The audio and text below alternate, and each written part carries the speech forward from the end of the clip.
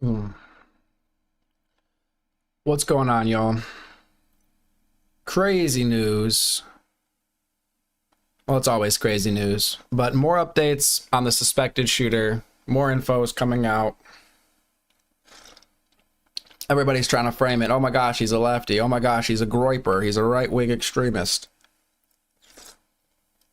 So we're going to dive into some of that. See what's been released. See what people are saying. There's been a lot of people losing their jobs after posting celebratory posts on their social media. So that's a whole nother thing. A lot of people are thinking that Monday or tomorrow is going to be a whole bunch more firings. So that's interesting. But let's hop in here.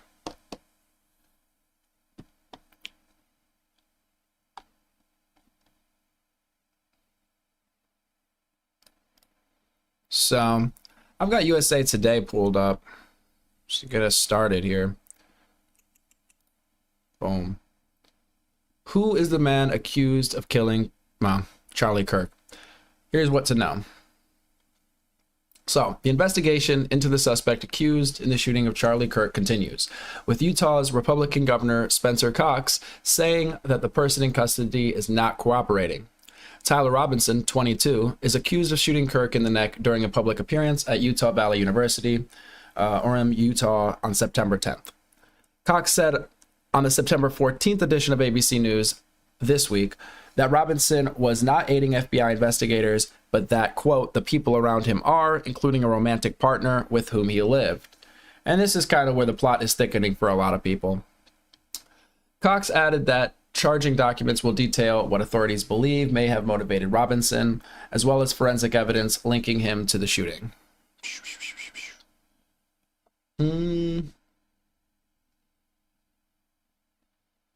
No potential motive has been officially announced, but family and friends previously told USA Today that he had become more political and angry. USA Today previously reported that on September 12th, the Facebook page for Tyler Robinson's mother was filled with celebration of her son's milestones and accomplishments. The page appears to depict a tight-knit family where Tyler was the oldest of 3 sons. The page seems to have been set to private as of September 14th. And yeah, I mean, it seems as though from everything that's come out, it was from looking from the outside in, it was like a happy, loving family. Parents are together. I mean, you see like family photos and whatnot. So and I believe that Tyler Robinson, had like I think it was a 4.0 if it was in middle school or high school. I want to say it was in middle school. So they're saying, he got good grades from a good family. Hey, what's going on, y'all? Hey, appreciate you, T-Mac. What's going on, Don? Frank?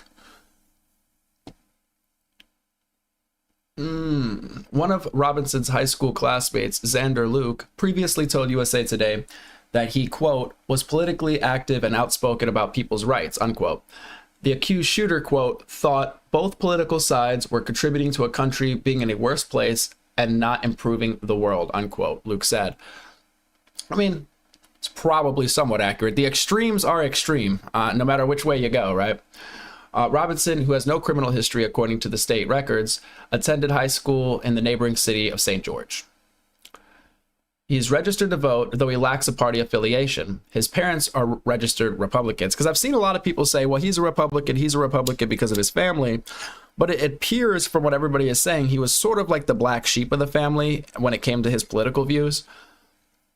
In August 2020, Amber Robinson posted what appears to be an ACT, or ACT, college aptitude test score for Tyler, 34 out of 36. That would place him in the top 1% of test takers, according to recent averages. He received a $32,000 scholarship in Utah State University, she said. Quote, we also have to figure out how it came to be that a kid with a 4.0, with a 34 on his ACT, with a full ride scholarship at my alma mater, who didn't even last a semester, drops out and ends up doing something like this, Cox said on ABC. Because it is weird, right? You generally assume it's going to be somebody that maybe had bad grades, maybe a bad family upbringing, or what have you, right? I don't want to say like bad grades, but you know what I mean. Investigators have been talking with Robinson's romantic partner who lived with him, Utah Governor Spencer Cox said. The FBI has confirmed that as well, that the roommate was a romantic partner, a male transitioning to female. Now, this is what's setting a lot of people off. This is what's making a lot of people like draw conclusions, or at least hypotheses, that LGBTQ ideology or trans ideology, what have you, maybe fueled this because, you know, Charlie Kirk was, I want to say, in opposition of it, but he had his own beliefs, you know, like Christian beliefs, traditional beliefs and whatnot, that would kind of fly in the face of LGBTQ ideology. So that's why a lot of people were making those connections, because on the shell casings, I mean, he wrote something like, what was it? What is this bulge? Ooh woo, or something like that. So that was already like the first thing, like, maybe he's just memeing on all of the shell casings. But now at this, it's like, well, this is kind of another piece of the puzzle. Like, maybe this is it. But like they said, he's not cooperating, so they can't really, it's not like he's coming out and saying, this is my motive, this is why I did it. So still up in the air. The FBI confirmed as well as roommate was romantic partner. He said at CNN, State of the Union, September 14th, this partner has been incredibly cooperative, had no idea that this was happening, and is working with investigators right now. The governor, when asked about whether Robinson's partner was linked to a potential motive, expressed caution. Quote, "We're trying to figure it out. I know everybody wants to know exactly why and point the finger, and I totally get that. I do too," he said. "I just want to be careful, as I haven't read all of the interview transcripts." And I think that's important. I think we should probably be careful, right? Let's not like jump to conclusions. Again, it's like online people are like, he's far right, he's far left. I'm like, guys, chill. What's going on, y'all? Appreciate y'all. Hey, Dragon made it back. What's going on, Aussie? Are you an Aussie? A lot of Australians dropping in chat lately, I've noticed. The FBI recovered what they believe to be the murder weapon, a high-powered bolt-action rifle, and several imprints on the roof where the gunman fired the one fatal shot. The fired casing, according to Cox, read, "Notices bulges, ooh woo, what's this?" The phrase references an internet meme tied to animated videos and furry culture. Ooh woo references an emoticon, and, quote, "what's this?" denotes cuteness or curiosity, USA Today previously reported. An unfired casing had the inscription, "Oh, Bella Ciao, Bella Ciao, Bella Ciao, Ciao Ciao." According to Cox, the lyrics reference the anthem of the anti-fascist Italian resistance during World War II. However, Know Your Meme reported that some far-right groups have begun to use the song as an ironic joke. Luke, the high school classmate, described Robinson as a deeply ingrained in the internet and meme culture, and said the reported engravings on shell casings came as no surprise. Wait, was that it? Well, that was it for USA Today.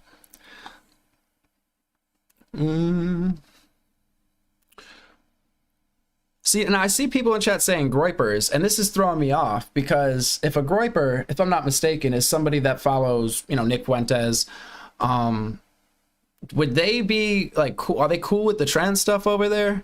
Because it seems like that's kind of contradictory to what we're reading so far. But I have seen a lot of people mention groypers, and I'm like, well, where are groypers coming from?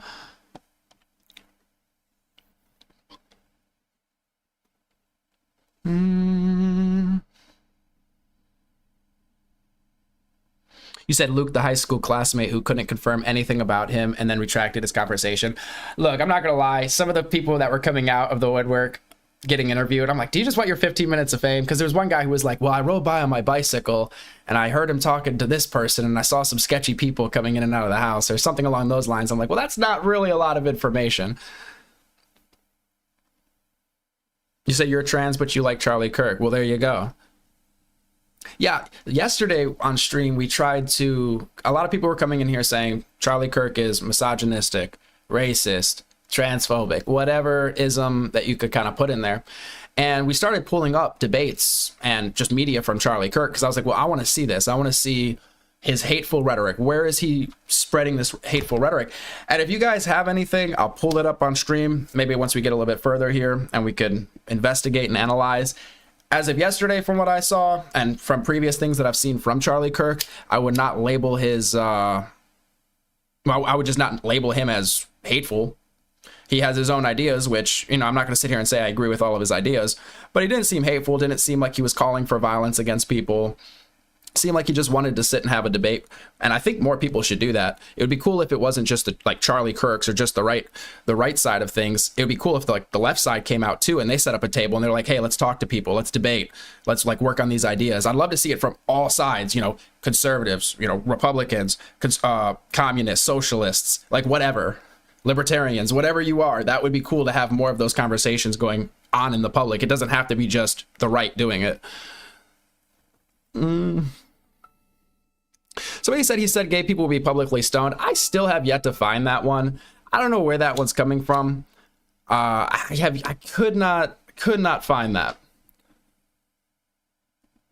The only thing I could find in relation to that so far was something along the lines, he was having a conversation, if I'm not mistaken, and was saying that there are cultures that would stone gay people. That's what it sounded like. But hey, if you guys got clips or whatever, well, you can always join the Discord. It's much easier if you guys drop it in there, because then I could just click on the link or, you know, whatever. But we'll look it up. Give me titles and stuff. Like I said, in a bit, we'll look that stuff up. Some are saying that's an outright lie. Yeah, I'm looking for this. I mean, we were playing a bunch of stuff yesterday, and I'm just not seeing where this this hateful rhetoric that a lot of people are saying that Charlie engaged in. Not really seeing that myself. And the weird thing about it is, with so many people going out to celebrate his death, I would think that I would see a lot of clips in my feed, right? Of like, this is why we're celebrating. Look at how awful he is. But I'm not seeing anybody posting any clips of him saying awful things, which is just throwing me off completely. Oh my God, Stephen King. Oh my, I can't. And then his apology, which hardly could be called an apology. I mean, backhanded is a nice way to put it, a backhanded apology. But even then, that might, I don't even know if that's going far enough. Oh my gosh.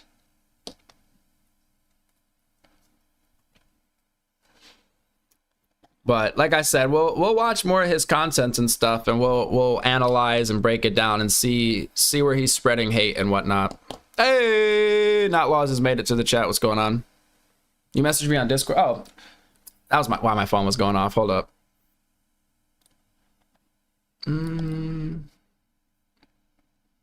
All right, here we go. Charlie Kirk's documented calls for political violence. All right, let's pull it up. Wait, what is this? Direct calls. Okay, here we go. Direct calls for death and public executions. Called for President Biden to receive, quote unquote, the death penalty for his crimes against America, July 2023. Oh, so I'm gonna have to look up each one. So there's no links to videos. Okay. Yeah, I guess I'm gonna have to Google each. Oh, here we go. Sources. Okay, thank you. Charlie Kirk, Joe Biden should be put in prison and or given the death penalty for crimes against America. What's another claim? Death penalty should be public, should be quick, it should be televised. I don't really find that necessarily hateful per se. I mean, you're already putting a person to death. I mean, how is that, you know? Called for Nuremberg-style trials for every gender-affirming clinic doctor, invoking Nazi war crime imagery. That does seem a bit much. Calling for lethal force against migrants and minorities. Advocated lethal force against migrants, quote, if you enter, we have lethal force and we're willing to use it, unquote. And, quote, you could start with firing next to them, unquote, March 2024. Oh, this is going to be fun. All right, yo, Not Laws, I appreciate you. I'm going to have to pull through each one of these because this is going to set us way off track. But let me get through this a bit. Or no, maybe we'll just dive into it now. Fuck it. Because I'd like to pull up each claim. Ooh, where you at, chat? Yes, well, that's the thing, guys. I understand in context. I know, and that's why I've been just given a huge list, and I'm like, okay, well, now I need to find each clip or each, you know, scenario that he said this and find the context for it. But they do source it in the Reddit. At the very least, it is sourced. So we'll be pulling that up. Who was his partner? We're getting to that. Wait, context doesn't matter. What do you mean context doesn't matter? I think context is extremely important. I mean, if you say, oh my God, I mean, that's really tough. I don't know how context doesn't matter.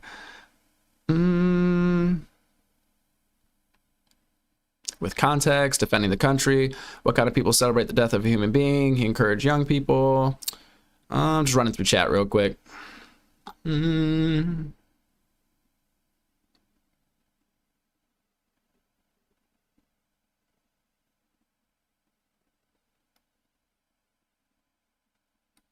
It's interesting because I've been seeing a lot of LGBTQ creators coming out in support of Charlie Kirk. So him being homophobic or anti-LGBTQ, obviously his beliefs differ because he's traditional Christian or whatever. So obviously he's not going to sit there and be waving around a pride flag.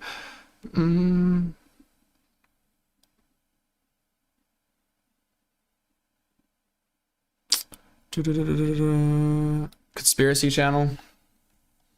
All right, let's get it going.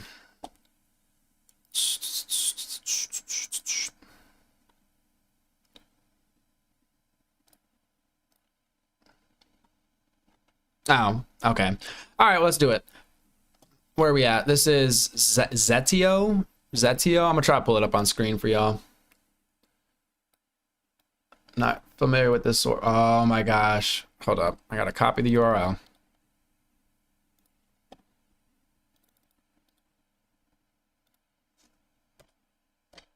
All right, here we go. You guys see that? Yes, you can. Okay. Well, you can't see the top of it. Sorry. But the title says, Charlie Kirk in his own words, 17 quotes you should read from the right-wing activist and Trump ally who was tragically shot and killed on Wednesday in Utah. All right, here we go. Now, guys, I'm going to read some of this stuff out loud. I really hope people don't say, I said these things, leaving out the context that I'm reading the words from a website. This is where, again, I think context would matter, right? All right, black people. Quote, happening all the time in urban America, prowling blacks go around for fun to go target white people. That's a fact. It's happening more and more. Source. Well, we'll just work through each one. Well, let's source. Charlie Kirk goes on a unhinged racist rant. Oh, cool. Is there a video? All right, let's get it.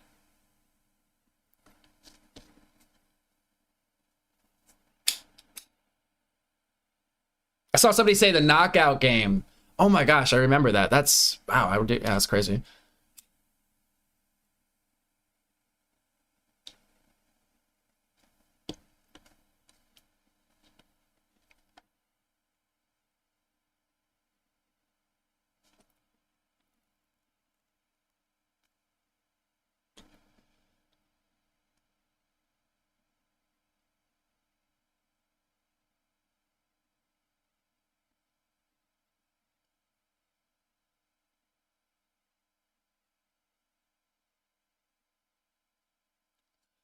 Oh, don't worry, guys. We've gone to his page, and I'll be at his page watching his stuff. One sec, though. I am going to pull the chat up on screen. So YouTube loves to block people's messages, and it doesn't let you know that it's blocking your message. So you don't know that we can't see it. So I like to have the chat on screen because it adds a level of transparency where if YouTube decides that your comment, for whatever reason, is not okay, you can sort of, rework your comment to actually come through and we can read it.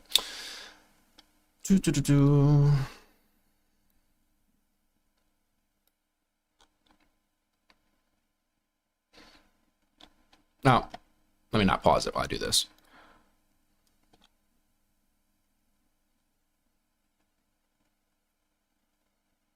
Oh, I remember this story. Oh, Lord.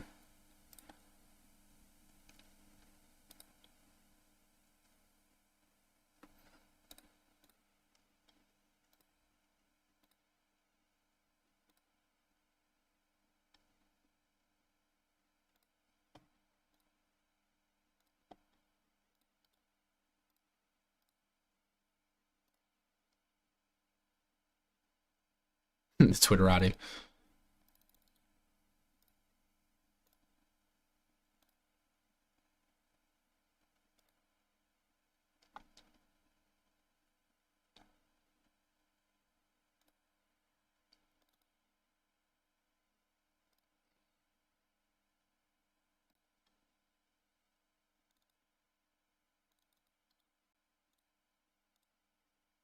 Why is my chat not working?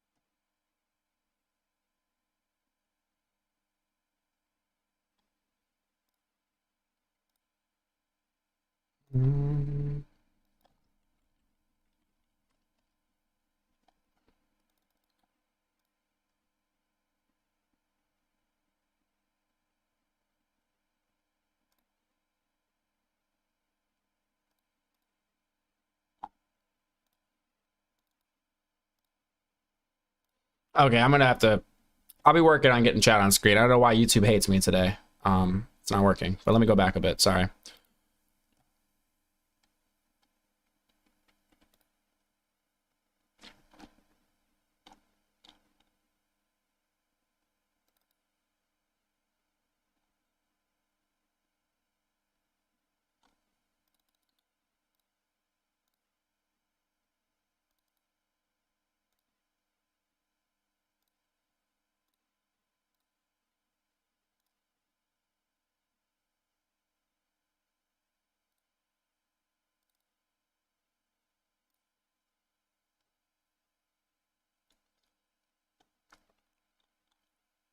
Oh,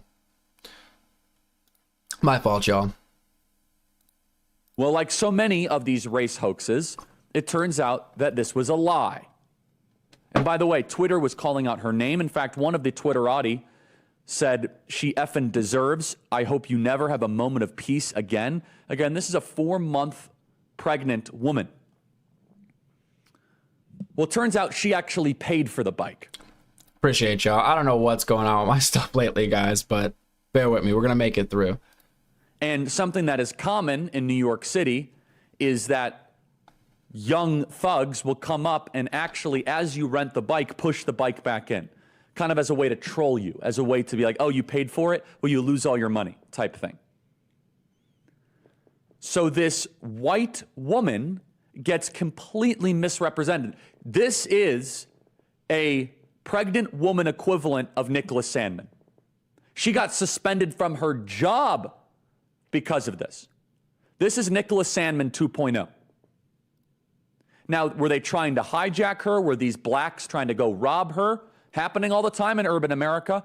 Prowling blacks go around for fun to go target white people. That's a fact. It's happening more and more.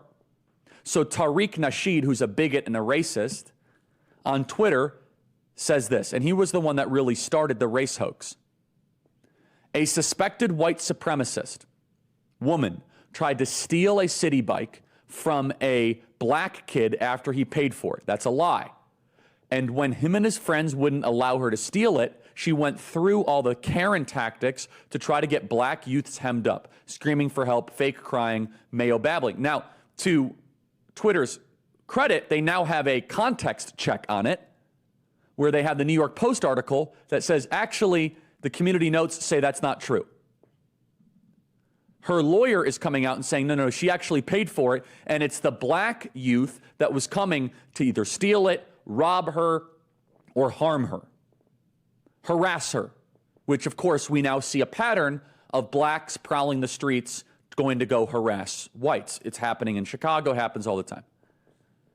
And they feel as if they're untouchable, right? Look what happened in New York City at the subway.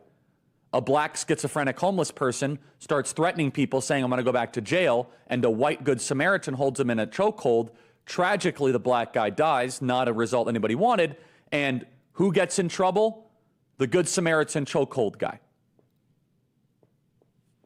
But now this Tariq guy better be careful, this Tariq Nasheed. I will happily help finance this lawsuit. This guy is the scum of the earth. Where she's now willing to sue anyone to calling her for racist for defamation, and she'll have a much better case than any case that I would have. Every time I go to these lawyers, talk about defamation and slander and all that, it's tough because I'm a quote-unquote public figure, so the threshold, she is not a public figure. She's a private figure who paid for a bike, and a group of blacks came to probably terrorize her, is what it looks like. And she has her whole reputation ruined. Now, why? Why did this happen? This happened because the audience, the population, you have been conditioned into social justice warrior simulation theory that anytime you see a confrontation, anytime you see let's just say a quarrel, anytime you see an argument, Anytime you see something between a white person and a black person, you have been trained, you have been conditioned to believe that it's the white person that is terrorizing the black person. If you thought this video was really what the media told you, do you know that more than 600, is that stat real, Blake? Come on. Is it real? I don't know if that stat is real. We're going to double, okay, I'm going to say it. More than 600 white women a year are murdered by black men. 600 white women a year. Did you know that?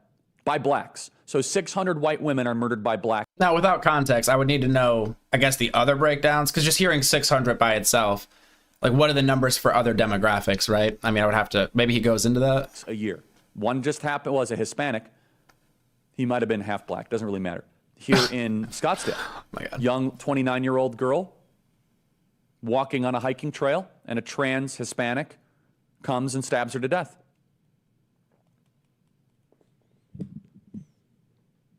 So she had every right to speak out against it. And they're using this slur, and I've never liked the slur of quote-unquote Karen. Now, don't get me wrong. White liberal women, not exactly my favorite group in America. They can be very nasty, especially the Upper East Side types, wine moms, Highland Park, not a fan. They're very nasty towards me. I've never heard anybody call Karen a slur, per se. I get what he's saying, but I've never heard it referred to as a slur. But this is a racial slur of a mom who might care. Of a white. Wait, is Karen a racial thing? Does it always mean like a white lady, or, I mean, there's black Karens too, right? And then what is it for men? Like Kens or something? I forget. I don't know what they're calling the men, but I mean, they just call them male Karens. But is that a race thing? This was from 2023, May 19th, 2023. The Charlie Kirk show. White person who doesn't want to see her bike be stolen. She's a pregnant woman. And she's trying to rent a bike. The viral clip painted the villains as the victims. They want to get to a place where whites can't defend themselves. Like on the New York subway, if the homeless person would have been a schizophrenic white veteran and a black person would have put them in a chokehold, AOC would have said that person is a hero. They are conditioned to believe white bad, black good, white bad, black good. Our own tribal training plays. To some extent, I do think people have become tribal like that. And it's not just, what is it? And in the case that he's saying, black good, white bad, I think there's people that think the opposite as well, like white good, black bad. I think this is bad regardless of how you spin it. You shouldn't be judging people based on, the color of their skin, but the contents of their character. Somebody famous said that once. Is out in how we analyze this footage. And the same thing. Or, I guess in these cases, not the content of your character, but like the evidence, that we have to go off of. Thing, by the way, happened in the Covington Catholic kid situation with Nicholas Sandmann. As soon as you saw Nicholas Sandmann, remember the response from the media with Nicholas Sandmann? Look at that smug, arrogant look. Look at which one was Nicholas Sandmann? I don't remember that. The way he's viewing he's a smugly condescending. Oh, Nicholas Sandmann, wasn't he a part of like some school field trip? And there were Native Americans. They were wearing. Okay, so he was part of a field trip. I think he was wearing like a Trump hat or something. And there were like Native Americans also having some sort of celebration, and they came up to the kids and they were like playing their drums and stuff, and the kids stood there. Is that what he's talking about? Looking at the Native American. When that was so long ago. Oh my gosh. Whatever was literally a professional agitator. That's right. The Covenant Catholic kids. That's right. Okay. Was just standing there. And if you dared to think anything different, you had to push back against the mass media psyop. And the psyop is really clear. That whites are the ones that are actually walking the streets terrorizing blacks. No, that's not true at all. The Karen slur is attacking white women who believe in being treated respectfully, who want to live in a nice society and recognize that even when white liberal women are awful, they're trying to get us to accept disgusting behavior by exploiting our distaste for a subtype of white liberal woman. And they also just want to start a race war. The left would love to see a race war. The summer of 2020 was the beginning stages of what they wanted to try to see create.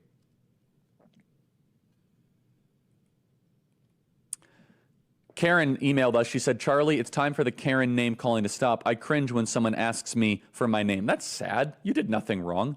It's like a mass discrimination. Could you imagine if we did that? And we should not do this, by the way. Let me just be very clear. We should not do this. We should not be like, well, you're acting like a Trayvon. Could you imagine? Don't do that. That's bad. Could you imagine the stereotyping? That's the equivalent. Oh, you're a Shaniqua. Can't do that. You know, if that makes you cringe. I mean, there is a point to what he says there.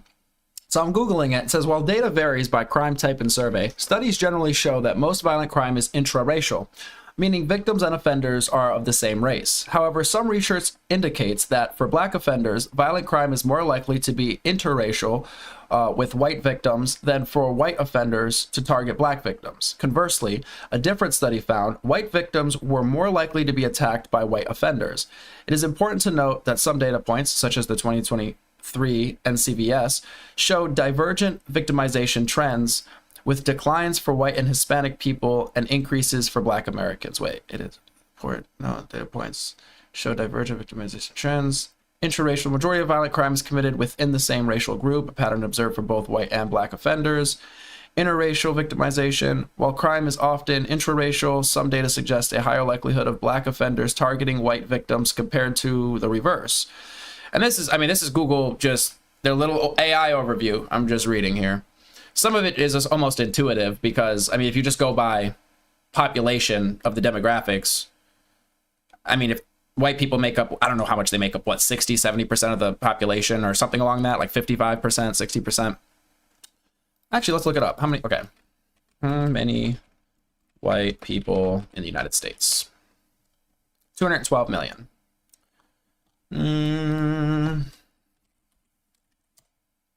Oh, 59.3%. And then how many black people? About 14.4%. So it does make sense that, I mean, more white people would be victims just because there's more of them, right? I mean, that intuitively for me, that would make sense. But that's exactly what they're doing with the name Karen. Exactly what they're doing. They are mislabeling an entire racial group for... Again, the Karen thing, I thought Karen, I didn't know that Karen was a racial thing necessarily. I know it was like the whole white liberal woman, but have there not been black people called Karens since the term Karen has come out? Or is it really just for white people?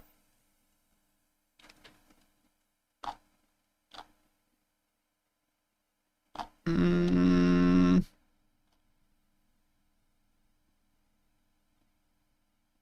said divide that by 400. Oh, what's going on, Christopher? Glad you can make it.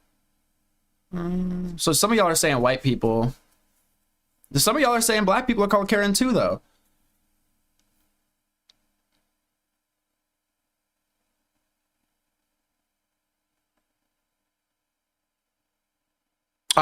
Somebody said they don't call them Karens, they say usual suspects. I have seen that a lot online. That one is just very hot right now, that comment.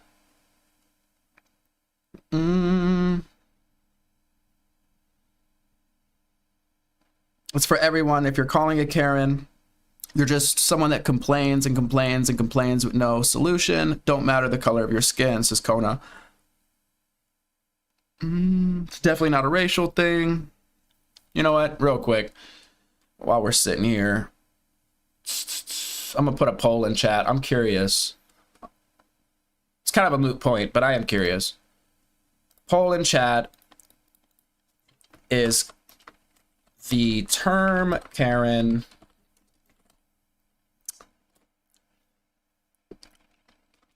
only for white people.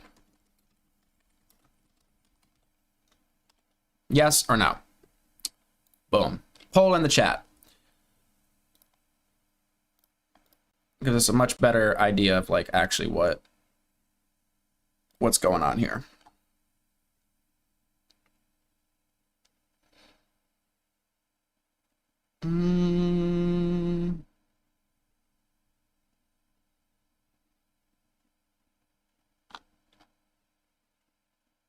Somebody said it's not anymore. All right. Right now, it seems like, I mean, obviously it's still early in the poll, but 63% are saying no. Karen is not only for white people. 37% say yes. I'm gonna check back on this here. All right, so that's the first. So the first claim, let me pull up the link somebody dropped in my Discord and sent.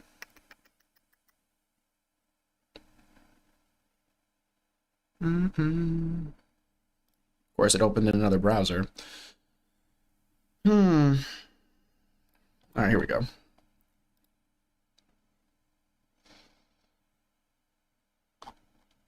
Now, which link did I click on?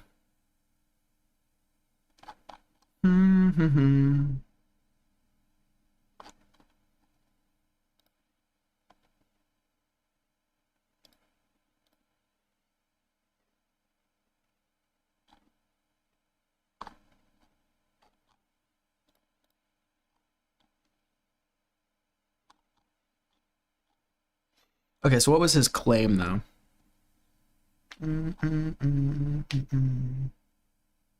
Oh, no, I'm sorry. Somebody hit me on Discord with it. Here we go.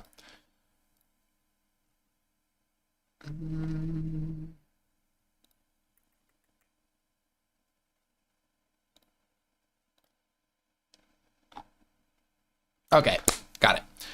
So, he said, happening all the time in urban America, prowling blacks go around for fun to go target white people. That's a fact. It's happening more and more.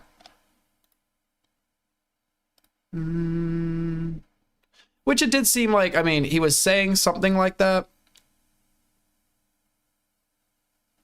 Black pilots. If I see a black pilot, I'm going to be like, boy, I hope he's qualified. Okay, that's the next one we're about to dive into. I got that video up. Give me one sec here.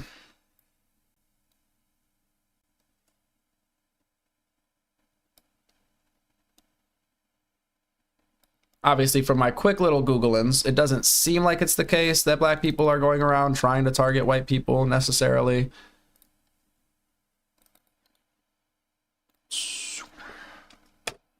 Of course, it was very quick. But I mean, by that logic, though, I mean, a lot of people on the left will say, well, there's white racists. They're going to target black people, Mexican people, or just minorities in general, right? Trans people, whatever. We can't agree there must be racist people on every side. Actually, that might be the next poll I run. Can minorities be racist? To me, this is very simple. It's a yes. Can black people be racist? Can Mexicans be racist? The answer is obviously, to me, yes. I've met very racist ones, let me tell you. I've worked with some very racist Hispanics.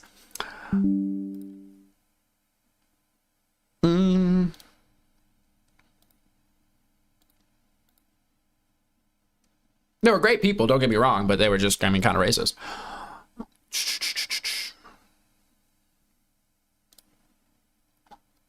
Anyway, let me check this poll, though. I'm curious where we're falling on this. Okay, 200 votes. It's pretty decent. And it looks like overwhelming. I mean, it's like 74% are saying no. Karen is not for white people, so it's not like a racial term. I mean, according to chat. So, that's curious. I wish I could run multiple polls at the same time, because I really want to, like, can minorities be racist? I'm just curious. Because some people believe that racism, you have to have power in a society or in a system in order to be racist. I don't really agree with this. That's maybe systemic racism, right? But I don't believe that would be the definition of just racism by itself. I understand, I guess definitions change, but that just seems rather, I mean, unfair to say, like, you can't be racist. Like, what do you mean you can't be racist? I mean, it seems like a stupid question, but I mean, I've talked to, there's people that just straight tell me that, like, oh, well, black people can't be racist, or I can't be racist because I'm black. And I'm like, what do you mean? Like, what does that even mean? Do you dislike this person because of their race? Then you're probably racist. Like, or like you're showing racist tendencies, right? Anyway, this clip, well, actually, we are going to run that poll. I think. I'll let this one play out a little bit longer. So this one is Charlie Kirk. I'm sorry. Quote, I'm sorry if I see a black pilot, I'm going to be like, boy, I hope he's qualified. So it's only a 34-second clip, but let's get into it. And that's why I think this United story and the DEI story hits so hard, because we've all been in the back of a plane when the turbulence hits, or when you're flying through a storm and you're like, I'm so glad I saw the guy with the right stuff and the square jaw get into the cockpit before we took off. And I feel better now thinking about that. No, I mean, like, you want to go thought crime? Like, I'm sorry. If I see a black pilot, I'm going to be like, boy, I hope he's qualified. Well, that's the you wouldn't have done that. You wouldn't have done that before. That's not an immediate. No, you wouldn't have done that before. That's not who I am. That's not what I believe. It is the reality the left has created. And that's okay. Why Now, we saw the clip. I am not familiar with all of these dudes. I feel like I've seen these dudes before, but I'm really not familiar with like where they fall and stuff. So speaking on just Charlie Kirk and what he said, if I understand correctly, what he's saying is, I'm going to try to lay out his argument. I'm not as, well spoken. DEI gives some people extra points, extra credit, we'll say, for immutable characteristics. That is, the test, you have questions, you answer the questions, but if you are check a box, some minority or whatever, falls into the DEI policy, then you're going to get extra points. His argument is those extra points or extra considerations or whatever would bump somebody that got a better score like off of the list, and then that person would then be put in that place because of their immutable characteristics. They still probably scored, well enough, I would imagine, but it pushed out somebody that was quote unquote more qualified based on like the merit of whatever test they were running. He's saying that, if I understand correctly, if DEI didn't exist, if he saw a minority, let's say in this instance, in the cockpit of a plane, he wouldn't even think to himself, oh, I hope they're qualified. But because of DEI policy, he worries, is this person qualified? Is this person good enough? Or did they get some sort of like leg up due to their characteristics, their immutable characteristics? I say that a lot, immutable characteristics, but I feel like that's the best way to put it.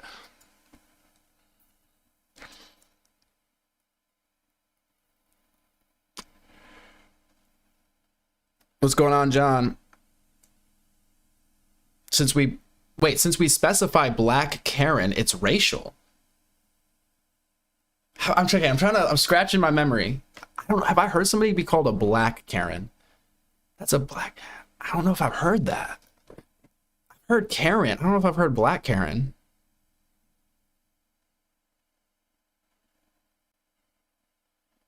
Shit, I've been called a Karen once.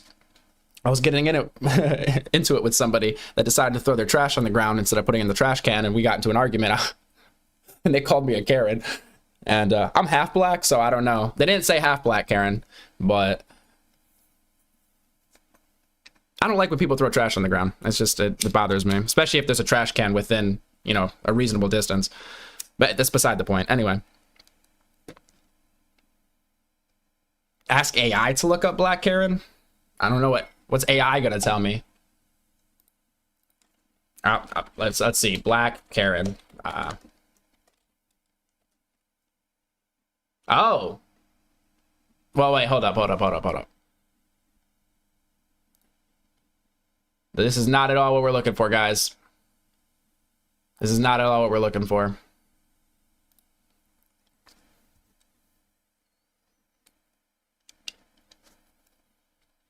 Oh my god, use YouTube. Okay. I got you. Oh my gosh. Let's see if you're proven right here.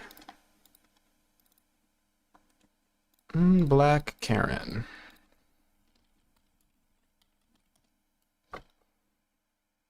Uh-oh. Well, I'm gonna get copyrighted to hell for this one.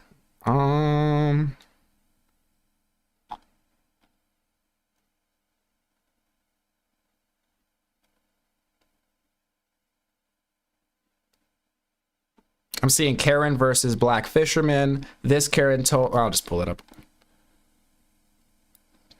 I'll scroll through it with you guys.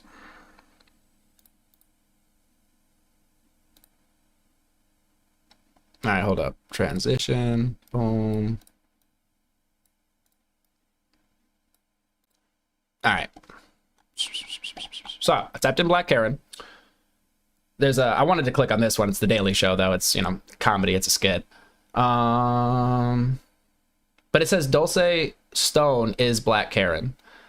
When entitled... Oh! Here we go. When entitled Black Karens get humbled by cops. So there is... Okay, there's an instance here. There's an instance of Black Karen being used.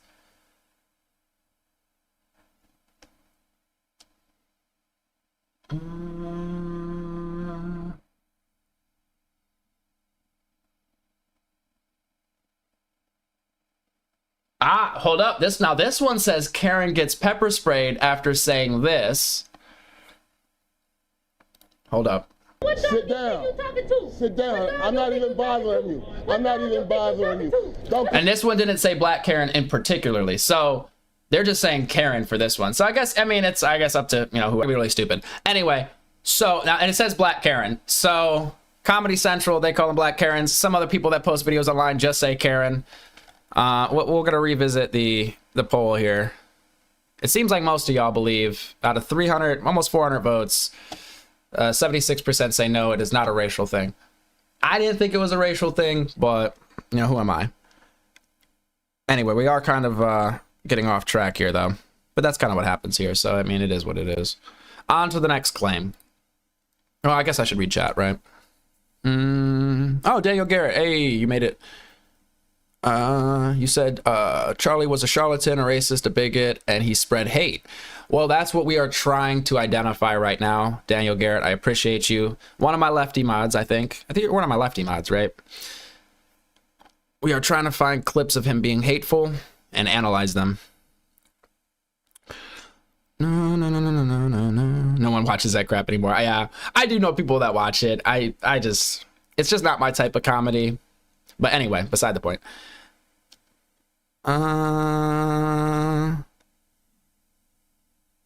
Why would you need to specify race? Well, that's what we're trying to figure out. That's why we were Googling it and whatnot to see, do people specify race? But I'm seeing some people not specify race and some people specify race. At that point, it might be just to get clicks, right?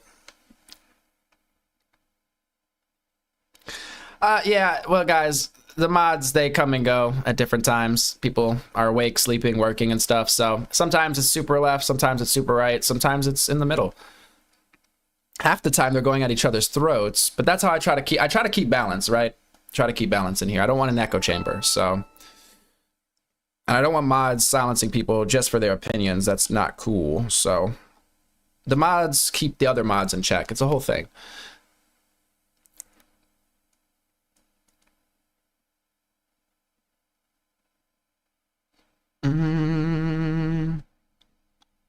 No, my fear, you said pick who you pick. Nah, I feel you. But my fear is I just don't want to be an echo chamber, right? Because then you're just kind of preaching to the choir and it's just a giant circle jerk. And I ain't into circle jerks, personally. It's just not my cup of tea. But to each their own.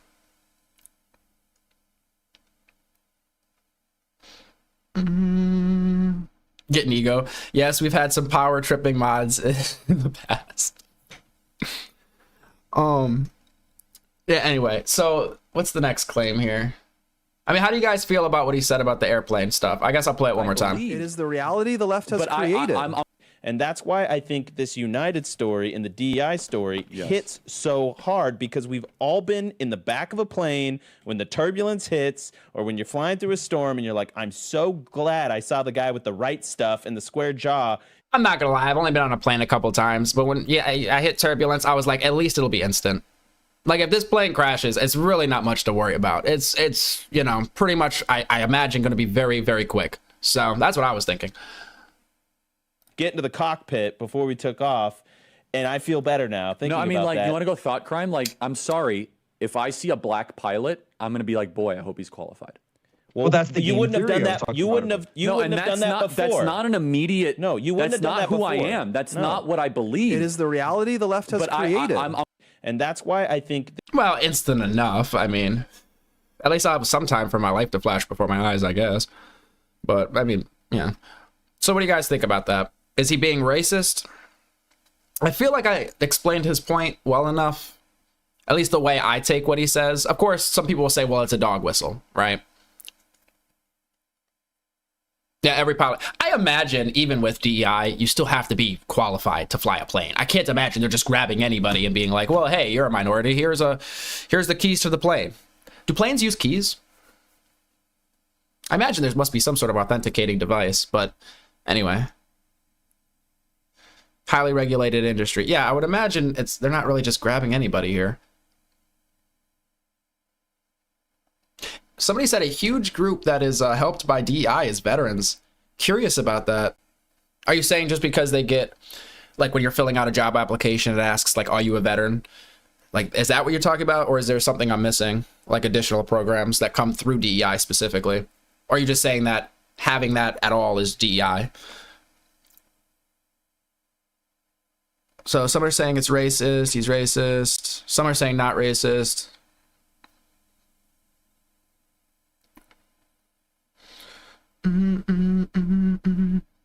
Moderator, stop resisting. You're crazy.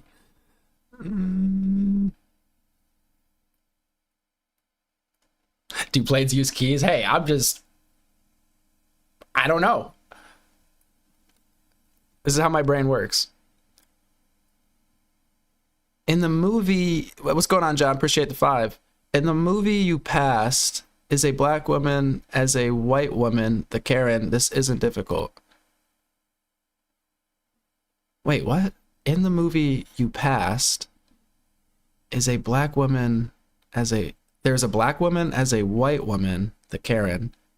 This isn't that difficult.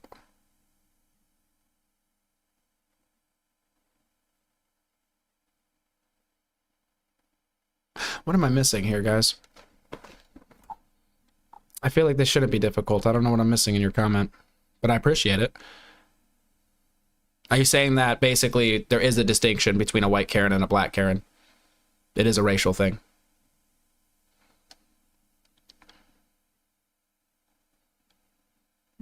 Prop says he's talking about the DEI issue of having someone, quote unquote, less qualified rather than the best candidate regardless. And that is kind of how I take his statements as well. But I could see why somebody would think it's racist. I could see why, hearing what he says, it would sound racist. But when I think about what he's saying, it doesn't seem racist. Granted, it could be a dog whistle.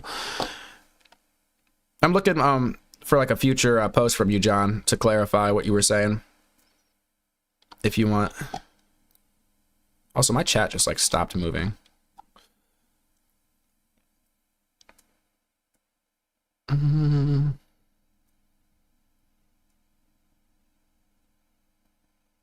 still have to compete to get the job. Well, of course.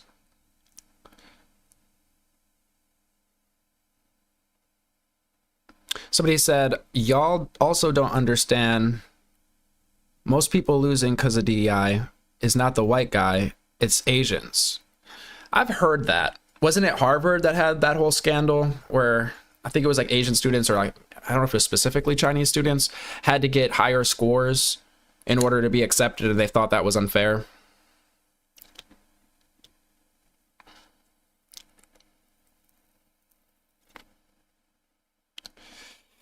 Hey, J Jack says, I think people are paid to be ignorant about DEI to try to get us to argue and give money to this live host. Don't give me money, guys. Don't give me... I mean, if you want to hit the like button, if you want to double tap the screen, I mean, please. But, I mean, keep your money. All right? There's better things to spend it on. Trust me. Although, trying to keep this space station going, I mean, space station / radio station orbiting a black hole can be expensive. I've got plenty of duct tape, so we're still going. I'm not a mod. Daniel, what are you talking about?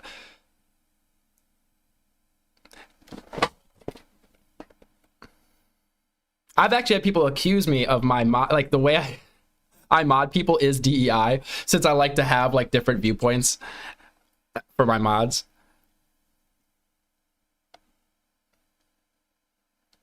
It's okay. I like the haters. I like to build bridges, and trolls need bridges. So trolls, come on.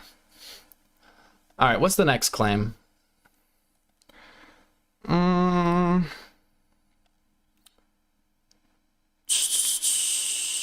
Sorry, I'm being slow. Okay. The next one is black women. Quote, they're coming out and they're saying, I'm only here because of affirmative action, unquote. Yeah, we know you do not have the brain processing power to otherwise be taken really seriously.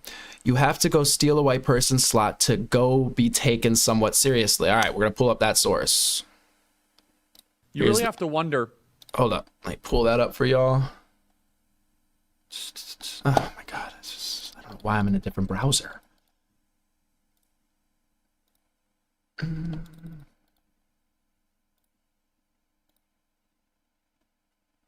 Okay. Wonder. In fact, you know, if we would have said 3 weeks ago, Blake, if we would have said that Joy Reid and Michelle Obama and Sheila Jackson Lee and Ketanji Brown Jackson were affirmative action picks, we would have been called the racist. But now they're coming out and they're saying it for us. They're coming out and they're saying, I'm only here because of affirmative action. Yeah, we know. You do not have the brain processing power to otherwise be taken really seriously. You had to go steal a white person's slot to go be taken somewhat seriously. Play cut 52. But I rise today as a clear recipient of affirmative action, and particularly in higher education. I may have been admitted on affirmative action, both in terms of being a woman and a woman of color, but I can declare that I did not graduate on affirmative action. This is my personal story. I hear because of action affirmative. She can't even say that. We know. It's very obvious to us that you were not smart enough to be able to get in on your own. I couldn't make it on my own, so I needed to take opportunities from someone more deserving. You know, this is how arrogant Joy Reid and Ketanji Brown Jackson and Michelle Obama and Sheila Jackson Lee are. They're so narcissistic, they think this is persuasive. They think we're like, well, this is the problem with the DI is because it's gonna make people naturally think this way. Of course, that's why we need not everybody, but some people. That's the thing. Action, because you have impressed us with your brilliance. I do think her point, though, that she got in on affirmative action, but she didn't graduate on affirmative action. I think there's a point there because just getting into a class or getting into a program on affirmative action, you still have to complete the program, right? So if you complete the program, like you got into it from affirmative action, but if you pass all the classes, then wouldn't you say you're qualified? So, but then some people would say, but they're taking the spot of somebody else that, you know, worked to get there. So, Daniel Garrett, I see you going off. I'm circling back to your comments here. You said, quote, if a pilot is black, I wonder if he's qualified. That is racist. I'm sorry to have to, I mean, I feel like I explained that one because it's like in context to what he was saying with DEI. Like out of context, like if he wasn't talking about DEI and he was just like, if I see a black pilot, I'm worried if they're qualified. Yeah, that I would be like, well, what do you mean by that? But he says, what I mean by that is DEI. So again, it could be a dog whistle, right? It could be.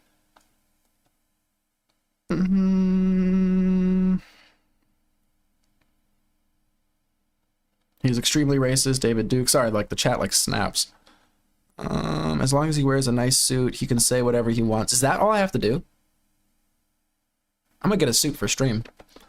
Okay, a nice suit. He could say whatever he wants, and all you trailer park residents clap like baby seals for your first Atlantic cod. Oh my gosh.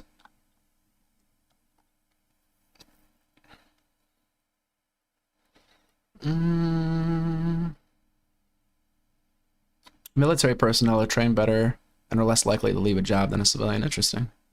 I wonder if there's like numbers on that. Dragon says, y'all also realize black commentators also said DEI was bad. In fact, maybe we should pull up. I'm curious if there are, we'll say black in this context since he's talking about black people. creators that have the same take as him. I am curious about that.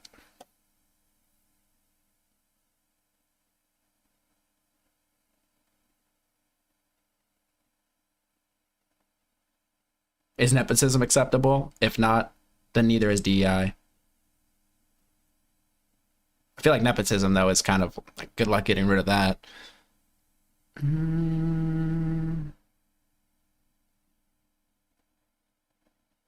Black conservative perspective. Okay, we'll get some black conservative perspectives. Yes, there's so many I can drop. I mean, yeah, if you guys want to drop a name, I'll pull it up.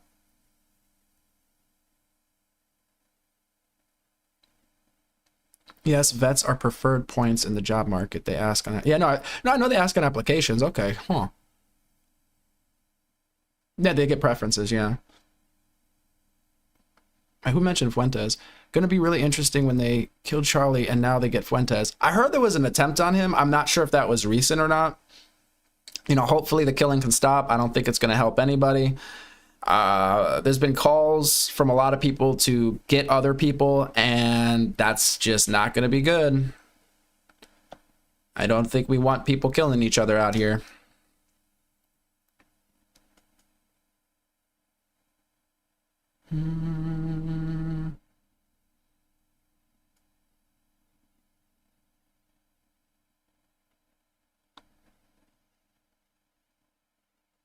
I heard this one claim. I see you guys talking about air traffic controllers. I don't know if this claim is real, but I heard they were trying to have like a blind air traffic controller, and that just baffled me. I'm like, I have to look into that claim, but that did baffle me. Unless the job doesn't require looking at a screen, I guess, but it was very odd to me. It must be just like clickbait or something. Having a TDS moderator is a bad idea. We have, like I said, we have a lot of different opinions here. This topic in particular, I think some of my mods are just sitting out because I think it gets too heated for them.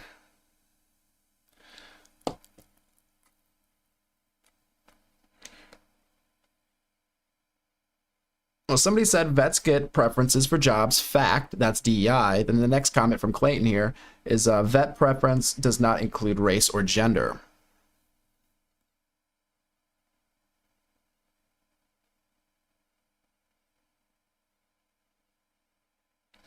Never seen your content before, but if you never used Charlie or his videos as talking points before, doing so after his death is in bad taste, in my opinion.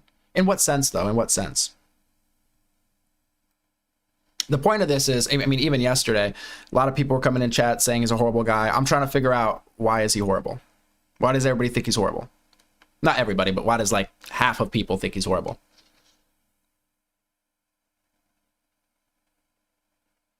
Are you saying when somebody dies, we just forget about them? Let's delete all their content and completely forget about them like they never existed.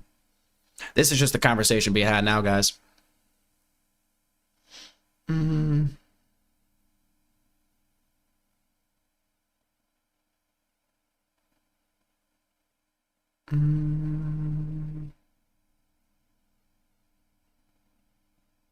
Ozzy, welcome back.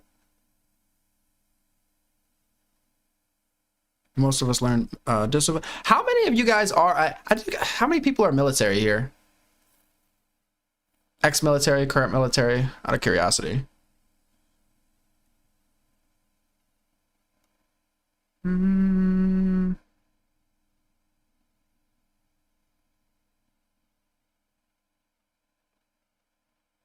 There's at least 3 people. Okay.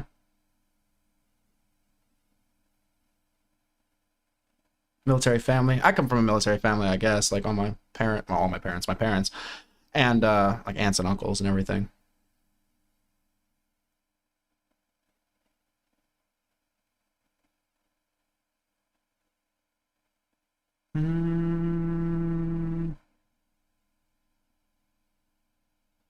Soon to be. Well, I appreciate all your guys' service, and anybody going in, I appreciate your future service.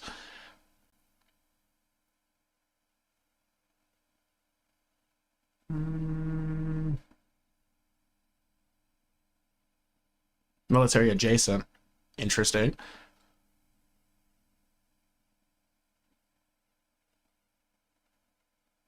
Where is footage of Kirk at the hospital staff interviews? I'm unfamiliar.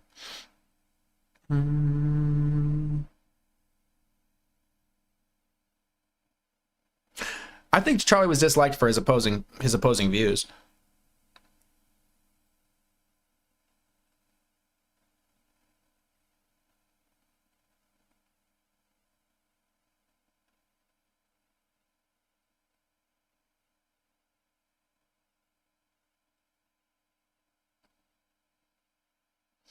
If you're seriously saying that, I think TDS, a lot of people use it differently, but generally means Trump derangement syndrome.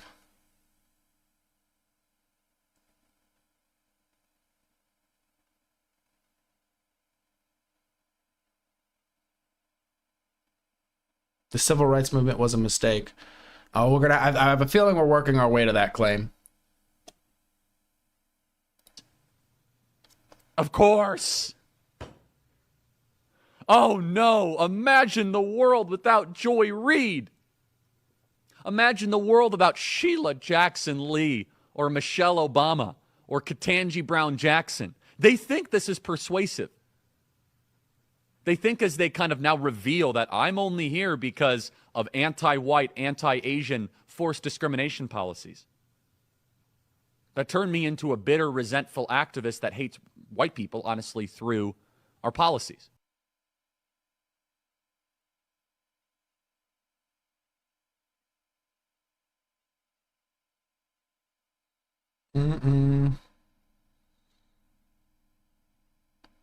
Somebody said I should teach my mods to use Google.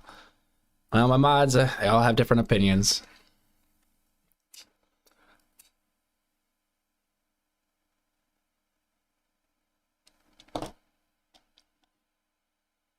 Be taken really seriously. You had to go steal a white person's slot to go be taken somewhat seriously. Play cut 52. But I rise today as a clear recipient of affirmative action, and particularly in higher education. I may have been admitted on affirmative action, both in terms of being a woman and a woman of color, but I can declare that I did not graduate on affirmative action. This is my personal story. I hear because of action affirmative. She can't even say that. I mean, he was being a little extra right there. I mean, she did say affirmative action. I trip over my words. I mean, it happens. Yo, New Hampshire UFO hunter, you need to stick around when we do UAP stuff. Just saying.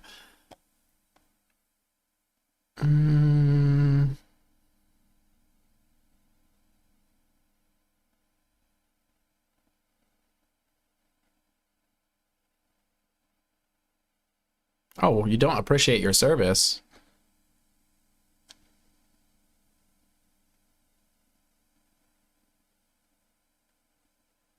Hey, New Hampshire UFO. We need more UAP people.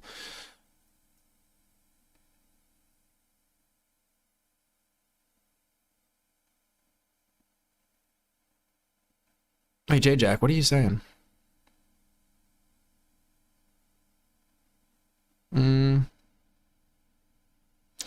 Yeah, we should cover that actually at some point. Titan X can't release the files. They voted 3 hours after Kirk's death to not release. Yeah, that kind of got buried in the news. I did catch that though, and that rubbed me the wrong way. I think they're still trying to find another workaround there.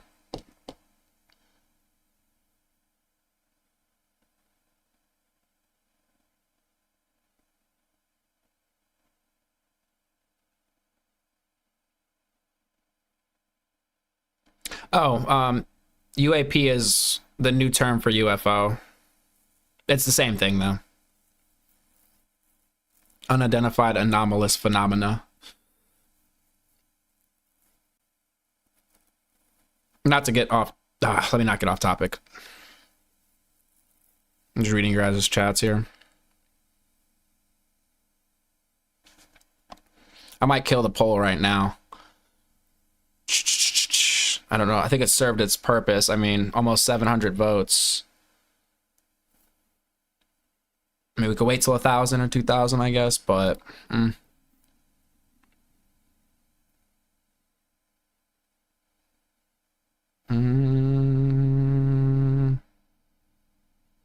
So in this clip, he says that this person didn't have the brain power, or what did he say? The mental.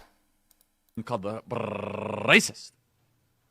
We would have said 3 weeks ago, Blake, if we would have said that The brain processing power to otherwise be taken really seriously. So they had to steal a white person's job Joy or Reid slot. and Michelle Obama and Sheila Jackson Lee and Ketanji Brown Jackson were affirmative action picks, we would have been called the racist. But now they're coming out and they're saying it for us.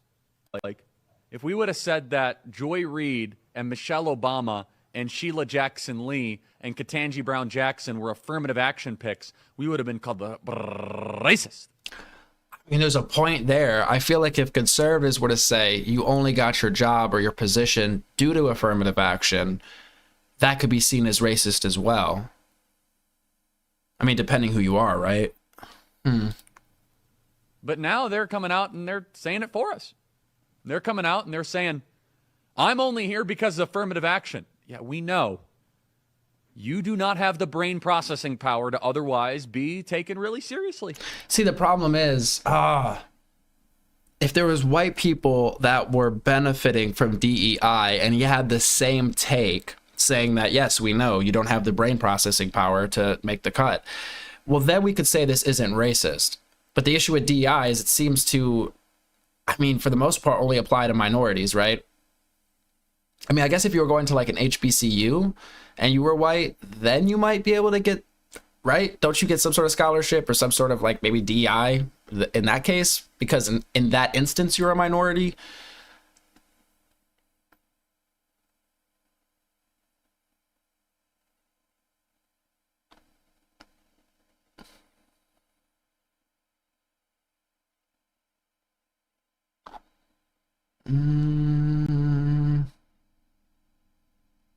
Notlaw says it doesn't only apply to minorities. Does income play into DEI? Because I feel like income would be extremely important. That would be like a really good metric.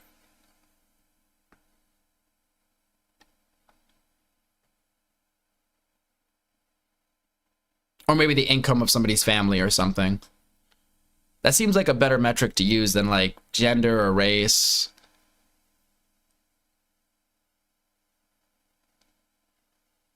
It's like if this person's from a family that makes $250,000 a year, and this person's from a family that makes $50,000 a year.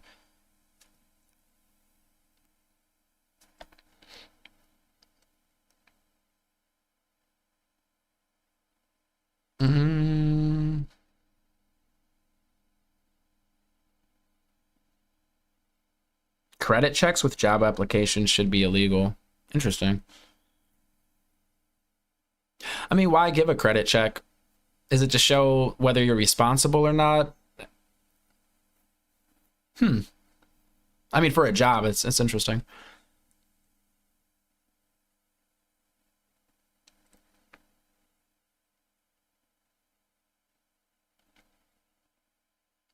I'm going to pull up, I think, the next one here in the list. Oh, actually, somebody just brought this up in chat. Civil rights. So, quote, this is, apparently Charlie Kirk. I'll pull up the source. Quote, we made a huge mistake when we passed the Civil Rights Act in the mid-1960s. That's the end of the quote. So let's pull up that source. Oh, come on.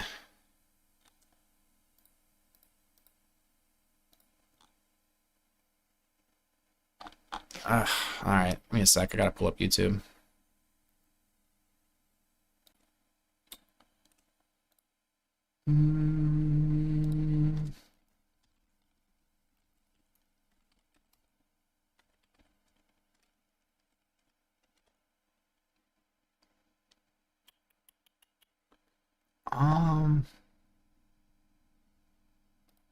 Okay, everybody, radio stations. All right, this is from his channel.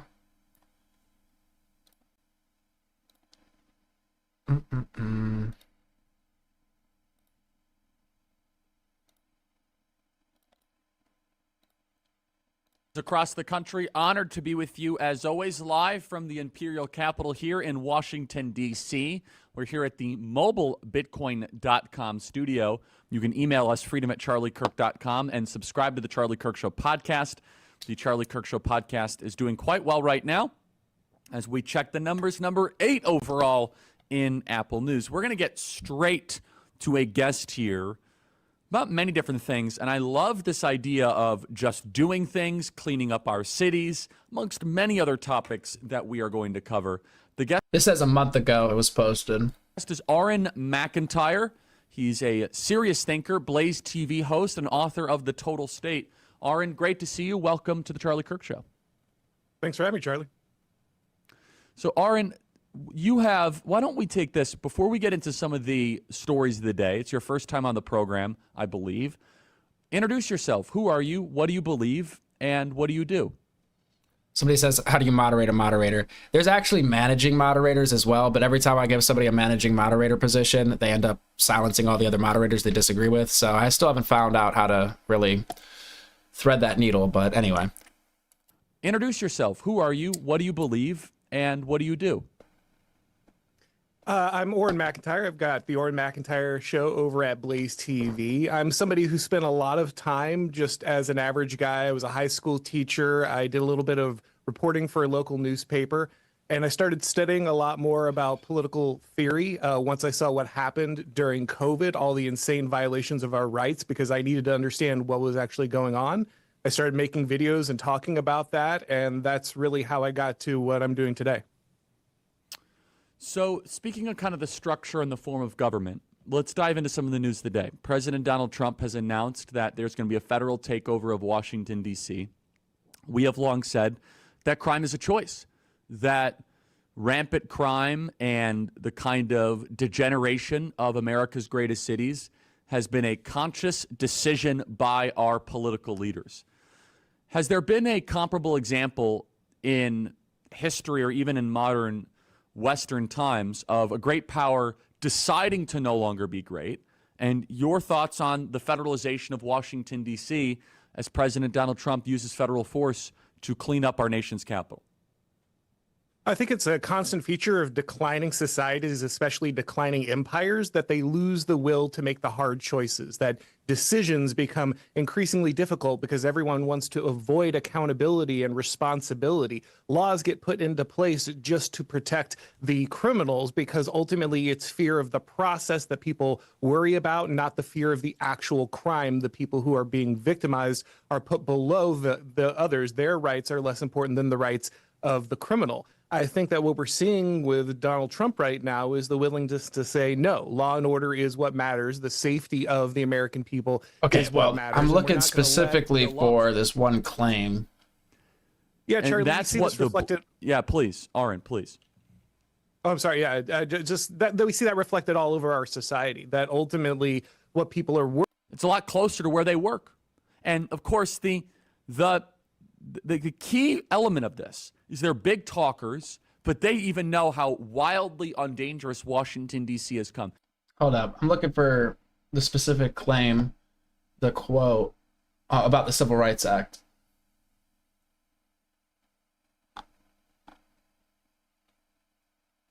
I'd prefer something that's not just a snippet, but like longer so I can get all the context of what he's saying. I'm good. How about you? So you're notoriously anti-Civil Rights Act. Well, again, I explained that earlier. There's parts of it that were good. Okay. I want to know what your idea for, like, not only black liberation, but like liberation for any type of minority that was protected through the Civil Rights Act, like what your idea for that would be if it wasn't there. Yeah, again, I said it earlier that the part of the Civil Rights Act that disallowed businesses from administering services based on race, that was a good part. The other parts that created this this ridiculously overreaching anti-racist bureaucracy was ridiculous, and now it's being... Like what parts? Well, for example, the parts that give us the enforcement on the Voting Rights Act, which says that I'll give you an example. Merrick Garland recently said that states cannot have voter ID because it's a violation of the Civil Rights Act. So that's insane, because the Civil Rights Act went as far to say not just disparate encounter, but disparate impact. Yeah. I'm good. Okay. He said he answered it already, so I'm going to try to look for the longer answer.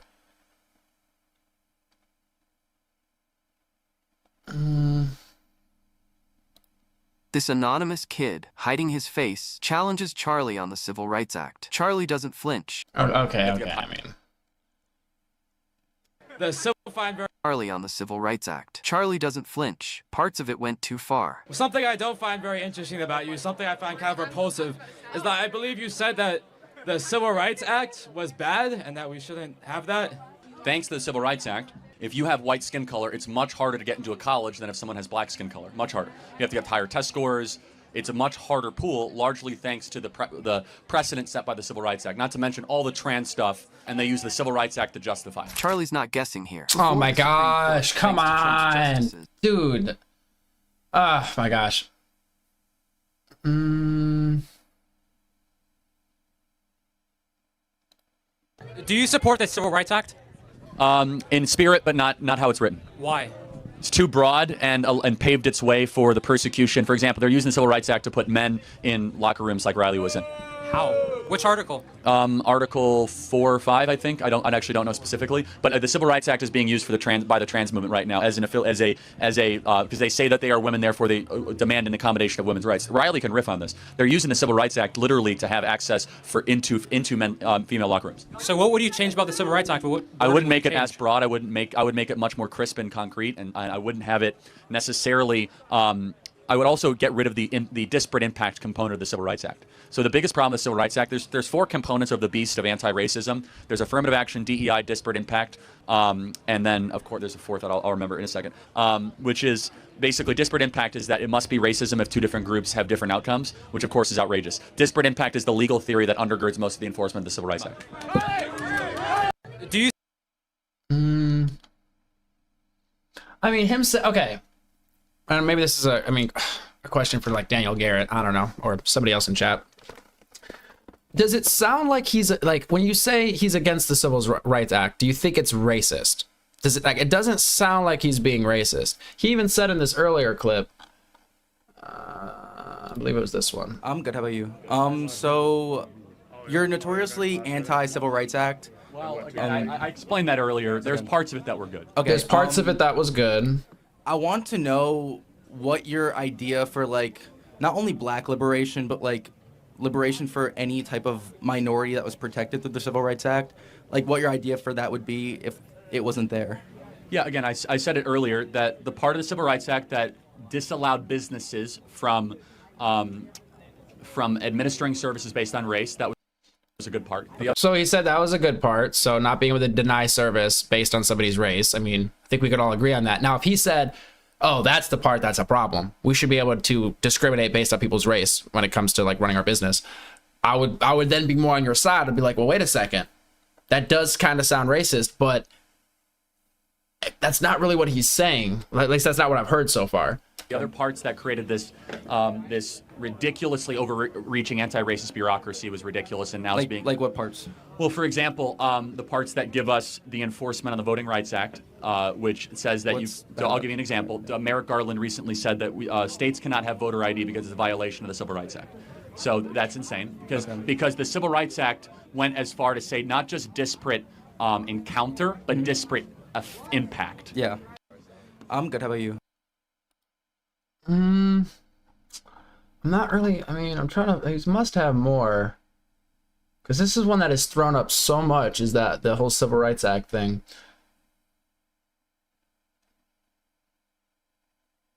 We could try this. To address your previous assertion that race means nothing, critical race theory is not being taught in schools. It is a academic theory that's pretty much delegated only to higher academia. They are not teaching it in schools. Your explanation of it was an oversimplification. You address the real history behind it, unlike most people. And why, if race means nothing, does it affect our history? Say 1921 Tulsa Race Massacre. Why is there such evil history with something that supposedly means nothing? Okay, so first of all, you're wrong. It is being taught in elementary schools. I'll give you an example. Not only is it being taught, it's being enforced. So in Denver, there is a playground where they say, white families not allowed. Would you support that? That seems like a ridiculous edge case. So I'll give you another example. Actually, in the National Education Association's training manual, which is the largest teacher union in the country, they had a seminar on how to teach critical race theory to kids. That sounds like it's in our schools, doesn't it? What that is it's literally just common sense. It's saying that this is real history. This is what has happened in the past. Right. So and that matters. Okay, got it. So, for example, would you say that black-only dormitories is wrong? It certainly creates a sense of community. I don't see any problem with that. We have sororities. We have male-only dorms. Right. Yeah. I mean, people are allowed to assemble with whom they choose to assemble with, right? I mean... So racial differences are irrelevant and immaterial. Chromosomal differences actually do matter. But let me ask you a question. Are there differences between races? No, not biologically. Then why would we have different dormitories for races? Culture. Segregation is what you're arguing for, my friend. No, sir.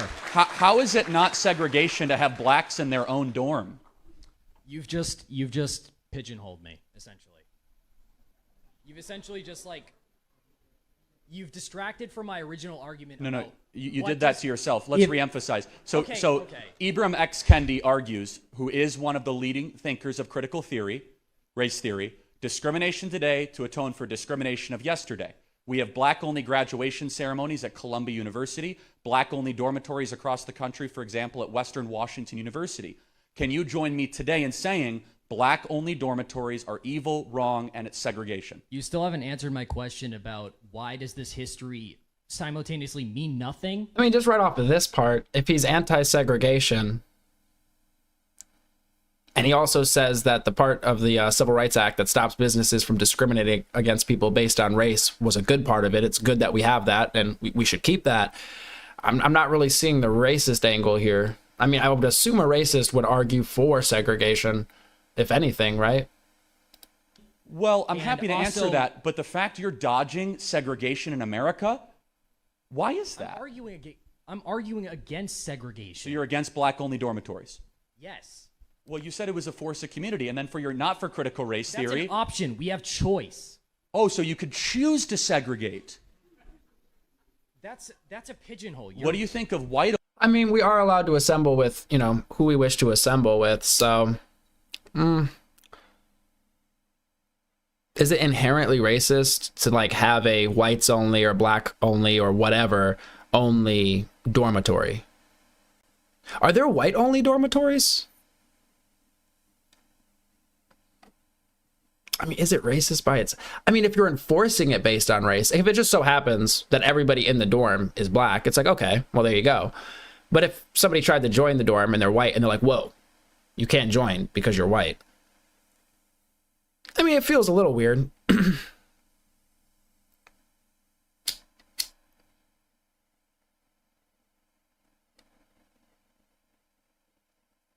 I thought you said anti-marinara. I'm like, what are you talking about? White-only dormitories.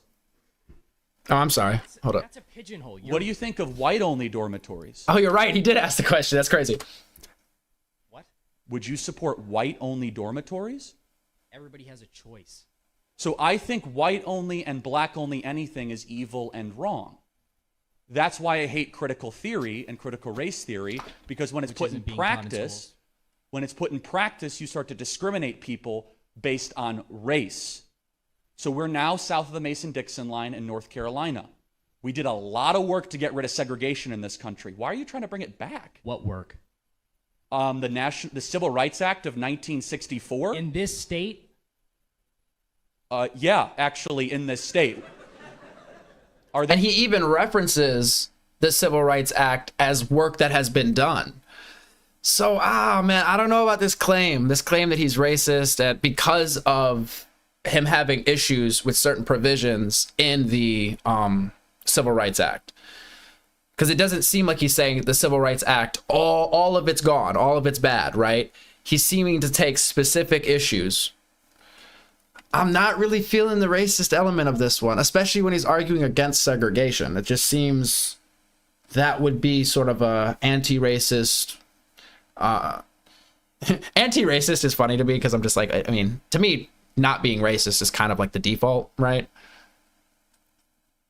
But regardless, it doesn't seem like he's arguing for racism. Anyway. There are black-only bathrooms out there I'm unaware of, or white-only bathrooms? Nah. Right. A lot of work was done in the state. Fuck you, your face is small. Oh man, that sucks. That sucks. I mean, it was a good little conversation. Like, I mean, come on. Well, thanks for being here. They always go to insults when they lose the argument. God. Huh.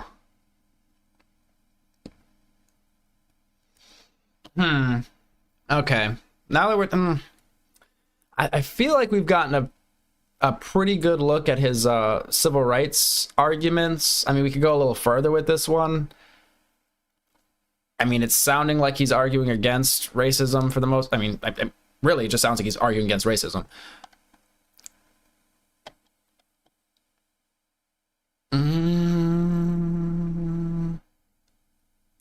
So I might move to the next claim here. Where is my list? Okay, the next one. Oh, this should be interesting. Or no, hold up. Oh no, civil rights. Okay, the next one is the death penalty. Quote, the death penalty should be public, should be quick, should be televised. I think at a certain age, it's an initiation. At what age you should start to see public executions, question mark. At what age should you start to see public executions? Okay, so apparently he said this. I'm going to pull up the source, which is hopefully a video. Oh, actually, it's from these same guys. Okay. I'll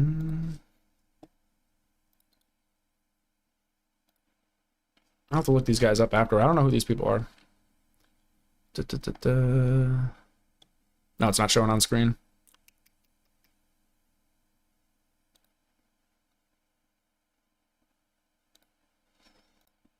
All right.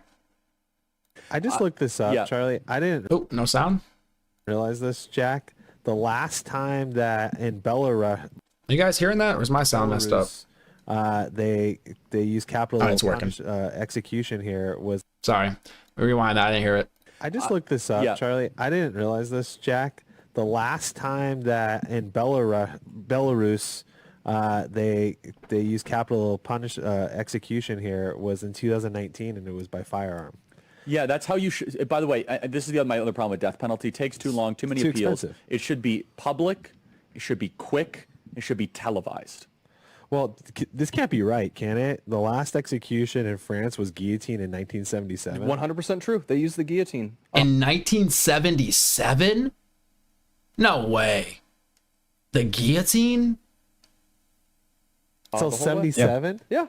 That's so cool. There's videotape of it. Honestly, that's like what we should be doing. And I agree. It should be public and televised. Public square. By the way, you could fund the government to watch it. You could have like brought to you by Coca-Cola. And no, I'm not kidding. By the way, I would totally tune in to see some pedo get their head chopped off. Convicted by a jury. By the way, years.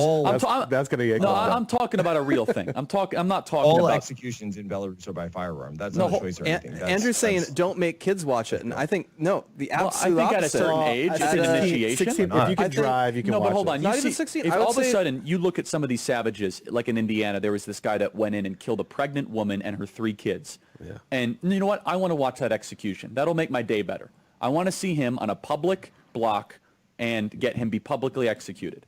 And I think that would be justice. You think children should have, you should see it? What is the age? At what age should you start to see public executions? 16. I think you could do it earlier. I think you maybe at age 12, whenever, like 6th grade or so. You are a person, they're old enough to, you don't need to like really wallow in it and have them be broken on a wheel or anything. But if it was something like chopping, if we had a guillotine or something. I think it's the age where they can't be, I think there's too early and you become desensitized to maybe like this. I think it's when you can actually embrace. But it should also be taken in a holy way. The meaning. No, I don't mean holy in a bad way. I mean that like this is heavy. Bluntly, we have kids who are 14 who are committing carjackings 100%. in cities and doing Yes. bad stuff. And I think you're if you probably sent the right. message to them, if you do a bad crime, you will die, and it will be like this, and that will be you. But I think it would be tears a down. positive message. So my argument would be younger people get involved with that because they're around older people who do those things. I want you to imagine every day, all of a sudden they said, and today, remember that awful the guy that went and shot up a school? Because, left hates school shooters, and so do we. But they focus. My issue with some of the death penalty stuff, I was talking about this the other night, is my issue with the death penalty is the people that have been put to death that were then later found innocent. You can't really undo killing somebody. You can't be like, oh, we made a mistake, bring them back. That's my only concern. Man. And you could say, holding somebody for 20 years and then releasing them and saying, hey, sorry, we got the wrong guy. And even giving them money, you could give them $1 million, but you just took 20 years of their life. It's not much better, but they're not dead, right? At least if somebody's sitting in a cell and you find out that they're not guilty, they could still have a life afterward, right? But if you execute them, then you can't really do that. So that's my issue with it. In terms of the public nature of it, I don't know why it's like so much worse that it be public. You're killing a person. The bad part is you're killing a person. It's already reached the point where you're saying this person no longer deserves to live. So anything else, around it, obviously I don't think you should do it in like some cruel way necessarily. Like, what is it where they tie people to like two horses and make the horses like run in two different directions? I don't think we should necessarily be doing that. But I understand the emotion too. If you found out like some dude was running around kidnapping and diddling kids and just doing some really messed up stuff, I could understand why people would be like, oh man, he needs to be executed and, it should be public and televised. And I think the idea is if you televise it, that it would scare people out of doing those acts, like committing those crimes. I'm not sure if that would work like that. But it might. It might decrease crime a little bit. I'm not really sure though, like how that would work. But there was recently a story of somebody breaking into a house and doing stuff to a 3-year-old that required surgery to fix on 2 of their private areas. It was a 3-year-old. I'm just like, holy shit. I could understand why some people, when you hear the story, which I don't think I've covered here, and it's just like, it's pretty brutal. I could understand why some people be like, you know what? Yeah, we should have public executions. Although, again, will it actually help reduce crime? I don't know about that. I'm just not, I wonder if there's data on that.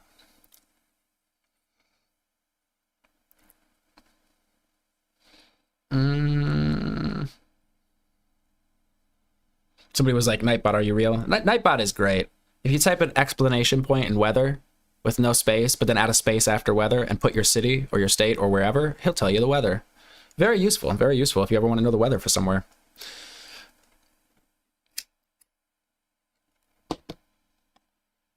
On the gun, I think they're evil. So, you take one of these school shooters and they say, today we're going to publicly execute this person. And about they read off Super Bowl.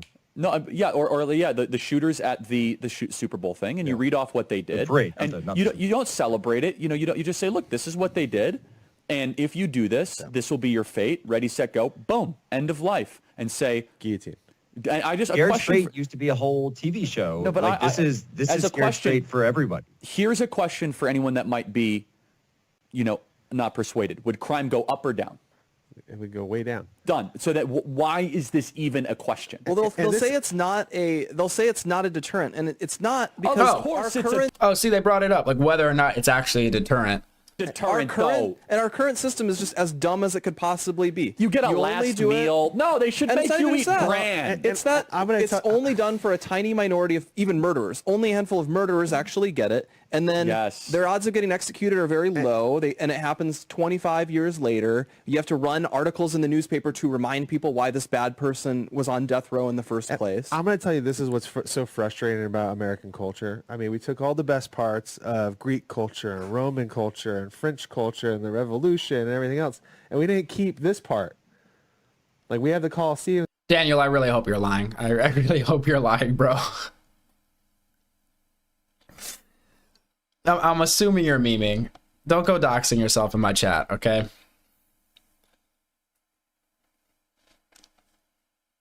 For sports, but we don't have it for this. I totally agree with this sentiment. Is like we shouldn't make it like a celebration. No, it should be a heavy thing.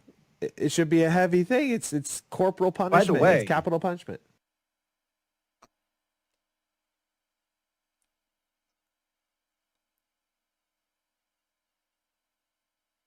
I mean, bring back the guillotine for PDFs.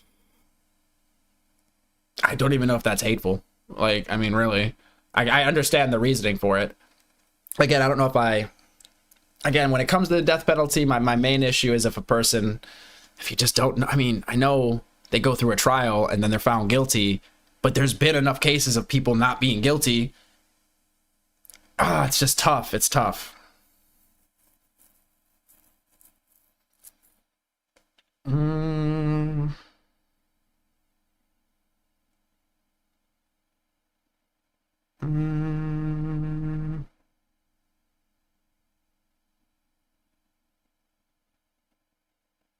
Well, yeah, you need to be 100% for that. And I was going to say something like that, but I mean, if you're already going to put somebody in prison for life, would you not already be 100%? It's like we have to be 110%, right? Is there really a place called Gun Barrel City?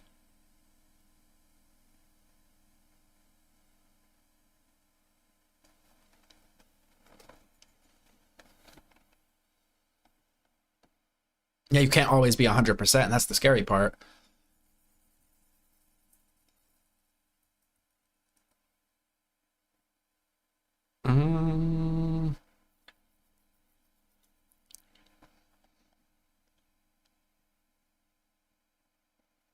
And no, going to prison does not require 100%. It's like without, or...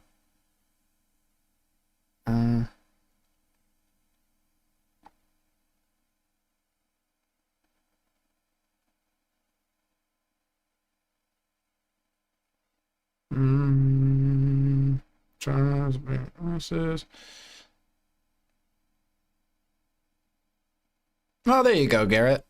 You said Charlie was a bigot and a racist, but I would fight for his right to say what he wants because I am a liberal. I mean, that's, you know, there you go. So the thing is, I don't think there's any issue with disagreeing with Charlie or even hating him or whatever. I think it's really just, I mean, celebrating death is kind of crazy because I just think you're opening up the door to people to want to justify being able to kill you or kill, you know, people on your side. And I think that's why it's dangerous. If you say, oh, this is the consequences of his speech because his speech is hateful. Well, now anybody that finds your speech hateful could use the same justification. And because it can be subjective what somebody finds hateful, that gets really dangerous really fast.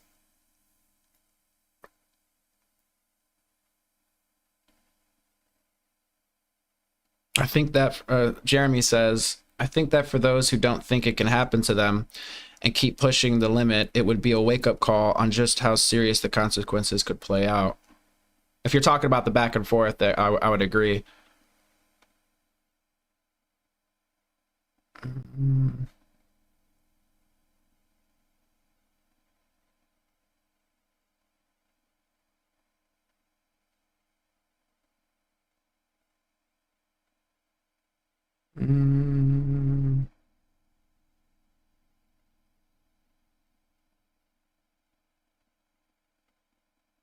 Yeah, lots of people are getting fired on over social media posts. We might cover some of that. I didn't expect to so quickly be, I don't want to say derailed. I didn't have like too much planned, but I feel like we got derailed right off the bat here. But this is good because this is what I was looking for yesterday.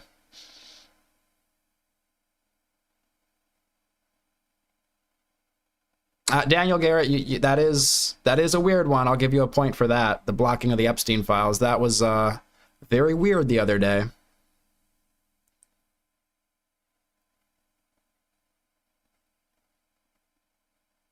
Wait, is it not always cold? I mean, probably not always cold in Siberia.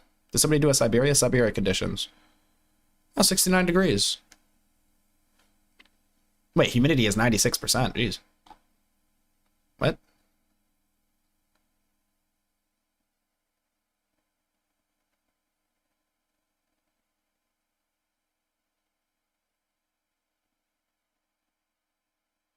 Yeah, the Epstein thing is just absolutely unfortunate.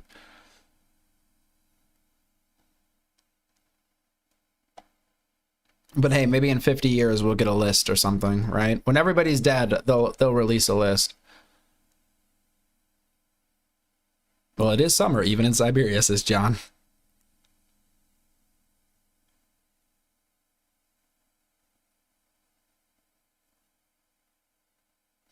Now, Kylie Taylor says it's on film, like Irina's death. Oh, sorry, a murder. And all evidence points to the man who was caught red-handed and confessed to his dad justified death penalty. Yeah, that would seem clear-cut. The only pushback I would have is due to AI videos and media now being so prevalent and AI being so good. As long as they run any footage, you know, through a checker to make sure it's not AI. Not saying I think those are AI, but just as a general rule. It used to be like, oh, if you see it, it's true. But now, if you see it, it's either true or it's AI. So,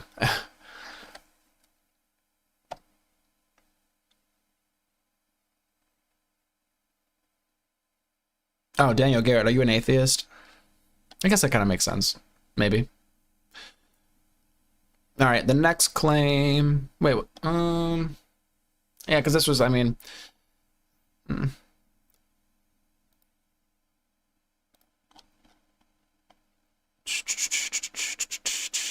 Where is the next one?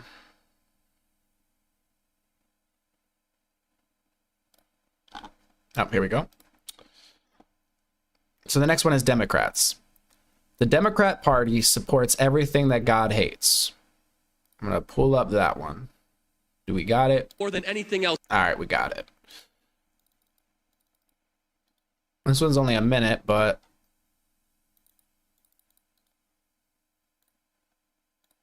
see what we've got here. And more than anything else, everybody, is on the other side. The Democrat Party supports everything that God hates.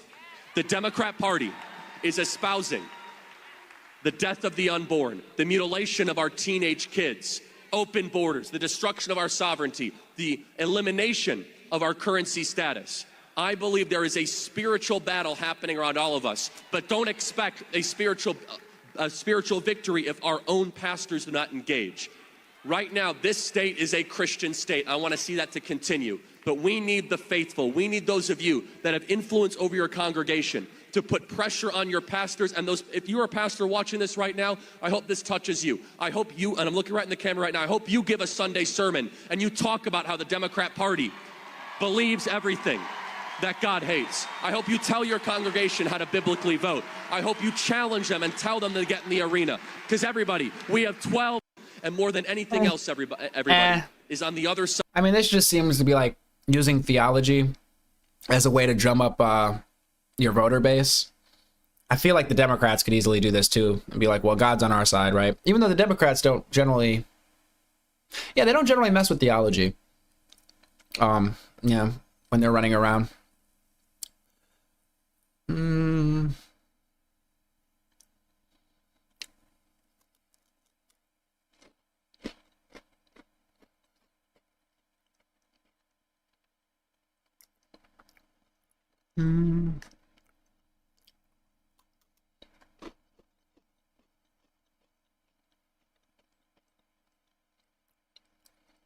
When somebody said using God as a weapon is wrong.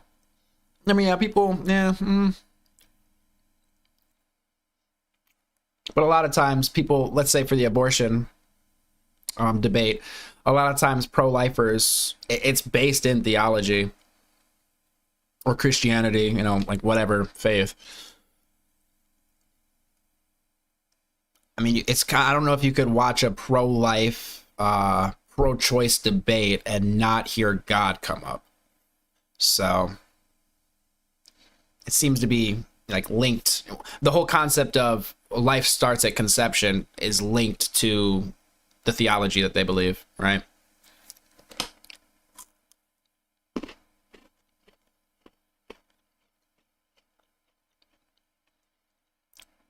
Interesting. Terry Cooper says, I'm a Christian, and the Bible states the only unforgivable sin is denying God. You can be gay and a Christian. It is a sin, but we are all sinners in the eyes of God. I don't crack open the Bible too often myself. Is there something that's like hate the sin, not the sinner? I've meditated on that concept for a while, and it does seem to be a good concept. Like, hate the bad action, don't hate the person, right? Even though it's difficult with your emotions and everything, right? But from like a secular standpoint, I think it's a good idea to meditate on.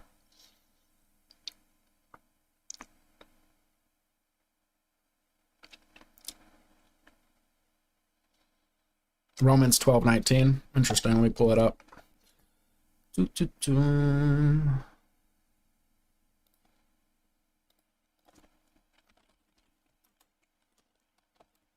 Some of y'all kill me though. Like, it's crazy when y'all are able to just like quickly, like, they do it off your head, like pull up verses. I'm like, wow, that's crazy.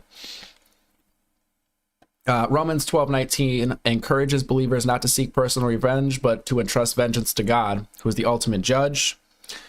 The verse is a command to, quote, leave it to the wrath of God. What does it give me the actual? Romans 12:19. Never take your own revenge, beloved, but leave room for the wrath of God. For it is written, quote, vengeance is mine, I will repay, says the Lord.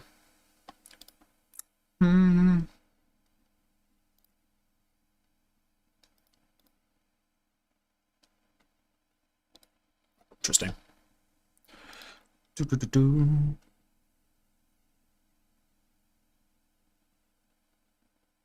And I bought with a lot of amens tonight.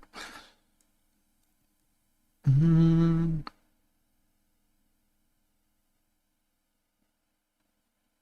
cup. Yo, that's wild. Like, the mental imagery from reading your name was horrific, by the way. 1 cup, 2 bears, says John 3:39. Jesus said, for judgment I have come into this world, so that the blind will see, and those who see will become blind. I'm gonna need more context for that one. But your name is wild, by the way. Holy crap. Holy 2 bears, 1 cup.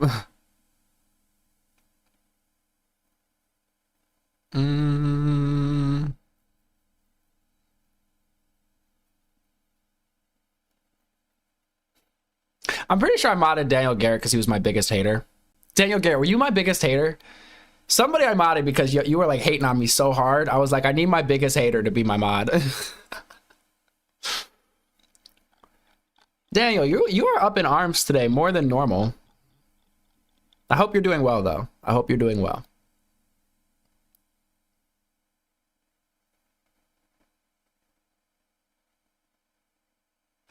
Wait, why did you say Bert Chrysler? I don't know why I thought like Bert Kreischer. What's the comedian Bert? Is it Bert? Bert Kreischer? Kreischer? I don't know.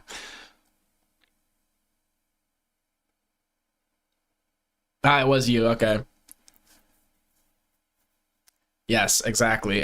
You were hating on me pretty hard. So I was like, well, I need somebody to keep me on my toes.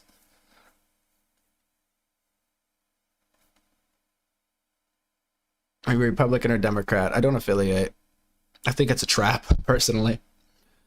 It's like, ask me on like specific ideas. I have different ideas, right? That's how I go. Whenever you claim to be a Democrat or a Republican, or just when you pick a group, you're taking on all the baggage of that group. And then other people are going to use that baggage against you, and they're not going to listen to you and actually understand where you're coming from. That's at least what I think. I want people to just, know where I'm coming from personally, instead of ascribing preconceived ideas to me. So I don't really take affiliation. Maybe you call me a moderate, I guess. Or independent, I guess. So.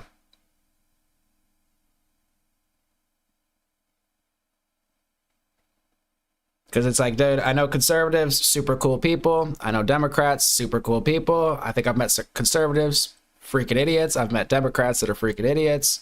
Or Republicans, Democrats, whatever, progressives, conservatives, like what have you. So, yeah. There are smart people on both sides. There's stupid people on both sides. There's crazy people on both sides. If you have big enough groups, you're going to have those outliers. So. And I also kind of think it's a way to keep us divided. But that's like a whole nother topic. So.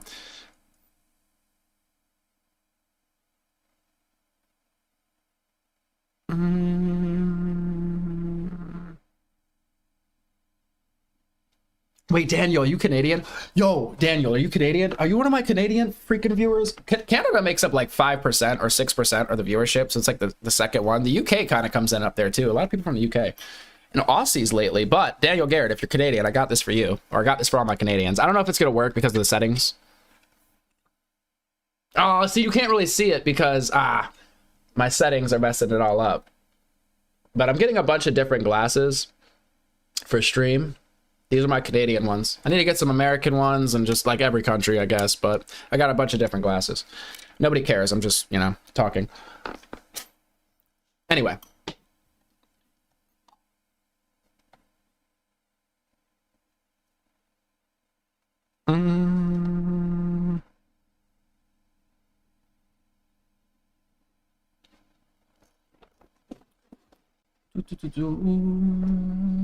So that one wasn't as interesting to me.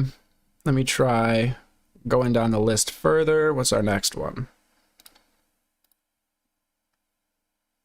Okay, empathy. Oh, I think I've heard this one. This one has been popping off. Okay. Quote, I can't stand the word empathy. Actually, I think empathy is a made-up New Age term that does a lot of damage. So let's pull this one up. Please tell me it's a video and not just a... Okay, cool. And so there... Let me go ahead. And then let's look up the definition for empathy while we're at it. I feel like I constantly accidentally interchange empathy and sympathy. I try to be better about it, though.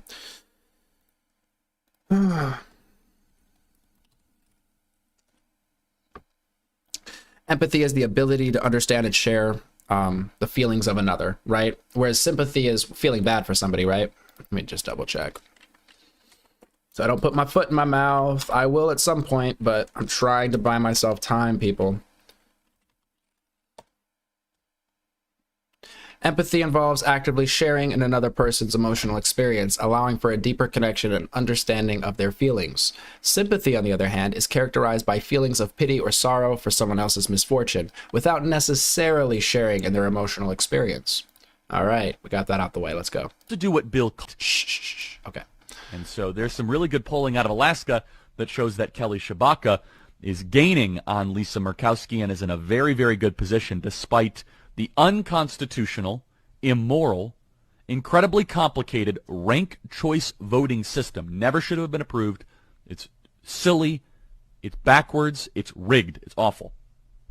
So the new communication strategy for Democrats, now that their polling advantage is collapsing in every single state, it's collapsing in Ohio. It's collapsing even in Arizona. It is now a race where Blake Masters is in striking distance. Kerry Lake is doing very, very well.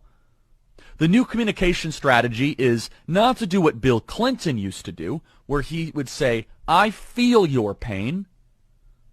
Instead, it is to say, you're actually not in pain. So let's just, very short clip. Bill Clinton in the 1990s, it was all about empathy and sympathy. I can't stand the word empathy, actually. I think empathy is a made-up New Age term that does a lot of damage, but it is very effective when it comes to politics. Sympathy I prefer more than empathy. That's a separate topic for a different time. Here's cut 65. Wait, what? I'm eating an Oreo. Give me a second. Okay, I want to see if he talks about this more. He said it's a subject for a different time. So let me see if he speaks on it more. He said he prefers sympathy over empathy. So he prefers feeling pity for somebody rather than, I don't want to use empathizing because it's like we're trying to, he'd rather feel pity than share the feelings of somebody. Is that what I'm gathering? Let me, curious if he's made any other statements on this.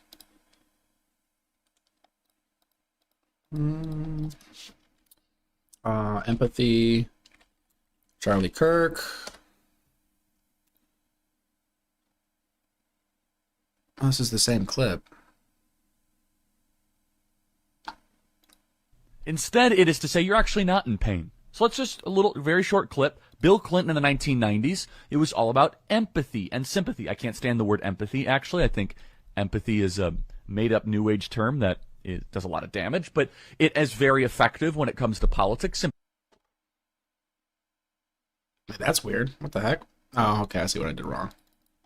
Copy, paste, delete. All right. What does it take to make the man. world a safer place?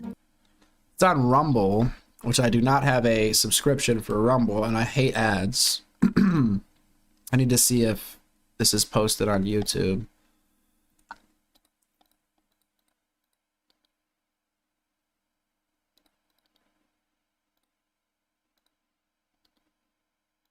I don't feel like getting a subscription for Rumble. I'm not on Rumble, like, enough. I do also stream to Kick and Twitch as well. I don't think I'm streaming there right now, but just so you guys know, if you guys hang out over there, maybe I'll do it to Rumble as well. Who knows? Instead, it is to say you're actually not in pain. So let's just a little, very short clip. Bill Clinton. Do I really? Is that the only place I'm going to find this? Why is it on Rumble and not YouTube?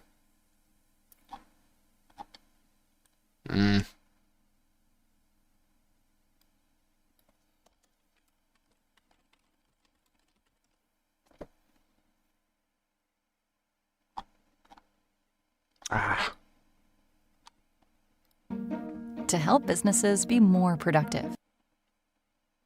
Hi, I'm Dan Shields, the author of the Guitar Daily Workout. The Guitar Daily Workout is like a Peloton exercise program designed specifically. If you guys want to learn guitar, I literally skipped 2 ads. Okay, Rumble. What the hell? Tough terrain, deadlines looming, challenge accepted. Power through your job site challenges. Where Blake. Okay, 3 ads. You have to skip 3 ads. Okay. I really hope they pay the creators on Rumble good, because that is heavy. Masters is in striking distance. Kerry Lake is doing very, very well. The new communication strategy. Also, very outspoken about what they would see. Okay, we're still waiting for 65. All right, sorry, we're looking for this clip. I'm over here raging over ads. Give me a second. On Real America's Voice and anywhere in the great state of Arizona. George H.W. Bush, 100% drug-free. Oh my God! I'm sorry. This is 3 hours long. From the womb and can express their riding the recommendations of the American Medical Association. This is 3 hours. I might be able to do this at another time and bring you guys a clip. This is too much. This empathy thing, I'm not going to say, it doesn't even seem hateful. I'm trying to figure out how that's even hateful. He didn't even describe his point yet, so. Oh my God. What are you guys saying in here? Sorry, my chat's wigging out.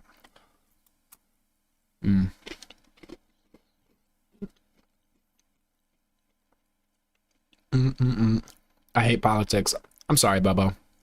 It's not always politics here, but it is pretty heavy politics here. We also do gaming and stuff. Eventually I'll be doing music, but I'm too shy to do it right now. But maybe down the road, give me a few months. Play some piano or guitar and stream. We also talk about aliens, or UAPs rather. So there's a little bit of everything here. But a lot of politics, I must say.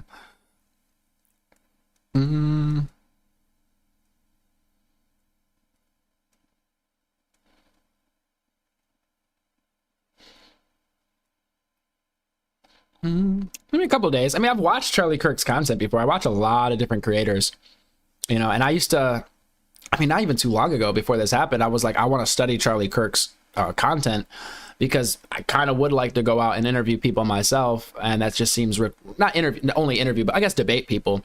I was going to start by interviewing people on the street. So I just wanted to study the people that do that because it's really cool, but it's also freaky going out there, I guess putting yourself out there and stuff, This is putting myself out here in one way, but then going out in the street and talking to people, that's a whole nother thing. But again, I haven't really seen anything hateful myself.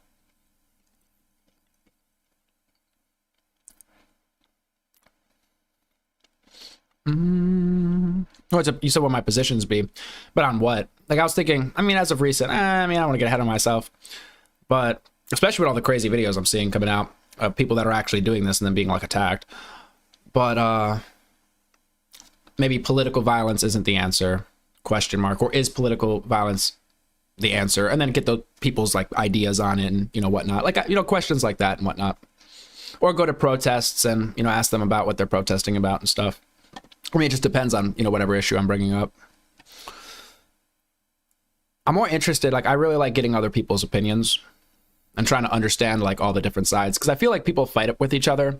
And a lot of times when people argue and debate with each other, they're talking past each other and they're not actually listening to the points being made to try to find some way to understand each other better. So I'll try to understand, because I can't imagine that everybody on the right is evil. And I can't imagine that everybody on the left is evil. It's just there's too many people. It's just this is illogical, right? So, yeah. Somebody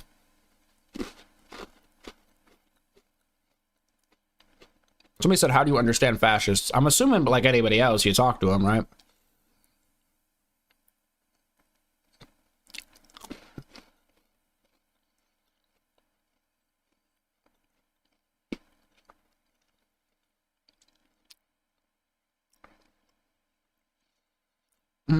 Oh, Channel 5 is, brilliant. They do brilliant work over there, I have to say. We might pull up, I think I pulled up one of their videos before. We're definitely going to be tuning into them in the future. They do awesome work. If you guys haven't checked out Channel 5, in fact, let me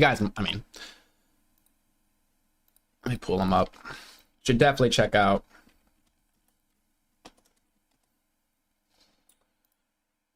With Andrew Callaghan, I believe is his name. Let me pull that up on stream.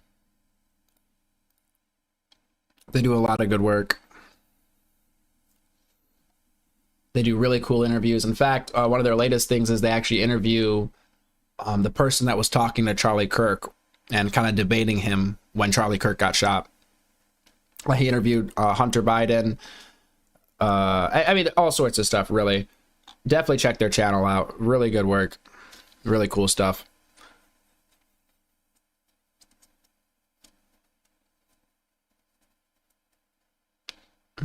Hey, Tilly made it back. What's going on, Tilly?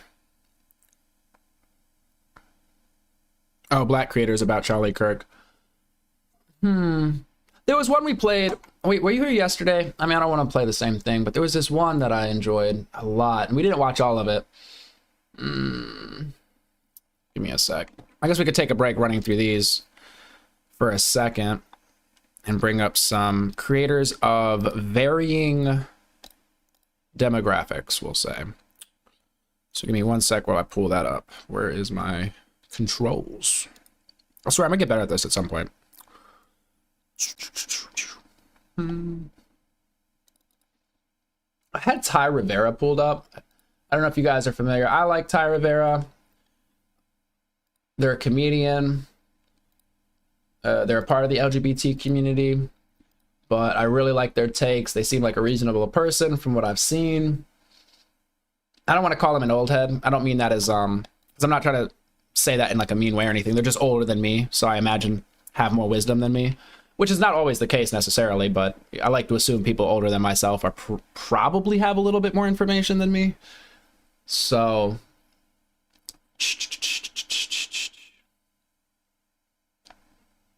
I'm gonna give him, but no, but you guys were asking for black conservatives though, so hold up. There was this one gentleman, but I don't think he was.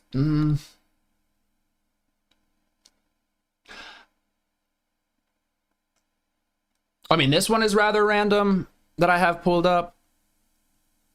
This isn't exactly what you're asking for. I'll pull up what you're asking for. I just found this interesting. We're not going to listen to all of it because I just thought it was interesting. My fellow Nigerians, as your future president, it is very important that I react to the political assassination of Charlie Kirk, a prominent American youth leader and Christian and conservative activist on September 10, 2025. First, I extend heartfelt condolences to his wife, Erika, their 2 kids, his parents, his Turning Point USA family, and the wider conservative movement in America, including President Trump, Vice President Vance, and all the millions of people, especially young people, he inspired in America and around the world. My address is necessary because of Charlie's impact on and relevance to Nigeria and Africa as a whole. On this, I'll cite Lekan Olayinka, a Nigerian public speaker. He wrote on X, and I quote, "The genocide of Nigerian Christians had zero international coverage because no one touches the Muslims doing it. Charlie Kirk spoke up," end of quote. Indeed, Charlie posted about the targeted killing of Nigerian Christians at least 3 times, in December 2019, February 2020, and most recently just last month. In fact, proof that his message resonated with discerning Nigerian Christians can be seen in the tributes he got from Nigerian Christian leaders like Apostle Michael Orokpo, Pastor Tomiwa Emmanuel, Prophet Joel Ogebe, and many others. Beyond that, Charlie had an indirect cultural impact on Nigeria and Africa. Again, I'll use Lekan Olayinka's brilliant words. He wrote, and I quote, "Charlie Kirk may have had almost zero impact on our politics in Africa and Nigeria, but let's thank him for being a shield to us culturally. Barack Obama and Joe Biden tried to strong-arm us into accepting LGBTQ. This was cultural imperialism. That would have destroyed our moral fabric here. If it, meaning LGBTQ, dies in the US, it won't get down here." End of quote. Indeed, regarding his Christian principles, Charlie upheld the biblical definition of marriage between a man and a woman and emphasized male and female gender differences to push back against the evil agenda of transgenderism, which has led to, in the name of gender-affirming care, teenage girls having their breasts chopped off, their private parts sealed, their wombs removed, and fake penises being made from skin taken from parts of their bodies. Imagine telling kids as young as 4, 5, 6, or 7 years old that they were born in the wrong body and then irreversibly mutilating them for life. Sheer evil. Well, either way, if you guys want to check out, I'm sorry, I'm being fat. Raymond Ayo? Not sure how to pronounce his name. But I fell into this channel earlier and I saw that and I thought it was interesting. I haven't had a chance to really look through all his content, but I think I have his X pulled up as well. So it says future president, Federal Republic of Nigeria. So I don't know, I just found it interesting. But anyway, to what you guys were asking for though, like Black conservative voices. Do you guys have any? I know I'm like subscribed to some. I just need to look through them here.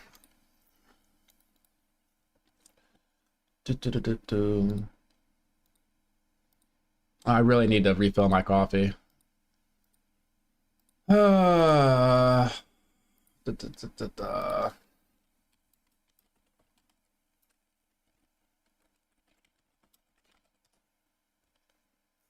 Cartier family. Good point. Oh my gosh, I love them.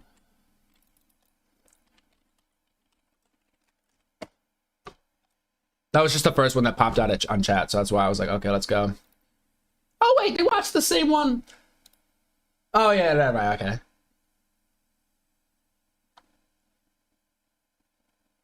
I just reacted to that too. Huh. Anyway. Yeah, we're showing, by the way, our affiliate in Utah and the aftermath of the shooting. You could see people running away pretty quickly, as you would imagine they would do at gunshots. The FBI director, Kash Patel, has weighed in on this. He just tweeted the following: "We're closely monitoring reports of the tragic shooting involving Charlie Kirk at Utah Valley University. Our thoughts are with Charlie, his loved ones, and everyone affected. Agents will be on the scene quickly." Oh, yes. Amir Odom, another amazing. I really like his content as well. In fact, we played some. If you're talking about this video,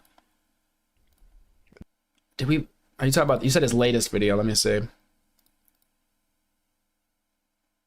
Yes. No, we actually watched some of this. We watched some of his arguments. I'll play one more of his arguments as well.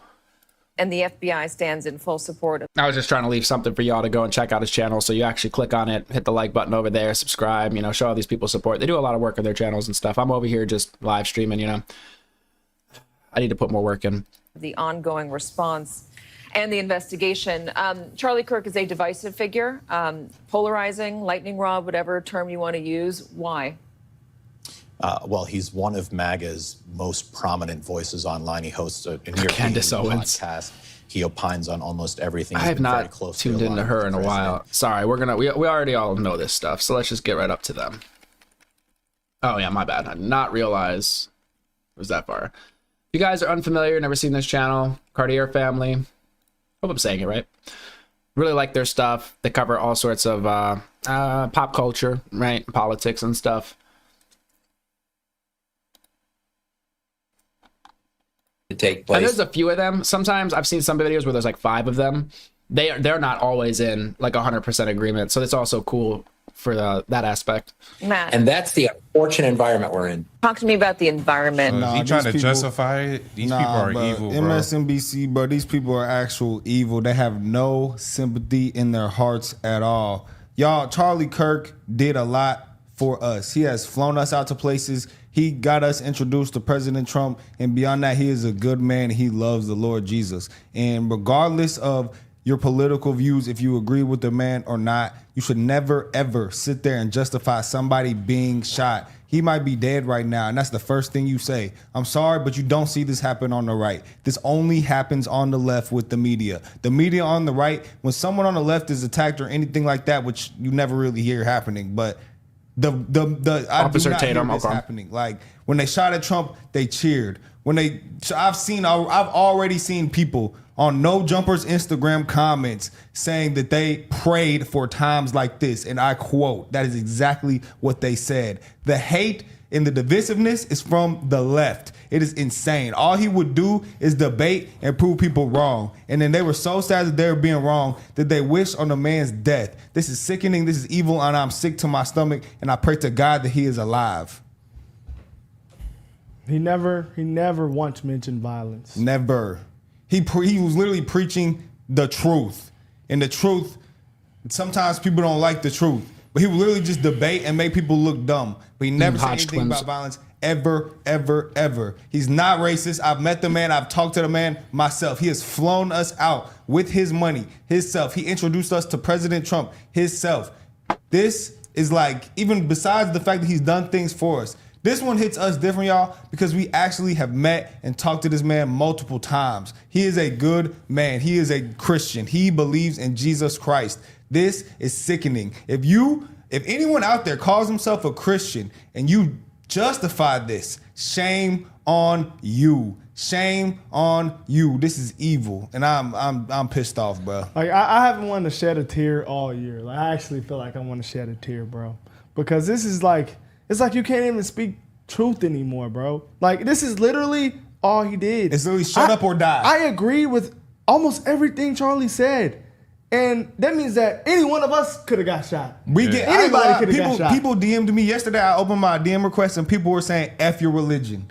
F Jesus. To me, in my Instagram, people have given us death threats, y'all, for what we do. It is always the left. I'm sorry. I'm not trying to make a group statement. Obviously, it's not all the people on the left, but it is typically the left. Right now, to me, like, this is like a crazy milestone, guys, because it's not about politics anymore, honestly. It's not, bro. It's about right and wrong, It's bro. about good versus evil. That's what it is, bro. This right here is evil. We've been seeing a lot of evil lately, bro. Because it's just ideas. Like, politics is how we think society should be ran, and you get killed. You almost get killed for it. He might be dead. We don't know if he's dead or not. He got shot in the neck, bro. The close video we saw, it looks like he's gone. He's dead, or he may never be the same, and that is sickening. Because on the college campuses used to be for the differences of ideas. People were supposed to go there and debate their differences and ideas, and that's what it's supposed to be. In America, you can vote how you vote, and we can disagree, and you're all supposed to live together in harmony.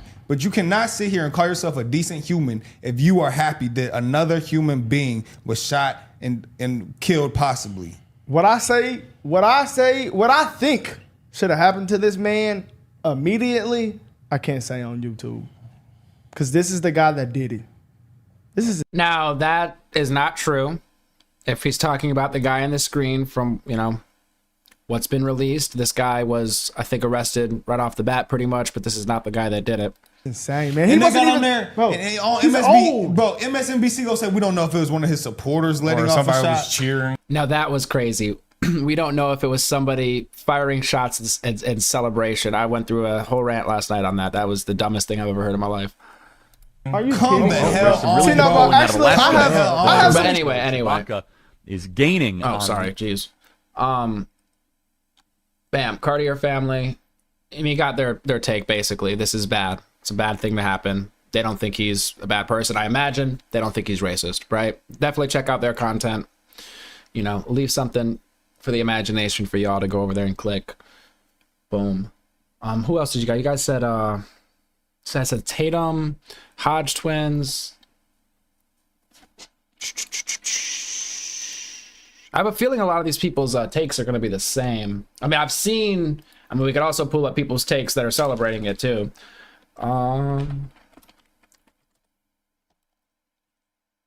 Okay, guess that didn't work.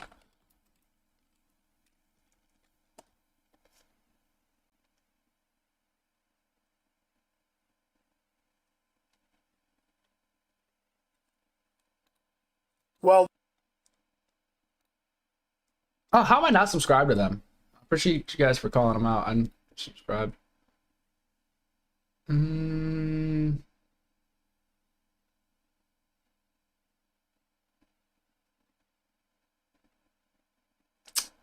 I think this would be...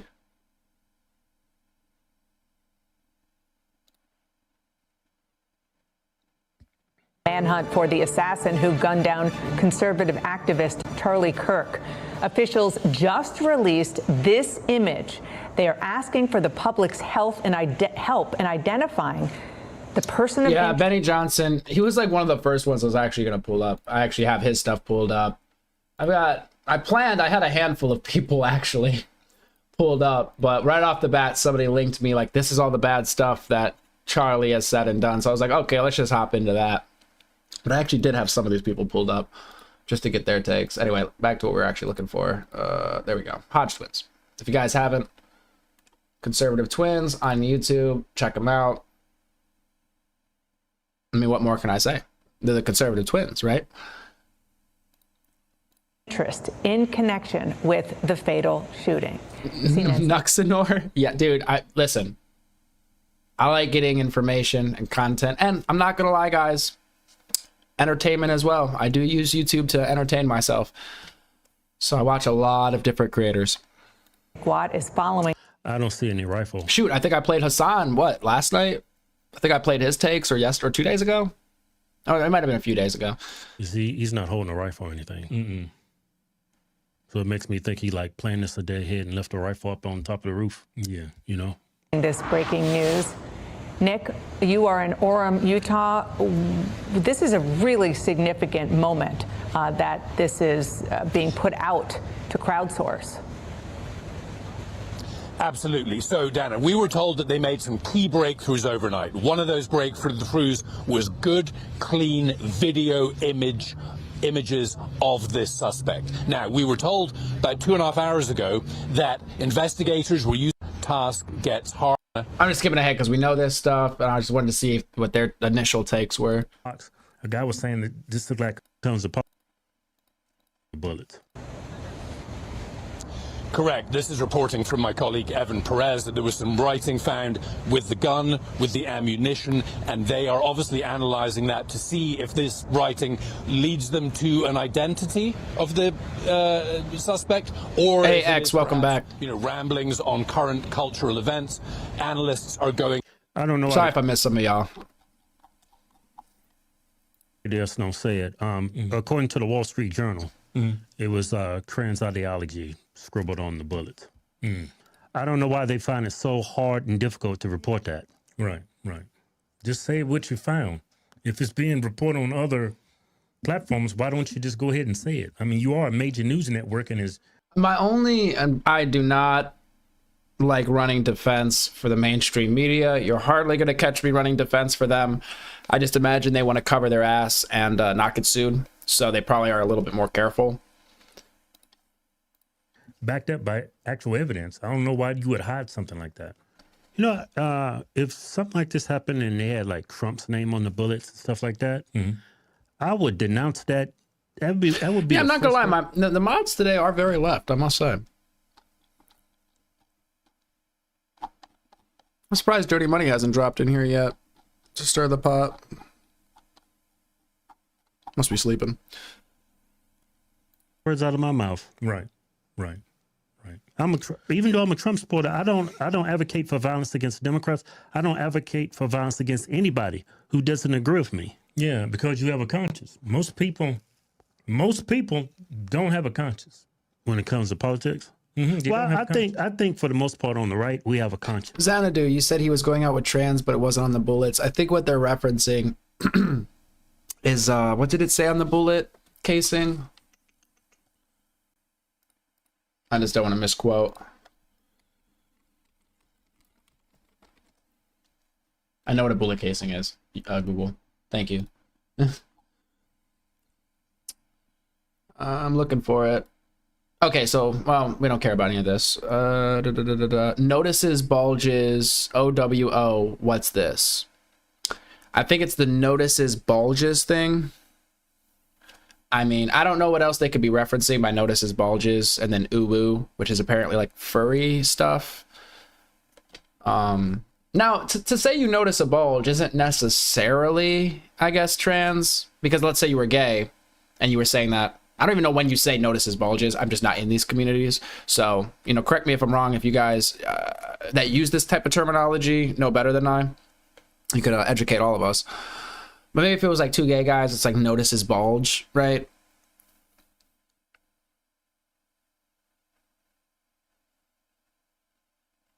Yeah, the uwu thing was on the one about the bulges. You said that's just meme furry stuff.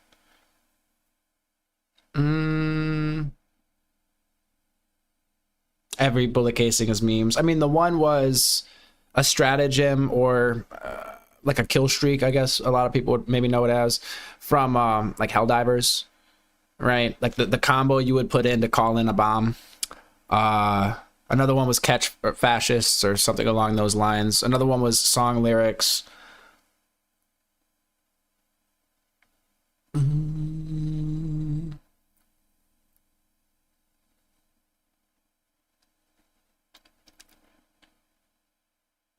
I think you meant to say Michelle Obama. I think you have to switch the A and the E around. I used to make that mistake all the time trying to spell Michael.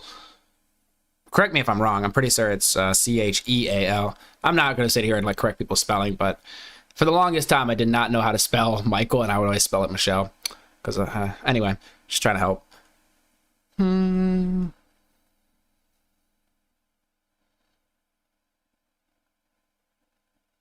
Said it's a meme used regularly in chats centered around furries. My daughter knew because of friends from when she was a junior high.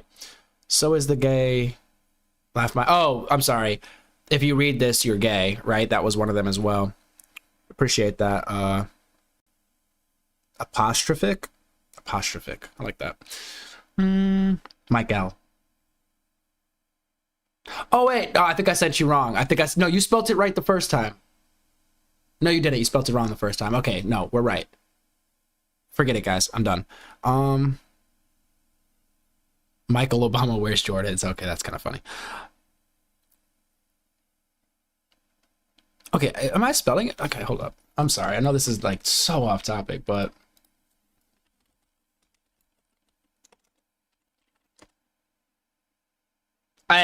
guys, I stand corrected. You were spelling it right. Michael Obama. My fault. Apparently, I don't know how to spell. I still don't know how to spell Michael. Okay, you know what? Do not ask me for spelling advice. Okay, see, Devo, I've seen it spelled like that too. No, hold up. You're right. Never mind. Michelle. Okay, I'm sorry. This is so off topic. What are we doing?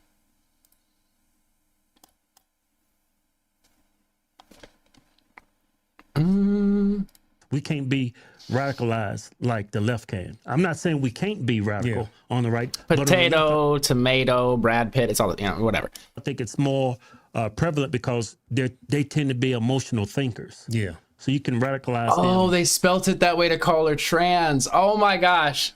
Oh, I am not terminally online enough. I need to be online more, I think. Said nobody ever. easier. Right, because they're so emotional. Yeah. You can manipulate them. I also did a story last night on Fox. A guy was saying that this looked like a professional hit. Appreciate you, Asmodeus. I hope the same. I hope the same. For all of you out there, we're just constantly falling towards a black hole, but we haven't gone in yet, so we're doing pretty good over here. This doesn't seem like a professional hit. The dude ran away on foot. He abandoned the rifle. This is not a professional hit. A lot of people are not aware of, but a rifle with a scope on it, a 6-year-old could hit a target with that. Yeah, I remember when I was in the Just Marine goes Corps. to show you how lucky Trump is. Yeah. Yeah, Very remember. lucky. The first time I ever shot a weapon was when I was in boot camp in the Marines. Yeah. And I shot a rifle and I was scared and I was actually afraid of guns at the Christopher, time. the fact that you admitted that is hilarious. I want to believe, but she's not. That's hilarious. My gosh. I don't know. I wouldn't say Charlie's a trans bigot. We'll pull up some debates with him and trans people. These are the Hodge twins. Definitely check them out. Conservative twins. I was expecting. I mean, of course, it doesn't seem like they're celebrating it. Obviously, I imagine they're going to be against this. I'm not going to put words in their mouth, but this is a good faith sort of interpretation of their content. But definitely check out their channel. I guess we're gonna do Benny Johnson because he's been doing a lot of breaking news on this faster than a lot of the news sites were doing it. But I was still very careful about, I don't want to show stuff and be like, okay, this is the facts, and then it turns out to be wrong, and then my dumb ass is over here spreading, misinformation and everything. So, yeah.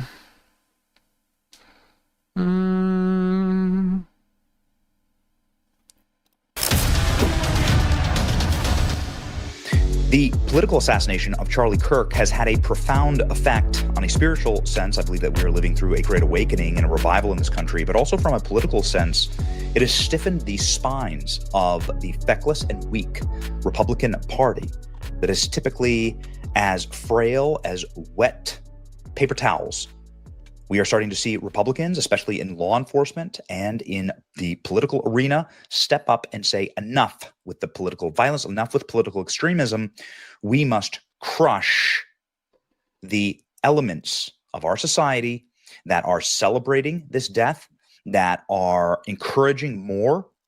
And we now must understand what time it is. It's a beautiful thing. I've been speaking with the FBI quite regularly on this case. And they're telling me that we are going to see everything. The FBI assures me that we will know everything about the dark internet history chats and affiliations of Kirk's left-wing political assassin. They're trying to call him right-wing, something we're going to talk about in just a second. The source then alluded to some online groups attempting to delete or destroy evidence. Get ready. We know who they are. We have everything. We are focused. The radicalization element, the truth will not be hidden, buried, or classified. The public will know. So here's what we know. So far, we know that the shooter, Tyler Robinson, is a extremist left-winger, that he's a Reddit kid, that he's someone who lived with his transgender boyfriend, who is a male transitioning to female, that he scrawled political iconography on his bullets that was Antifa and also LGBT iconography. Robinson's roommate has turned over all of their electronics to the FBI and has been outed here as an individual named Lance Twiggs. This, of course, follows a spate of transgender shootings, mass shootings, that have all been deadly and horrible. Charlie Kirk assassination. Have there been that many transgender shootings in the last 5 years, or mass shootings in the last 5 years? I thought I heard of like 1 or 2 recently, right? But is shooting committed by trans people and advocates. The neighbors of Charlie Kirk's assassin and his transitioning roommate spoke to the media and said they were wandering outside, dressed in all black with masks on. They were holding hands, kissing, and also there were some very, very, very strange vehicles that were outside of their house. The roommates are describing how out-of-state vehicles with out-of-state license plates went up to the house about a month ago, and that those vehicles were very, very strange. And the Charlie Kirk killer began behaving Hey, Commie made it. radically. What's going on? And very peculiarly after this. Here's for instance, a high school classmate of Tyler Robinson explaining. With this Tyler Robinson kid, I'll show y'all. Somebody asked, why does it matter if his roommate, partner, I mean, they're saying it was his romantic partner. That's what I've read from like the latest reporting. Why does it matter that they were trans? I think that people are speculating on this because they're trying to figure out the motive, right? I'm assuming that's why people care. It's like, did he kill Charlie Kirk because of Charlie Kirk's views on transgenderism? That's him right there, Tyler Robinson. I'm not trying to like clout chase, make this shit about me, but I'm not gonna say I knew this kid really well. I didn't know him very well at all, but I definitely saw him for like 3 straight years in high school. And the best way I could describe him is just like a Reddit kid. I don't know, I feel like if you were in high school around that same time, and even probably now, like 2018, and then like, you know, those kinds of kids, but that's exactly what he was. All I'm gonna say is this is the kind of shit that happens when you spend way too much time online. Yes. When you are groomed online. Touch grass every once in a while. I do try to. I'm gonna get some like wheatgrass or something in here that I could set on my desk and I could just touch it throughout the stream. I think it'll help with my stamina. By a terrorist organization, which is what this is. This is political terrorism. This is a political assassination. It's backfiring, but we're more involved. New York Post reporting that neighbors saw several people driving cars with out-of-state license plates going in and out of the apartment of Tyler Robinson and his transgender partner, Lance Twiggs, 2 weeks before the Charlie Kirk assassination. Who were they? What other groups may there be involved here? Well, let's jump on over to some reporting here from Axios that says that the administration is now looking into a number of far left-wing groups located in Utah that targeted Charlie Kirk. Breaking, the FBI and state agencies have launched investigations into multiple leftist groups in Utah for possible advanced knowledge of Charlie Kirk's assassination, per Axios. They're also probing whether or not these groups provided material support for the killing. I just looked it up. It does look pretty fuzzy and stuff. I'll have to get like a... Yeah, maybe they got a P.O. box so you guys could like ship me some seeds. Some of this hare's tail grass seed. Anyway, I'm sorry. Breaking, the FBI and state agencies have launched investigations into multiple leftist groups in Utah for possible advanced knowledge of Charlie Kirk's assassination, per Axios. They're also probing whether or not these groups provided material support for the killing. At least one group deactivated their social media pages after the shot. I'm curious, does he go through the Discord messages? Because after the shooting, it appears, allegedly, that Tyler Robinson, the suspected shooter, was talking to people on Discord and joking about essentially being the shooter, or like the person that the FBI released the pictures of is his doppelganger, and he better get rid of his rifle that is a copy of the one they found, and all of that kind of stuff. So I couldn't imagine being in a Discord and you're just chit-chat with like a buddy of yours, you met online, or maybe in real life or whatever. And you're like, oh man, this shooting's crazy, and then they're joking about it, and then eventually the FBI is knocking on your door and they're like, hey, so what was your relationship with this person? And you're like, was taken. Well, what does that mean exactly? We're not entirely sure. There are, of course, new reports out now of some of Lance Twiggs' family members saying that they hated Christians, they hated Charlie Kirk, they hated conservative values, that Lance Twiggs was filled with hate, and leftist ideology ruled their lives. Family member saying that the boyfriend of Charlie Kirk's assassin had hostility towards anybody supporting conservative or Christian values. So here's one of the groups that is caused. Yeah, it doesn't necessarily have to be anti-trans stuff. It could be just anti-Christian, anti-conservative, Quite a bit of attention online. Interesting to see Salt Lake City's Antifa affiliate, militant arm of the Utah Trans Agenda, SLC Armed Queers, nuked their Instagram account. You'll notice here that they also have engraved bullets, just like the engraved bullets that struck Charlie. Remember, there was LGBT messaging on those engraved bullets. There was also furry messaging, transgender messaging, and anti-fascist messaging on those bullets.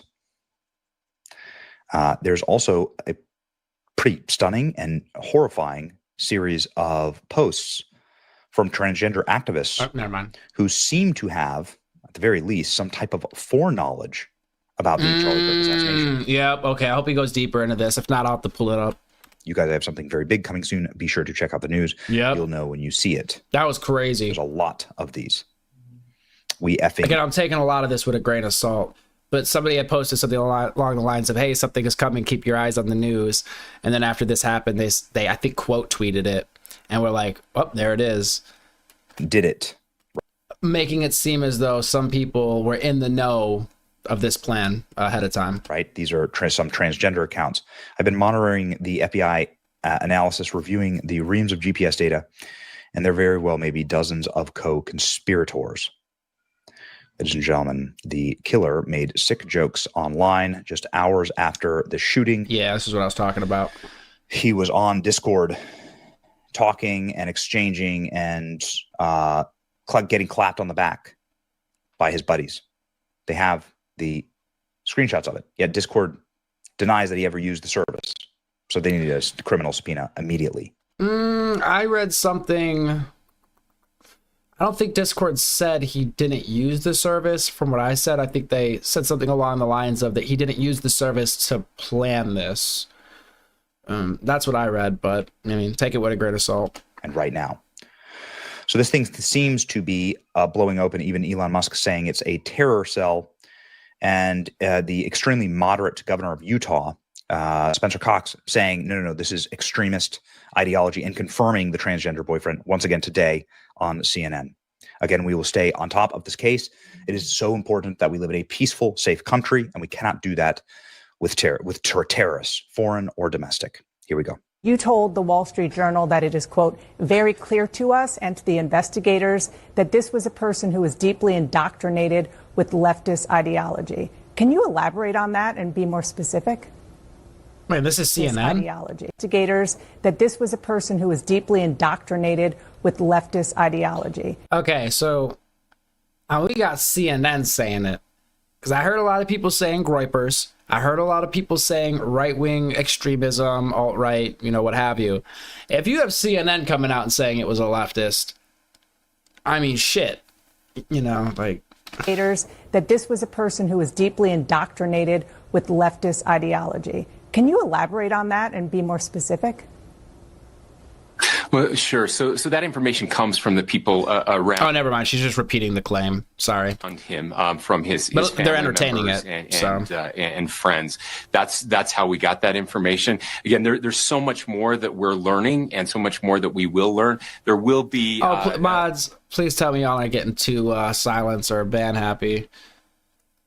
Oh my gosh, I have different chats I have to pull up to see moderation. Oh, well, let's revisit the poll, I guess, while I'm here. So, is the term Karen only for white people? It seems like 20% say yes and 80% say no, with just about 2,300 votes. So, seems like according to chatters, oh my gosh, what are y'all doing? Oh, okay, never mind. I forget it gets rid of all their messages when you...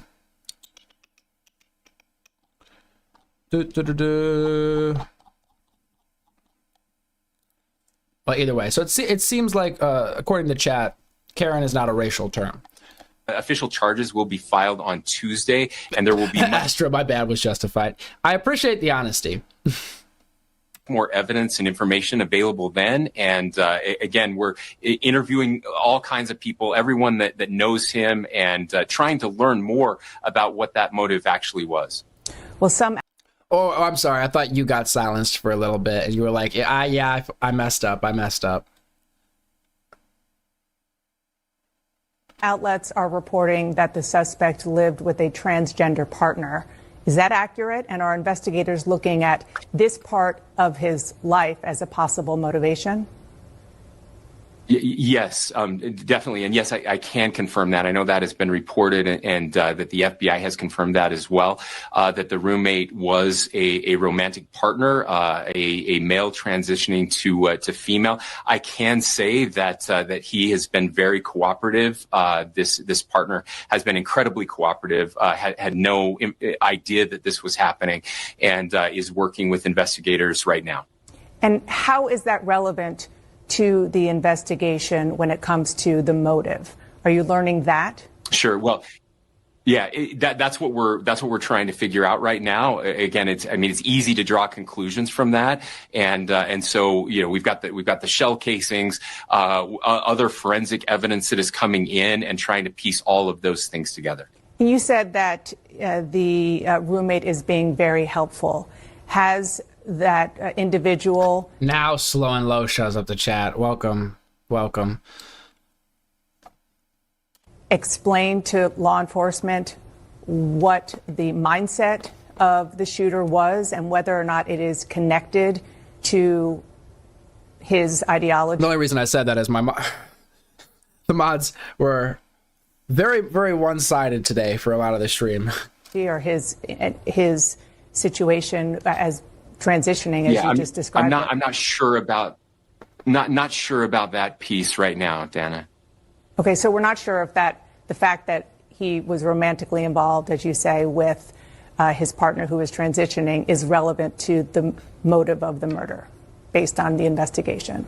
Well, sure. Again, all of these things we're trying to figure it out. I know everybody wants to know exactly why and point the finger, and I totally get that. I do too.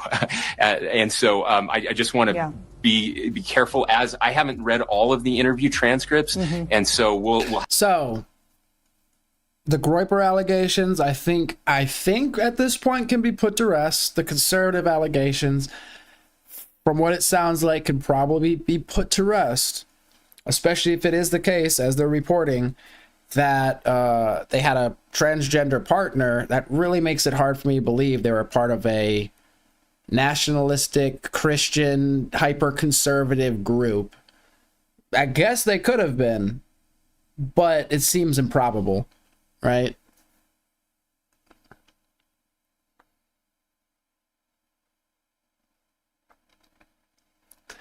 Yeah, also, it's, try to have all the opinions here and everything. Just don't obviously break TOS.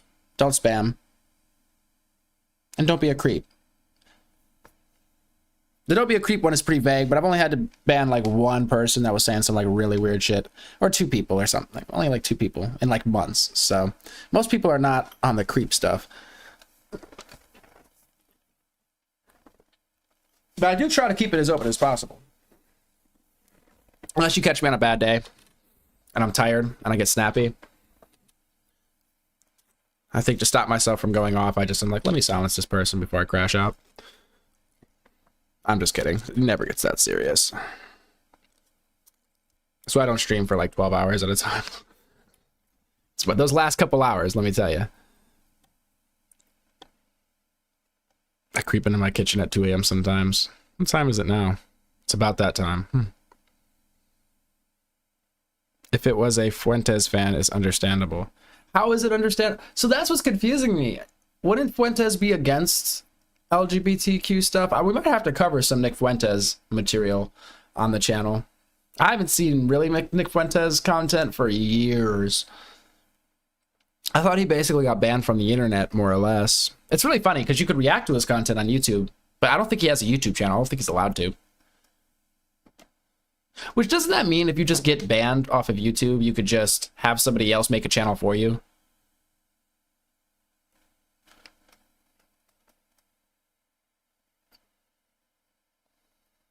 Wait till you hear the basis. Whoa, for their Fuentes. Please, guys, if you guys think it's Fuentes, a Groyper, or like somebody from his community, please tell me why you think that. Because I've been scratching my head as to why, even if it was, why would he go after Charlie Kirk? I don't understand the reasoning. Do they have a beef? I'm just really not well versed enough in Fuentes' discography.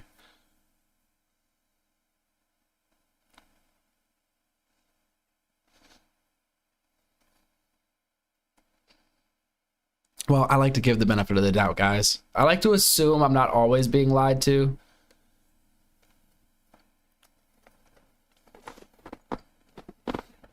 I try to give y'all the benefit of the doubt until proven otherwise.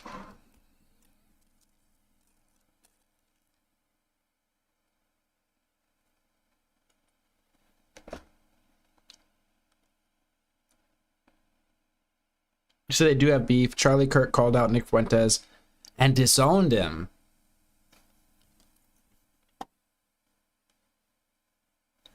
I want to do this one next, but I wanted to do this one next, but I'm really interested in what you're talking about.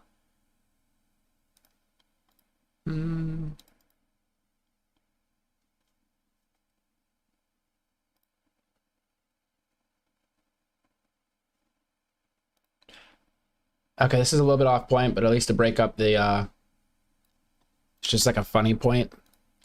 I've seen this guy's channel a little bit. I actually just subscribed just now. But I need to figure out how to get my audio settings or how to get my voice like this dude's. I mean, check this out. Tell me this is not something. Happened to him, and even what gangs are already waiting for him once he... Now that Charlie Kirk's assassin, Tyler Robinson, is being held in the Utah County Jail, he has a living hell. I mean, the intensity of that voice is something else. I need to figure out what he is doing to get that voice. Well, no, let me stop before, let me not be stupid. Anyway, since I showed him, we might check out his content.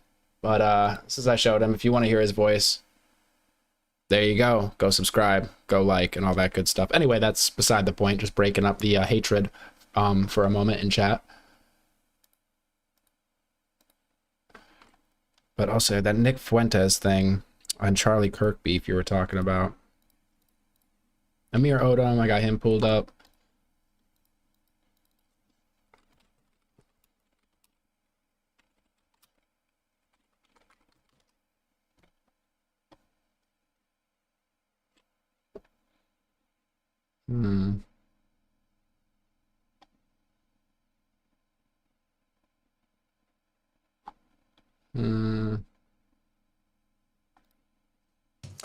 Good evening, everybody. Oh, we're gonna pause on that. I've got like a lot going on.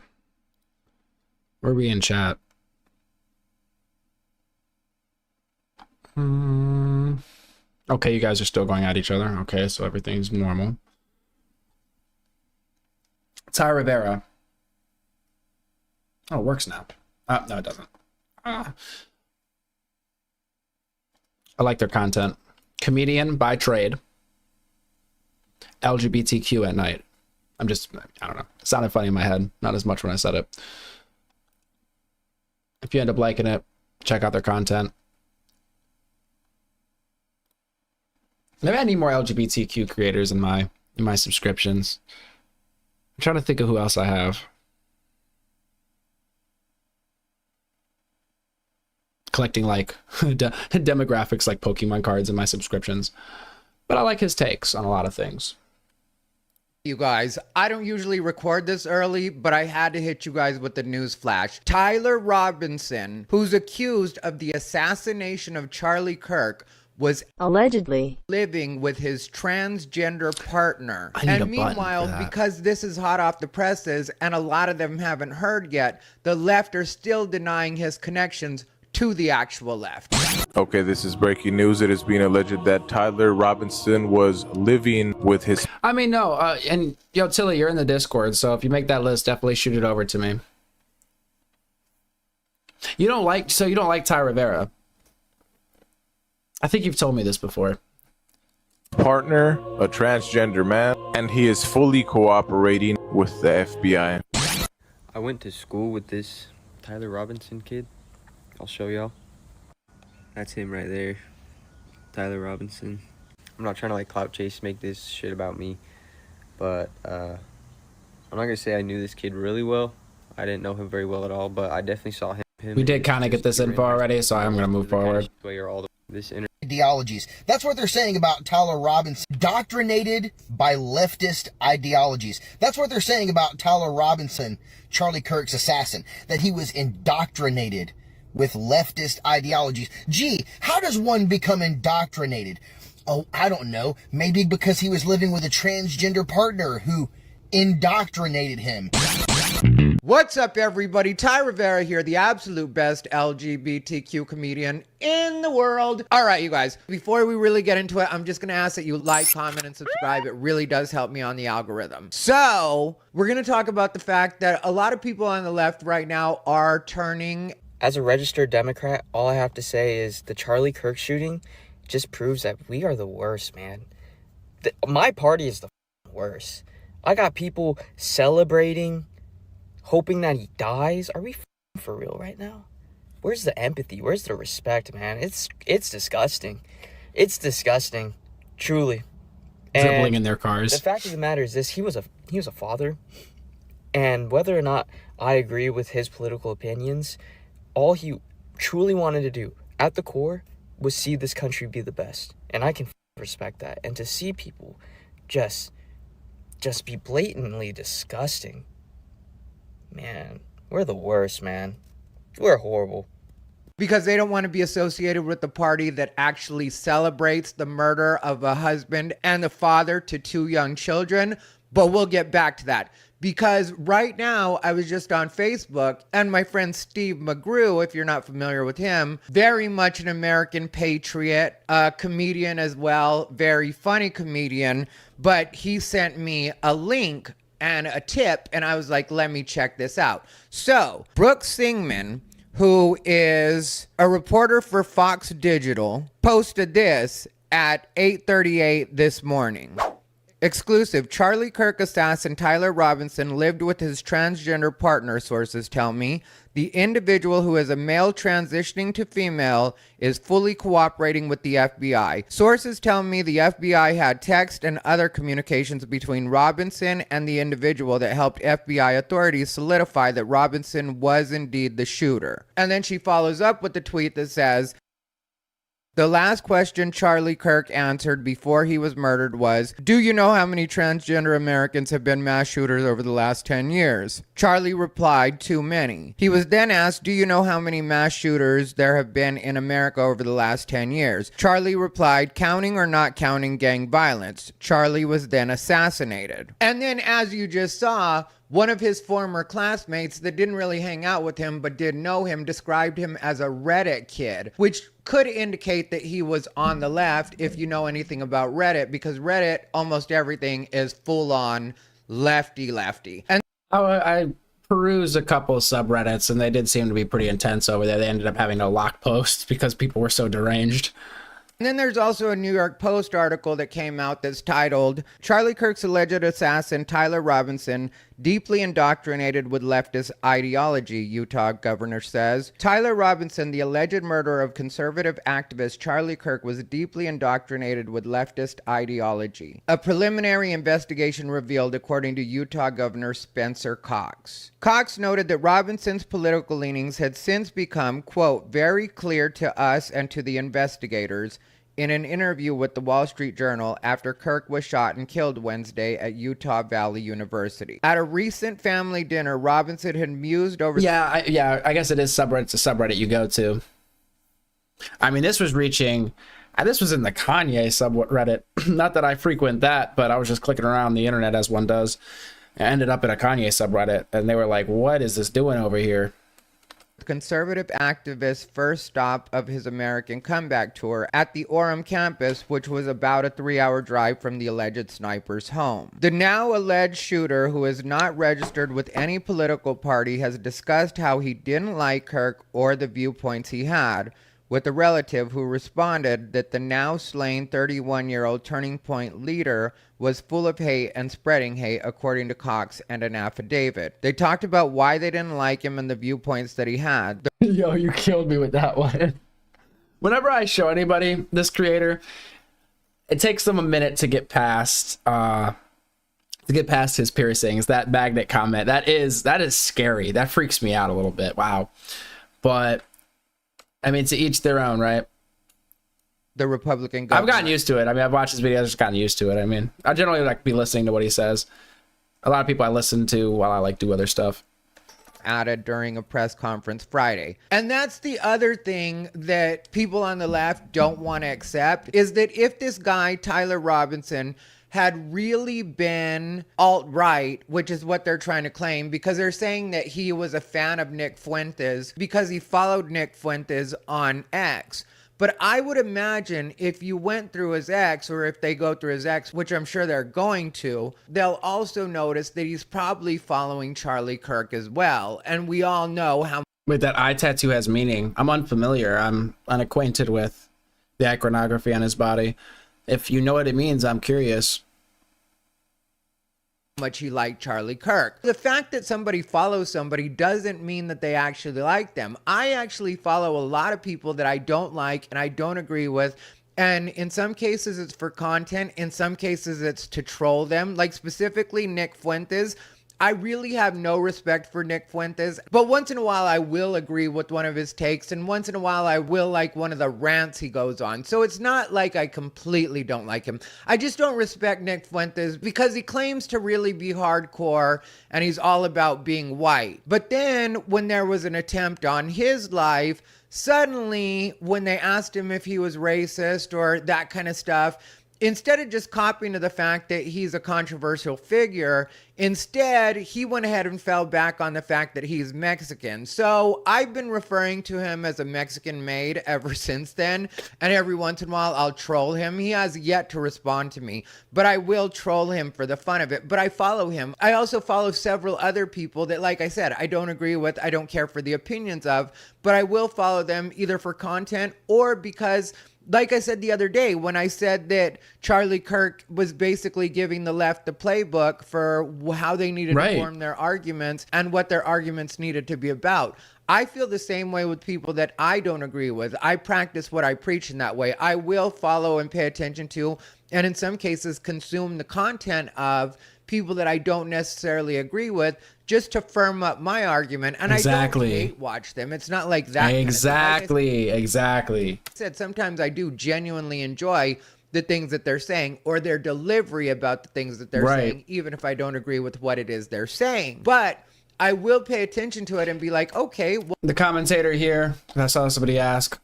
I always try to shout out people in the beginning and the end, but definitely check him out. Ty Rivera on YouTube. Have it pulled up. Bam, he's a comedian, but he also, you know, he covers a lot of pop culture and political conversations and stuff. So definitely check out their channel. I recently found them in the last like few months, and I really like their takes. I mean, not every take necessarily I agree with, right? But I just like you said, his delivery and just getting his side of it, because he kind of he says things that almost alludes to him being like an old head in the LGBTQ community. Like he's like of a different generation, like he's a different generation gay, like an old head gay. And it's cool to get his perspective on progressive issues versus, you know, people closer to my age or younger than me, their ideas on progressive issues. Well, what would I say to that? And so what he had engraved... I don't mean to say old, oh my gosh. I'm not saying old headed, oh my gosh. Please, people, don't be offended. I'm just saying, like, I feel like he said this himself in a sense. I'm not gonna put words in his mouth, but yeah, anyway. On the bullets was of a different generation, people. Look, I'm getting old myself, okay? I don't want to admit it, but I'm getting old as fuck. All right, I guess it's just gonna happen. Maybe we're living in a lifetime where science is gonna be able to reverse all this, right? But I had somebody come up to me and try to point out I had a gray hair. I'm pretty sure they were lying. Was some of the lyrics to that Antifa song, or the song that Antifa had adopted, Ciao Bella, which some people were saying that the Groypers play with that too. If you don't know, the Groypers are Nick Fuentes fans, Nick Fuentes followers. That's the group he's kind of the head of, you can say. So there's that. If you guys have progressive gay people that are creators, drop them in the chat. There's the two ways it can be used. Also, the fact that he had a reference to furries in one of his engravings. Well, that's something else. Dragon, I don't watch any gay people personally. Well, I mean, hey, sometimes broadening your horizons, right? I mean, associated with the far right is the furries. And the other reason that they say he was a groyper was because he took a picture in an Adidas tracksuit crouching down, which is similar to a picture that they had of Pepe the Frog. But people will do stuff like that just to troll, so I don't really consider that to be too serious of a thing anyway.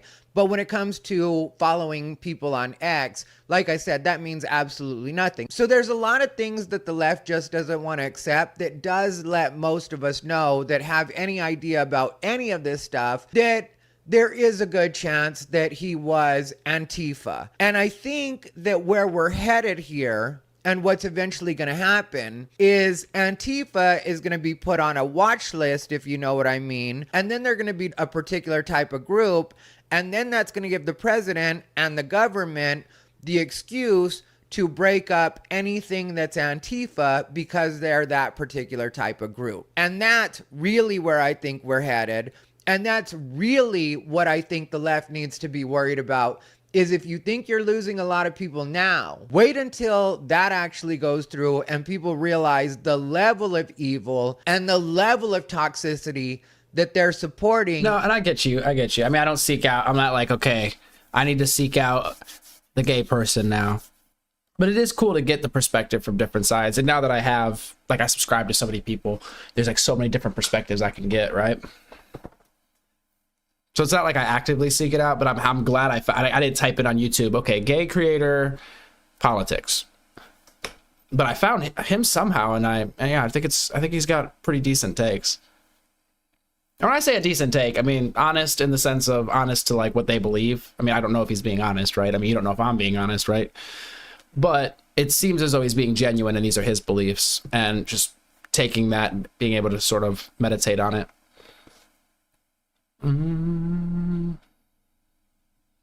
It is spicy. It is spicy. A lot of people are predicting that tomorrow, or I guess today now, a lot of people are going to get fired. I saw an article or a post that said over 200 people have already been fired, which doesn't seem like a lot. And some of the videos I've seen of people celebrating, it's like you can't really even be upset that you got fired from your job. You know, oh, I showed that video. Oh my gosh, I showed that video yesterday. I actually found the source for it. Now I'm not going to be able to. I'm gonna try.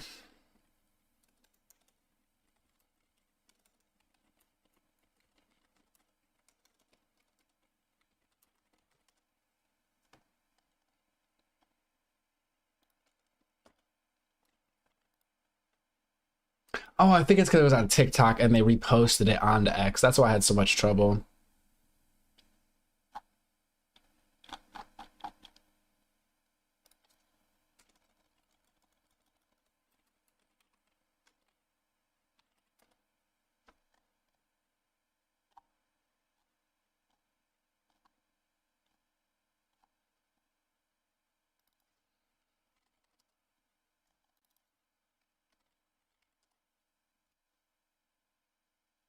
Dead air. I'm looking here. Oh, this guy, yes. This is the one I want to watch, though. Some stupid comments about... I don't know why people don't post sources. It's so annoying. Like, dude, if you're gonna rip somebody else's content, at least say where the content is coming from so I can find them. It's so annoying. Some...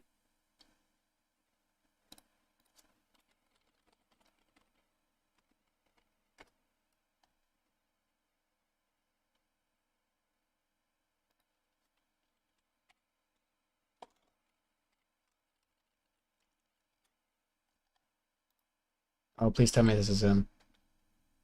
Yes, I found it. I'm so happy right now. All right, guys. This is going to be very, very, very triggering for some of you in chat. Breathe. Okay, we're going to make it through this together.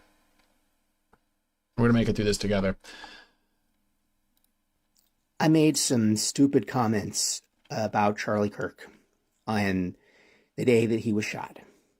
I said some things on Blue Sky and on Threads that I'm sorry, not sorry for, but I said them and I deleted them when it was requested that I do so by my employer. Hold your tongue slow. And then today, on a weekend, I'm told that I am no longer employed at Microsoft. After 6 years, building the diversity, equity, and inclusion department from scratch, I lose my job because one of you, some random person, reports my posts to my employer, goes out of their way to find out where I work, and takes my job, takes my security away from me for a thought, for an opinion. And you talk about freedom of speech like you care about it, and you're just going to take my money, my life, my food off my plate because I don't like Charlie Kirk? That's not okay. It is not okay to target me because I felt joy that day. I can't help how I feel. I felt joy. That's me. That's what I believe. That's what I think of him. I can't help that. So I don't deserve a job? I made some stupid I'm glad we comments. made it through that, guys. I don't know if this is his actual channel. Guys, he's a satirist, okay? He's a comedian, okay? This is not real. Oh, he almost had me my first time watching it. He almost had me. Oh my gosh. But check him out. Is this his actual channel? It says Damien Soylash. Damien Soylash. If you guys are on TikTok, I think this is his page. I'll drop it in the chat. But that, oh my gosh, that was so funny to me. He got so many people have been reposting that one. I really hope he's safe. I hope he's safe because people have been raging. Oh my gosh. But I dropped that in the chat. So hopefully that's his actual one because I wanted to give him credit. But apparently, yeah, he does parody, satire, anti-comedy. So, wait, am I signed in? Am I signed in? No. Oh yeah, I am signed in. Why not? Actually, no, never mind. I don't think I follow anybody. I don't plan on following anybody on TikTok. I don't know why. I'm being petty. But check him out.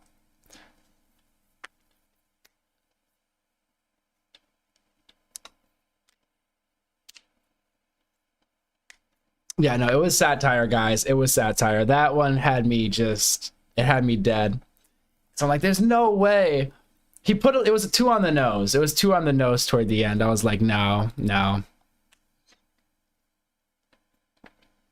People are saying that nose ring was AI. Is it really AI? It looks real to me. What's so funny is I thought the nose ring was too much. Like, I thought it was fake. Like, fake in the sense he just put it in his nose, like, just something like, you know. But is it really AI? And how can you tell? Because I don't know why. I guess I wasn't paying close enough attention. On the weekend. When he was like, for having an opinion, they want to take my job, they want to take my life. I was like, but unironically, that's how some people are acting. And I'm like, dude, how can you even be outraged? How can you even be outraged at this point? Oh my gosh. Yeah, like a clip-on nose ring or something. Oh my gosh, I'm so glad I was able to find his page. Give him some credit for that one. Because I know a lot of people fell for that. Tragic, really.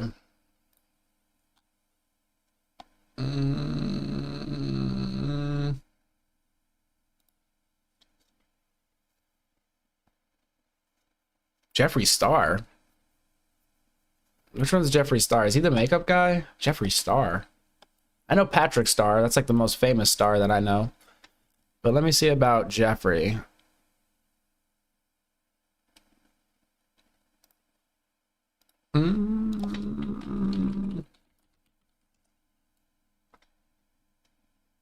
Oh, okay. Jeffree Star. American makeup artist, media personality, singer, songwriter.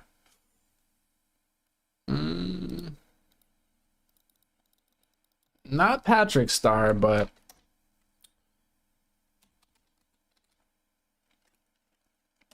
Well, that comes up fast. All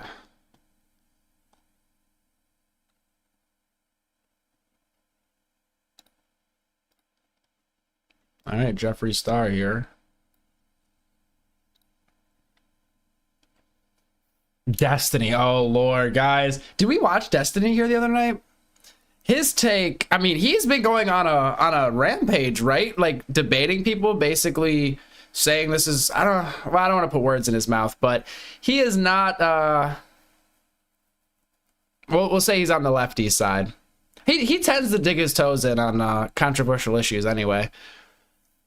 I mean, his reaction was kind of like, to be fair, some of people's initial reactions, I just don't think they thought it was real. They probably didn't think he got hit, but you could, I might pull up Destiny. You could tell when he sees the actual video of Charlie get hit and he's like, oh shit.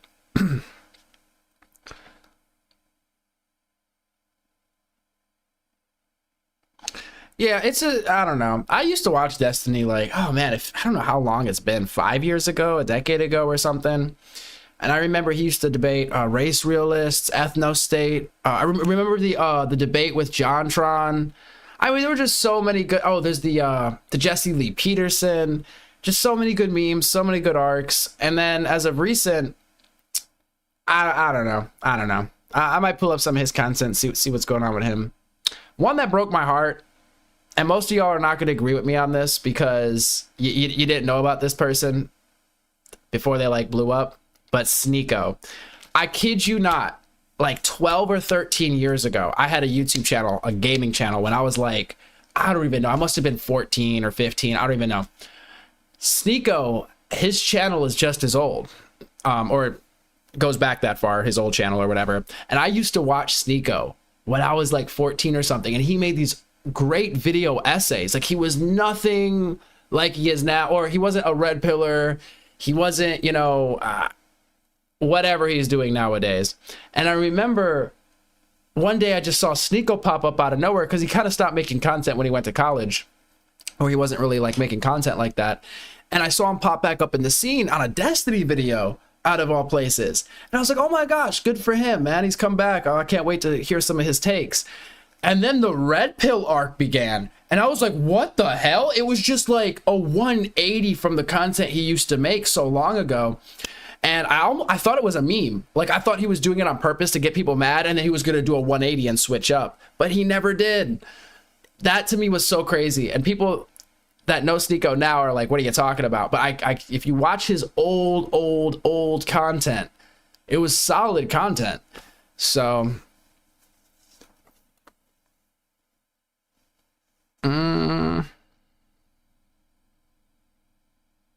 his chat logs. Yeah, I actually did make a video on Destiny a while back. Or I tried to. I was starting to during like some of the drama that popped off like a year ago.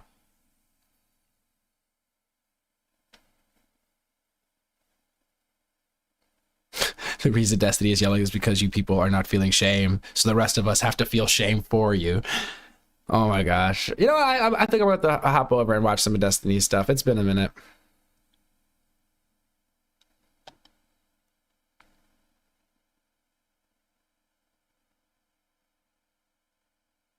Oh, you guys are really waiting on Jeffree Star. My fault. Okay, I'm sorry.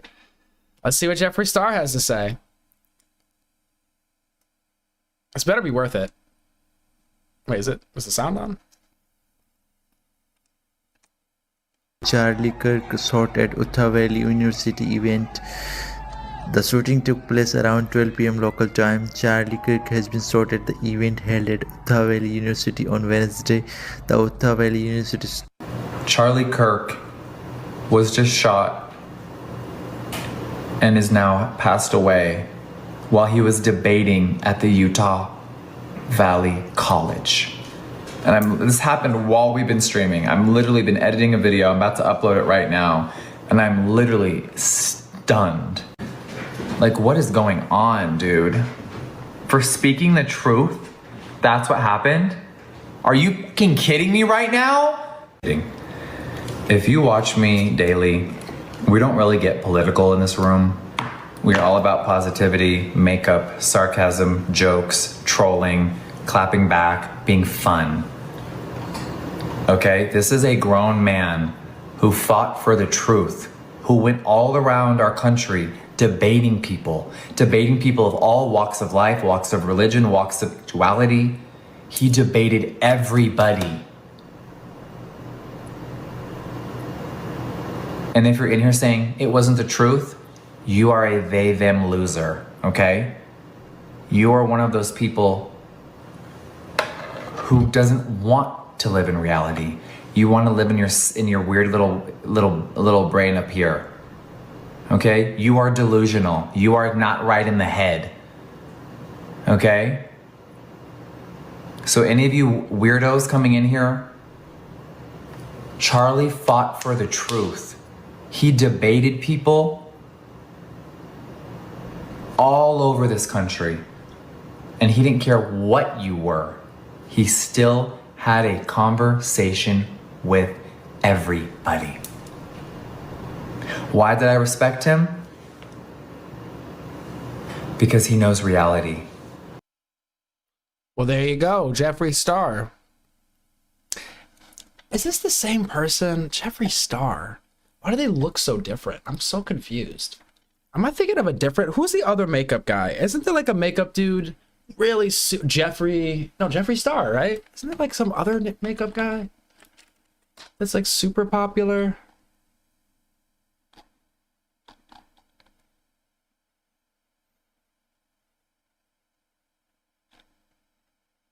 Oh, I'm sorry, James Charles. Thank you. I'm sorry. Yeah. Okay. Yeah, Jeffree Star. I haven't heard Jeffree Star in a long time. This name.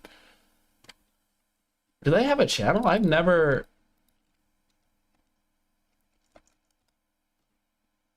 Oh, they do. Damn. 15 million subs. Well, we just subbed. I mean, what do they cover? I don't care.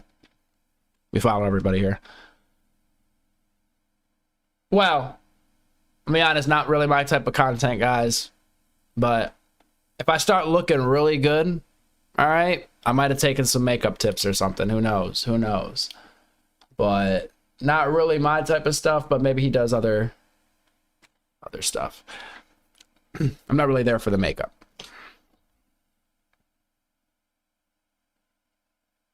And he beefed with James Charles a lot over nothing.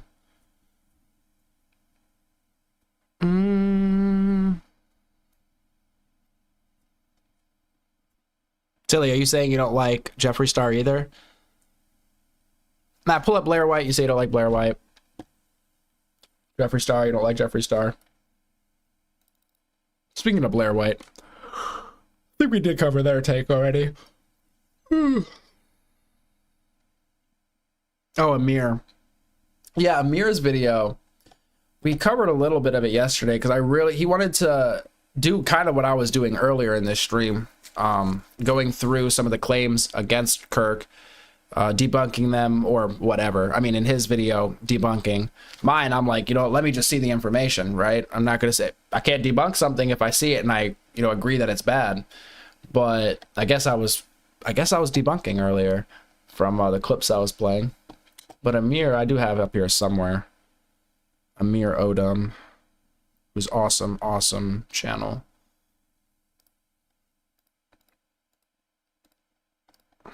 I'll just blow it up like this.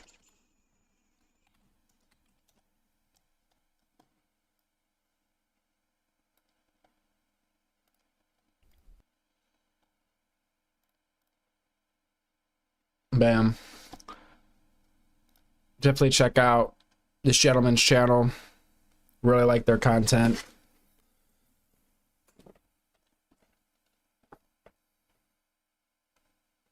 Well, you guys were talking about Destiny. Oh my gosh. I don't want to go down that rabbit hole. Let's wait till after his case, I guess. I mean, I've seen some wild stuff. I don't know. That stuff's wild.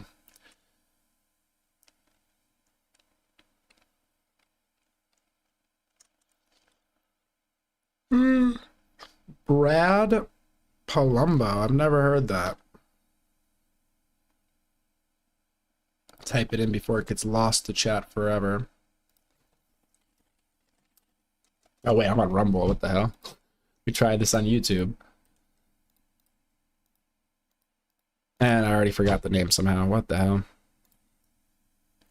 Ah, no, I'm gonna lose it. Brad Palumbo.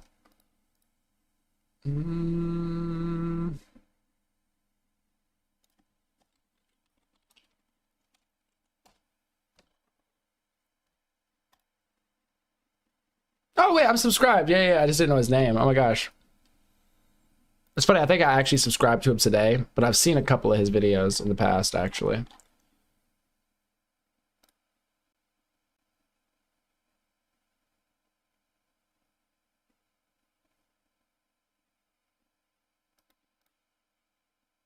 And people leave the weirdest comments. So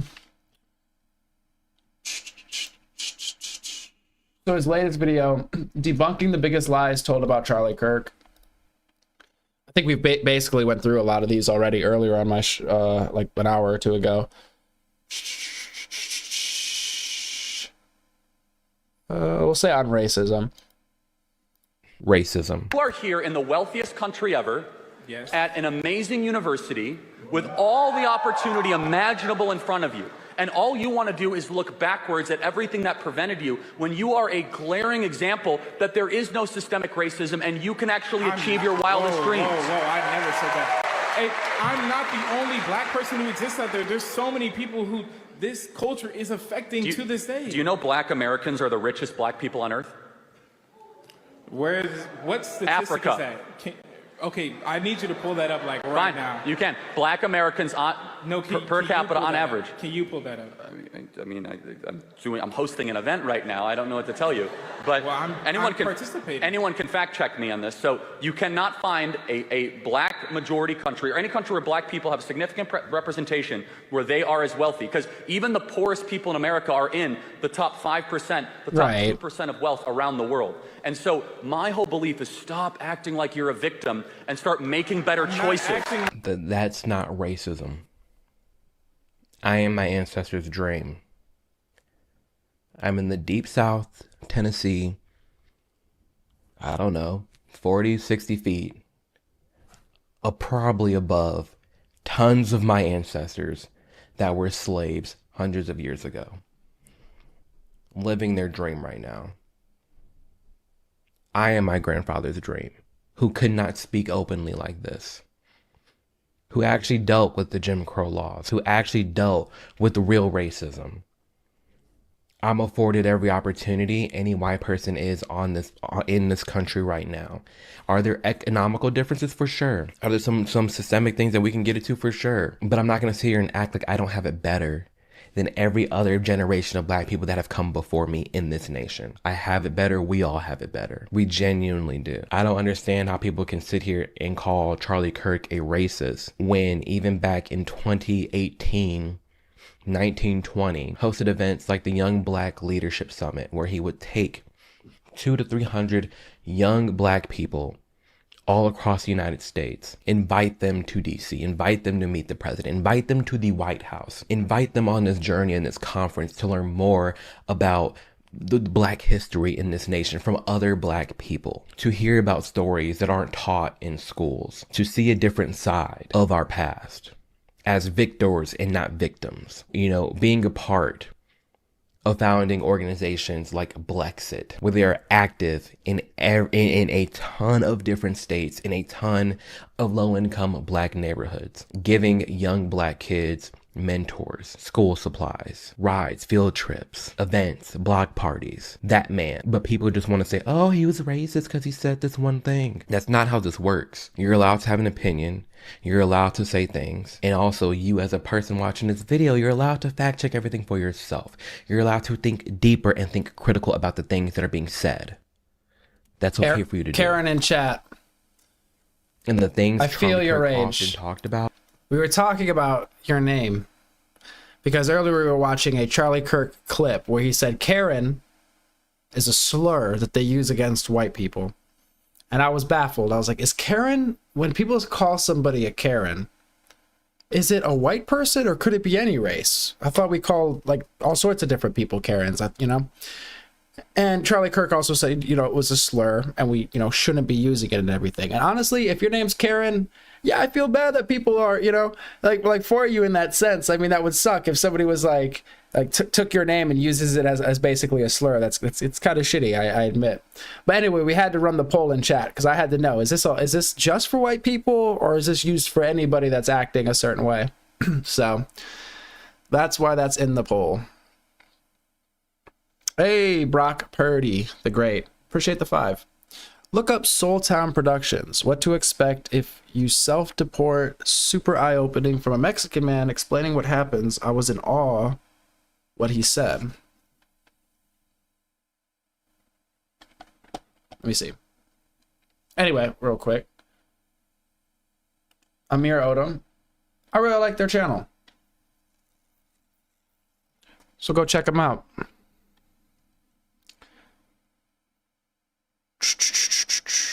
I'm looking up what you said. What'd you say? Soul Town Productions.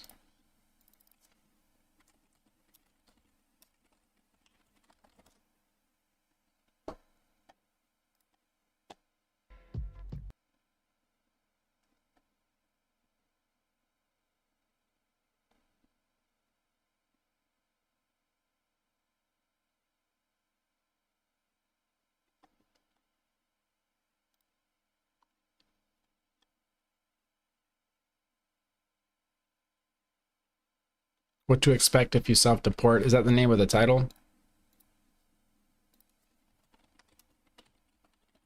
Let's see if that comes up. No, it does. Okay, 3 weeks ago. It's cracking, everybody. I wanted to make... All right, let me drop a sub here. Let me pull it on over. This is a little off topic, I think. But you know what? Let's break up the monotony. We've been on the Charlie Kirk stuff for... How long have I been live? Only 3.5 hours. That's not too bad.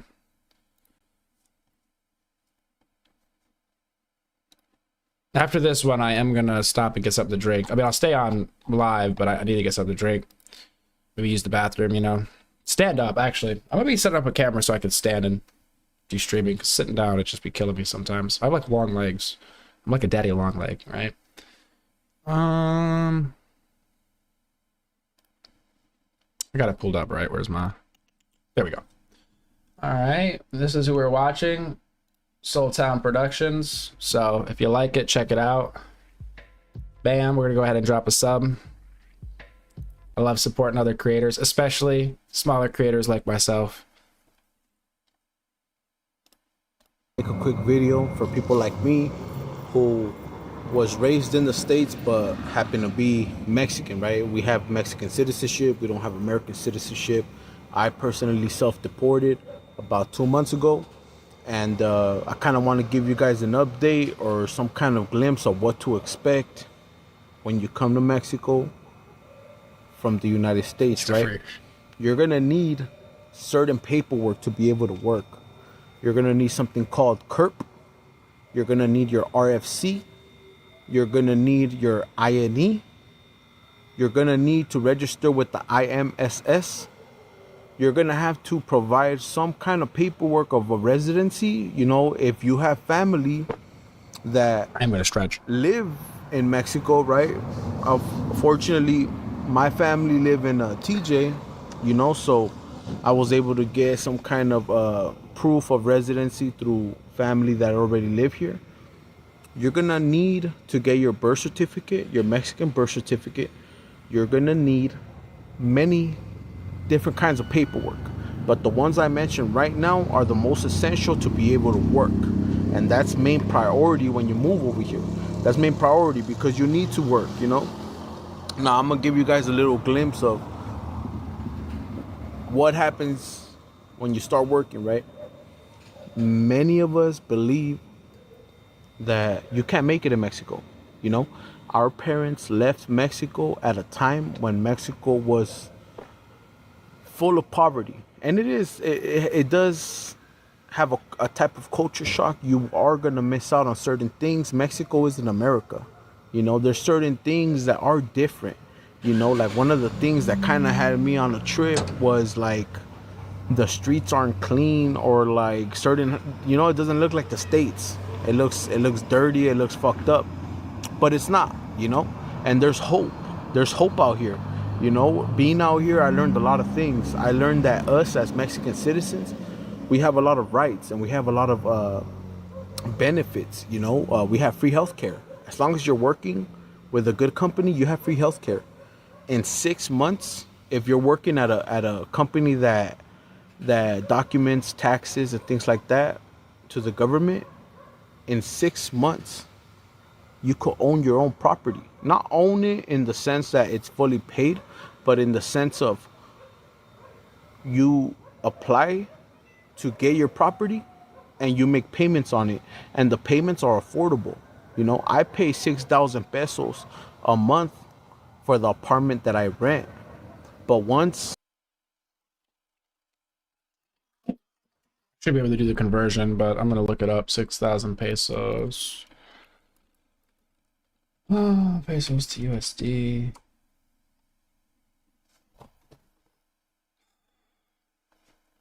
$325 a month. That is awesome. My gosh. and you make payments on it, and the payments are affordable. You know, I pay 6,000 pesos a month for the apartment that I rent.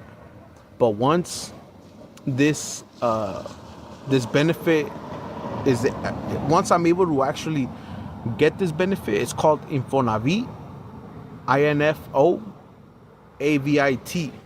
Once you're able to apply for this benefit, you could have your own property, pay it in monthly payments.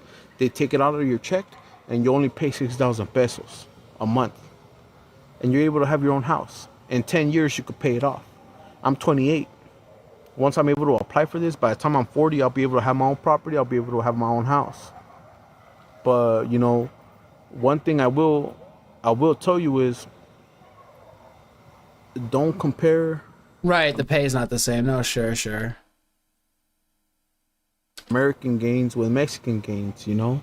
If you look at life like, oh, in the States I made $2,000 a quincena, or I made $2,000 a week, or whatever amount of money you made in the States, don't expect that over here. Yeah, but everything is a lot more expensive here, right? So it doesn't even matter if you make more money. You know, it matters how much can you buy with that money, right? What is your buying power? That's what matters the most. You know, I myself, I make 4,000 pesos a week. That's about 16,000 pesos a month. My rent is only 6,000 pesos. My water bill is 800 pesos, and my light bill is 600 pesos. So after I paid all that off, got like what, I still have 8,000 money left 8,000, off 9,000 on my bills. I'm still able to raise some money. I'm still able to save some money, and I have a 2-bedroom apartment. You know, I'm making decent money, and I'm not paying too much to be able to live. You know, many companies here offer food. Many companies here offer many different benefits that in the States you probably wouldn't even be able to get. You know, I know myself, I wasn't able to get some of these benefits because I was a Mexican citizen. I wasn't an American, you know. So with this video, I'm just trying to give you guys a little bit of light, a little bit of hope. If you're like me, that was raised in the States but was not born there, there's hope over here. We have hope. We have some kind of, especially if you have fluent English. If you have fluent English, man, if you have fluent English, you're basically like someone that went to college, and you're able to make more money than the typical Mexican. I love my people. I love my Mexicanos, all that. But my English has put me in a level where I'm a little bit more above making money than the regular Mexican here in Tijuana. And this is Tijuana. This is the most expensive state in Mexico. Really? If you go more down south, I guess that makes sense. You know, your value is even higher. You know, but I'm in Tijuana right now, so my value is at a certain rate. But you could live comfortable. You know, there's certain companies that pay more than what I get paid. But I choose not to go there because my company has so many good benefits that it's better for me to just stay here. You know, in 6 months, I could have my own house. I could have my own property. I could have my own land. And it's not like the States where you buy your own property. It's not like the States where you buy your own property and the government could take that shit away from you just because you don't pay it. It's not like the States where you gotta pay a good amount of money every year or whenever they decide to charge you on taxes. Right here, once the property is yours, it's yours. Nobody could take that away from you. Not the government, nobody. You know, it's your property. So we have so many good benefits here as Mexican citizens, and even more as English-speaking Mexican citizens. You know, it's kind of like if you went to college. You know, and I know our parents, our ancestors that migrated to the United States, believe that they left for a better life, you know. But in the United States, unfortunately, it's not like that. Especially not now. Especially now with the things that's been going on. Today is a different day, and if you're like me, if you're a Mexican citizen that somehow ended up in the United States for a better life, I want you to know that for being an English speaker, you could have an even better life here in Mexico. You know, there's hope. And if you feel like self-deporting to save your mental health, to save your, you know, just to save your mental health, that's the main thing right there. You know, my mental health was fucked up. It was fucked up. I was paranoid. I had anxiety attacks. I had all kinds of mental problems before I came over here, you know. And just keep in mind also that you're gonna lose things. You know, you're gonna lose things that you love and hold dear. You know, you might lose your family, you lose your kids, you might lose, you know, you're gonna lose things. You know, you're gonna lose things that it's gonna hurt, you know, and you're gonna feel depressed and you're gonna feel like life is kicking your ass. But I promise you, once you're able to work and once you're able to get past that, you're gonna live a good life. You know, it was tough for me. You know, I left everything behind. I left my family behind. I left my kids behind. I left everything behind. But one thing I did gain was my mental peace, and one thing I did gain was my stability mentally. I was able to gain some kind of knowledge within myself to be able to move forward. You know, so I want you to know that there's hope. And just because immigration is doing what it's doing, if you're a Mexican citizen and you speak fluent English, just know you could make it out here. Good. You could have a good life out here. You could travel. It's not expensive to travel here in Mexico. Right now I have an agenda. I'm trying to travel to 2 different destinations in Mexico every year that I'm here, because right here you get 12 days of vacation time per year that you work. So if you're able to maintain yourself in a company for a whole year, you get 12 paid vacation days by law. You get free healthcare by law. You get all these benefits. So many benefits as a Mexican citizen, you know. And our parents left to have a better life in a time where Mexico was not what it was today. In a time where Mexico isn't what it is today. Mexico is a good place. You know, I love Mexico. You know, I found my peace here. I found my happiness here. Unfortunately, I lost things. And unfortunately, you know, I had to move on from whatever I lost, you know. But you could have a good life. So I'm just trying to pass this little bit of hope to y'all, man. Stay up.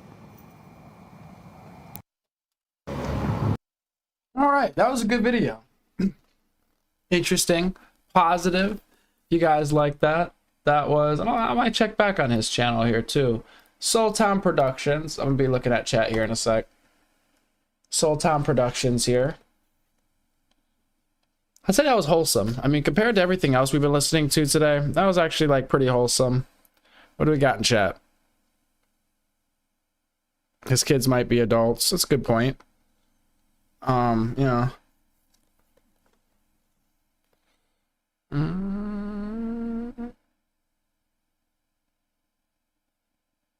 And he doesn't have to deal with the ban. That's a good point. Because if you self-deport, you're allowed to come back within a year or something, if I'm not mistaken. How is his English this good, but he didn't become a U.S. citizen? What, did his parents take him there? I mean, if you live... I imagine if I live in a country long enough that it's a different language, I'm just going to learn to speak the language. But I don't know. I mean, but plus the process takes a while, right, to become a citizen? Isn't it expensive too? I've known some people that have gone through the process and they weren't even allowed to stay here. Like during it, they had to go back. Like during the process.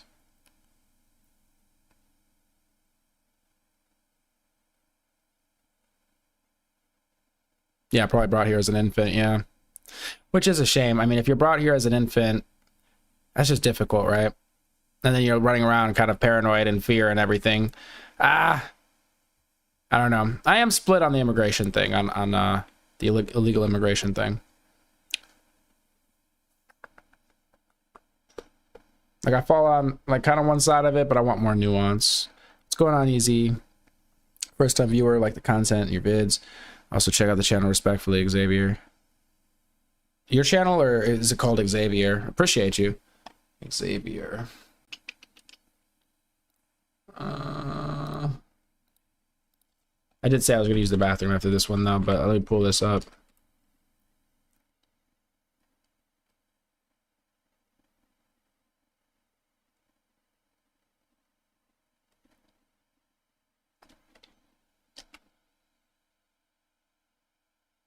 Xavier.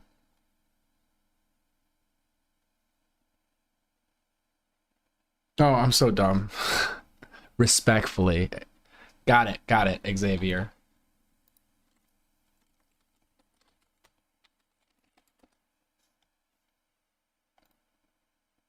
The reason I call all of you my cousins is because I view my platform like a family dinner table.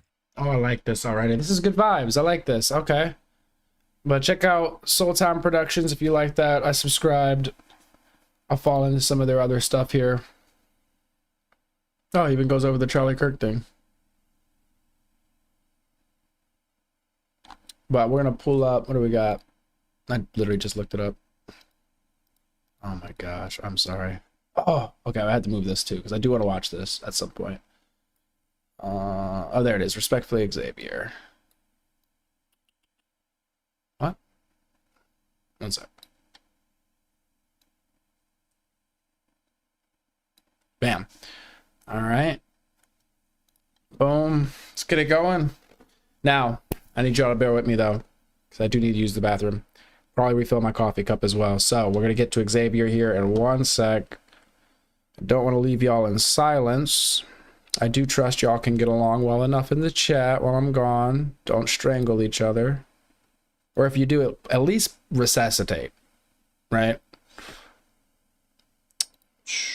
I'm going to put on some background music. If it sucks, I apologize.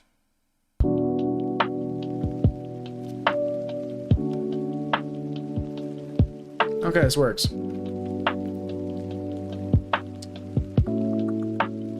While I'm gone, I'll make sure here. Boom. Here we go. I'll put myself on the screen even when I'm gone. There you go. I'll be right back. Oh my gosh, I need to stretch. Oh my lord.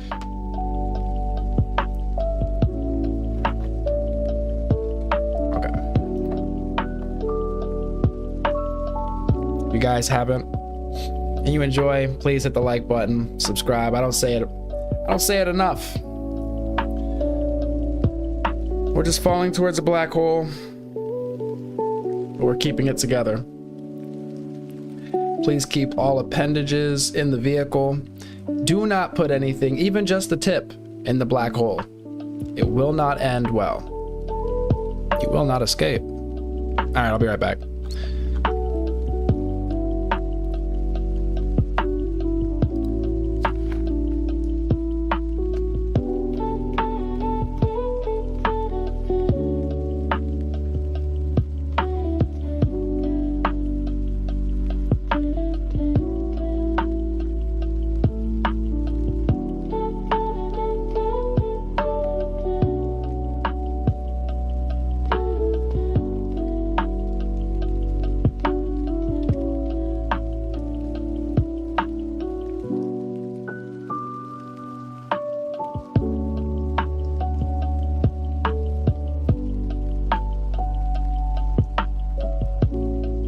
Listen, guys, I had to just find some copyright-free music. I'm still sourcing music. If it feels like an elevator, well, yes, we're going up, guys. We're going up.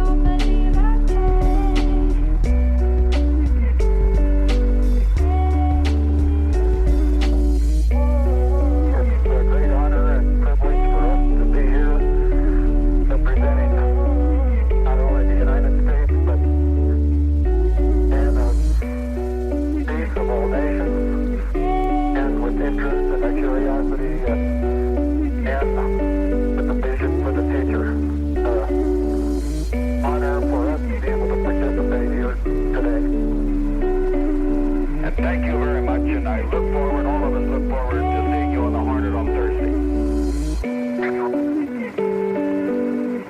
Look forward to that very much, sir.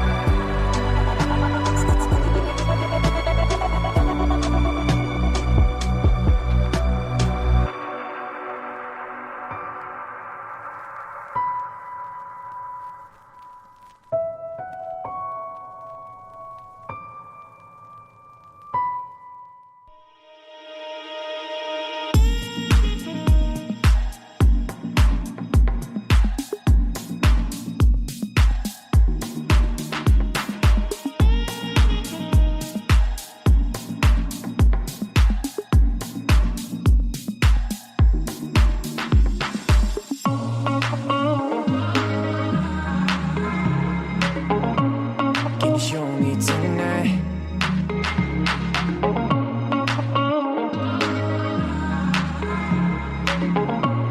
Can you show me tonight?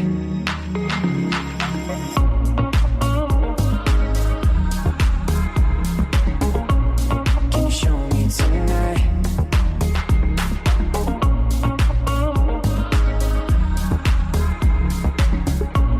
Can you show me tonight?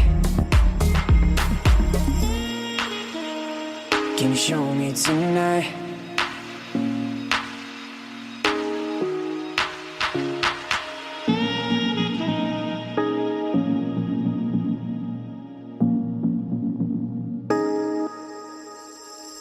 Let it go, let me be the one. Should I know that you want me now? Said I need my love, but I don't know how to get to you. Can you show me tonight? Show me tonight.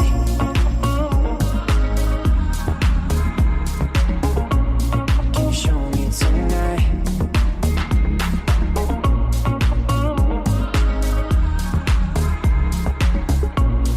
Show me tonight.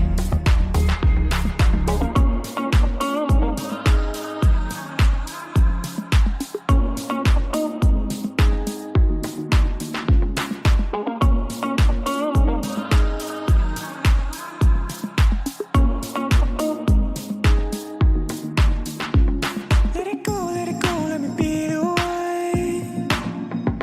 Should I know that you want me now? Send me my love, but I don't know how to get to you. Can you show me tonight? Show me tonight. Can you show me tonight? Show me tonight. Can you show me tonight? Can you show me tonight? Show me tonight. Can you show me tonight?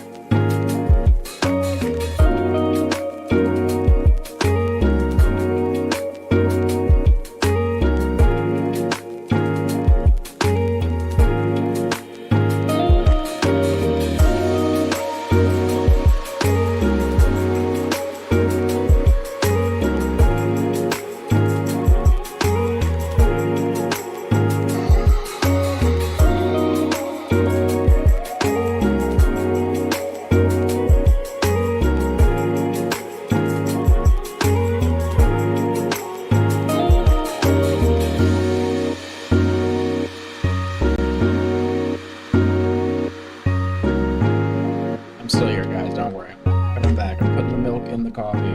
I'm putting the milk in the coffee. Actually, it's probably gonna be happening.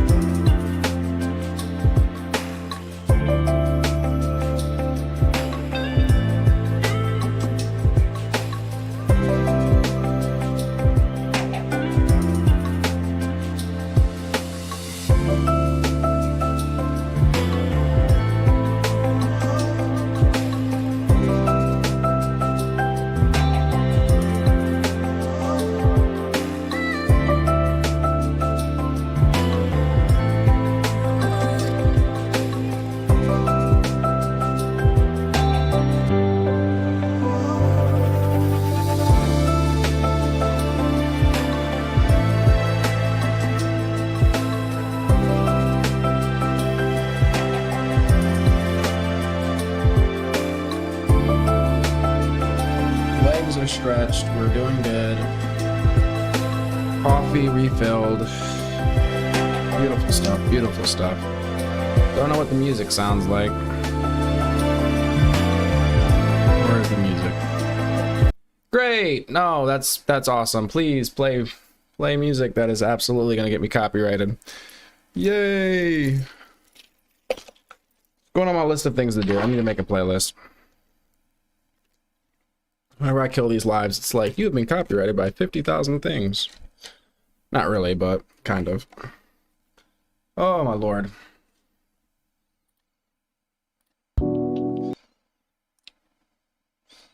Alright, very good. Music is finally over. Oh,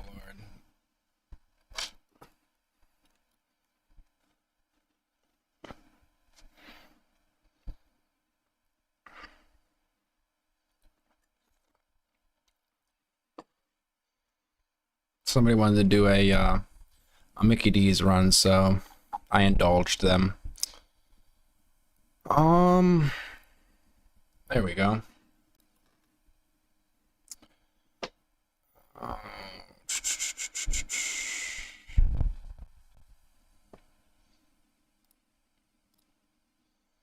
right, we're about to listen to Respectfully Xavier. Who recommended it? Easy E, right? Or EVE. I called you Easy E.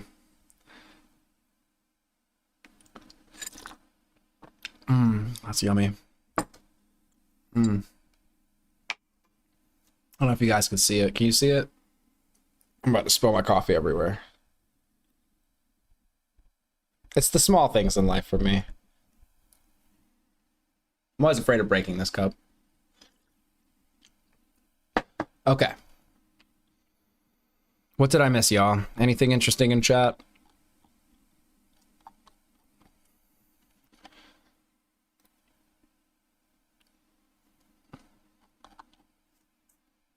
Did Daniel get banned? Oh my gosh, did somebody ban Daniel?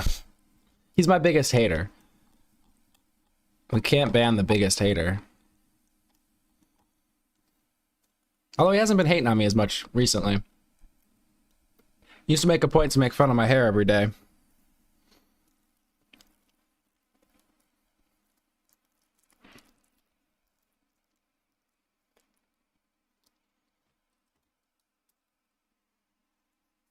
Normally it's Xavier. The only thing weird is the second A in Xavier. Yeah, it is throwing me off. It is throwing me off a little bit as well. But I kind of get it too. You want to differentiate yourself. I imagine, because when somebody said Xavier, I was like, that can't be the channel name because there's got to be a million Xaviers. With Astrolarius, there are no other Astrolarius. At least when I made this. Even though most people are like, oh, I googled Black Hole Radio and I can't find you. I'm like, it's Astrolarius. But nobody remembers that. And everybody spells Astrolarius differently. Everybody wants to spell it with an O. I couldn't have made it much more convoluted. Although in my mind, it's intuitive how to spell it, but nobody spells it right. Even people that watch me in real life. It's really weird.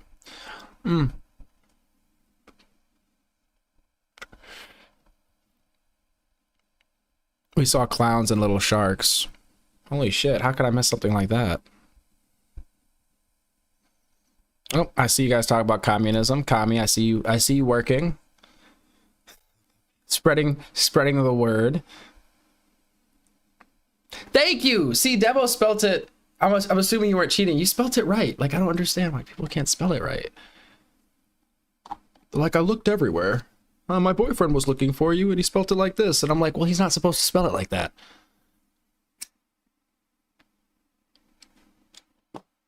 Also, why's your boyfriend looking for me? I don't care. You know what? The more the merrier. Because they have Astra in their username, exactly.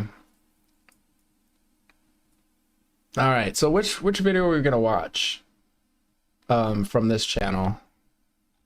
I imagine I'm not going to find your video or your comment. There's a specific video from this channel? Is it his latest one? Thank you, Charlie Kirk, or was there something else? To a Carnival Nightmare? Oh Lord. I will work on if you're talking about the playlist, I will work on better playlists. I was using this service called Pretzel. It's all right. I stopped paying for it though, and I don't know, I swear a lot of their music was AI. I swear. And I have this one subscription I was using to make AI music, and you could make, for like $10, you could make like 100 songs or something. So told myself I was just gonna make like 100 songs. That way I don't have to worry about copyright.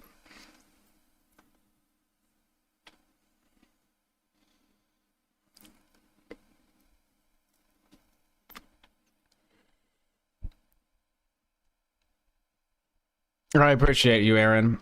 Or is it Aaron? I'm not sure, but yeah, look, I might go back to Pretzel because I was working on a playlist over there, and the music was decent, but then I still got copyright claims on my stuff, even though I'm paying for it. And I don't know, it becomes a whole licensing thing because the one company was bought by another company, and it might not be in their library. And then it's like, well, do I dispute it? I don't even know if I have a license for it. It was just like a whole thing. So I ended up always having to cut segments out of my streams and out of my videos, or the streams. It's very annoying. Anyway, beside the point. Hey, Ron. I mean, gay music, straight music. I mean, we like I said, we get into a lot of different things here. So, you've never heard Aaron? Okay, guys, we're going to watch this. Respectfully, Xavier, but if you've never heard Aaron, I do have a video I gotta pull up really quick because it is a quick video, and I'm also waiting for. I want to. Was it? Who suggested this?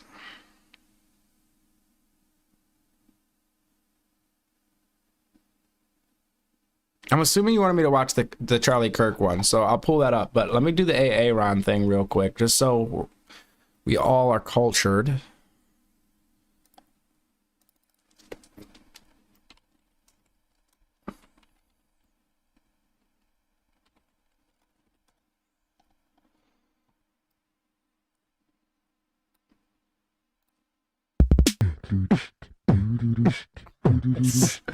Classic. It's hard to believe you haven't seen it. It's only got 226 million views. Obviously, Comedy Central. Go check them out. Key and Peele. One of the classics. 12 years old. 12 years old. Can you believe it? Wow. Aaron. Insubordinate. Oh my gosh.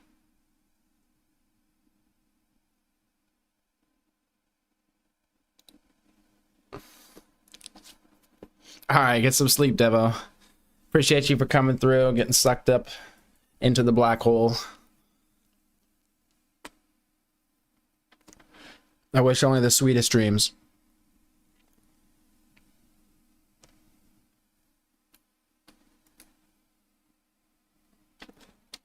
Too old for Destiny? What? How are we still on Destiny? What is happening?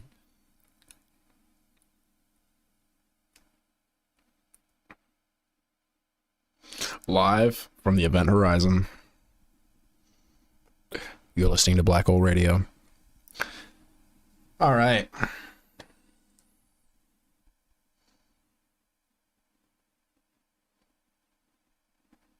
Was there a specific video here?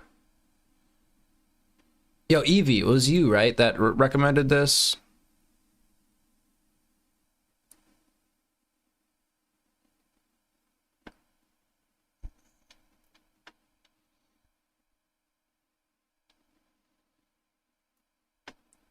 You're doing the helicopter. That's dangerous. Be careful. Make sure you're at least 6 feet away from other people.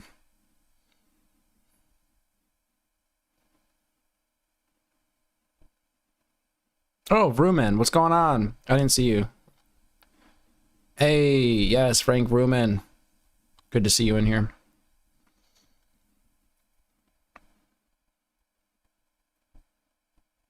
Oh, you play guitar? Hey, nice. Do you have music out by chance, or you just kind of play like in your bedroom? A bedroom guitarist. That's what I consider myself.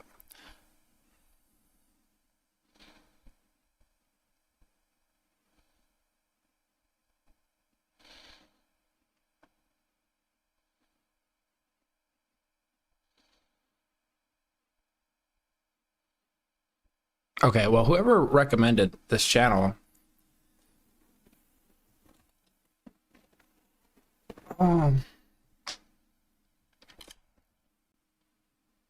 yeah, we try to be. I mean, we're chill sometimes. I mean, I'm generally pretty chill. I haven't had many gaming streams lately. I wanted to get on Zomboid at some point tonight just to kick it back with y'all.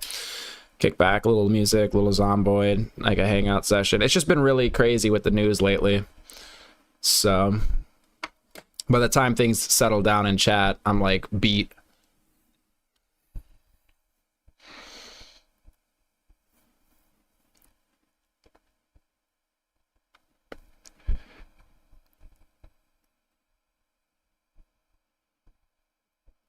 It really blows my mind I can't just play regular music on stream. I really hope one day they make it so you could just play the music and they just share like the revenue, or maybe pop something up on stream that's like a link to the music or something and count it as a view for the person's like music profile. Because it's very frustrating. I think Twitch you get away with it. I think you can listen to music on Twitch. Yeah, Marilyn Manson, right?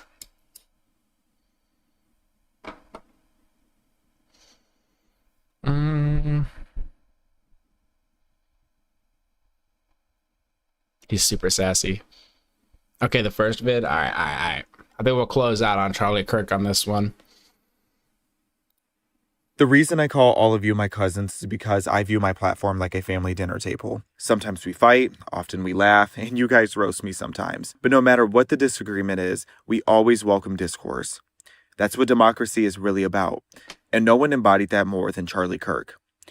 Charlie Kirk was a great man, and someone who just earlier this year became a true friend and mentor of mine. He deserved to go home at night alongside his wife and 2 children. Instead, his life was cut short at only 31 years old because he dared to invite discourse on an American college campus in 2025. Only a coward who's terrified of truth would shut down respectful dialogue, let alone try to silence it permanently. But taking Charlie Kirk's life didn't silence him. It amplified everything he ever stood for. Charlie Kirk embodied the mantra of God, family, and country. I always admired how he was willing to hear out anyone, no matter if they disagreed. He continuously sought to uplift new, unique voices. He truly left a cultural shift, and dare I say, a revolution of guiding young people to love America. It was working. It was happening. Young people are patriots again. Young people realized that we could disagree and still work towards goals together. And personally, every conversation I had with Charlie made me feel a stronger sense of purpose. He taught me to never underestimate the power of my own voice. Without him, many of us would still be afraid to speak up.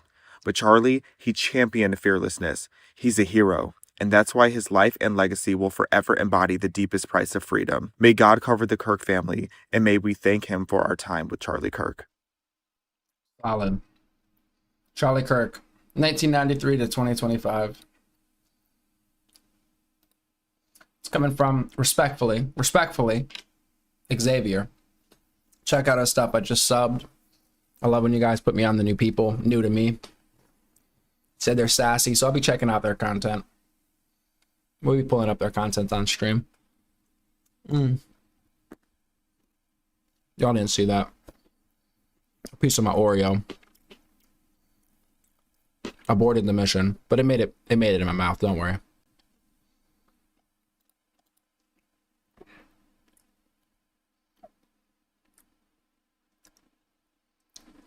I'm gonna put on a little bit of tunes in the background for a minute while I sink in, get more comfy. Yes, I know you guys love the music so much, so I'm gonna play some more. There was one playlist I found I thought was decent. These Oreos are good. Oh my gosh. Oh my lord. I haven't had an Oreo in a long time. I've now realized.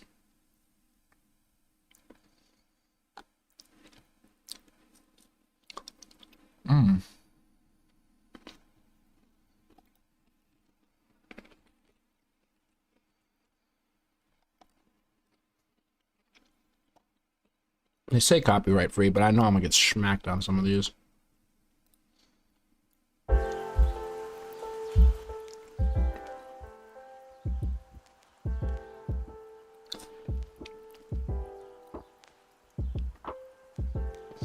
I want to make some chill playlists because I know some people fall asleep with the stream on, and I feel bad when the song switches and I know they all wake up like, what the hell am I listening to?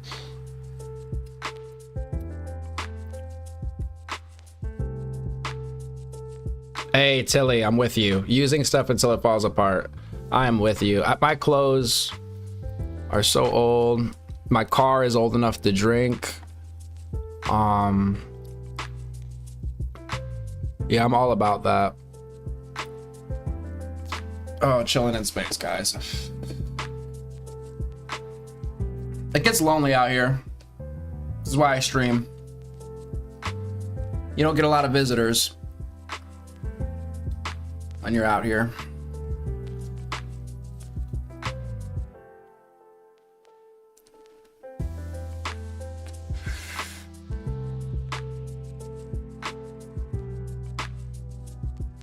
Honeycomb? I actually think I've listened to, I like writing, like raps and songs and stuff. So I've listened to every beat, not really, but I've listened to a lot of beats. Lots and lots. I feel like Honeycomb I've actually heard of. But we'll see, we'll see.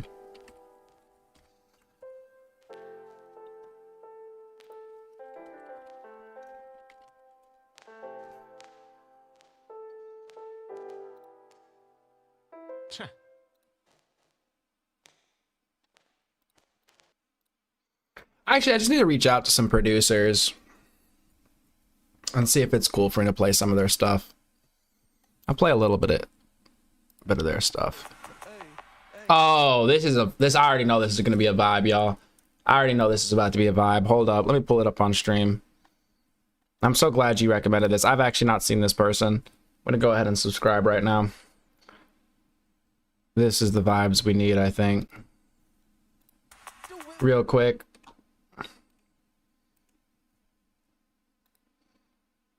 Honeycomb? Is this who you're talking about? If you guys like what you're about to hear, check them out.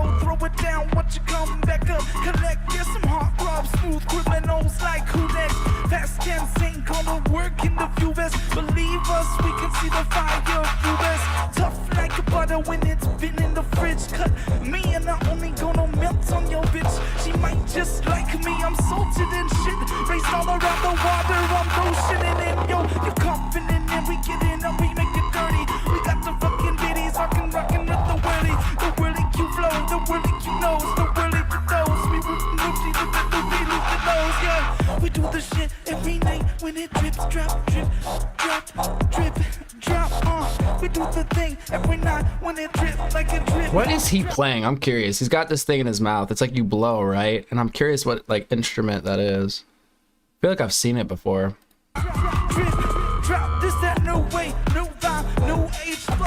Oh yeah, we got a lot of gear on the go. I couldn't even make a little step in this room, cause we just so like a seatbelt with the view.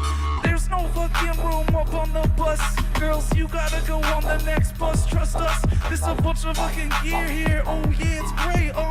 Hey, Ron, don't get me started. So we loaded up and forward to the show. Hey, we gonna load it up. We load Live it up. improv. It's improvisational, right? Is that a typo or am I just unable to read?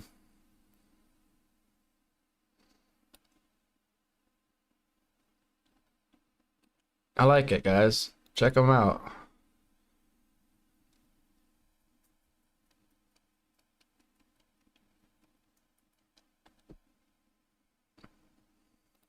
Just gotta be careful with music on YouTube. Well, this was improvised and everything, so that's really dope.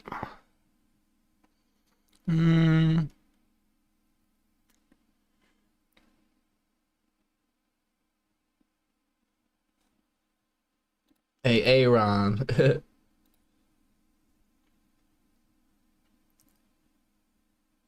Wait, a year ago? Wait a second. Do they not make content anymore?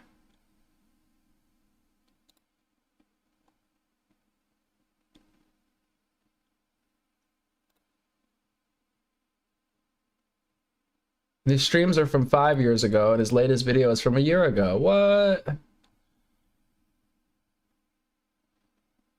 I listen to everything, EVE. I like all music. We could sit here and bump it to some classical. Would classical be public domain?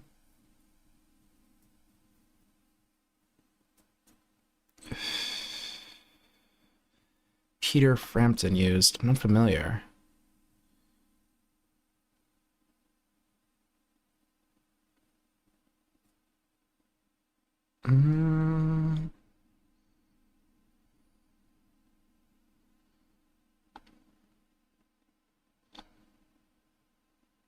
I swear I have shirts that are like a decade old.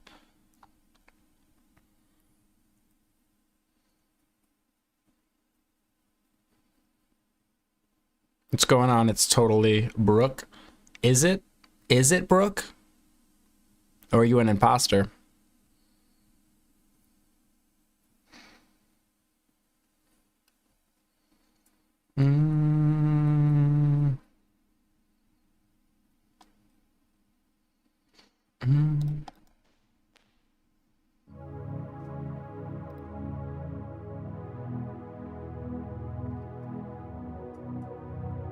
Yeah, most classical is public domain, right?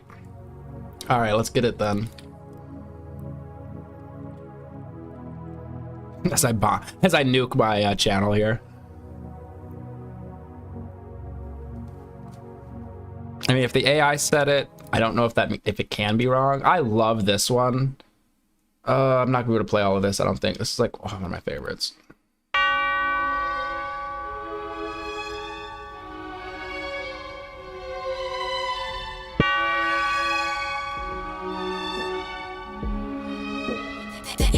Yeah, this is probably gonna be. Oh.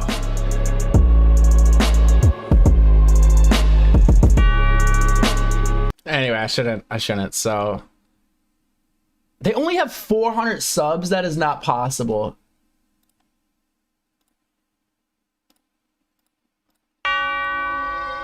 Whoa, what the hell? Why are you playing again?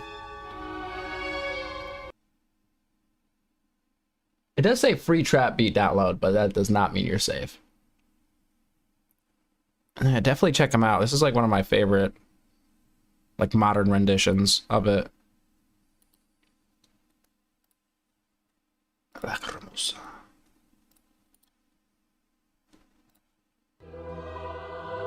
mean, these are all beats, so I already know I'm gonna get in trouble.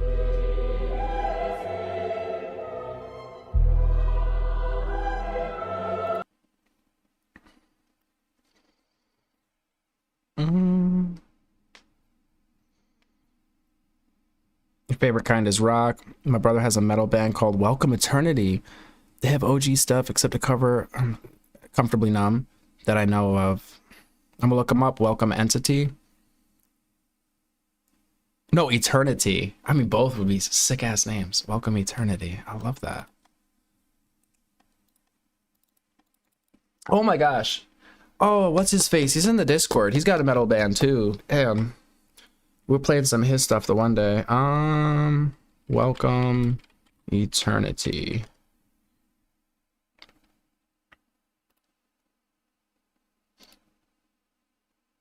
All right. Hopefully your brother's cool with this.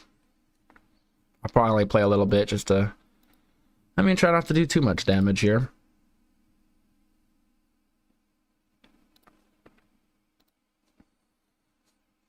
First off, let me pull up the channel. Is this your... Okay, let me close some tabs. Holy crap. Yeah, you don't need this anymore. Don't need this. Don't need this. Don't need this. Don't need this. Yes, don't need this. Don't need this. Don't need this. Sub Productions, we just subbed and checked out their stuff. Just checked out their stuff. We never got to Nux. Some of y'all are happy about that. Channel 5, highly recommend. Okay. Welcome Eternity. Self-support. What are y'all talking about?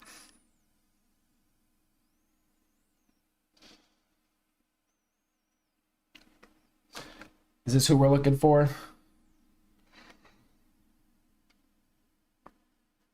He is. They're independent. My brother is the drummer and plays guitar, writes a lot of guitar stuff. Very good. Boom. We're going to go ahead and hit that sub button right there.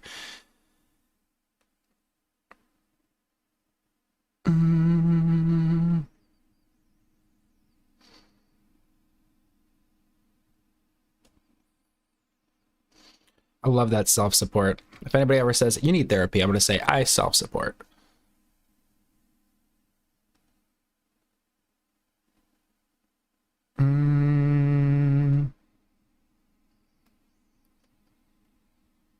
No, Alan, I don't say a single thing on this channel. Not a single word. Yes, they used to be heavier, but lightened up in recent years. All right. Let's check it out. This is Comfortably Numb, which obviously I'm going to avoid playing that. All right, guys. Warning. All right, a little PSA.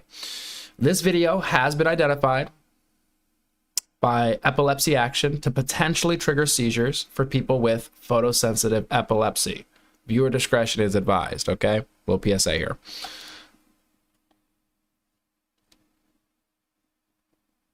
I appreciate you, Alan.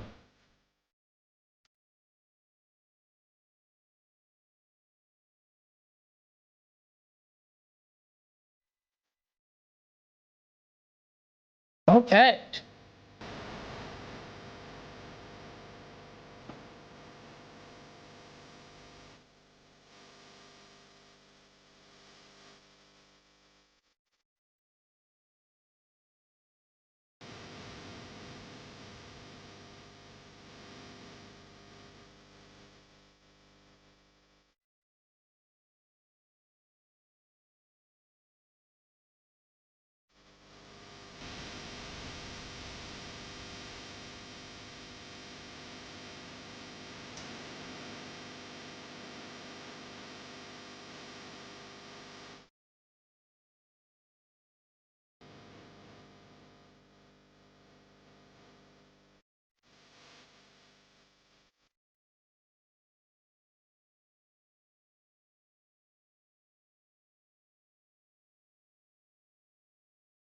Is that it's a 7-string? So you get that real low sound, right?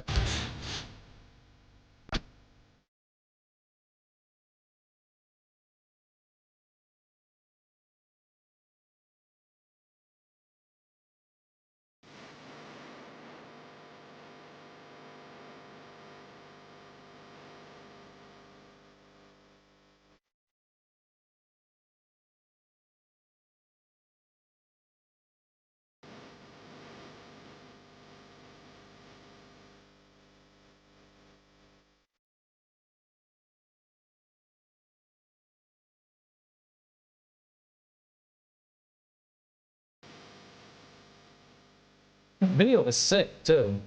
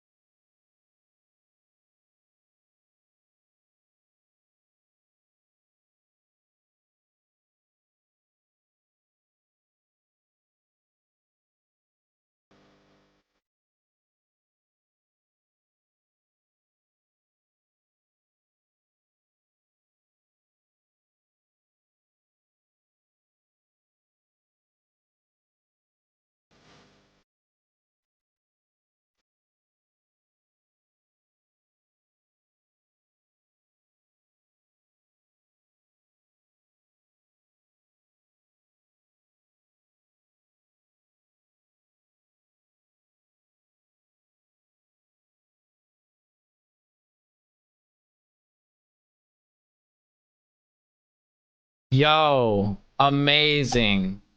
Welcome Eternity. One of the chatters or chatters family members. Check them out. Definitely deserve more subs. We gotta get them subs up, guys. All right. Might not be your cup of tea when it comes to music, but I'm vibing with it. I'm gonna check out their other songs. And yeah, if they're cool with it, I'll definitely play it in the future and whatnot. Maybe when it's a little bit more popping in here too. This is like the chill mode, right? There's only a handful of us here. Anybody that was trying to sleep, my apologies. You just got a rude awakening. Welcome eternity. You said he's the drummer?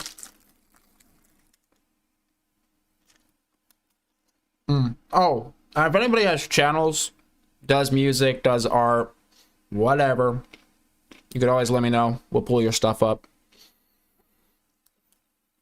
and put it out there.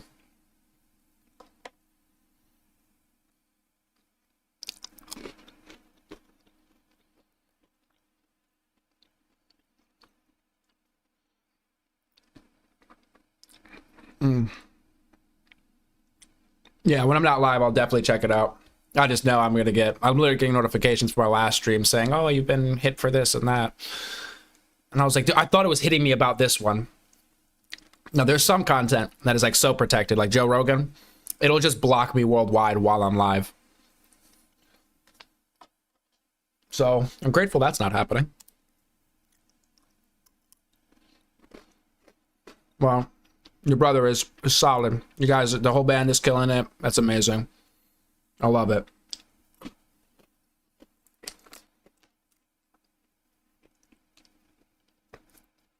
EDM style, all musical instruments, though. Okay. What'd you say? Everyday astronaut? Just want to make sure I didn't miss anybody else here. Tell them nice music and cheese from Wisconsin. What?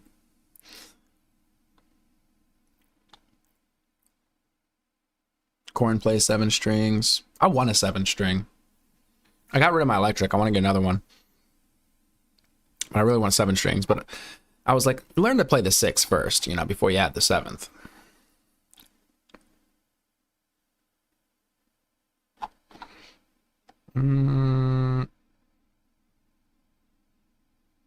It's the universe trying to protect me from listening to Joe Rogan.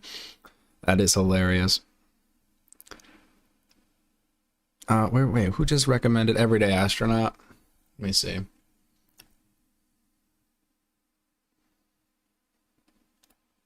Communism. I just saw your message. You're like, what is communism? You're supposed to tell us. What are you talking about? Everyday Astronaut.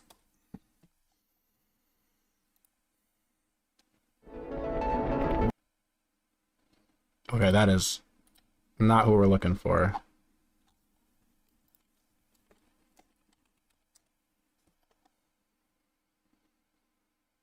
I found the channel. No, that's not them, though. Is it?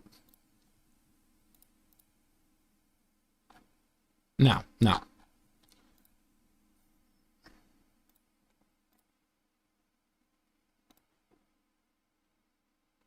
Oh, Cryo. Okay.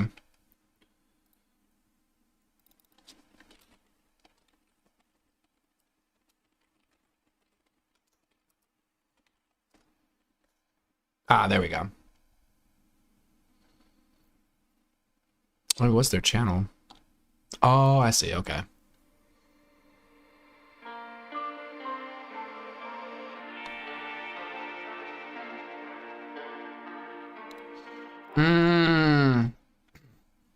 I'll pull them up. It doesn't appear that they have a channel, but you gotta be careful because the way it comes up on here is well, you don't have to be careful unless you're making, you're streaming or making content, but it comes up as, where is it? Oh, why isn't it popping up on the screen now? That's so weird. Oh, here we go. See, it says Everyday Astronaut Topic. So I like posted music to streaming services and I used TuneCore. And when I did that, it automatically made a topic in YouTube with like my artist name. So that tells me already that they've got it, I don't want to say like licensed, but basically there's going to be a copyright issue with this one. Yeah, see? But I will listen to them on my off time. subscribe right there. Boom. I might skip ahead. I might cheat a little bit.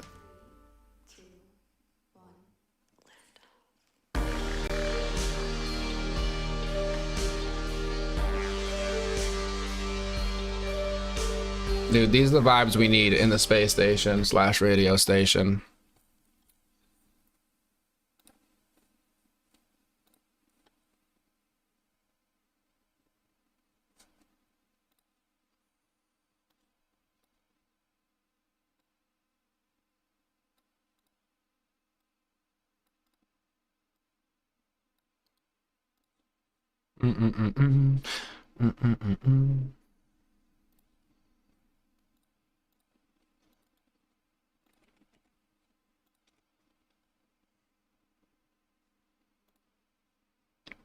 Hochul endorses Mondami from Mayor of New York.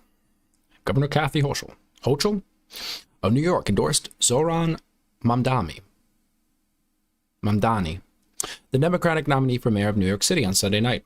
Guest essay. I don't know anything about this.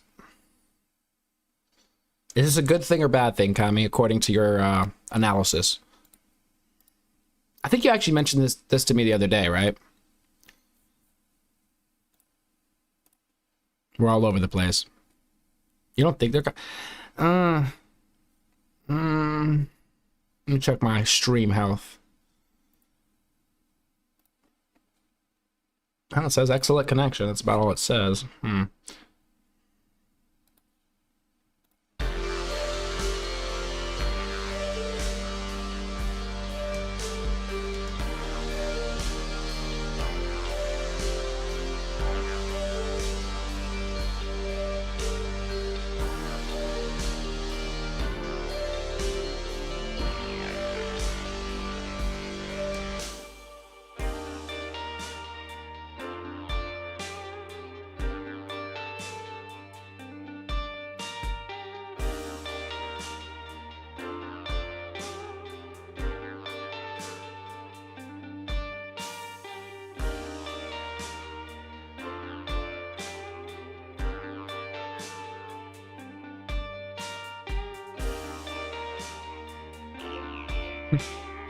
Not a grammar Nazi, but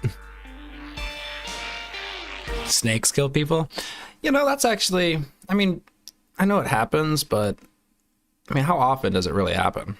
That's the real question. But this is what we need to answer. How many people a year die to snakes? Holy what? Globally, between 81,000 and 137,000 people die each year from snake envenoming, according to World Health Organization. Around 5.4 million people are bitten annually, and an estimated 1.8 to 2.7 million of those result in envenoming. The high number of deaths is largely due to a lack of access to antivenom in rural areas, which disproportionately affect the poor. Holy crap. I don't know why I thought the number was going to be very small. Now that's worldwide. Okay, let's say the US. Let's say the US. Because I'm like, that's more than car deaths in the US. In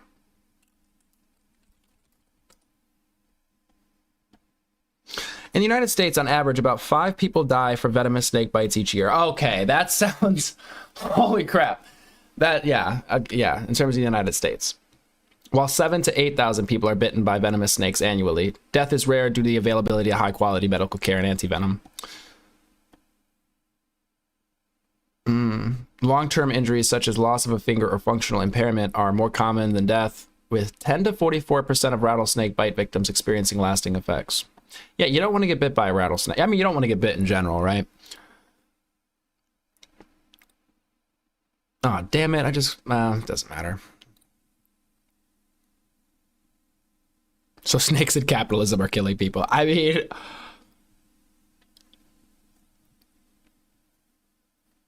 You think people kill people? Slow. What are you talking about? Snakes kill people. I think that'll be my first merch shirt.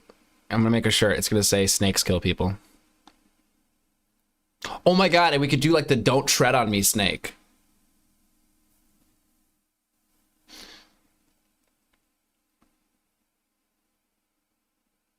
Cottonmouths and pygmy rattlesnakes.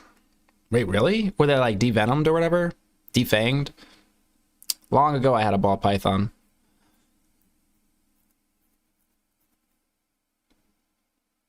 Kami, did you ever respond to me?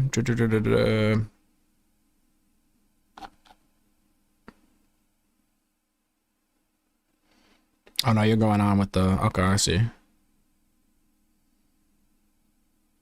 I tread where I please. And that's why 80,000 people die of snake bites, okay? Because they're not thinking about where they tread. Stop making gay frogs. Listen, they're putting the stuff in the water, okay?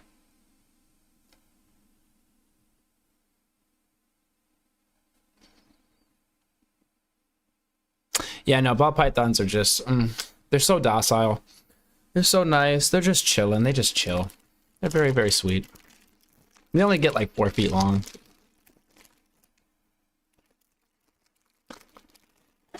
Very docile. So funny, my brother was just showing me while I was taking that little break. Like a snake video. Synchronicity.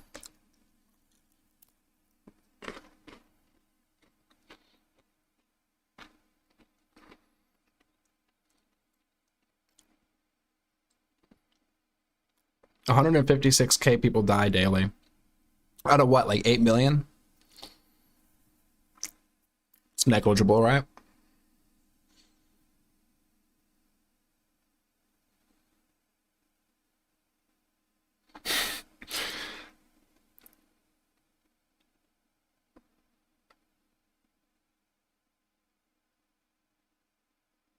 Storage of anti-venom is like 10K a month for a dose? Jeez. That seems kind of extreme.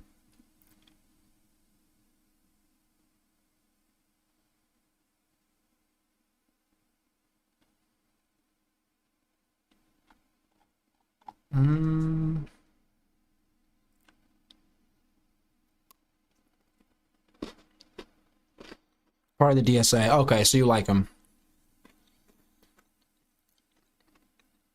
Actual workable redistribution of wealth. So you think it's good. I feel you. We'll have to do some investigating on this Mundami. Was it Mundami? Momdami. Momdani. Also, you need to teach me some more German, Kami. But you don't need to. You can do what you want, but I'd like it. I'd like to learn more German. Hey, Brock Purdy, the great. Appreciate the 5. Most antivenom comes from sheep. What? The old world nations didn't invest in the products, thus they don't support them, while first world pay the investment. Sheeps? What are you talking about?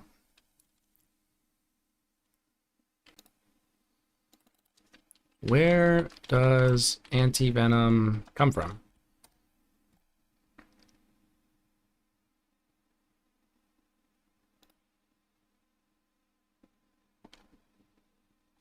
Okay, hold on. I'm just going to type in sheep.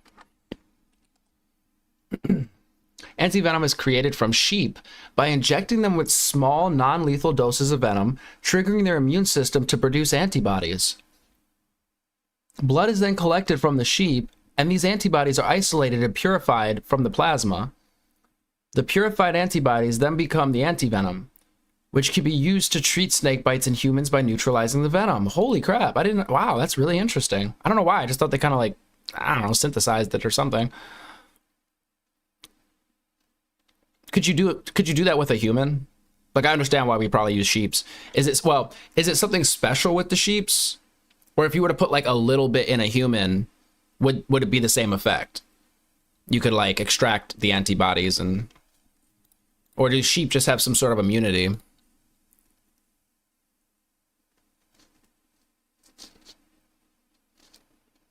Milk those snakes to order stat.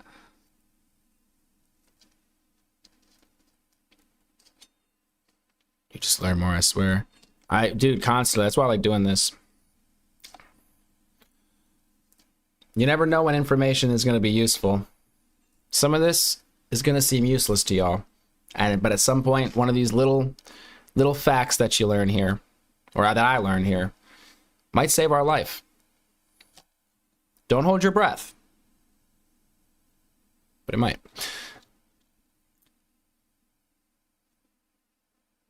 Take that, capitalism. Snake milking. Now, one day I looked up what is the most valuable stuff. How do I put this? The most valuable substances. And like different venoms are very valuable. Pretty high up there.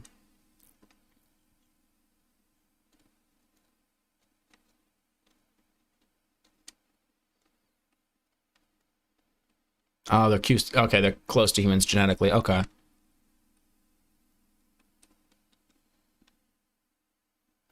Humans can also slowly develop immunity as well if injected over time, weirdly enough. So what you guys are saying is I should be injecting myself with small amounts of venom over time. That's what it sounds like. I need to walk around barefoot like Johnny Appleseed as well. That way the snake bites can't even break the skin. For those of you that are not aware of Johnny Appleseed, that makes no sense. But for those of you that are, yes. We're closely related to sheep, sharing a distant common ancestor and possessing numerous genetic and anatomical similarities, such as high degree of conserved genes and a similar brain structure. Huh. I was attacked by a goat. Okay, sorry, that was a random piece of information. Figured I said it. We're going to circle back on that topic one day. I'll tell you about when I was attacked by a goat. I don't know why a sheep just made me think of a goat. It was a traumatizing event. Hit me right in the butt with its horns. It's horrible. Milk the sheep without pain. Gained immunity to rattlesnake bites.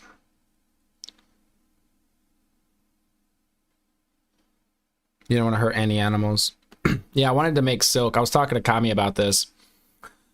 Well, I was talking about growing cotton. Okay, it's a whole long story, but long story short, then I fell on silk, and I'm like, okay, maybe we can make some silk.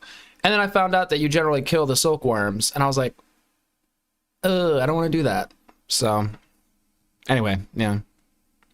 I even looked into, like, producing pearls, because I think you can produce pearls without, like, killing the creature.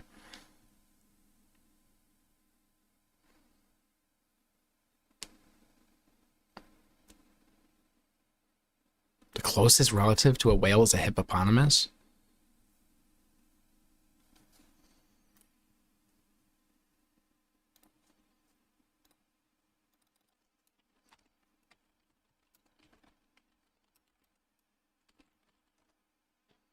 You weren't lying.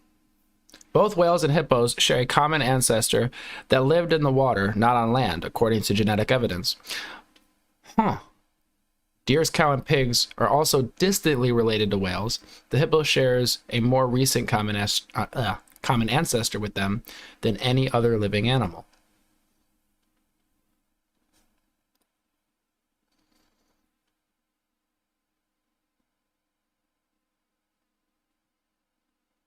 Goats are weak against humans. Well, when you're a kid and the goat is on a chain, okay, and you think the chain can't reach you, so you're trying to get to the chicken coop, so then you spread yourself across some haystacks, thinking if I spread myself across these haystacks and like strafe, it can't reach me because its chain is too short. But it turns out its chain is not too short, and you're giving it the perfect position to ram you in the ass.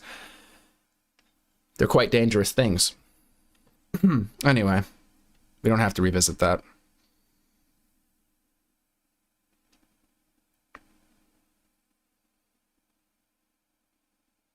Yeah, not a fun time for silkworms. I think you can extract it without hurting them, but you break the silk in such a way that it makes it like a lesser quality, from what I understand.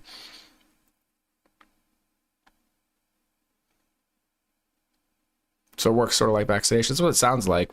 Like you're kind of vaccinating yourself to the venom. You know, building immunity. No, see, you guys are taking that wrong, okay? You guys are taking that wrong.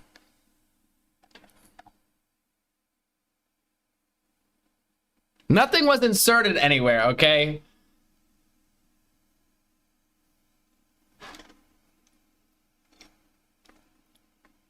Not even the tip.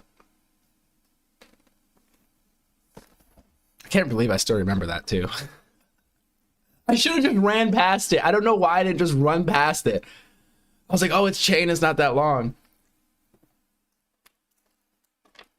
And I cried like a little bitch.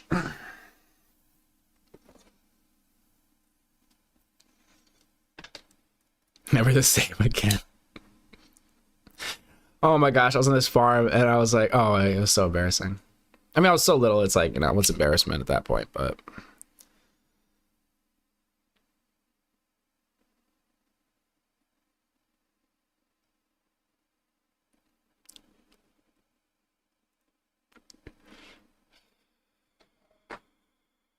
Ramtastic? What are we doing, guys?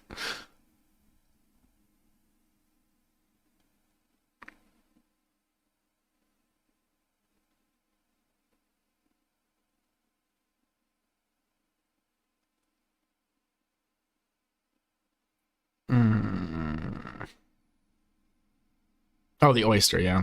I was gonna say something stupid like clam. Clams don't make them, right? Just oysters. But yeah, you could extract it without hurting, or, well, without killing them. I can't, you know, I've never talked to an oyster to ask it if it hurts. But then again, the pearl, I think it's actually like an irritant, right? It's like a piece of sand gets in it and it's not actually supposed to be there. So maybe it does make it feel better not to have the pearl in there.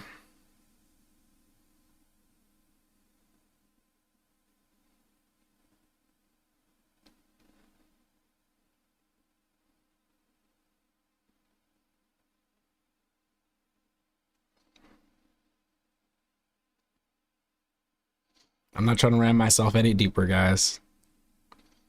The goat was the goat. And oyster was my best man. Who was the ring bearer?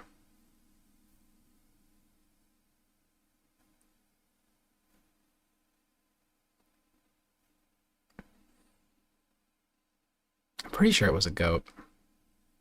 Was it a goat or was it a... Hold up. Was it a ram? No, it had to be a goat. I type in ram and a truck comes up. Animal. Oh, no, it was not that. It was not that. Oh, no, I don't think it was that. Oh, my gosh. That'd be bad. Could it have been? No, it wasn't. No, it wasn't that. A toad was the ring bearer.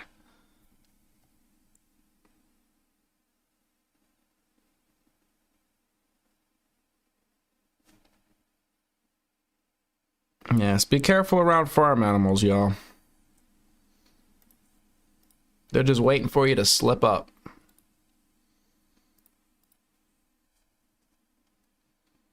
Speak from experience.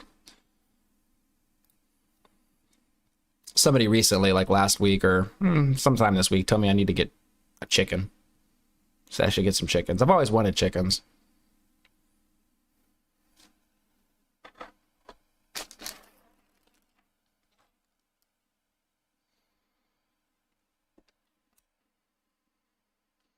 But they were talking more in like an emotional support sense, with eggs as like a secondary.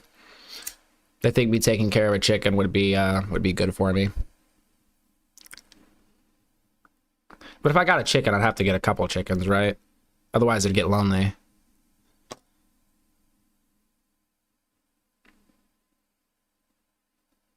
Definitely been spit on by a llama. I've never seen a... No. I think I've seen a llama. Never touched a llama.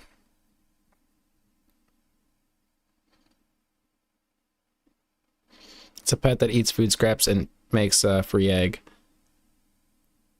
Yeah, I would like some chickens. Someone tells me, like, I got some chickens, the neighbors. There is enough space here for chickens. But there's, like, zoning laws, right? Or something where you can't have, like, chickens in certain properties. I feel like this is one of those properties.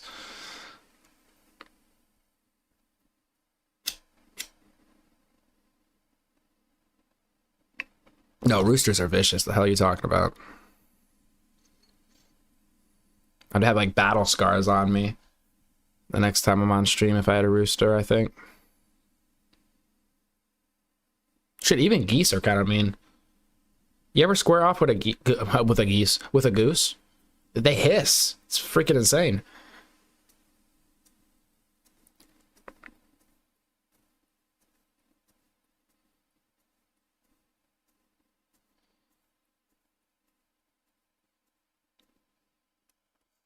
I've had one hiss at me and actually run up on me. I was so surprised. I was like, holy shit.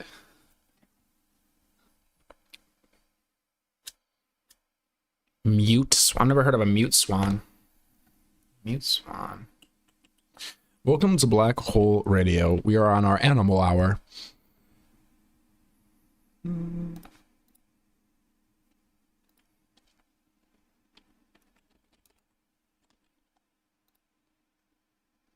Oh, it's just a swan, right? It's a species of swan and a member of the waterfowl family. Native to Eurasia. Why are they called mute swans? Called mute swans, not because they are silent, but because they are the least vocal of the swan species, making hoarse grunts, hisses, and soft snoring sounds instead of the loud honks or trumpeting calls that other swans are known for, especially during flight. The more you know.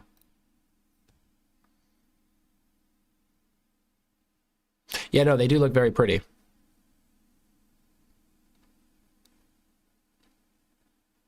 You've been nipped. Oh, I thought you said nippled. I thought you said you were nippled by a goose. And I'm like,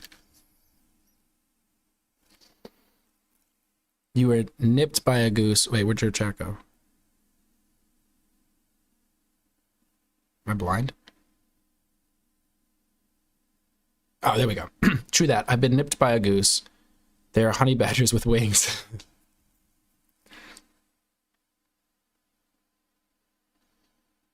I've seen a lot of videos where the animals like adopt other animals. Self-defense chickens. That's what I would argue. I would argue it's a support animal. If anybody tried to get on me, I'd be like, these are my support animals, so I kind of need them. It's like, do you want me to self-support? Okay, then I have a chicken.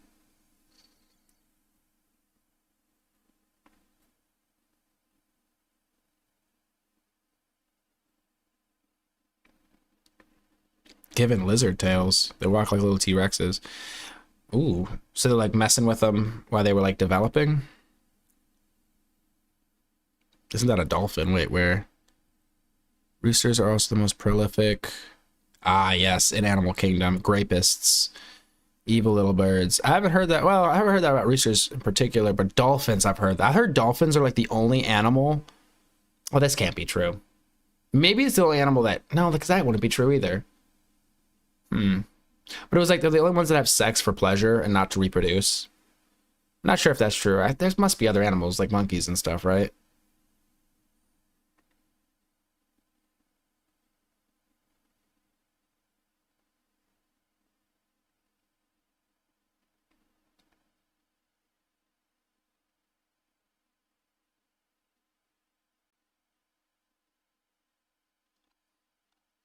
I love the wild card comments. You said, listen, if in Japan the police clean up the trash on the streets as street cleaners, do you know that they don't get asked any questions at all? It's not hard for them to pick up your trash and earn.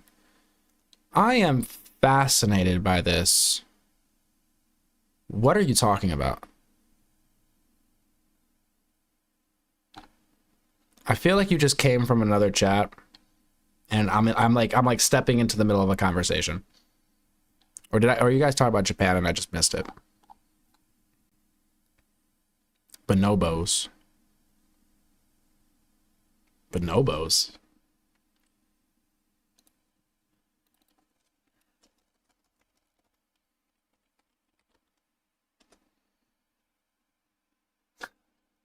Apparently there's a clothing brand named Bonobos. Okay.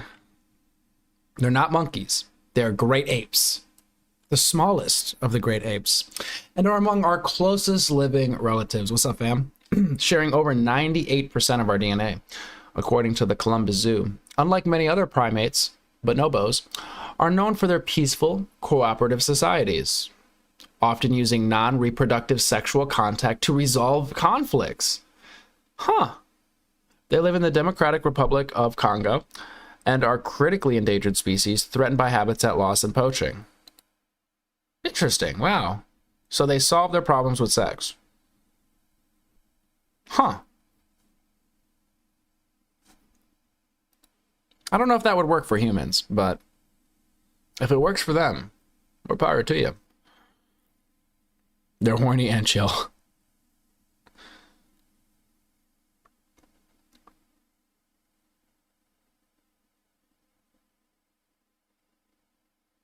Wait, they attach tails to chickens. How do we...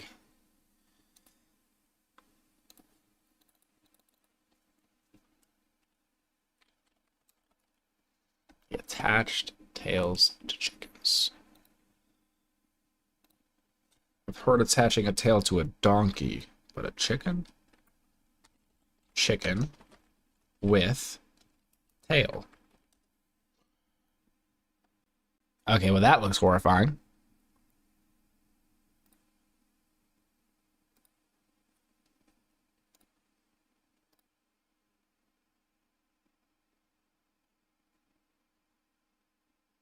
This can't be what you're talking about. That looks horrifying.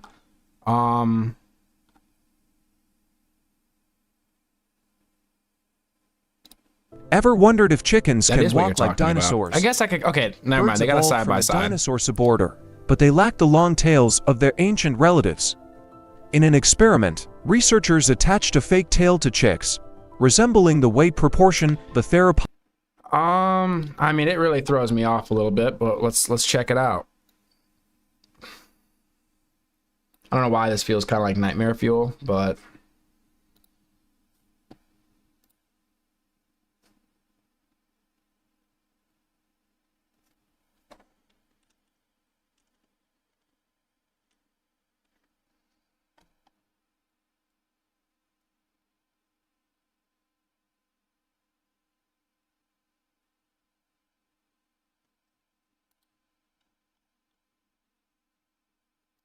Ever wondered if chickens can walk like dinosaurs?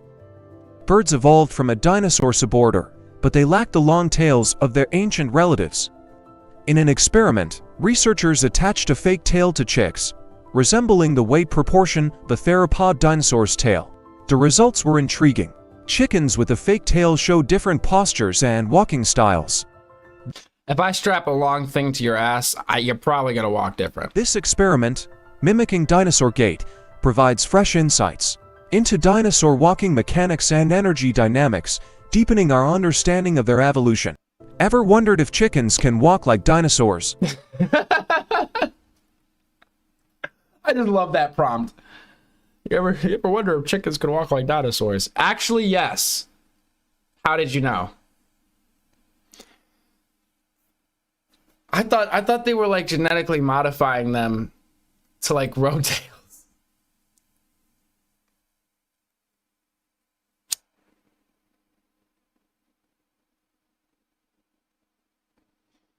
That's what I'm saying. If I attached a long pole to your ass, well, let me think about that.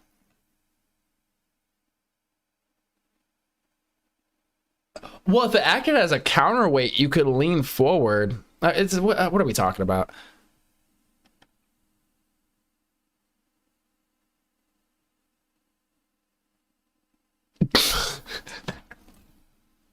Tried that with my wife, but she wasn't having it. Doesn't she want to walk like a dinosaur? Oh my god.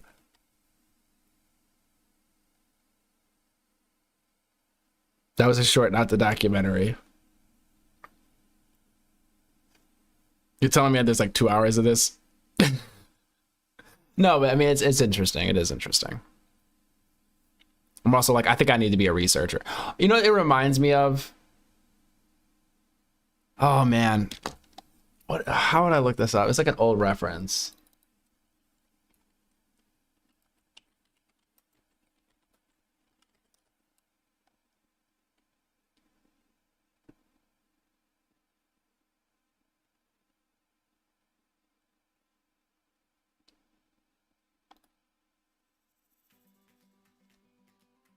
can I help you? Yeah, we want to crossbreed an elephant with a pig. Brilliant idea. Huge elephant-sized pigs. No, we want to make little potbelly elephants that people can keep in their houses as pets. Oh, that's an even better idea. Come on in. I'm so pleased that your children are interested in genetic engineering. It's okay, Fluffy. Nobody's gonna hurt you. It's thanks to the wonders of genetic engineering that soon there will be an end to hunger, disease, pollution, even war. I have created things that will change the world for the better. For instance, here is a monkey with 4 asses. How does that make the world better? And here, of course, is my 4-assed ostrich and my 4-assed mongoose. Do you have anything besides just animals with 4 asses? Oh, well, I suppose so. Oh, yes, over here. Here I have rats spliced with ducks, and gorillas spliced with mosquitoes. And here I have rabbits spliced with fish to make little bunny fish. Hey, these bunny ears are tied on with little strings. And over here is Swiss cheese spliced with chalk and a beard. Well, what about our pot-bellied elephant? Oh, well, I'm sorry, children, but pig and elephant DNA just won't splice. Haven't you ever heard that song by Loverboy? Which song is that? Pig and elephant DNA just won't splice. However, maybe I could help you add a few asses to that swine of yours. That's what it made me think of. So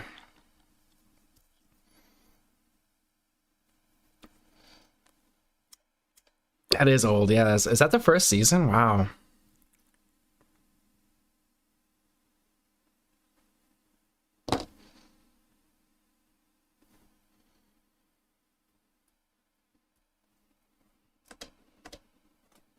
They all spliced together.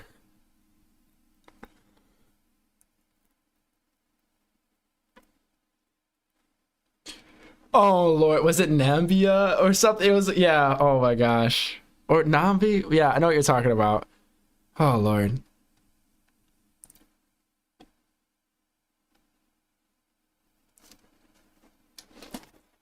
Oh, I need to watch the old South Park. Oh Lord.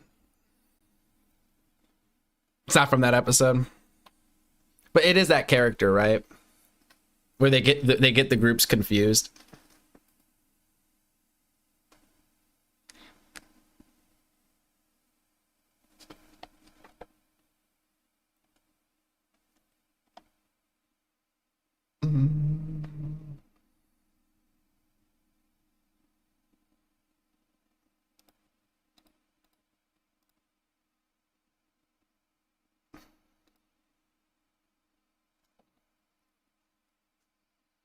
Have any of you guys watched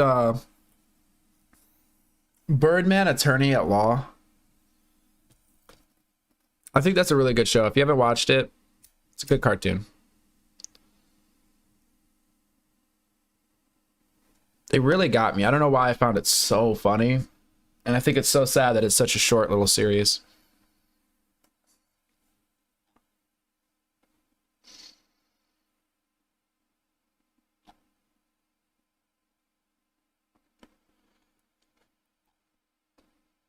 I like how just those handful of videos have completely changed my recommended. I need like another channel that just has no politics on it for my recommended.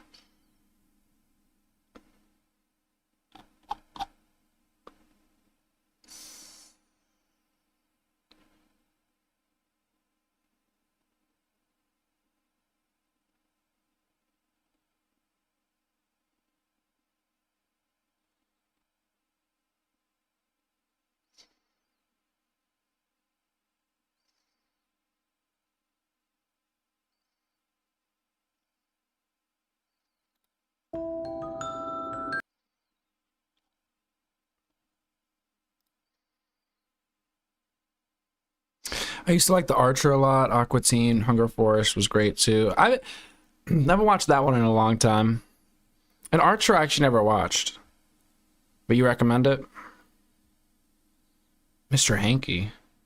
Wait, which one's Mr. Hanky?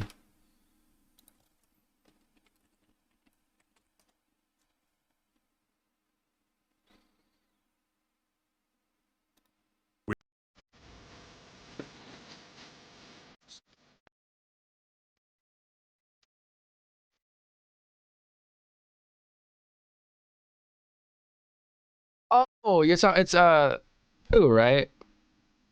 Oh yeah, Mr. Hanky. I'm sorry, duh.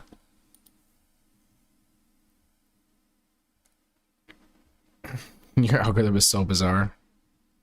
What's scary is look at like your friends' YouTubes or like your loved ones' YouTubes. What's scary to me is just how personalized they really are. I mean, you guys can be sitting next to each other and you are not being recommended anywhere near the same stuff.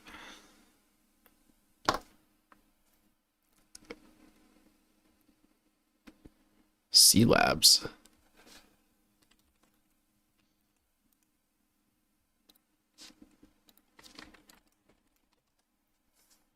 Wait, what was that?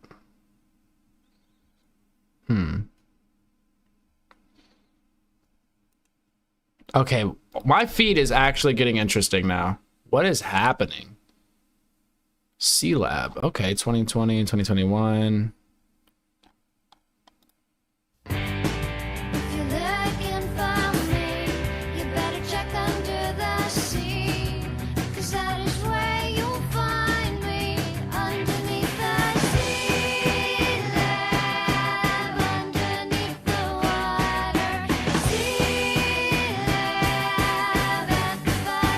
You guys are giving me a lot of good stuff.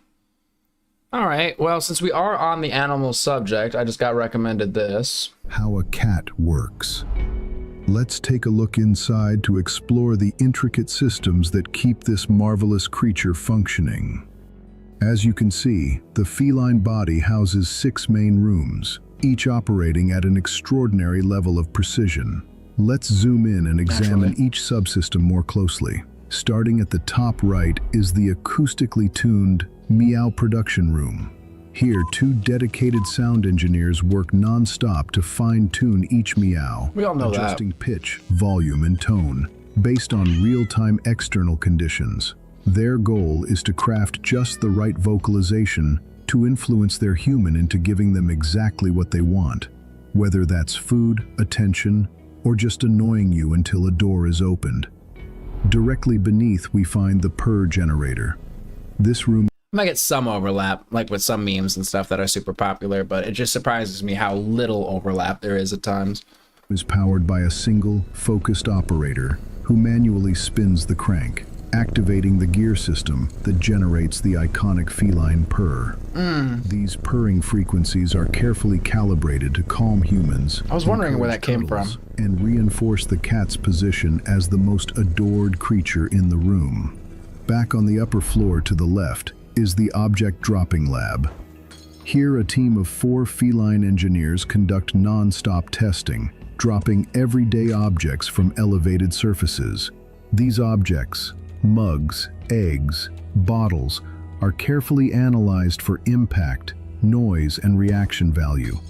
Each test is repeated and refined to discover the ideal speed, angle, and push force for maximum effect. I should be taking Just notes. next door is the laser tracking room. This department is tasked with solving one of the greatest challenges in feline history, catching the red dot. Despite significant technological advancements and the ability to track the dot in real time with near-perfect precision, they have yet to capture the red dot. Progress is steady, but success remains just out of reach. Interesting. It's kind of like the double slit experiment, but for cats. Now we arrive at a less understood room, the panic room. No one truly understands what triggers it. Sometimes it's a sudden movement. Sometimes it seems totally random.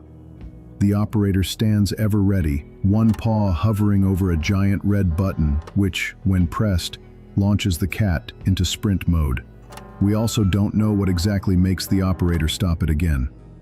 And finally, the most mysterious room of all. No one knows what goes on in here. Objects that enter never return. Scientists theorize it's a portal to another dimension, a black hole from which no mass, light, or food can Hey, they mentioned us. Maybe this is why a cat is always hungry, but we can't say for sure. So there you have it, a cat, a truly They marvelous kind of doxed me a little bit, though. I'm going to have to move my station to a different black hole. biological machine. To a different cat. Mysterious, precise, yet somehow still chaotic. And even with everything we now know, we're really no closer to understanding how or why a cat works. Interesting. Guys, if you want to learn more, Cat Lovers Forum apparently has the scoop. That was fascinating. Fascinating.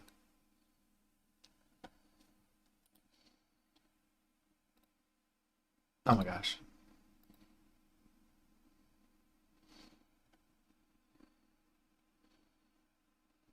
Twas. Made food videos.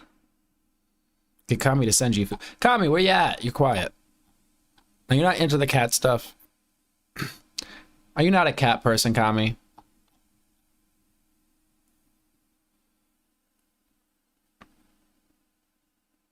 Yeah, they'd be tripping on that catnip. It doesn't hit the same for me, but to each their own.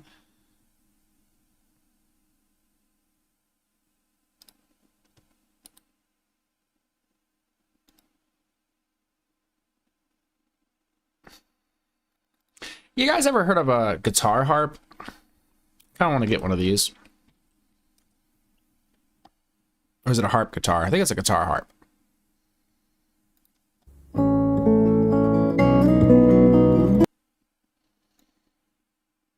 I don't know. I'm pretty sure these are like tuned to a note, right? But like they're fretless, so it would be like one note. The higher ones right here are tuned to a note, no fretting, so there would just be like one note. Well, I keep saying tuned to a note, like no shit. I don't know. It seems like a really cool instrument.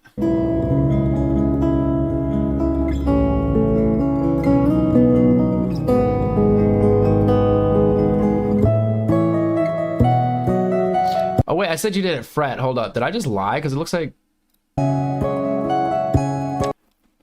Oh, is he tapping while he does it?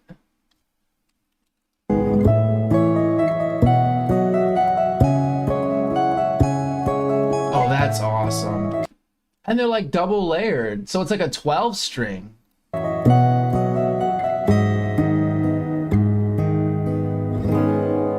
that's just amazing.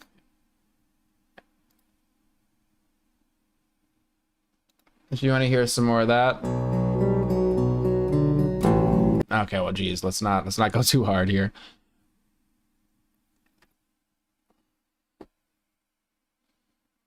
I'll stick to the bop it.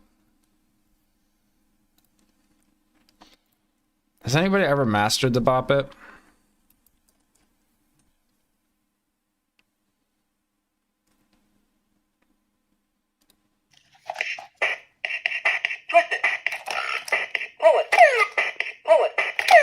I remember as a kid seeing the commercials. I never got one, though. Depressing childhood, I know. Bop it. Bop it. Pass it. All right. We're getting off topic. A Native American wooden flute.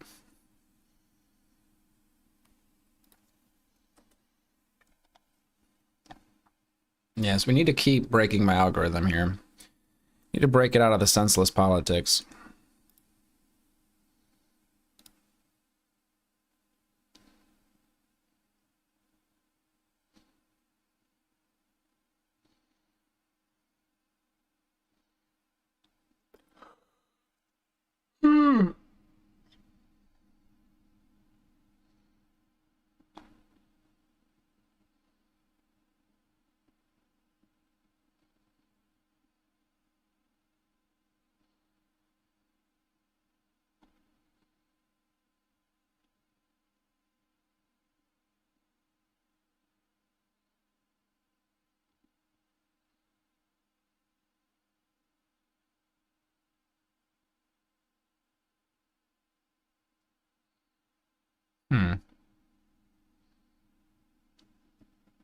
There's new Y files I want to watch.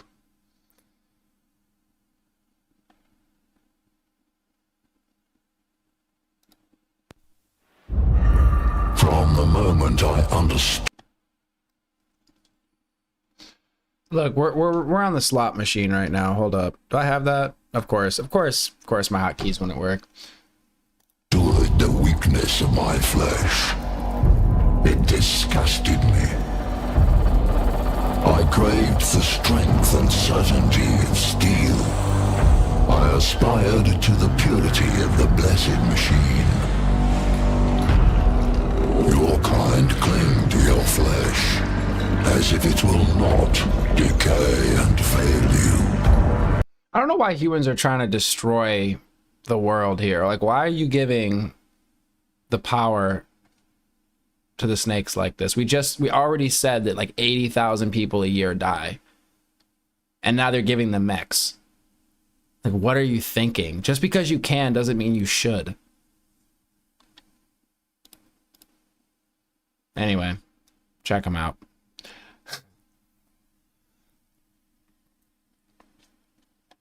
Warhammer 40K. Indeed.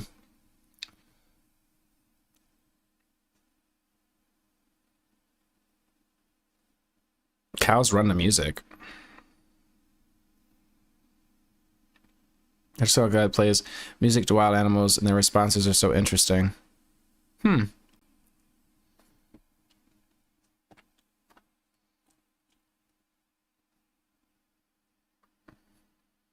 G.I. Joe pork chop sandwich. All right. I don't know what to expect. Just reading that made me a little bit hungry. Will I be hungry after I watch it is the question.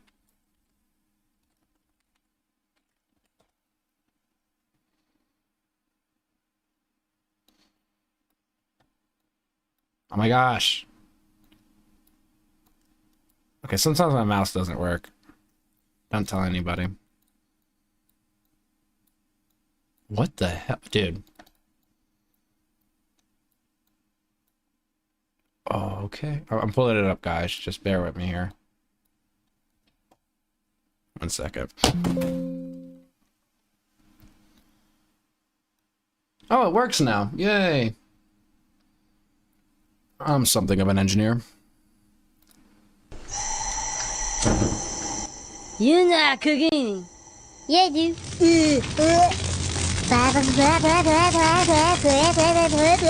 Pork chop sandwiches. Oh shit! Get the fuck out of here!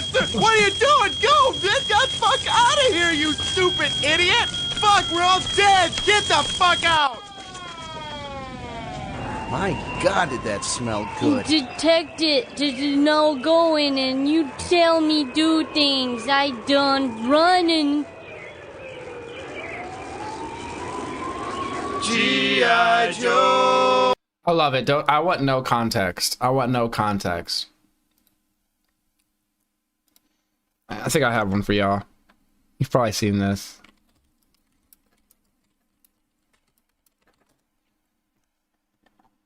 Oh, I'm not gonna be able to find it, am I?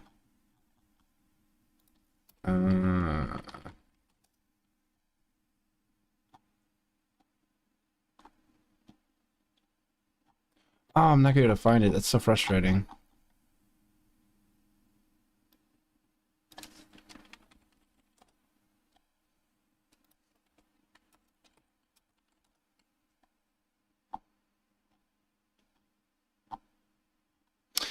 They're like, we're at war. And he's like, wait, what do you mean we're at war?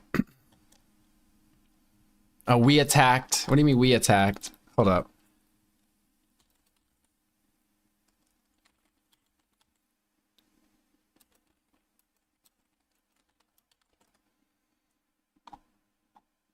Oh, I don't know how to find it. That's so annoying.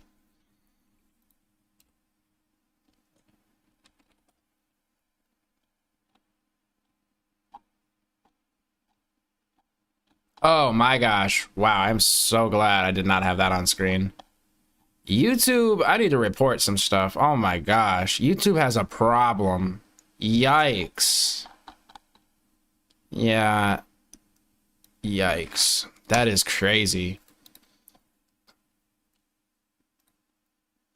So there's this thing called like translucent clothing or something, or like invisible clothing. It's some weird hacker loophole on YouTube. I don't know if they've patched it up, but what I just saw, I don't even know how that came up in the search. But I'm looking for this meme, and basically people could essentially be naked on YouTube, but they have like translucent clothing on, so it counts as clothing. It is not good. It is not good. It does not belong on YouTube. I cannot believe that. They still have yet to clean that all up. I can't even show it. Like, I could show it, but watch, if I show it, I would get in trouble, and I'm not going to be showing it, so yikes. Let's just say I just saw like a naked person on YouTube, which is just wild.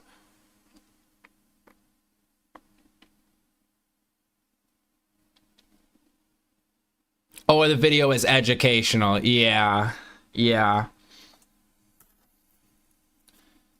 Listen, guys, if the channel doesn't take off soon, let's give it a few months. I might start making educational content. Just kidding.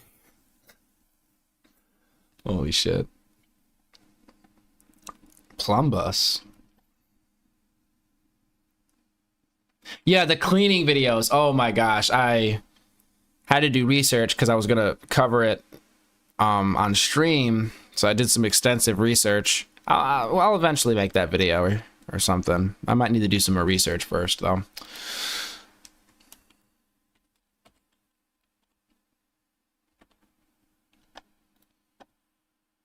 I want to be as extensive as I can, you know? Today on how they do it, plumbuses.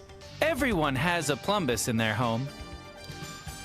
First, they take the dingle bop and they smooth it out. Not the dingle bop.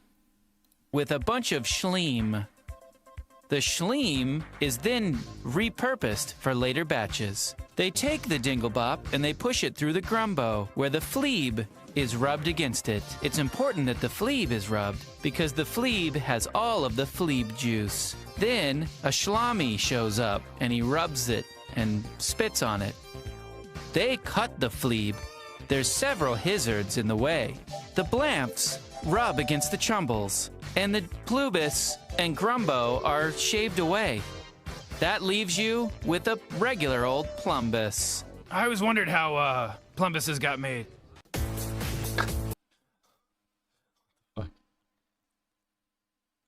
Yeah, YouTube is insane. Yeah, the ASMR videos. You know, when they first started out, they were actually, I don't want to say wholesome, but it was, dare I say, normal content. The ASMR stuff I see now, it's just softcore. It's like audio softcore, right? Softcore corn on the cob, if you know what I mean. Very odd stuff. Start doing. They be doing shit like, hold up.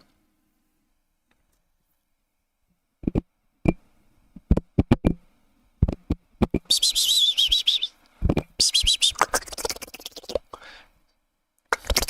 just fucking weird. Fucking weird shit, guys.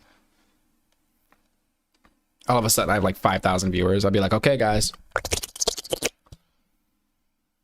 All right, let me stop. I need to put a pop filter on my mic. I have it here, but I lost one piece to it. So I need to like tape it to my contraption here. Because I'm kind of ghetto. Where's my pop filter? I know you're over here somewhere. I keep it far too dark in here. Yo, I literally just had it.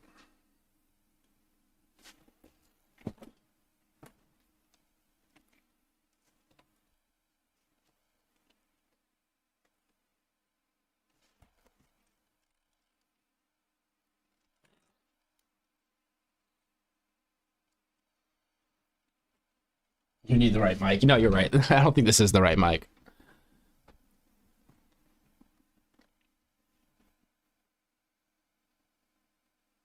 The tongue in ear is the worst.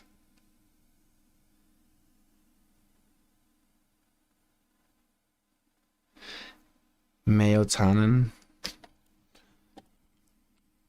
All right, guys. You know what? Maybe I'm just not good at ASMR. I'll practice though.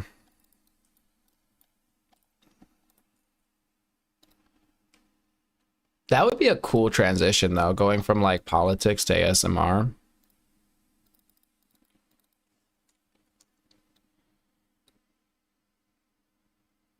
Melatonin?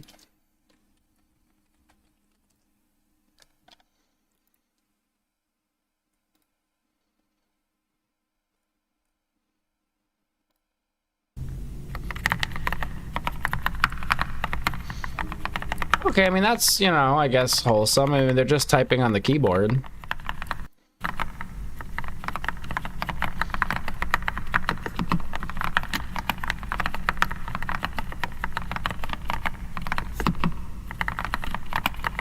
I'll get there. I know. I'll work on it. I'll work on it, guys.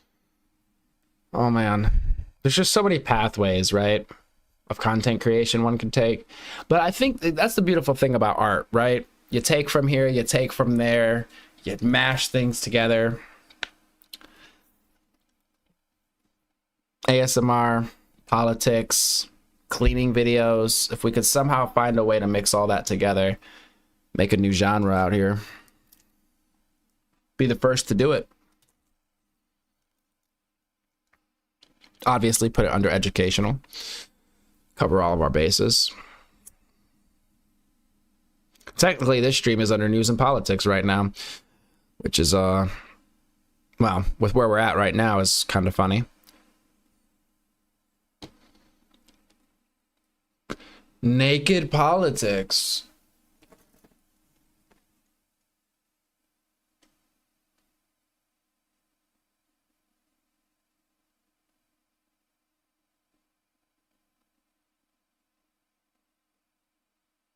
That would be a twist. Okay, I don't even know what I'm thinking. I listened to a bunch of different ones. Recently, I started watching Boho Med Spa. She actually runs a spa and does ASMR at the same time. Okay.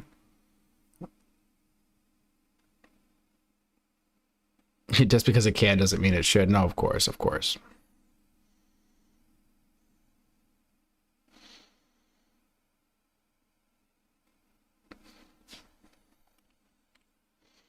I'm terrible. Like, I understand why people might like ASMR.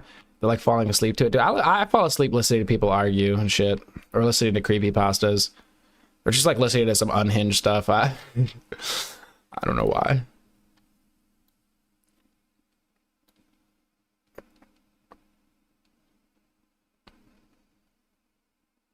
Boho Med Spa.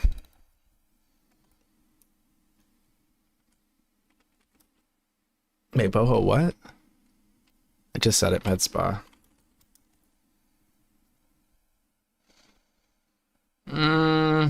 Okay.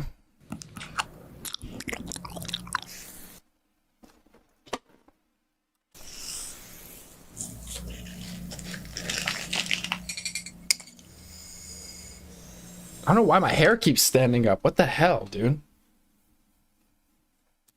Green bubbles or yellow bubbles? Green. Okay. I could see it's, I mean, that must take a lot of work. It's a lot of production. You stopped eating mayo because of it. We do like a lot of weird things, right? Like humans in general. What would it fall under? Oddly satisfying? Mr. Ballin. Hey, shout out Mr. Ballin. In fact, let me pull up his channel right quick. That's a good plug right there. If you guys need something to fall asleep to. I mean, or listen to. I'm not going to say, like, you know, fall asleep to everything. Today, I'm going to... But Mr. Ballin. Ex-military, from my understanding. Oh my gosh, I'm not subscribed. What the hell? I've watched enough of his stuff. I should be. Ex-military, from my understanding, and does a lot of paranormal stories and whatnot, but quote unquote like real accounts, which is right up my alley. I'm into the paranormal and the UAP and the fringe stuff. So also, I mean, I've mentioned it here before. We've watched some The Y Files. If you guys are unacquainted, always got to recommend them. Fantastic production. I was planning on falling asleep to their latest episode. which is Surviving the Undead. Secret plan to survive the zombie apocalypse, but highly recommend their stuff if you're into the weird stuff, into the paranormal, into the conspiracy and whatnot. They do really, really good work over there. Like, why?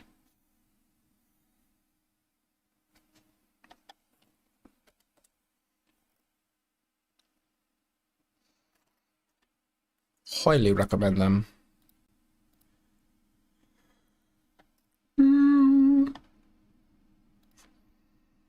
In fact, I was watching this one. I was kind of falling asleep too. And you know, maybe we could watch some of that.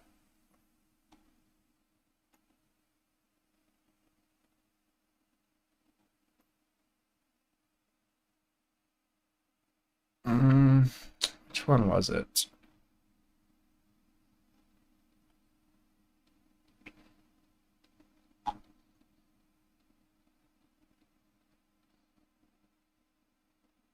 We'll see. I haven't decided.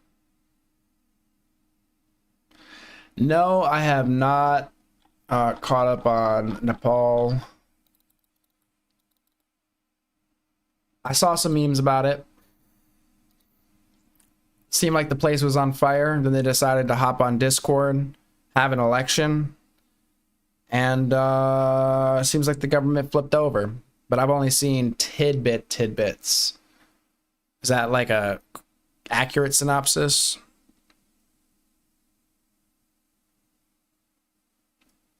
I like paranormal stuff, so please put me on. Twin Paranormal has been doing well lately, and I do believe because I have my own, I have my own experiences as well, just weird things.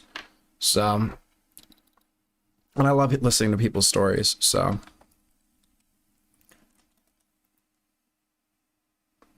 Twin Paranormal.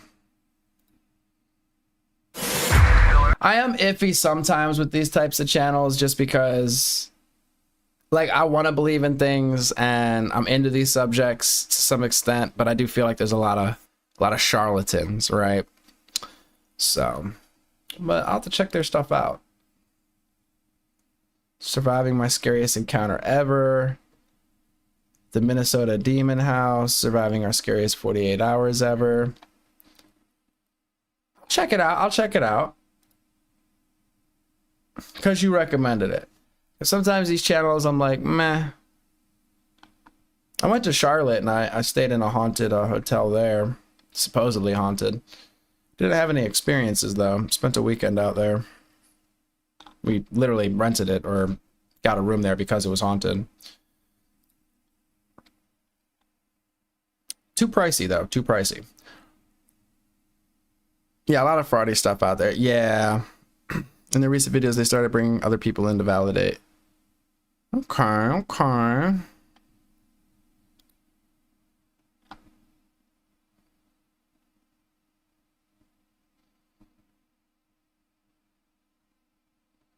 Have you ever watched anything on exorcisms? I was watching this documentary on like actual exorcisms, and it was fascinating to me.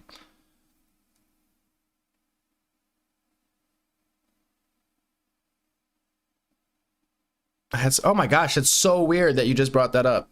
You said I had some exorcist type stuff happen before, scared the shit out of my husband that didn't even believe.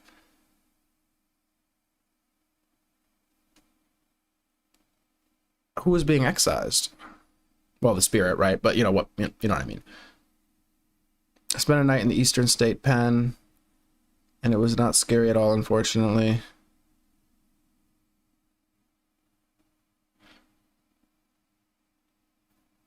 I feel like a lot of people have stories, right? Just from like regular life. You don't have to really go anywhere. Like even where I'm at right now, there's just been kind of weird things that have happened. Actually was just recently talking about it with some people that were over here. Just hearing stuff and there's oddities, that's all. I guess like my craziest experience, well, I have a couple. But one, I was 16, 17. A friend of mine was in the hospital. I was sending her a video I was gonna like, I'm on Skype, so I was like recording a video and sending it to her. I was using a Surface RT, which is essentially a Surface Pro. It's just like, this is like the original Surface, the cheaper version, shitty operating system. Anyway, I'm sitting in my gaming chair in a room by myself, curtains closed, lamp on behind me, and I'm recording this video. I could see the screen, so, you know, I could see what's going on behind me. Blah, blah, blah, making the video, and I just see something move, and I turn. Oh man, what was that? Weird, whatever. I continue on with the video. Send the video off, forget about it. I get a phone call. Oh, hey, how's it going? You know, da-da-da-da, because they're in the hospital. I don't know if they had surgery or what, but I was like, oh my gosh, how's it going? And they cut me off. They're like, hey, what was that in the video? And I'm like, wait, what? They're like, me and my mom have been sitting here watching that video you sent me over and over and over again. What was that thing in the background? What was that shadow? So I go back and I'm watching it, and dead ass, guys, it looks like somebody was in my room. Like, it looked like the silhouette of a person, okay, was sitting down in my room, stood up from their like seat, and just walked across the room. There was nobody else in the room. The way the light sources were, just the blinds were closed. There was nothing that could have done that, because nothing was moving in my room. And when I watched the video, I was just like, holy shit. Very weird stuff. So that right there kind of sent me. But that house had a lot of weird things. A lot of weird vibes. A lot of feeling like you were being watched or whatnot. Or feeling like you're not alone when, I mean, there's nobody there. But it feels like there's somebody there. Very odd stuff. And I wasn't the only one to experience it either. So, yeah. So that's what I fell down the rabbit hole of shadow people and whatnot. No, I saw the video. It's in a very old Skype account. I held on to the device for a long time. I shattered the screen. It's another story. It's a very small story. Long story short, my friend's kid was playing with one of those retractable dog leashes, and I'm sitting there, and they're in the yard, and I'm sitting kind of on the concrete, like, porch area, and they're playing with this retractable dog leash, and they click the button, and it starts flinging back towards them, and my Surface was in my lap, and I jump up to stop it from slapping them in the face. Thing falls out my lap, hits the corner, shatters, right? And I held on to it for years, and then I had a girlfriend who decided to go through my stuff and say, you don't use this anymore, and throw it in the garbage. I'm still annoyed by it. Now, if Skype keeps, if it's in their server, that it still exists, I would just need to get the email and log into it. Although it's so long ago, I can't imagine they would still have that. But it's an experience that I had, you know, I had documented. I really did wish I would have saved that, like, years later now, looking back. But it was just like one of those things.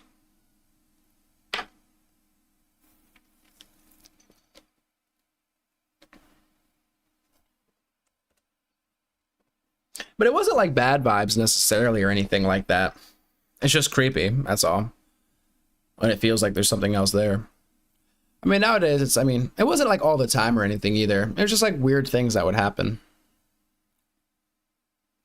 Maybe the first part would be trying to figure out what email I used so long ago.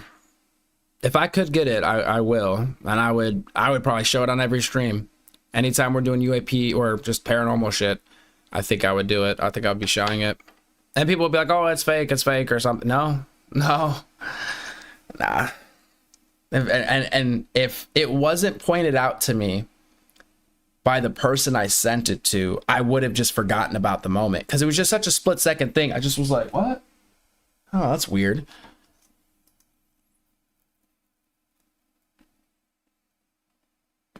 If I find it, trust me, you will see it. Trust. But yeah, no, you could definitely post your story. I might need to make a paranormal. I mean, we have a Discord. Let's see if that button works. I think it did. I have a conspiracy hole. It's called the black hole, is the Discord. But then we have like different holes within the black hole. Kami, I take it Kami is off somewhere doing something, but he has the red hole in Discord. That's where you could talk about communism. We have the conspiracy hole, or whatever we call it. But I need like a one just for paranormal stuff.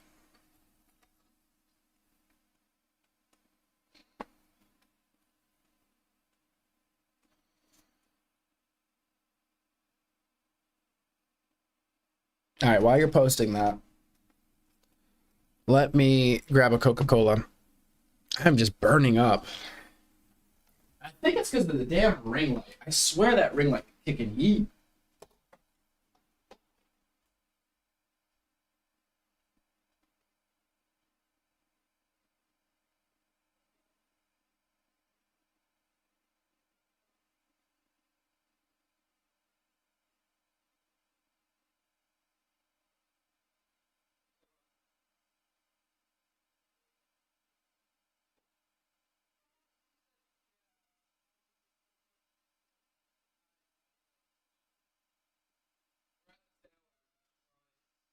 Kill it here in a sec.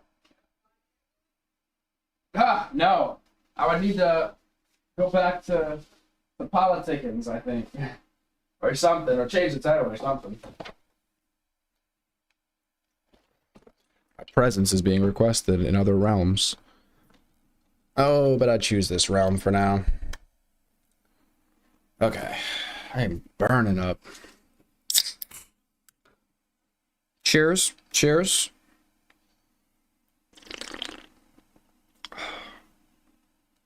Wow. That really did something. All right. So you said. I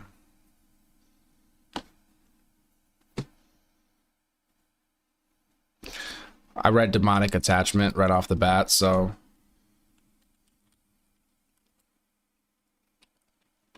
we need to get something for... We need to set the mood.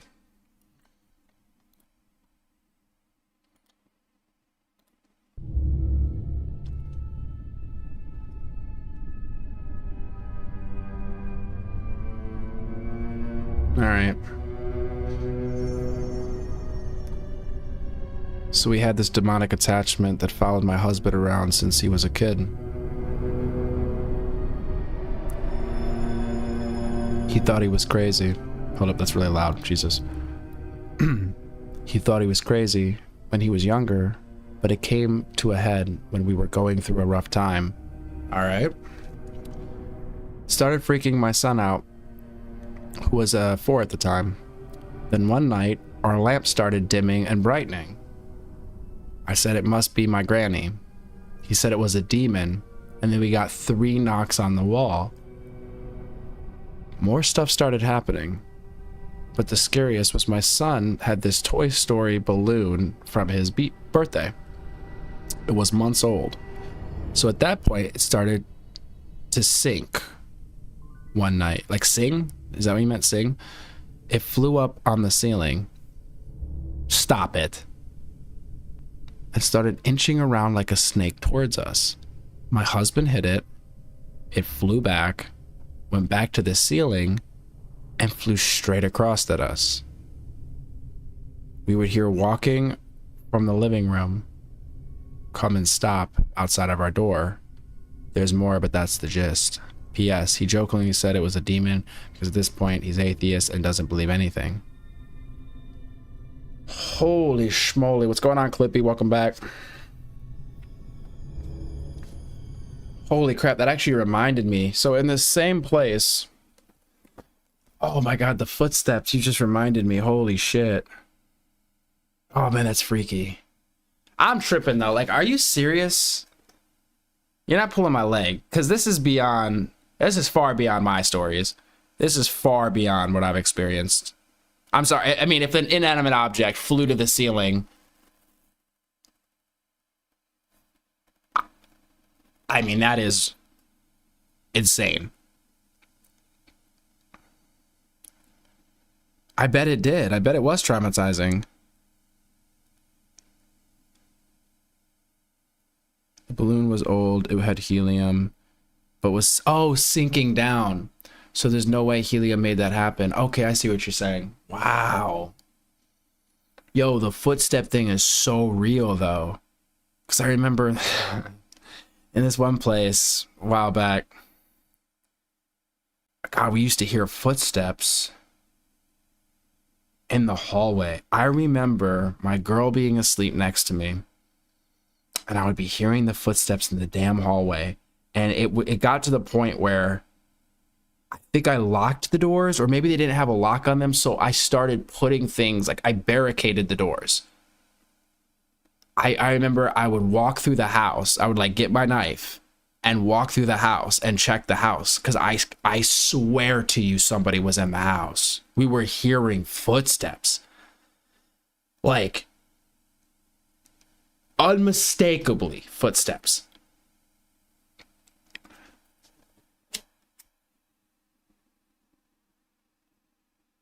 Yeah, that's freaky. Wow.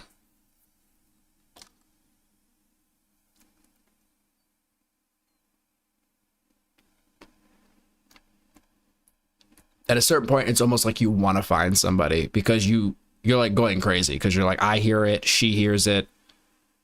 What is going on? And it's not like the house making sounds, because it's like, I know what it sounds like when somebody's walking through the hallway. Like I know all the creaks on the floor.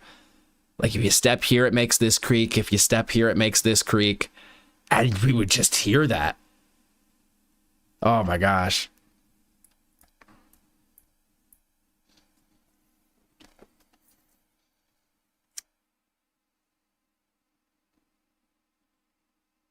I think she woke up. Why is the ironing board against the door?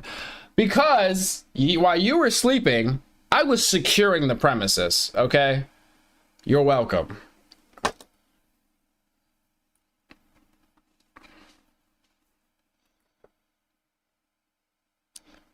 And yes, you should drop it in the Discord, of course.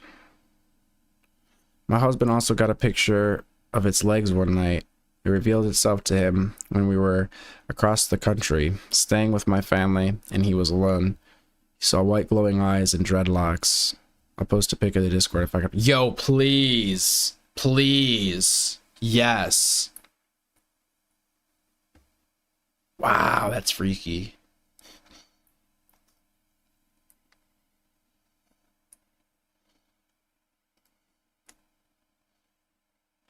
Yeah, I mean, other experiences, to me, they're like innocuous. They're like small. They're probably not like freaky to people. I mean, they're freaky, but only if you experience it, because a lot of people be like, oh, well, you could chalk that up to this or that. But just, I remember somebody had left town. They asked me to check their place out, just, you know, make sure everything was straight there. And so I get the key. Everything's cool. I go over, you know, I check their place, walk through it. I go upstairs. I think I was like in their bedroom, and I heard something fall in their kids' room. So I'm like, okay. So I go in their kids' room. Nothing. Everything's just normal. I was like, okay, whatever. And then I heard something fall in the bathroom. Then I go in the bathroom and everything looked normal. And just the feeling I had that I was not alone was so strong. I was just turned off the lights and I left. And I was like, what the fuck? It just was so weird. So weird.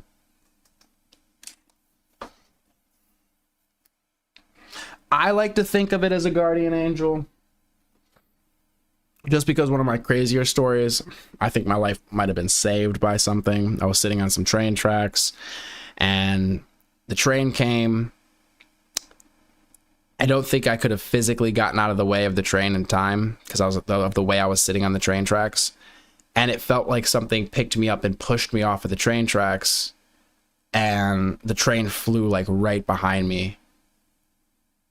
It was a freaky experience, but I really felt, and to this day, I feel that something had lifted me up and pushed me. So I like to think it's probably positive, although it could come off as creepy.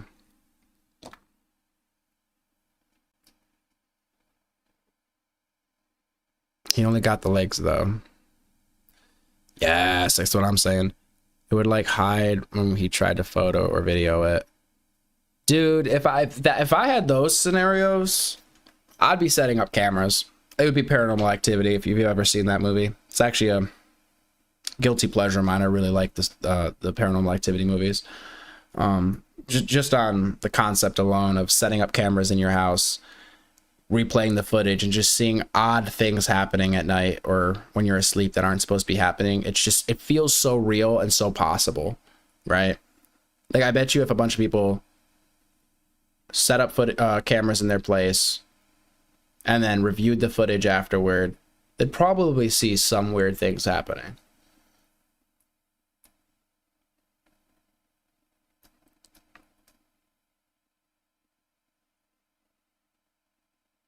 Whose channel is that I'm on? Wait, who do I have on the screen right now? Oh, shit. Bam, this is Twin Paranormal. Check them out. I just subbed. I'm gonna have to check them out my own time. Each of these are hours long, but we're just talking about paranormal experiences at this point. If you have any, drop them in chat. I find it fascinating.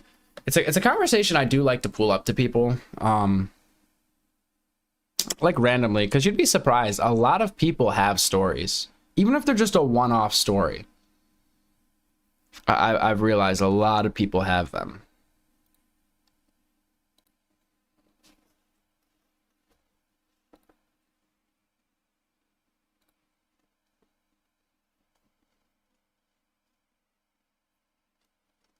Yeah, positive, but creepy. I mean, I'm not gonna lie. I'm not gonna say I used to talk to it. Like, nothing was talking back. But I just remember when I was younger, it would just be so weird when I was in the house alone. And it felt like something was there. So I just started to get to the point where I would just be like, how's it going? And just be like, in my mind, I was like, I need to be respectful. Just be respectful of whatever it was. And nothing ever talked back or nothing like that. Not on, I'm not on some crazy stuff. I'm not hearing voices or nothing. But it was just this idea of like paying respect. Because I remember my desk when I was younger. I had a desk and my little computer or laptop or whatever. And it was in like the corner. And there was the closet right behind me. And the closet didn't have a door on it. And it just felt like there was a darkness in the closet that was darker than like the other darkness. And it would just feel like somebody was standing behind me at times when I was like sitting there at my computer. Oh my gosh. But I would always be like, yeah, probably just best to be respectful. Say hello. How you doing? Hope you're having a good day.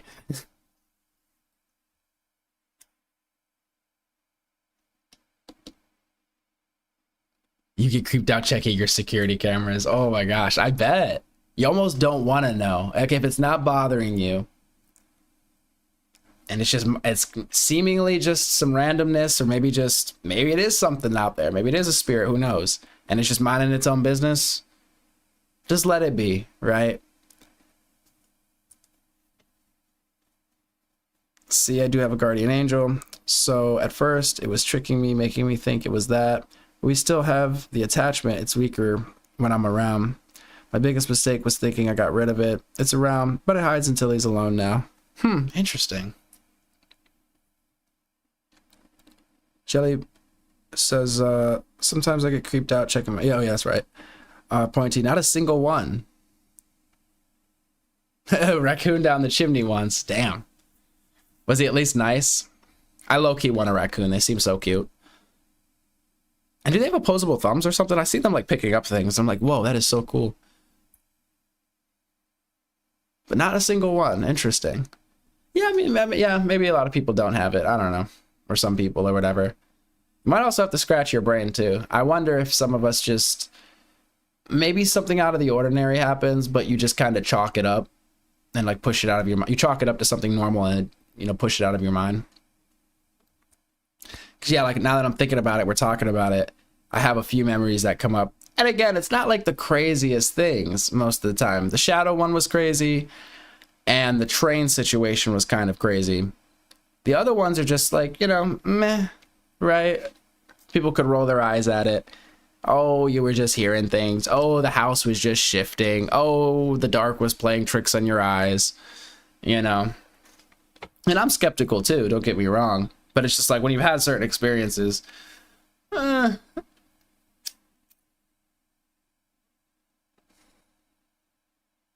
Like, I've always wanted to mess with the Ouija board. Never have, though. I've always wanted to mess with one. Can you mess with the Ouija board by yourself, or does there have to be somebody else there? That would be crazy. That'd be an interesting stream. Just messing around with a Ouija board. People who were close to the family, who were religious, would get very upset if I ever brought up the concept of a Ouija board.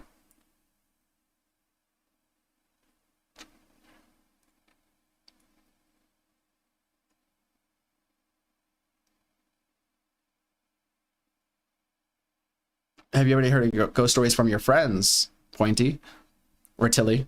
I always call you Pointy, but Tilly.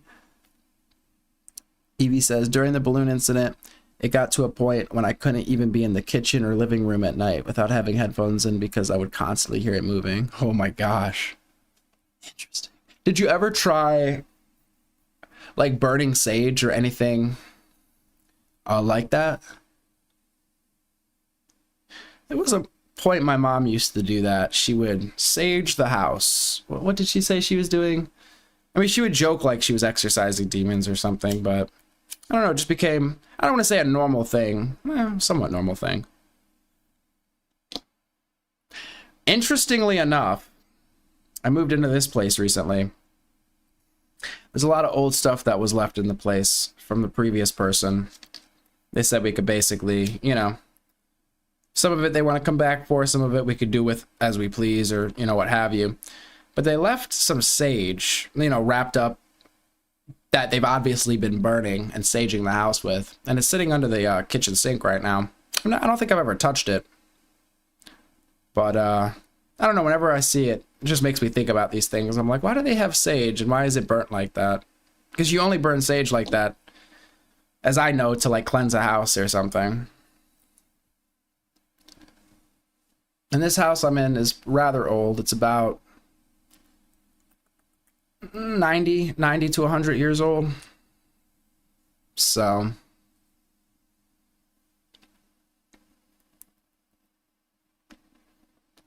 yeah, I don't really want to know right now.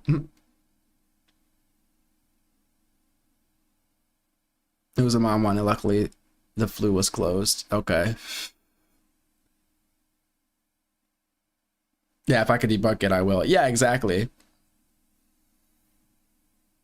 Because it's like, I don't want to be the crazy person. You know what I mean? Because that's how you come off, as like this crazy person. But it's like, no. I mean, most of the time, most of my days are pretty normal and uneventful in terms of, like, you know, this stuff. But the experiences stick with you.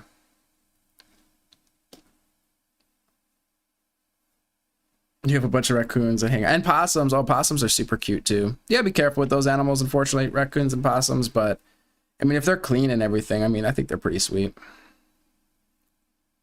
Opossums. Hey. What's a spirit box?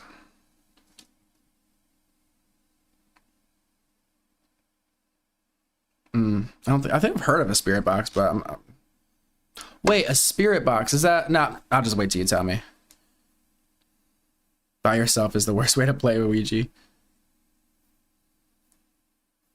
I could probably there's a couple people I could probably get in on it, but if I was to accidentally, you know, actually, I mean, let's just assume that you are actually talking to something and maybe pulling something into this world, right?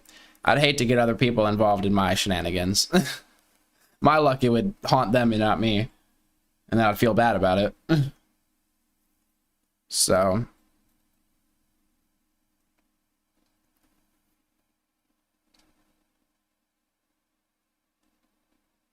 I always set up protection and properly exit and break it down, though I'm careful. Raccoons are tricky because they have opposite digits. Crafty little bastards. Oh, I'm sorry, opposable digits. I was like, opposite. Yeah, they seem to have, like, I don't want to say working hands, but you're growing sage. Ah, very good. Raccoons. Kami's fault. I ended up with over 20 baby sage plants. Wait, how? Did Kami send you sage? The hell didn't he send me any? He sent you seeds, didn't he? Wait, you're the one that said you'd send me some seeds.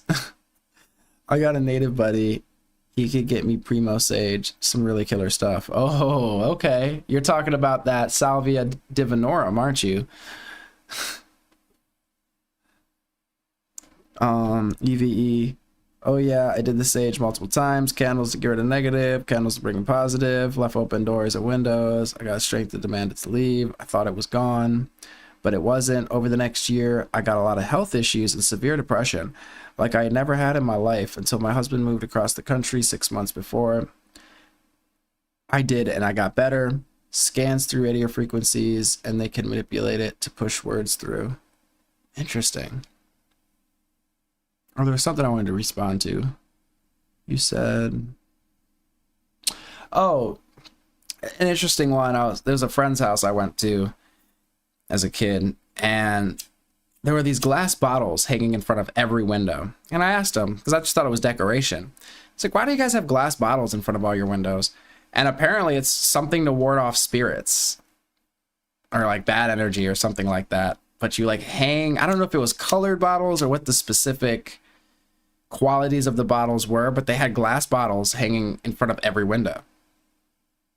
Just odd. No, he told you to grow it.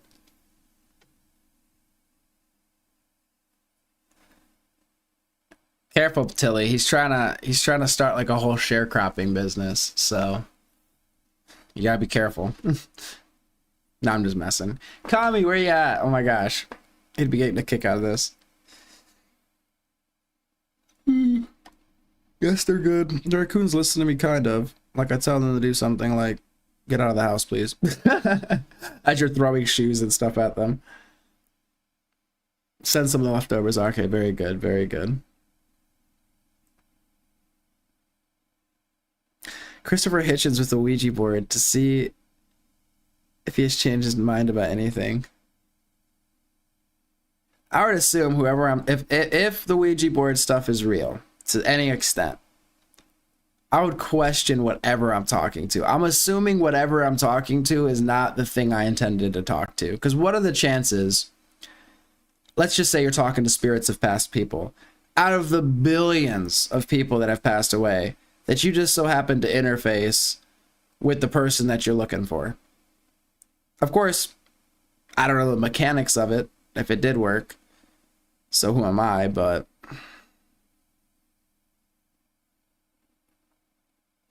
I am entirely fine with this. More plants. More. Man, now you guys got me wanting to listen to Mr. Ballin. He's got some great stories.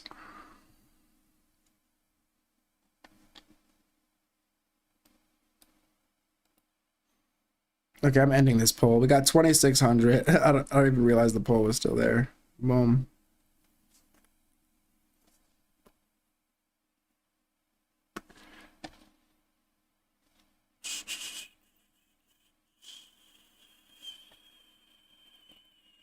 That's why I like the Y-Files.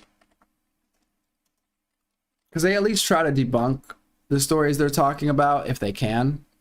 And I find that very neat.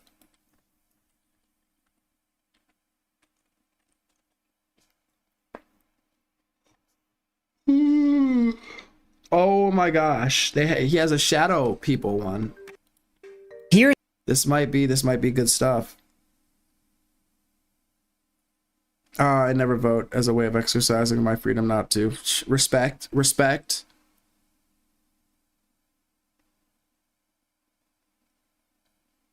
Oh, does he do events, Jellybean? That'd be really cool.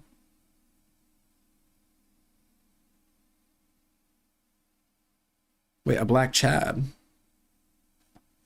Wait, what are you talking about? I didn't know he did that. Okay. Is it just like meet and greets, or is he like presenting or like on a stage, taking questions, telling stories? That's really neat. He's touring again soon.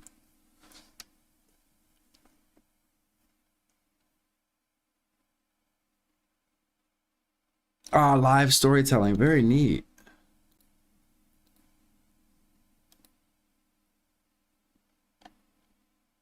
Where's my microphone?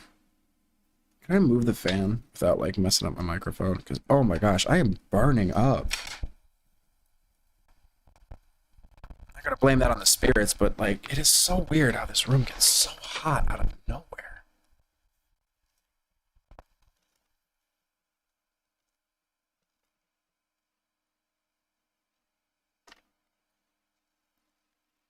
I'm sure the hair doesn't help, but I've grown used to it.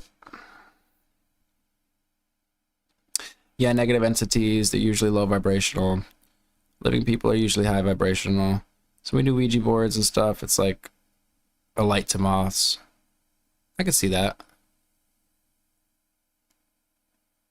I imagine there's not too many people using Ouija boards. So if you were a spirit kind of kicking back, waiting to chit chat with somebody, and you see somebody using a Ouija board, everybody's probably trying to rush to be the first in line. Pushing, nah, I want to talk to him. Nah, I want to talk to him. You could ask questions and stuff. All right, dope. Matt Riff bought the Conjuring house and that whole franchise, including the Annabelle doll. Yeah, when it comes to, so for example, cursed objects, right? I think the Annabelle doll is one of them. There's a chair out there that apparently if you sit in this chair, you'll die shortly after. There's been a bunch of people supposedly that sat in this chair, and shortly after sitting in the chair, they died. So now the chair, if I'm not mistaken, is in some sort of museum, and it's hanging from a wall, basically, so nobody could sit in it.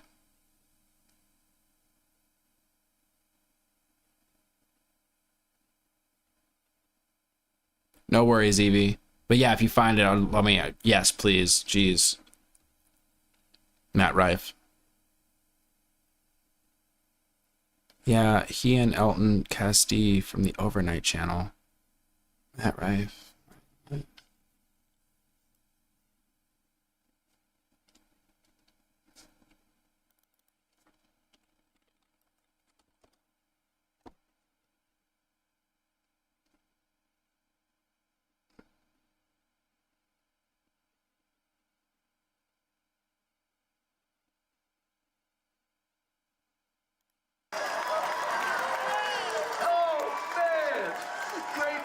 You, brother. You little faker. Oh, no way. Were tickets sold out? What a badass. Mom, nice to meet you, by the way. What is your name? I'm Sonia. Sonia, nice to meet you. Security, fired, by the way. He rushed to the stage. Is this who we're talking about?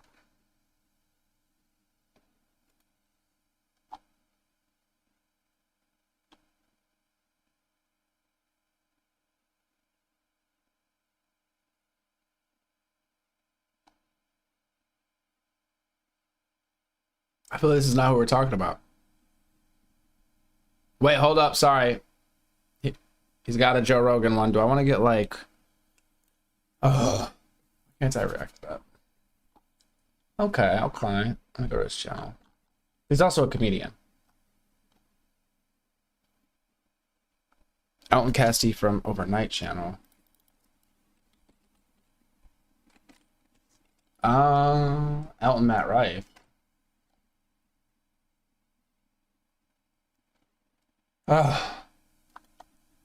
I should watch more of this type of content. I don't know why. It's just all the, like there's people that just, they ruin it for me. They ruin it because it's like I can't know if they're just bullshitting me. Oh, again, these are hours long, so I don't know if we'll do this one.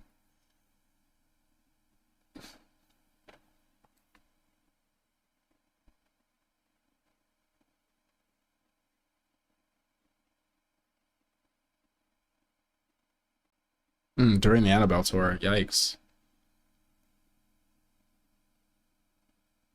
Oh, okay, popular comedian obsessed with paranormal. Add Conjuring.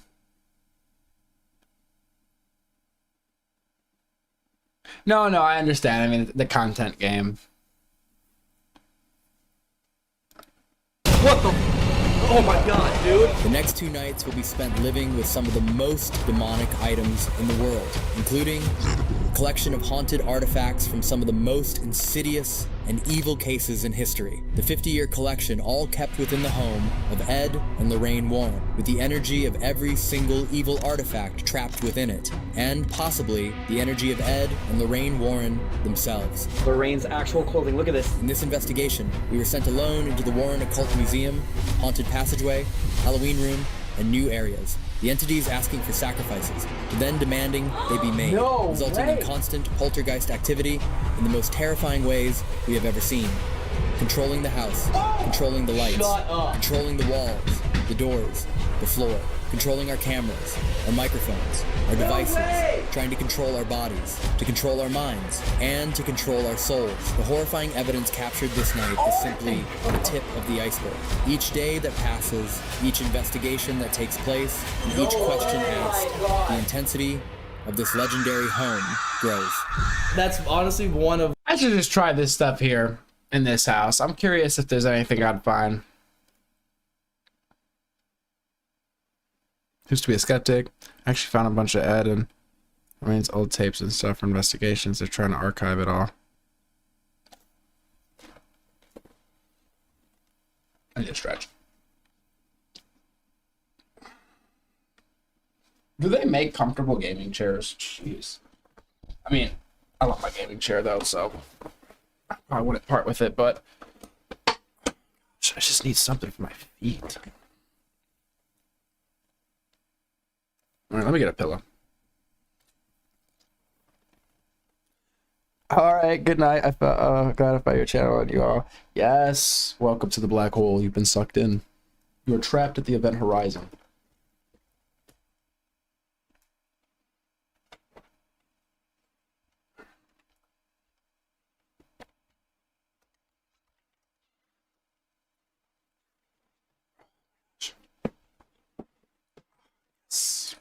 Yes.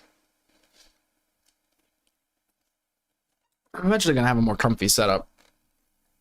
I want like a lounge area for stream where I can like lay down.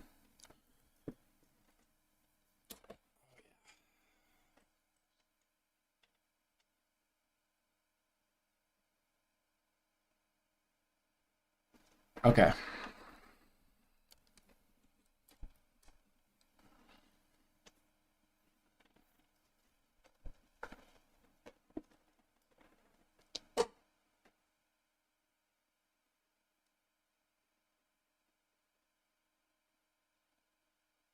Okay. Oh my gosh.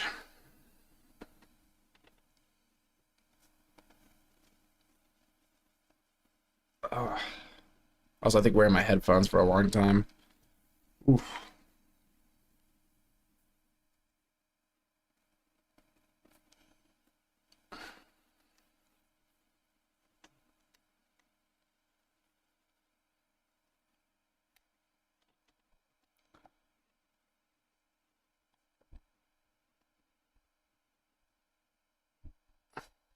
And they're still giving the wife the cut he would have gotten. Well, that's good.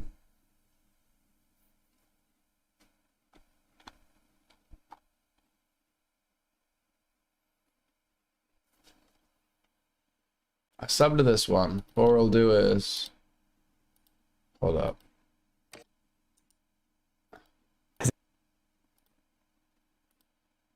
Okay, now it doesn't want to work. Come on. Alright. Sorry.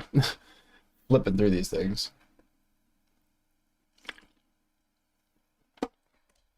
Still got a handful of people here hanging out. You guys survived the night with me here. What time is it? Oh, shit. It's early in the morning, guys. We're just getting started. As you know, I'm beaming to you, sending this broadcast from somewhere in between space and time. However, just so everybody could be on the same page, I go off of Eastern Standard Time. You know, I don't think you guys have universal clocks, so we just use Eastern Standard Time. And according to Eastern Standard Time, it is 5:30 a.m. Time out here around the black hole doesn't actually really matter, but I digress.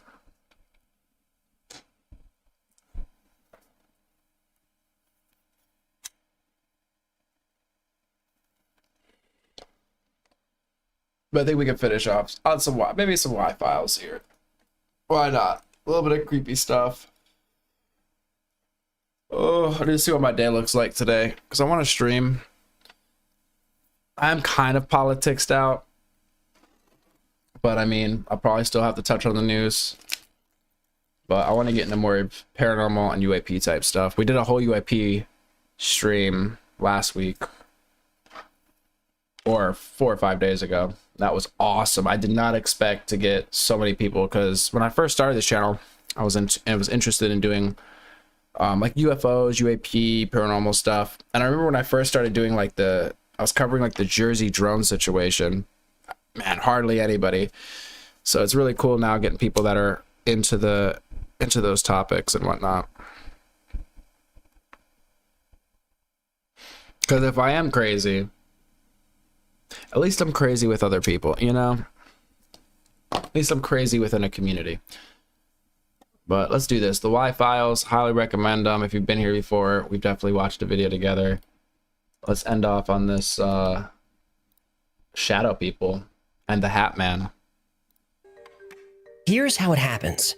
You're drifting off to sleep, or maybe you wake up in the middle of the night. You feel a presence. He said, yeah, I'm from the East, but live out west in Vegas, and it's a 3-hour difference behind. So it's like 2. Oh, okay, so it's still pretty early. Okay. How was Vegas? I've never been out west. Would I do visit Earth?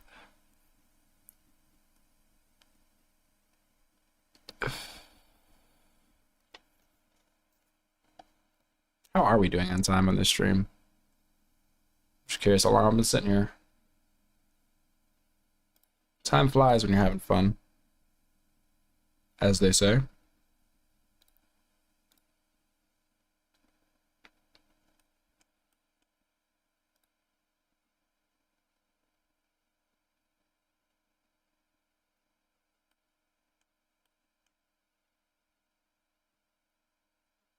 Oh, only about 7 hours. Not too bad. Not too bad. Not too shabby.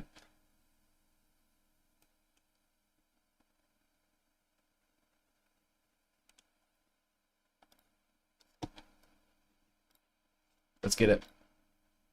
Presence in the room. You see something out of the corner of your eye. You try to look, but you can't move. You try to call out, but you're unable to make a sound. There's an invisible weight on your chest. Even breathing is difficult. You strain to look, and then you see it. The shadow of a person. You can't detect any features, but every instinct you have tells you this entity is not friendly. You hear a light hum, maybe a rush of air, and the dark entity vanishes. You've just encountered a shadow person. Now this one was pretty benign, but there are some shadow people sightings that are more intense, more real. These encounters can be traumatic and in some cases, violent. I should know because it happened to me. Oh, wow. I've seen this a few times just because I'm so interested in this. Every culture has their own topic. Yeah, essentially sleep paralysis, yes. Said it's okay. I like the Red Rock Mountains, but there's a lot of hood and crime, and out in East Tennessee, where I'm from, I miss it. More privacy, nature, etc. My husband deals poker. Oh my gosh, I'm gonna have to pick your brain a little bit, you and your husband's brain, because I've kind of wanted to be a dealer at a casino. I'm into blackjack. I'd like to learn poker. Oh my gosh, this is awesome. More privacy, nature. My husband deals poker, so best place for that. Makes sense. More fun stuff to do, but not as much privacy. Okay. I mean, I'm sure there's a ton of right? You could, tons of nightlife, like the city never sleeps kind of a thing. Oh, that's so cool.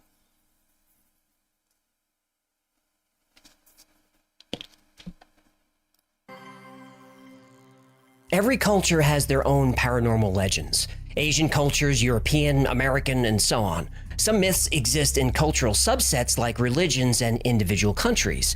Even small towns and neighborhoods have their own legends. People raised in Michigan might not know what a chupacabra is, but they've heard of the Dogman. Americans might laugh at the story of Krampus, the evil version of Santa Claus who is half goat, half demon and punishes children, but mention him to kids in Germany or Austria, and they won't find it funny. Visitors to Ronkonkoma, New York enjoy swimming in the clear lake in the middle of town, but locals don't go in the water out of fear of Tuscawanta, the Algonquin princess who drowns one young man every year in search of true love. Jeez.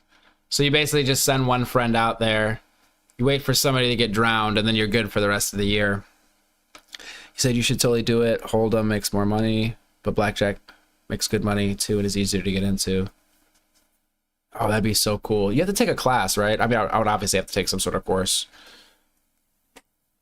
Learn all the ins and outs or get trained. Me and a friend used to, some years ago, we used to get off of work at night. We would drive like 4 hours to the casino.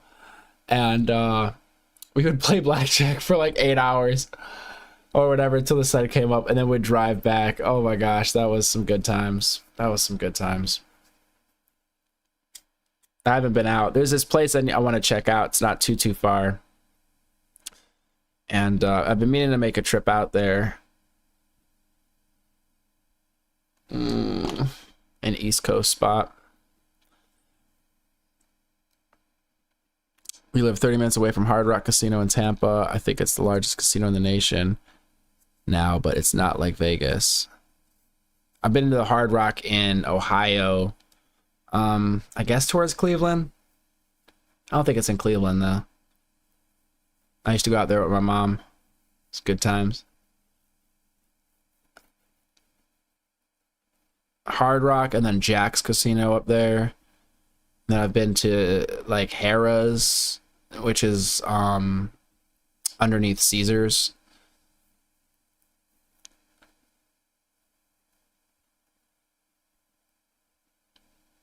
Sebastian, welcome.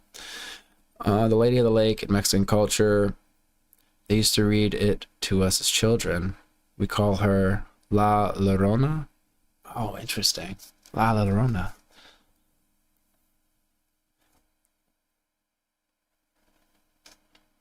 Oh, the heck. Austria mentioned. Where the hell is Kami? Kami, are you there? Are you lurking? I know you can't be asleep. What time is it where you in Austria right now? It's about 10:30 a.m. What are you doing, Kami? He's probably up to some communist stuff. Whatever the communists get into in the morning. He said you technically don't have to. My husband did, but they never looked at those credentials. He said it's a waste. Oh, really? Wow. If you could learn how to do it and you land an audition, you can definitely make it. And a lot of dealers come out during the summer, stay, work, make good money, and go back. That's what I was thinking, because I didn't really want to move. And there's places I could go, and if I could just work on like set periods of time and just like stay at the hotel or whatever. Shoot, I'd sleep in my car even. I mean, if the pay is good enough. And then just drive back. That'd be really cool. I've had a lot of fun sitting at, the casino I've had a lot of fun at, but just sitting at the blackjack tables and just talking to people and hanging out. I've just had a lot of fun doing that. A lot of times people are in good spirits. Now, obviously, people get in bad spirits and they get tilted. I mean, I've been tilted at the I've been tilted at the table when I'm losing. But I always try to keep in good spirits and stuff. And it's really cool just rubbing elbows with people and chit chatting and having a drink, and it's really nice. I mean, it's adult Chuck E. Cheese.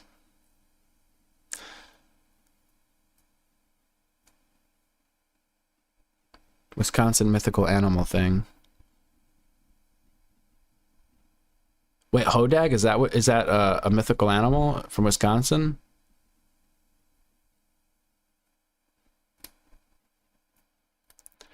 I think he's 5 hours ahead of us. That's what he told me, I think. Wait, 7? I thought he was 5 hours. Kami! Oh, it's folklore. Okay. I heard this one. I'm not sure if you guys are familiar with. I think it's connected to the Appalachians, but apparently a lot of natives, and I think other cultures around the world, I don't know if he mentions it in this one, or if it's in another video, or like where I've heard this, but you're not supposed to whistle at night. whistling at night invites spirits or something. I don't know if you guys have ever heard that. I heard that in like the last 5 years, so somewhat recently.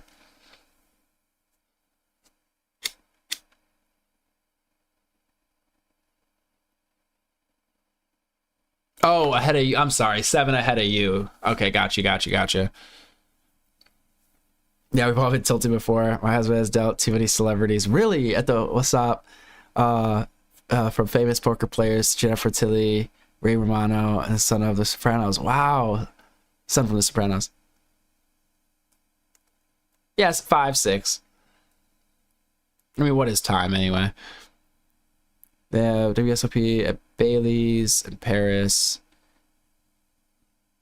even at the Rio. And they also have the Venetian Deep Stack Summer Tournament people deal.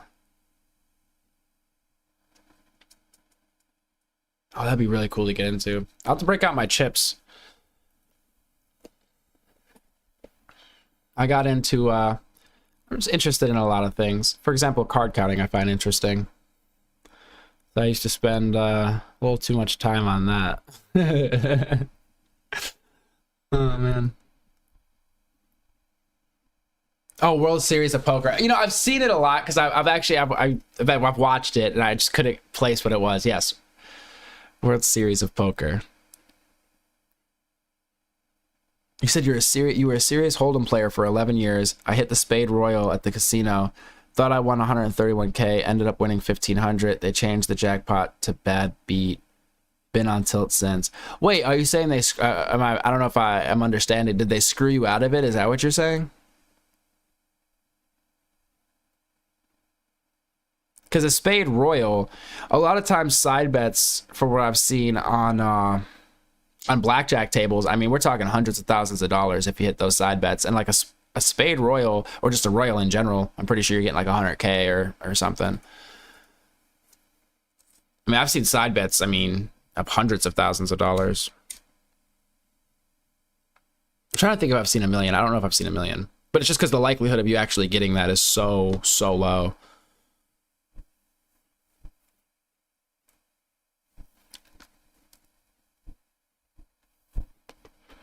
I would be really tilted if if they tried to screw me out of that. I'd be like, bro, what are you talking about? I've never had any big hits. And on side bets, I don't really do side bets, but when I did do them, I mean, my best hit might have been like $100 or something. 1 in 72,000 hands. They changed the poker room jackpot 6 months prior. Dude, that sucks. I'm not familiar with bad beat jackpot. But either way, you didn't get the 130.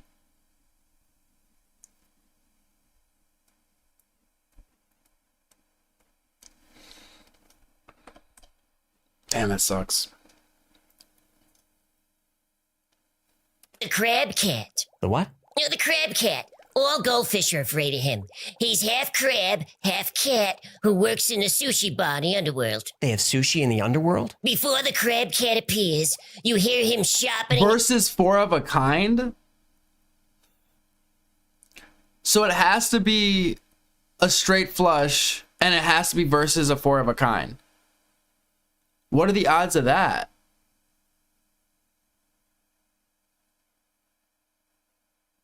I mean, damn.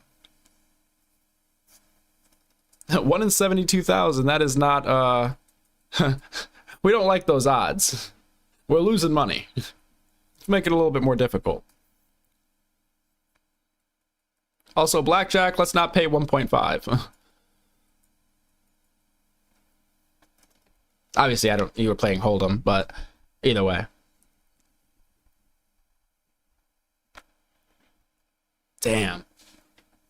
The Wi-Fi files. His blade, and the room will smell like sake. If the crab cat catches you, he meows, omakase! Then he cuts off one of your fins, and you spend all of eternity swimming in circles. Circles? Isn't that the same thing happens when, like, if a woman breaks, like, if a woman's wearing high heels, and she breaks one heel, does she just, like, walk in a circle? It's the same thing, right? oh, because he cuts off one fin. Fear the crab cat! Fear the crab cat. Whether a chupacabra, evil Santa Claus, or a crab cat, these stories couldn't be any more different. But one legend is universal. Shadow people. Shadow people are seen in every culture on Earth, and shadow people encounters have been happening for thousands of years. And of all the thousands or maybe millions of shadow people encounters over the years, the descriptions are eerily similar. Most often, they appear as nothing more than silhouettes. They lack defining characteristics. You can feel that there are facial features there, but you can't see them. The majority of shadow people sightings happen when you're in bed at night, though they have been seen outside, especially in dark wooded areas. But a few shadow people have been seen in broad daylight. It's not uncommon to hear a humming or a buzzing or a I think you meant a shadow person. whooshing sound when a shadow person is present. And some people hear electricity, and some people hear the shadow person whispering or even screaming in their ear. In most cases, the shadow people will disappear when you see them. They'll zip into a corner, fly through a wall, or just fade away. But in some that was similar to my experience, the way it kind of zipped when I looked. Rare cases. But on the camera footage, it was just walking. It's very, very odd. Shadow people don't disappear. They become more clear and detailed. And in very rare cases, shadow people can be violent. Never had any violence, though. Hey, AJ and Hecklefish. The first attached image was from the West Virginia Penitentiary in Moundsville, West Virginia. It's your... Here, let me fix my opacity so I could actually see what's on the screen. I sometimes like having the black hole bleed through. There we go, make it a little bit more solid. It's a really tricky place that my paranormal team and myself have investigated many times. This was captured in the cafeteria by our night vision camera. We investigate in complete darkness and heard movement behind us. The camera captured this figure, and it's known to haunt this location. The second attached image was caught by Oakmont Paranormal in a joint investigation of the Andrew Carnegie Library and Music Hall in Pittsburgh. It looks to have glowing eyes. The lady sitting in front of the figure called our attention to the movement around her and said that she was feeling sick.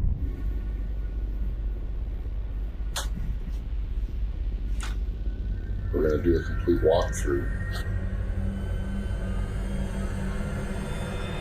But you gotta say something or do something. Oh my God!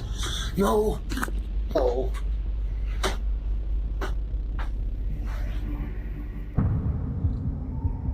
Hold up.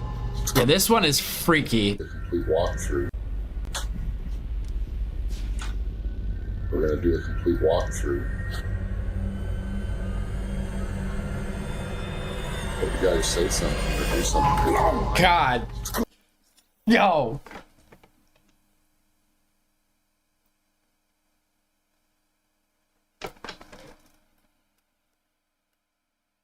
God. No. No.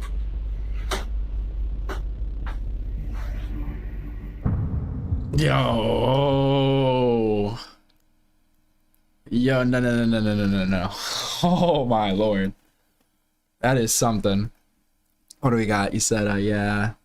You said you're about to upload the pic. Yes. It's like a shadow people's legs. That's how he's described. It was all black, but you could see, or you could tell that it had dreads and glowing white eyes. Whew, I've never seen glowing eyes. Oh my gosh. That's what we need to listen to. Have you guys ever listened to Art Bell? Coast to Coast. I'm not gonna lie. Partially an inspiration for some of this. I find inspiration in a lot of things, but I really like Art Bell and his broadcast.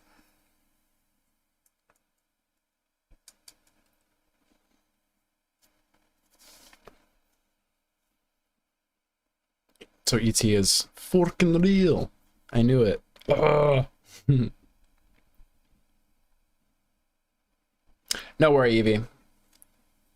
I'm still trying to figure out Discord. Trust me. You could drop it any of the channels. I mean, conspiracy is good. I mean, it really doesn't matter. Or, I mean, stream chat works. Whatever one you land in, really. There's a handful that would fit the description, but I'll have to make a paranormal one channel.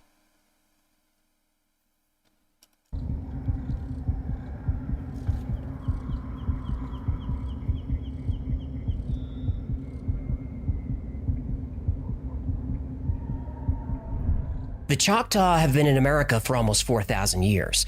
They were among the 5 civilized tribes as described by Europeans, meaning the Choctaw had an organized and advanced society. They had a high literacy rate. They had centralized governments with written constitutions. They had a merchant class and would trade with other tribes as well as with Europeans. The Choctaw would accept white and black people into their tribes through marriage. And despite all these modern sensibilities, the Choctaw had a rich mythology. They have a story about the Nulusa Chito. This is a shadow being who appears when someone allows evil thoughts to enter their mind. The Nulusa Chito appears while they're sleeping and devours their soul. These entities are so terrifying to the Choctaw that to this day, many people will not say the name. The Choctaw also have Nulusa Philea, which literally translates to long black being. This is a shadow person who lives in the woods and appears at dusk to torment hunters and children who stray too far from camp. Cultures from all over the world have similar legends. Medieval Europeans fear the incubus who assaults women while they sleep. The succubus assaults men. The word nightmare comes from ancient Germanic or Norse. Yes, Mel's. We'll have to do Mel's Hole. The Y-Files, they did a whole one on Mel's Hole. I didn't mean to say it like that.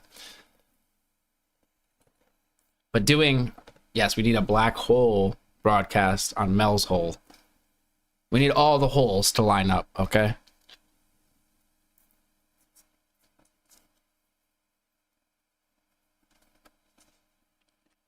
The succubus assaults medieval Europeans. Sorry, there was something he said that I wanted to... fear the incubus who assaults women while they sleep. The succubus assaults... Oh, I was going to say, yeah, if I saw a shadow person in the woods... Again, I've only seen 1 to 2 shadow people in my life. One that I'm 100% sure of. One that is such an early childhood memory. I don't know if it's a real memory, if it's a dream. I know it's from like when I was 5 years old, 6 years old. I mean, one of my very, very, very early memories. But that one's a bit shaky because I'm not sure if it's a false memory or whatnot. I mean, I've had it forever, but is it a dream? Is it not? You know? $750 bonus for the hand. Won another $750 from the table bets. Hey, that's still a good bet though. I mean, $1,500. I mean, that's a nice little get right there.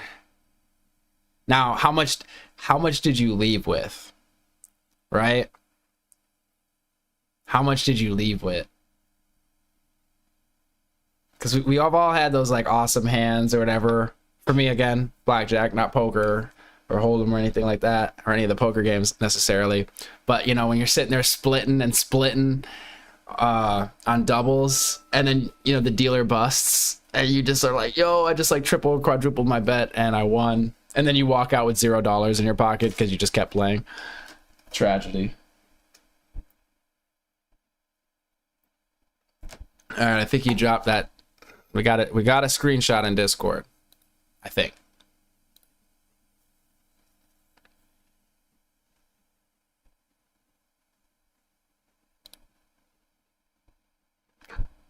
Oh, that is creepy. At first, I couldn't see it. Yo.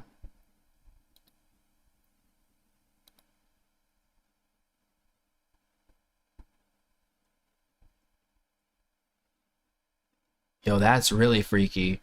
'Cause at least my shadow person was on the wall. My shadow person looked like an actual shadow. Like somebody standing in the room and the light's hitting them and pushing it onto the wall. The picture you dropped, I mean, that looks like they're standing in the middle of the room. That would throw me. That would throw me. I can't see the eyes. I don't know how to turn up brightness. Well, I could try my phone. Hold up.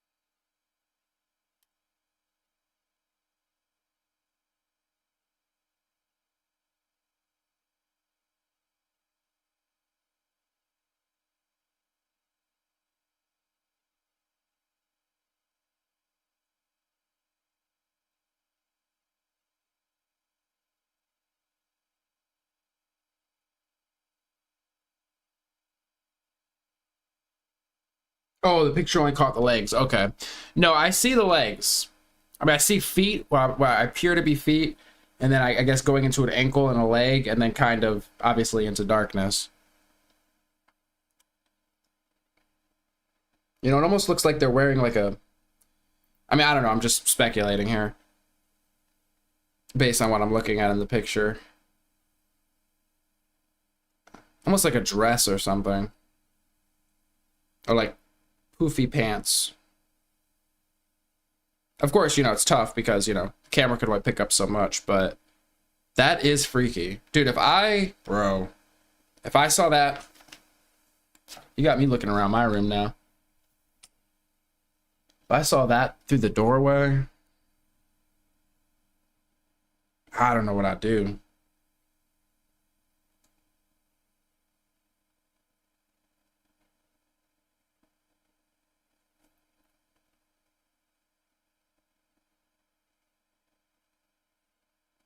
Yeah, that's freaky. Yeah, picture cut legs. Never saw eyes. That's how he described it. Sebastian. That's why I have cats. They're likely to see a shadow person before I do. Yeah, animals. Oh, yeah. I guess. Oh, man, you guys are bringing back more memories. When your animal starts acting weird. Because I've had that, you know, like a dog that'll just, you know, their ears go up and they're staring.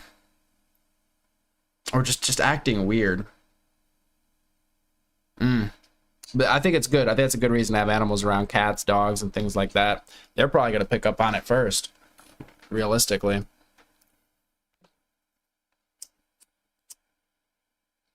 I don't have any cats or dogs right now, so every time I fall asleep, there might be something just standing over me. Which is fine. It doesn't ever mess with me. So, at least I don't think it does. It could be putting its fingers in my mouth for all I know while I sleep. That would be weird.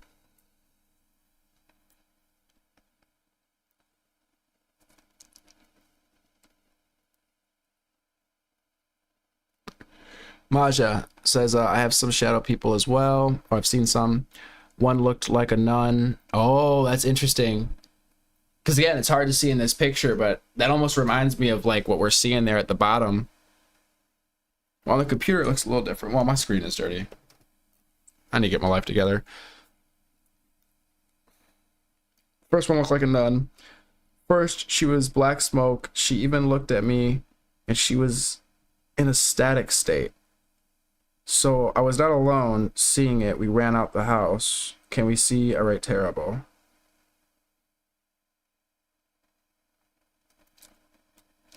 Can I pull it up on here? I don't know if I can pull this up. I mean, I think I can. Let me just see if I can.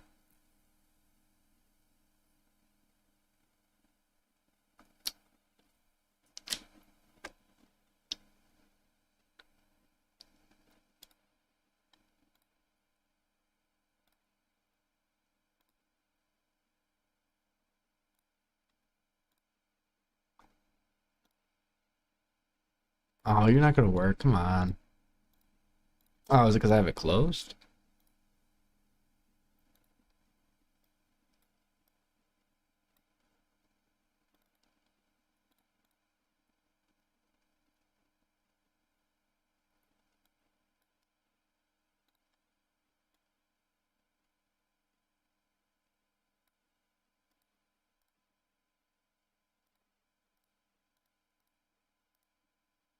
Wait, why isn't it working?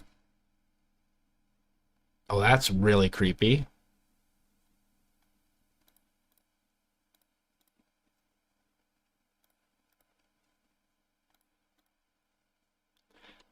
My window capture is not working. Actually, I know what I could do. Jesus.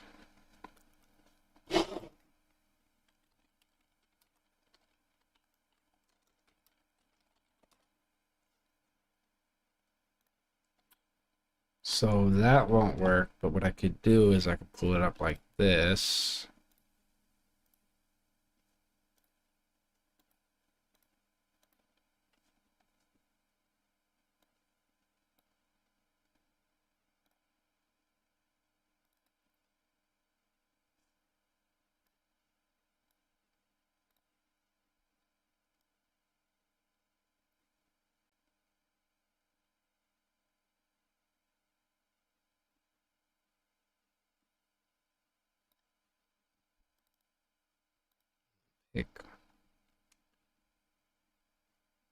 I literally just did window capture.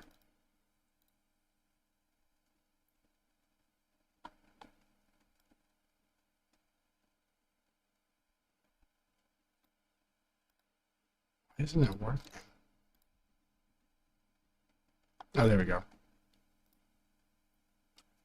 Okay, guys, I'm not making anything up right now. It is not letting me show this image.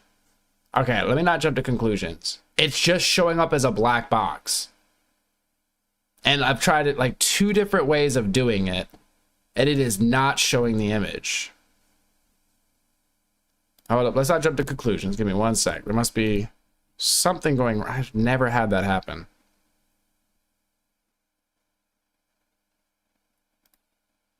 Especially when I do it this way. So why is it not working?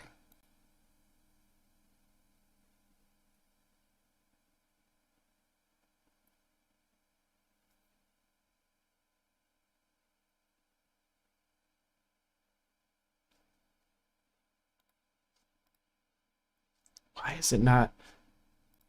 You guys could see the mouse, right? You can see the mouse on the screen. I'm like on the picture, but you can't see the picture at all. All right, 1 sec. What? Again, let's not freak out. There we go. Okay. Maybe?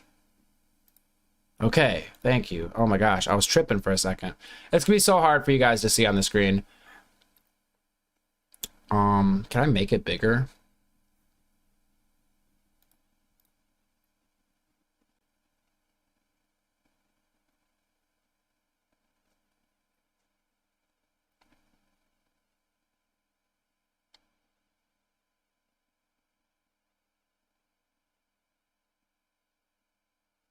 I'm trying to make it bigger. I just, oh my gosh. Dude, why is technology not working for me today? Okay, here we go. Finally. Oh my gosh, that was so annoying. Okay.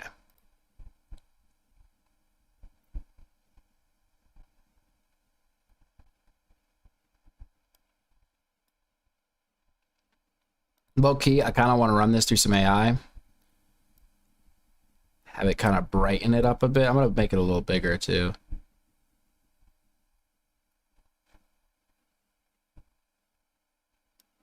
Oh my gosh, it's not working. It's easier to see if you guys drop in the Discord and like look at it on your phone or computer or something.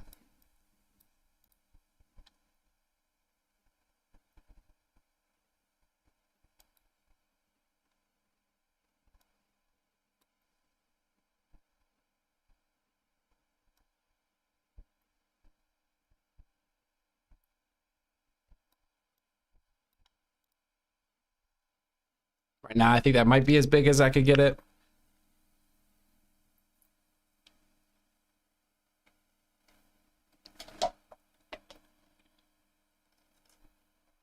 I don't know if you guys could see it on the screen or on the stream. Excuse me in advance here. My apologies.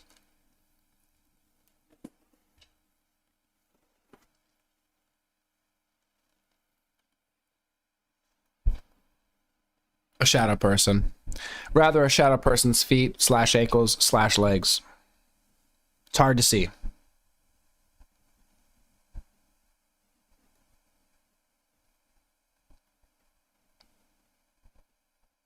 All right.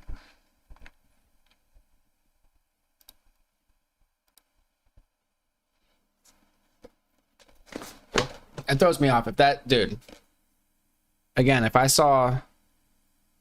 crack my door right now and I saw something like that standing, even just the feet and legs of something standing outside my door, honestly, I mean, curiosity killed the cat. Now I am a curious cat, but I'd probably just close the door.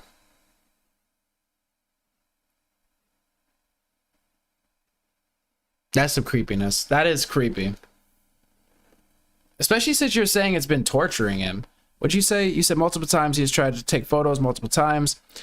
This was the closest he got. It tortured him and made him think he was going crazy. especially if it's tough to get a picture, because it's like people are going to think you're crazy, like you're seeing things, right? It's completely different, because even just that, like, yeah, it's tough to see and everything, but if you're taking a picture of something, you're like, yo, I swear, and then you show the person the picture, it's like, okay, well, this person's not just seeing things necessarily, because there is a picture of something here, right? Now, granted, our eyes can play tricks on us in the dark, but going off of what you're saying, I'm thinking something's standing there. He was terrified. He's 6'6", grew up in the hood in Detroit, not scared of anything, but this thing sent him running. Yeah, I get that. I'd say I'm generally not, I generally don't get scared of things, but when you are met with an otherworldly presence or something that is somewhere it's not supposed to be, it's a different vibe. It's a different vibe completely. I don't care who you are. It hits a little different. Especially when it's in your house. Especially when it's in your house. I believe you've seen it as well. But what did you hear? What? I usually heard growling. I took it away though. I could not accept it. Terrified my son. He was like 4 at the time. You heard growling? Have you ever heard anything, Evie? I can't recall ever hearing anything. Again, outside of things like falling, outside of footsteps. God, the footsteps were just so eerie. Because again, it was clearly footsteps. Clearly footsteps. You'd hear somebody walking upstairs. There's nobody upstairs.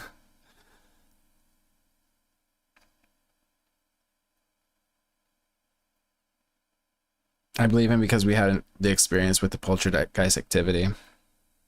Yeah. And plus, if you trust a person and stuff, I mean, you're either going to believe them or think they're crazy. At first, you might be like, okay, you're messing with me. But when somebody is dead serious, they're like, look, I am not messing with you. I swear. I was like, I love you. I'm not messing with you. I need you to hear me out on this one, right?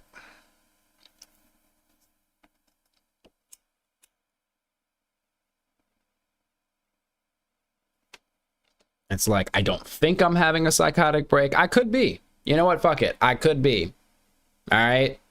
I don't think I am, though. But granted, I could be. Assaults men. The word nightmare comes from ancient Germanic or Norse. A mare or mara is a demon that sits on your chest and tries to strangle you while you sleep. This creature is known as Kikimora to Russians, Czechs, and Poles. Even the Sumerians 5,000 years ago told stories of the Alu. The Alu roams the night searching for victims who are asleep. The Alu can paralyze you, possess you, and put you in a coma. In Arabian and Islamic mythology and theology, jinn are supernatural creatures created from smokeless and scorching fire. Many Muslims believe the jinn are real. An individual member of the jinn is known as a jinni, and this is where we get the word genie. Oh, like rub the lamp, genie? Yep. Oh no. Prince Ali, mighty is he. Yo, Hecklefish, man. Hecklefish used to get on my nerves, but he grew on me. I'm gonna skip the little musical bit though. He's grown on me. I have to say. He said, I'd hear a lot of walking around. They would knock, stomp. No way my son was 4'2". Wow, weird. I told a story earlier in the chat about moving stuff. It also messed with the lights. I kept headphones in a lot because I was so scared, but mostly I would hear talking. It sounded like a bunch of distant TVs on when I was having the psychic experience. Yeah. It's so odd you mentioned knocking. My brother, this week, or maybe last week, it's been about a week, he said he heard some knocking at the door. And there were other people here, and I was out of the house at the moment. And this only came up because my other brother had told me he's been having some experiences. And My other brother, I mean, he doesn't talk about this kind of stuff. I mean, he's pretty, I don't want to say a super serious person, but he just doesn't talk about this kind of stuff. It's just not really, I think, of much interest to him. But he said he's been having some vibes. We'll put it that way. I brought it up to my other brother, and he said, it's funny you say that, because the other day I heard knocking, and I asked so-and-so that was over here if they heard it, and it sounded like somebody was knocking on the door, and I get up and I look, and there's nobody there, and I guess maybe the other person had their headphones on, so they didn't hear it. But and again, I'm one that's into this kind of stuff. Like, they're not really into this kind of stuff, from what I know. So for them to be telling me these things is like, it's a little weird. It's a little weird because they're not ones to think these things or jump to these conclusions. Maja says, the black smoke came from under my bathtub. I thought something was on fire. Then my son pointed and said, there she is. He had woken up 6 days before and talked about a lady that cries beside his bed. That freaks me out. That almost makes me afraid to have kids. Because I don't know what I would do if my kid told me that. If my kid was like, oh yeah, there's this lady that's like sits next to my bed and cries at night. Excuse me? Bro, I'd have cameras in that room. I don't even know. I'd probably just move them into my room or something. That's freaky. And they say, you know, I've heard that like kids have a more, like they're more open to the experience, or something about how they could experience these things maybe more than adults. And I almost wonder, I have a lot of different thoughts on these topics, but I wonder if our brain filters out a lot of stuff that isn't useful to us in daily life in terms of like surviving. And that's one of those things that's just not very useful, like in the physical like world when it comes to survival. So our brain filters it out because it's just going to cause us stress. And as you get older, like your brain just filters that stuff out. I'm curious. My son is autistic and was nonverbal at the time. Just started to talk. So he couldn't say what it was, but he was scared. It was obvious. Yes, that's weird. Did your son see it as well? Because the lights would be affected as well. Even my friends wonder what it was. Also, my coffee machine was shaking from time to time. I used some equipment to see what it wanted and it said my baby. Stop it! What are you talking about? That's when it's time to move. But it said quote, so it said my baby. I want my baby. Not your baby, but it wants like my baby. Right? Like I want my baby. Maybe you don't have to. Maybe it's hanging out for some reason. I mean, there's just so many possibilities. You know, when there's so little information on these types of things, if they're real events happening, right? You know, I try to be objective and stay skeptical, but I've heard too many stories and I've had my own experiences where I'm like, dude, there's got to be something. Like everybody can't be hallucinating. And again, I mean, we're listening to the Y-Files here, and all these different cultures have names for these things, right? Now, sure, it could be some sort of something in like what, our neurology? Did I just make up a word? No, it's neurology, right? Something in our brains, okay? In our physiology that's causing this. And it's been causing it for like hundreds or thousands of years. But I don't know about that. I don't know.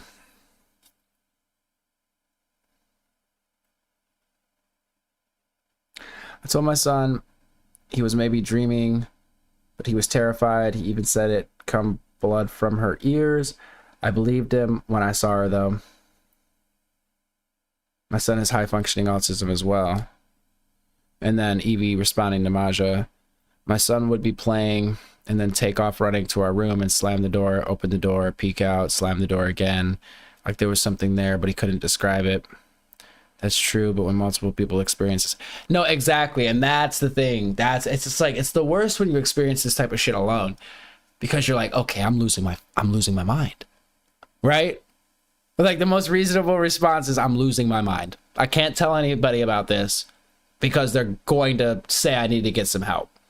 right? But when you experience it with somebody else, it's like, whoa, it's next level. Because you're hoping when you turn over to you look over at the person, they're minding their own business, right? But when you look over at the person and that person's looking at you and you guys give each other the look of, did you just hear that? Did you just see that?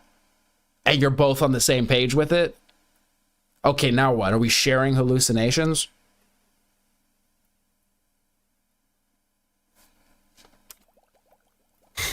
Oh, you didn't see that coming? I did. I was just hoping to avoid it.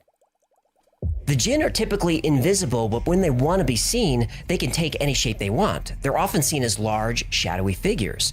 Jinn are able to take control of a human's body, but they can only do this if the victim is in a weakened state. Feelings of unhappiness and depression can make someone vulnerable to a jinn. Jinn have free will and can be either good or evil. The good ones will support, assist, or protect humans, but the evil ones, they can kill you. Oh, does he talk about dying in dreams? At a job site, there were more than a few of them. Could never look at them straight on or they would vanish. The dogs reacted to them every time they appeared. Everyone at the job site saw them. The site was up in the Northern California foothills near Copperopolis. This area was active Native American territory. Also was very active during the gold rush. I would be sitting in a chair in the guard shack looking down the long driveway when something would catch my eye in my peripheral view. If I turned forward to it, it would vanish. If I focus my view down the road, I can see the outline of a person, mostly like a shadow, as if the apparition absorbed light rather than reflect. And part of our pass downs involved sharing what the shadow people did during that shift. Too many corroborated witness accounts to write it off. Like you said, too many corroborated witness accounts to write it off. It's really having multiple witnesses that helps. Of course, video or photographic evidence as well. I mean, that goes, I mean, now with AI, it's, you know, but AI out of it. Obviously, video footage helps.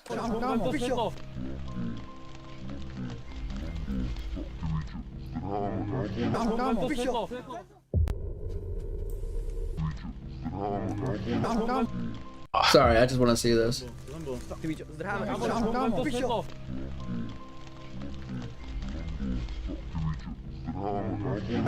Yeah, that's...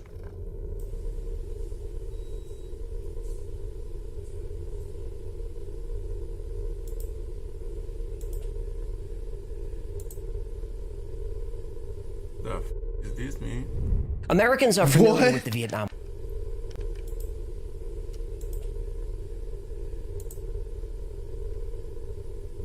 Is this me?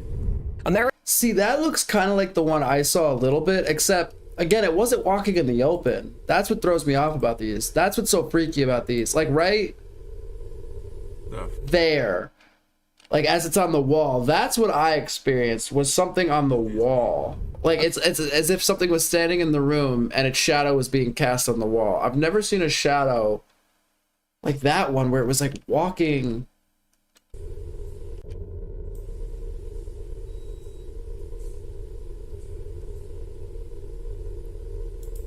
like in this area right here. That's like so crazy.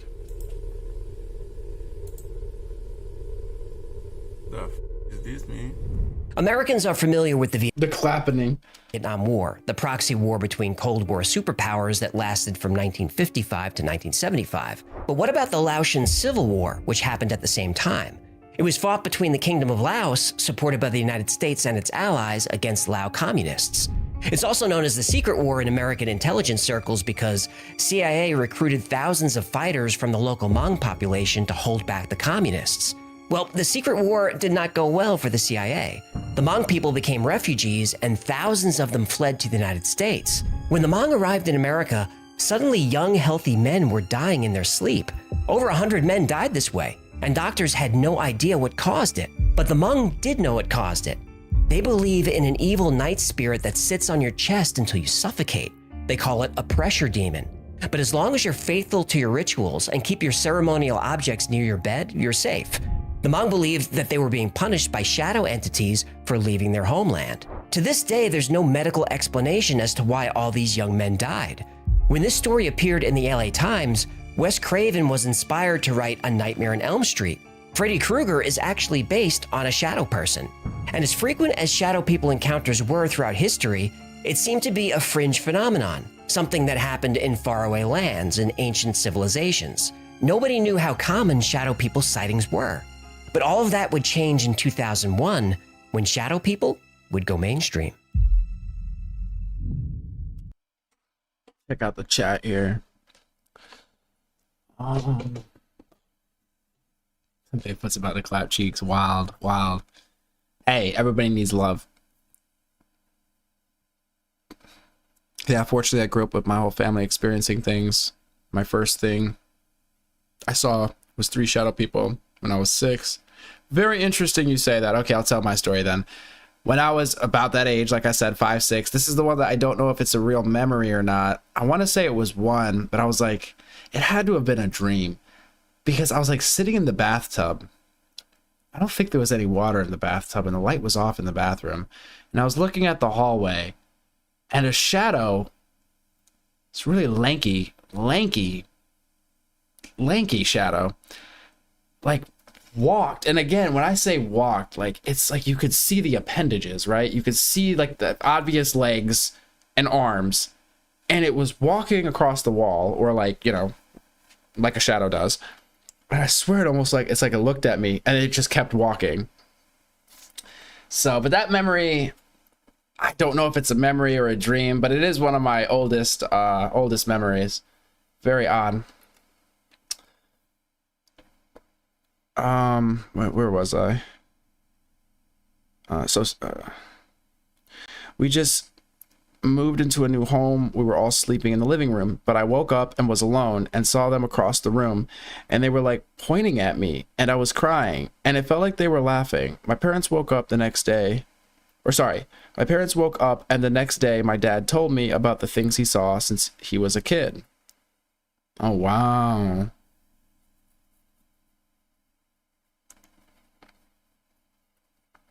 It says, see, it's weird how long time was this happen to you guys? Or how long ago did this happen to you? I think they're asking.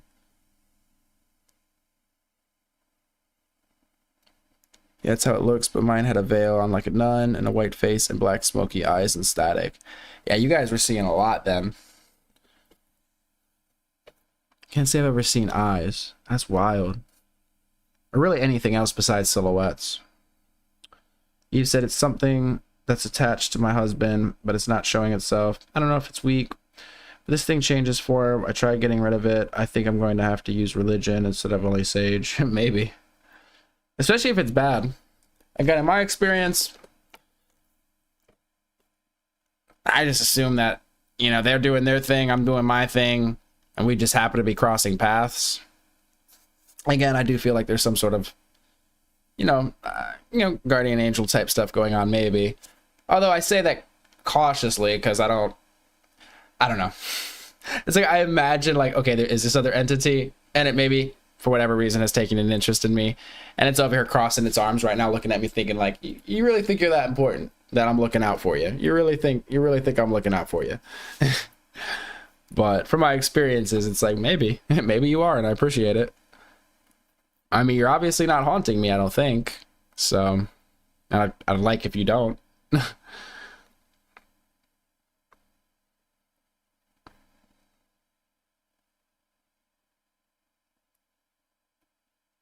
Freaky. What about don't watch this movie, Mandela Effect, Anunnaki? Wait, what are you talking about? Don't watch this movie video, Mandela Effect. Are you talking about his videos on the Y-Files? I've seen a handful. I really like his channel. But Mandela Effect's interesting. We'll have to do like a whole thing on that. I brought that up the other day. It's kind of trippy.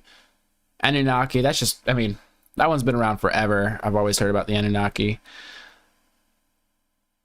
And it's a fun one. That's a fun one to go down. But the don't watch this movie, I'm not familiar with that. I'll have to, if you could give me some context on that, or I'll have to just do some digging.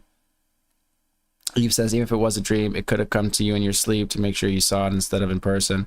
I suppose. I mean, again, it is one of my earliest memories. It's high perp. Why is your mod a psychopath? Daniel was modded because he was my biggest hater. Daniel, I do believe, is of the left persuasion, right? And it gets heated in chat. I don't know. I can't tell if they're trolling or if they're serious. They don't come around very often, I have to say. I haven't seen Daniel Garrett in a minute. Something tells me we might not see them for a while. So I don't know if they just come here to blow off steam and they disappear for a bit until they need to come back again. You'll find there's a few unhinged mods, you know. We try to keep it...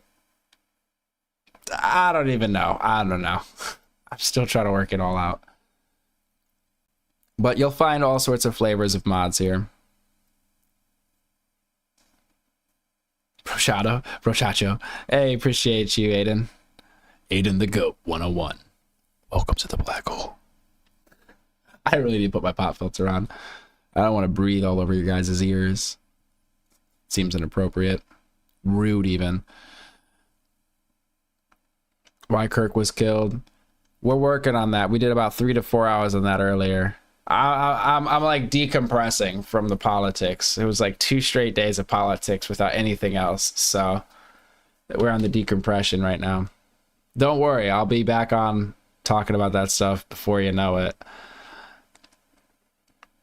Eve, you're not alone. So it's still going on, question mark. You know this Jin wants to be afraid of me. Once when I saw it on her facial expression, told me she and my son said later it was because I believed in God. Sorry, my writing is weird today. No, it's understandable. And a lot of people use speech to text. I've learned to decipher chat a little bit. It's like hieroglyphics sometimes. Ty says demons can only be rebuked in the name of Jesus Christ. Yo, Y-Files is amazing. Just really good stuff. I love it. Just I highly recommend. If you guys don't, give them a sub. Just freaking awesome. Tell them the black hole sent you. You're coming from the black hole. The Anunnaki. The Anunnaki, there's a lot of stories, but the general gist of it is a race. We could say an alien race that came to Earth and genetically either created humans or genetically modified humans or something to, some of the stories say, mine gold for them. But basically the Anunnaki created humanity, essentially. And they're like a race of gods, an alien race. I mean, it depends on the flavor of the story you go with, but created humanity, essentially. Beings above us. Could be aliens, could be gods. I mean, really, however you want to interpret it.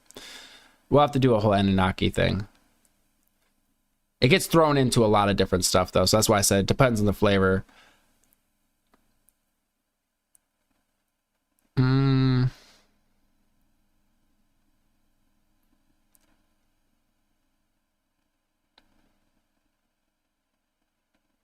don't know what you're talking about. What's been taken off of Google?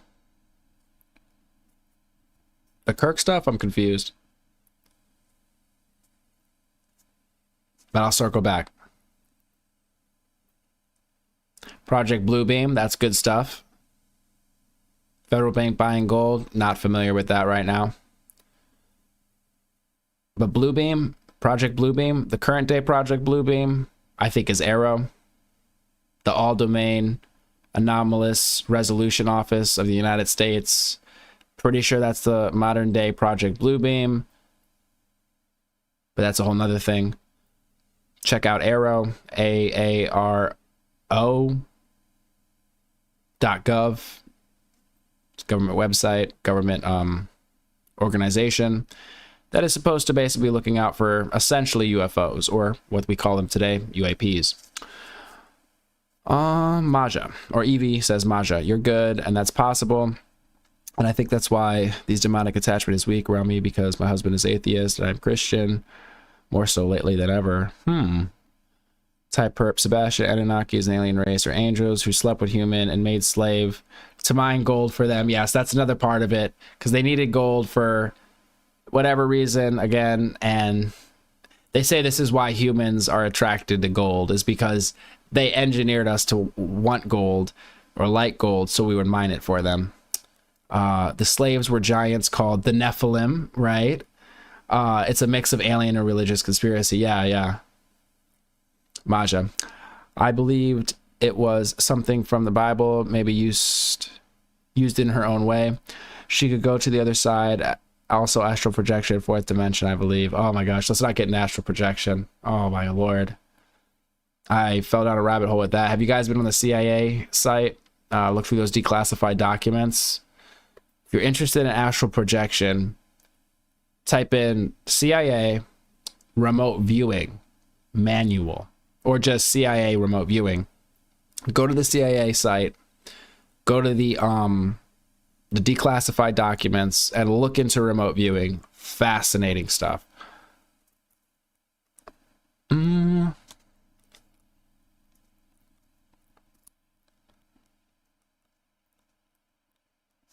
Actually, we should do the whole manual one day. The only issue with the CIA site for their declassified stuff is it's like a mess. Like you really have to dig through a lot. But if you type in manual, I think it's like the training manual, that right there will get you started. It's fascinating.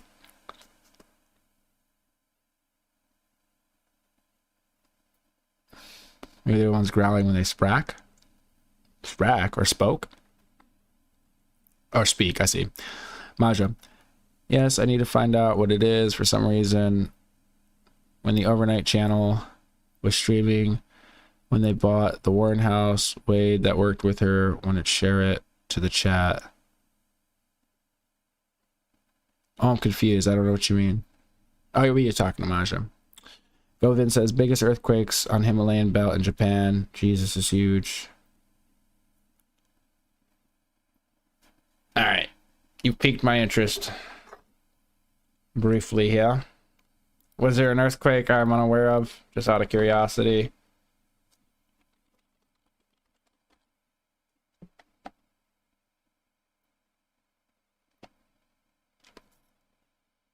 Yo, you're not lying.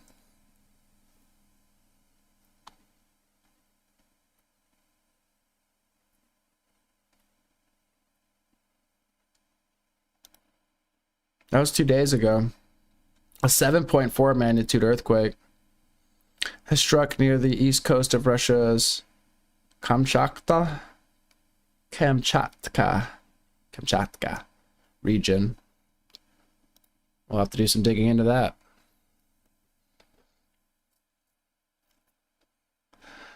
Yeah, maybe LOL. I think they just reject good in general. They are human with hardened hearts. And then Evie says the Nephilim is in the book of Enoch, I think. One of the removed books from the Bible. Because wasn't it the Nephilim? Are they the giants, or they slept with humans and made giants? Yes, CIA remote viewing. Yes, that stuff is just so cool. Your dad put you on it. Oh my gosh, it's so cool. People think I'm crazy. I'm like, dude, just go look at this. It doesn't mean it's real.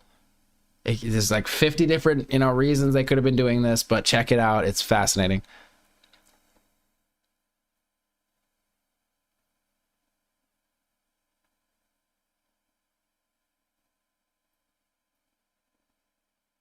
There's the Rosemary Prayer. They were Catholics. Did you see the documentary from some of the psychics? Can't say that I have. Are you saying for remote viewing, or which ones? CIA. Like sea eyes of aliens. It's right there, dude. It's always been right there. Guys, it's right in front of us. They've been dangling it like an extraterrestrial carrot. 50 and 52. What about oh, I should know this off the top of my head.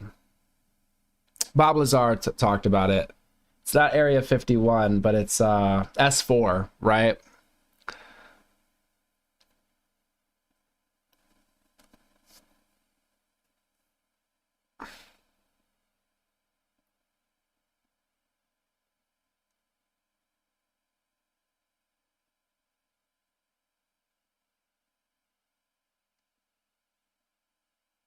Govi, you're just dropping all sorts. I mean, we're going every which way with this. The KGB. I mean, some people make that argument. They say, well, we saw that the Russians were doing it, so we did it. And then some people say, well, the Russians saw that we were doing it, so they did it.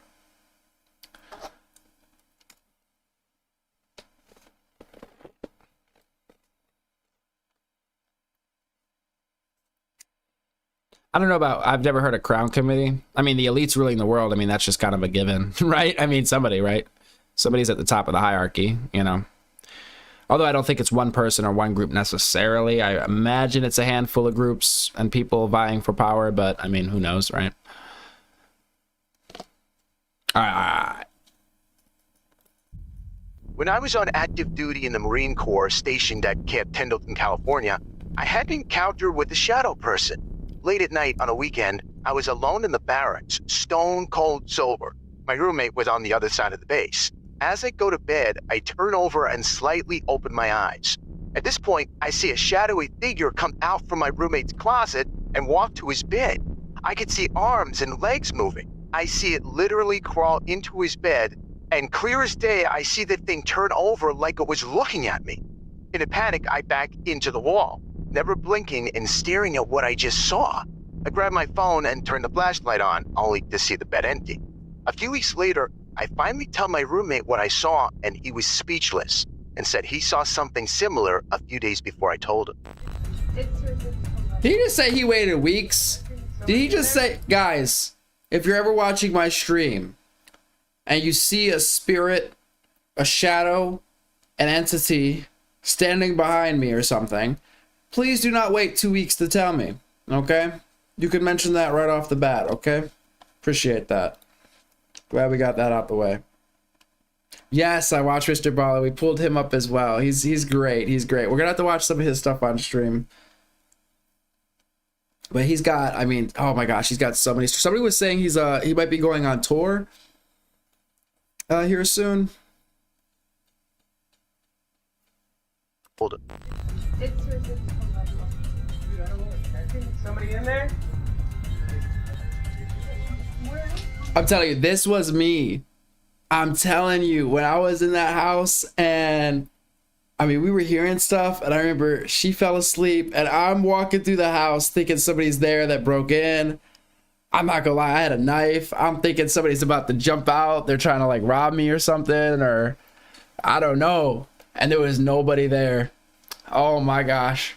And I remember like, I put things in front of the door because I just kept hearing people walking, or I just kept hearing things walking around. And I was like, what is happening? And she was hearing it too, or like, you know, different nights and stuff. This was like a reoccurring event. Oh my gosh, it was so freaky. I just remember I had to like lock, I don't know if the doors had locks on them. I think one did and like one didn't, but I had to put things in front of the door because I was like, if something pushes the door open, this will fall over and I'll wake up. I just remember I had to do that. And she's like, why is all this stuff in front of the door? And I'm like, I'm protecting you, okay? I'm protecting all of us. All right, you heard it too. Stop acting like I'm crazy. Oh my gosh.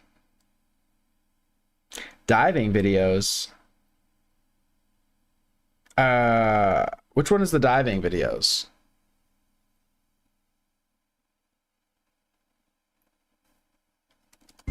No, find one. Find something. If somebody's in there, they come out. I don't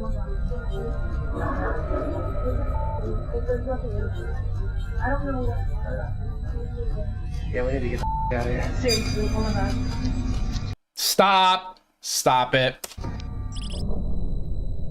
Yes, the underwater cave stuff. I've watched a few channels for that. Absolutely freaky. People getting stuck in underwater caves, also just regular caves. Scary stuff. We just watched one. It was like really bad. Like this lady fell. I think she like broke her leg, and they had to get a rescue team, and it took them I think like a week to get them out of there or something. Or no, I thought, well, sorry, it was probably like 40 hours or something. But just an incredible story. Yeah. Seriously, oh my god.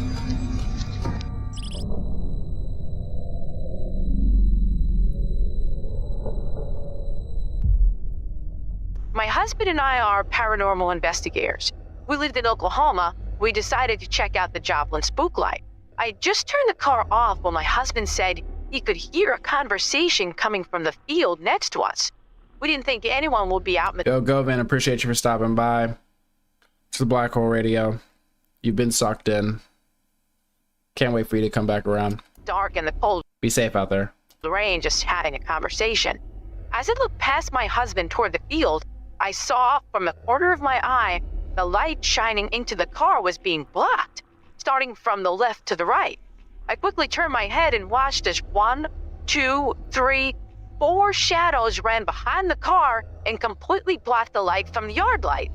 Although he had driven about 100 miles to investigate the spook light, I put the car in gear and noped it out of there after parking for less than 3 minutes. My belief, anyway, is that shadow people don't really have anyone's best interest at heart, and I prefer not to spend time in the company of them. Have you ever found genuine spiritual, philosophical truth / connection in any of your experiences? Any validity to anything from eternal oblivion, aliens, religion, from Hindu to Christianity? Can't say that anything to me, just from my few experiences, ever spoke to any truth or anything like that. What I've taken away is just that there's something going on that we're not 100% conscious of or privy to all of the time. But it's happening. And sometimes we just catch glimpses of it.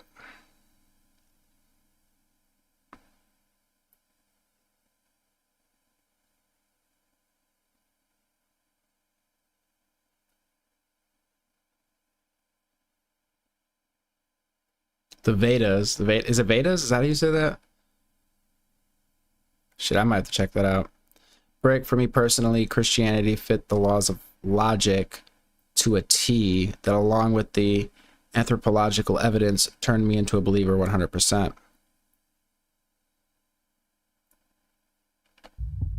Says Ty Perp.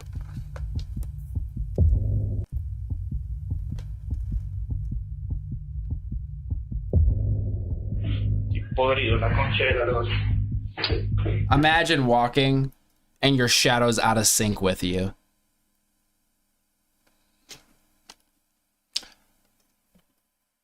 It's funny because I really enjoy this book. It's called, it's a series.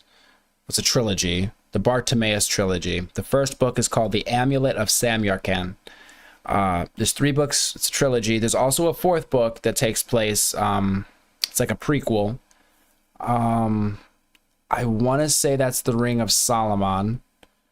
Interesting book in which there's jinn or genie, and one of the genie, or I'm sorry, well, this wasn't a genie. I think this was like another being, would appear as a shadow, and it would walk with its master as its master's shadow. And I don't know why, that just reminded me of that.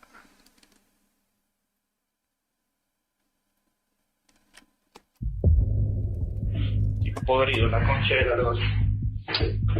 Digo, linterna, para que empiece la frente. Dios. Que te parió. Que te parió. No. No. Concha de la lora. La concha de la lora. Pero ¿cómo mierda puede ser que no haya nada? Ay. Ya la tercera vez. Oh, hell no.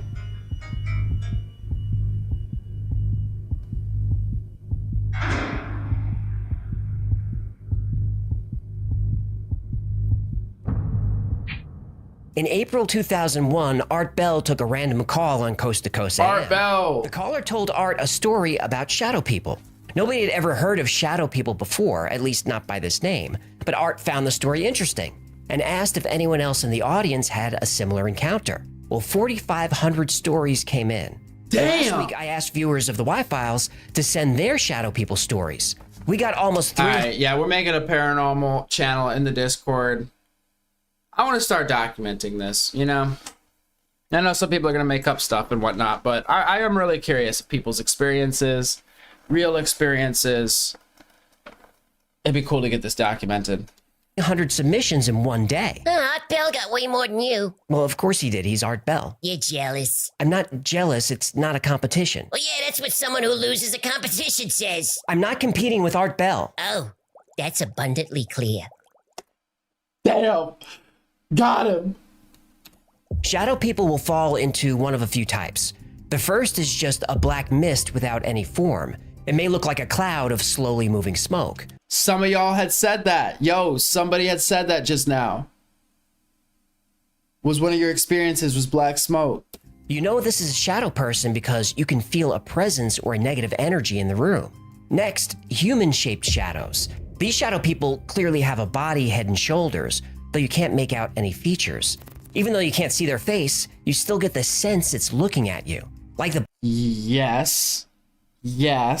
Black mist shadows, these typically disappear when you look directly at them, and this encounter is the most common.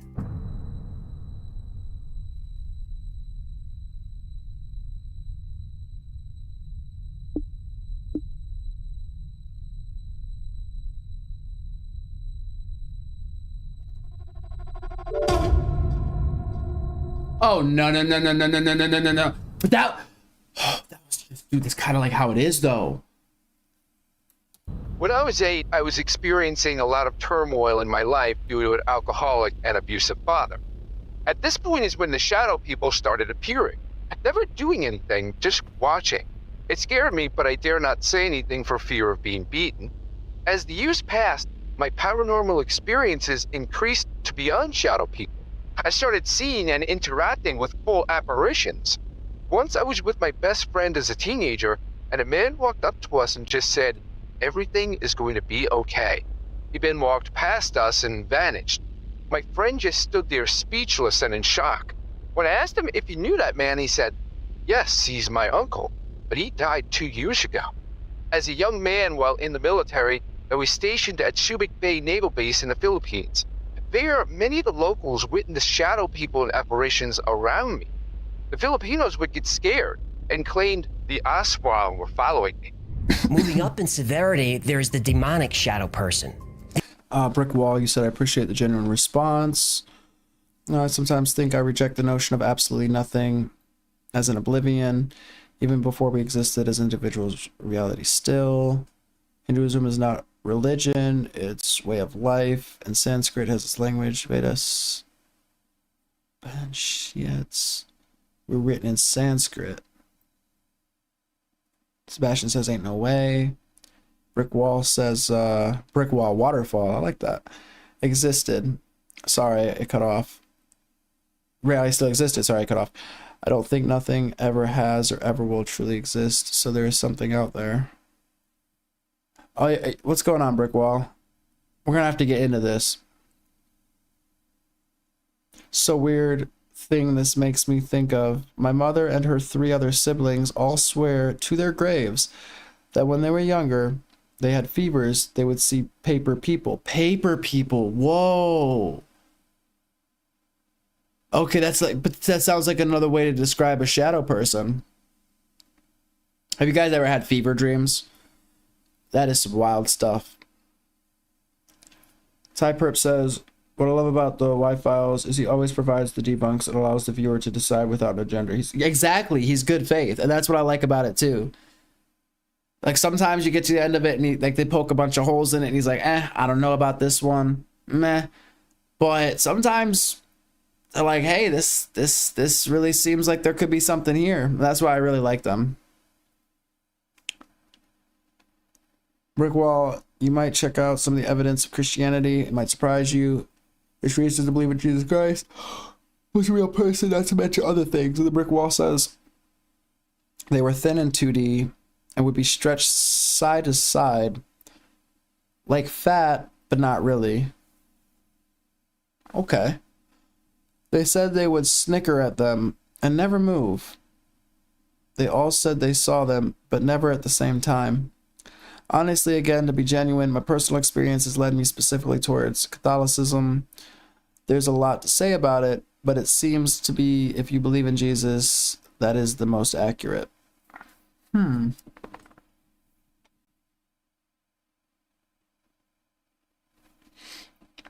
most accurate version of Christianity due to the history and tradition. Hard to argue the actual existence of Jesus of Nazareth. Then to question the validity of the resurrection is another thing to struggle with. And then Ty Perp says, any form of Christianity is good, but I would suggest orthodoxy as it brings us back to our roots. These are considered very dangerous. They're similar to human-shaped shadows, but these have glowing red or yellow eyes. And this creature will speak to you, taunt you, and... Now, some of y'all mentioned eyes. I've never seen eyes myself. Like, I'm trying to think about it. Have I ever seen... I don't think I've ever seen anything with eyes. I remember listening to Art Bell, though, and I think glowing eyes, he said, would freak him out. But I can't say, have I ever seen anything with glowing eyes that I attribute to this? I can't say that I have. But these have glowing red or yellow eyes. And this creature will speak to you, taunt you, and threaten you and your family. Sometimes the room will smell like sulfur, and often this entity will grab you or even try to strangle you.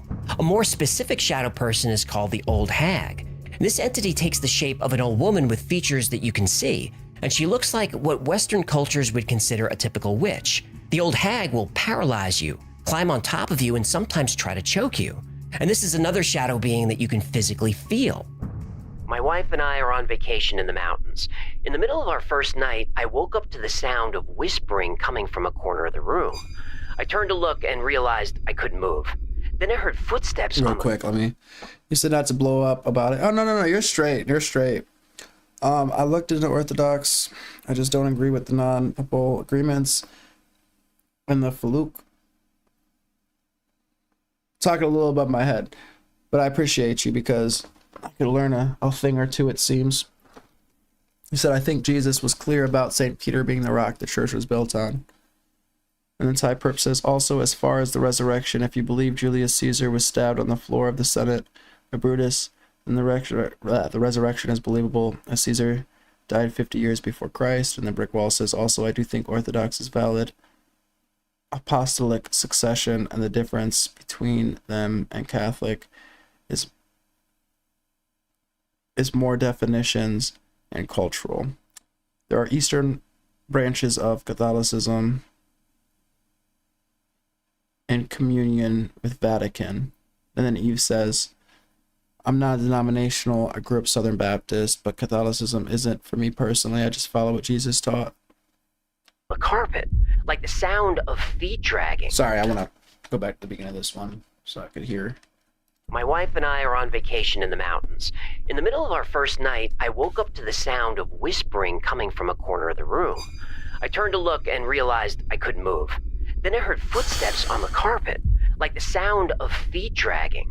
Starting to get scared, I desperately tried to move, but I still couldn't. I tried to wake up my wife, but I couldn't speak. Then I felt something sit on the side of my bed. I still couldn't move, but I felt an ice-cold hand on my face and fingers running through my hair. Then I felt hot breath in my ear and a raspy voice whispered, shh. Well, that put me in full-blown panic, but I was still paralyzed. Then I saw it. It was an old woman who looked like a witch. She climbed on top of me and smiled this evil smile. All I could hear was her heavy breath and the sound of my heart pumping through my ears. While holding me down, she started tearing at my clothes. I don't want to get too graphic, but she was violating. As the terror rose, I fought and fought against her, but this just made her laugh. Finally, I could move, and she was gone. I told my wife what happened. We stayed the next 2 nights on the couch and didn't even go into the bedroom. I was so shaken by the encounter that we ended our trip early. I don't believe in ghosts, and I'm not sure I believe in shadow people, but what happened to me felt real. To this day, I've never been more frightened in my life. Then there's the sleep paralysis stuff, I've had experiences, but I've always thought they were dreams. I've woken up in bed. It just reminds me of an experience when I woke up. I'm pretty sure this was a dream.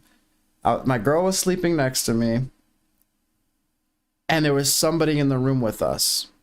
And I remember I couldn't move, and I was terrified because I didn't want, like, I thought, like a murderer or somebody that meant us harm. And in my mind, I was like, okay, I need to jump. I need to jump up out of bed and I need to like, you know, grab this person or like whatever, right? And I was frozen, like they say. And it was almost like being frozen with fear. And it was like I was trying to will my body to move, but it just wouldn't move. And I always chalk this up to being a dream. I always chalk those experiences up to being dreams.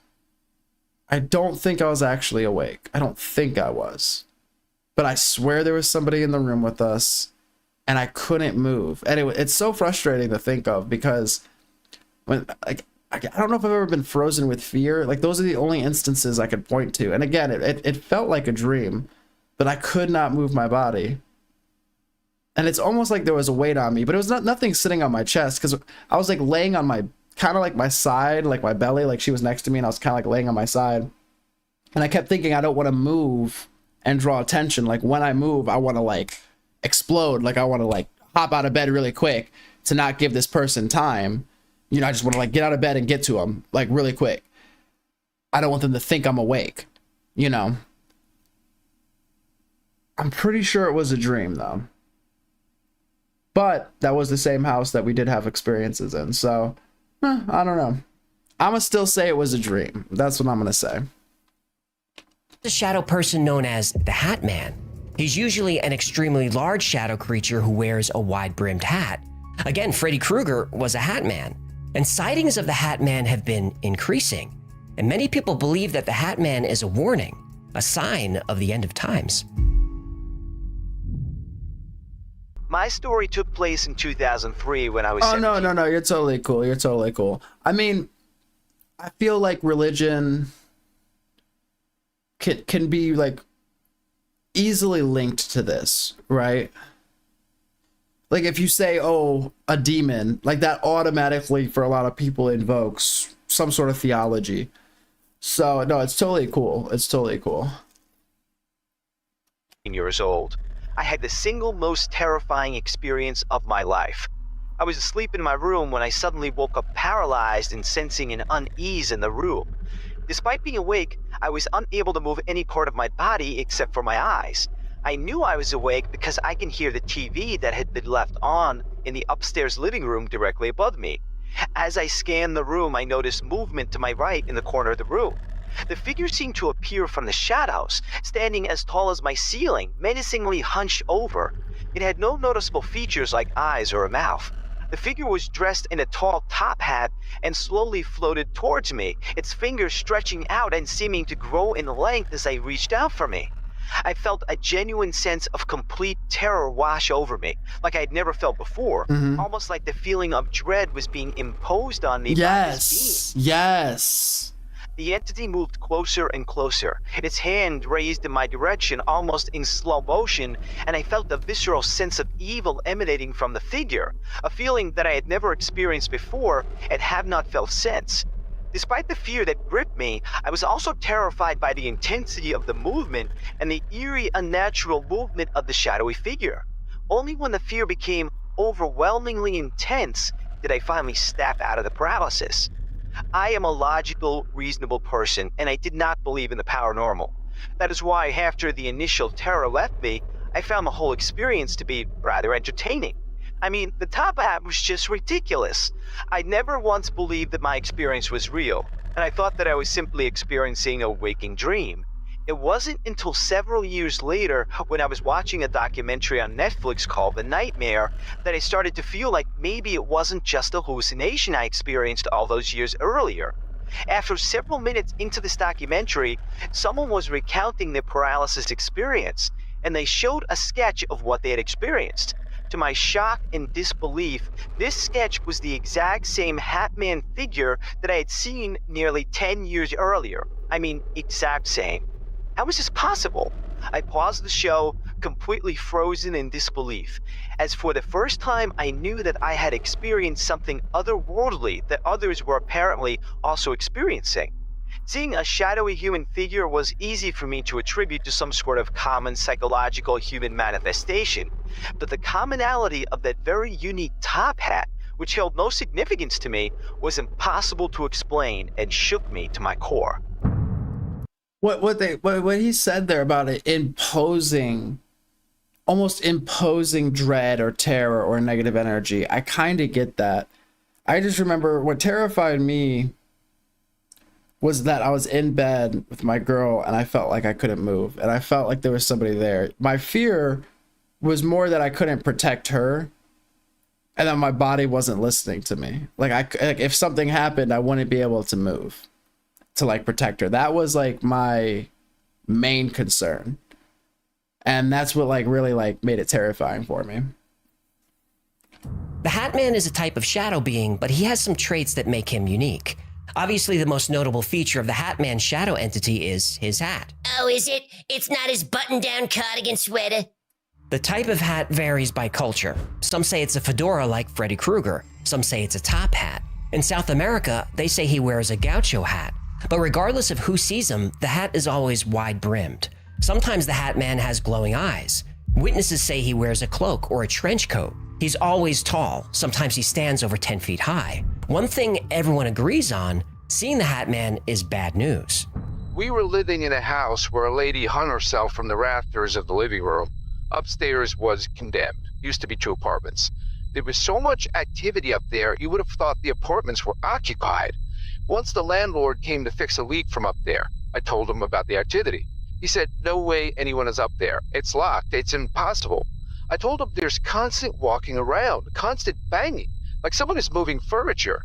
A couple of days later, my wife and I started hearing the sound of one of those springy things that stop the door from hitting the wall. Just over and over again. Brown, brown. And it's right behind our door. We open the door and the noise is still happening. But there's no springy thing. Nowhere for the noise to be coming from. But it's still happening. We looked at each other baffled.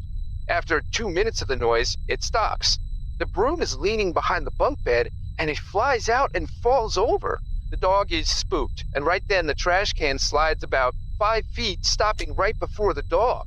He freaks and he's ready to get out of the room.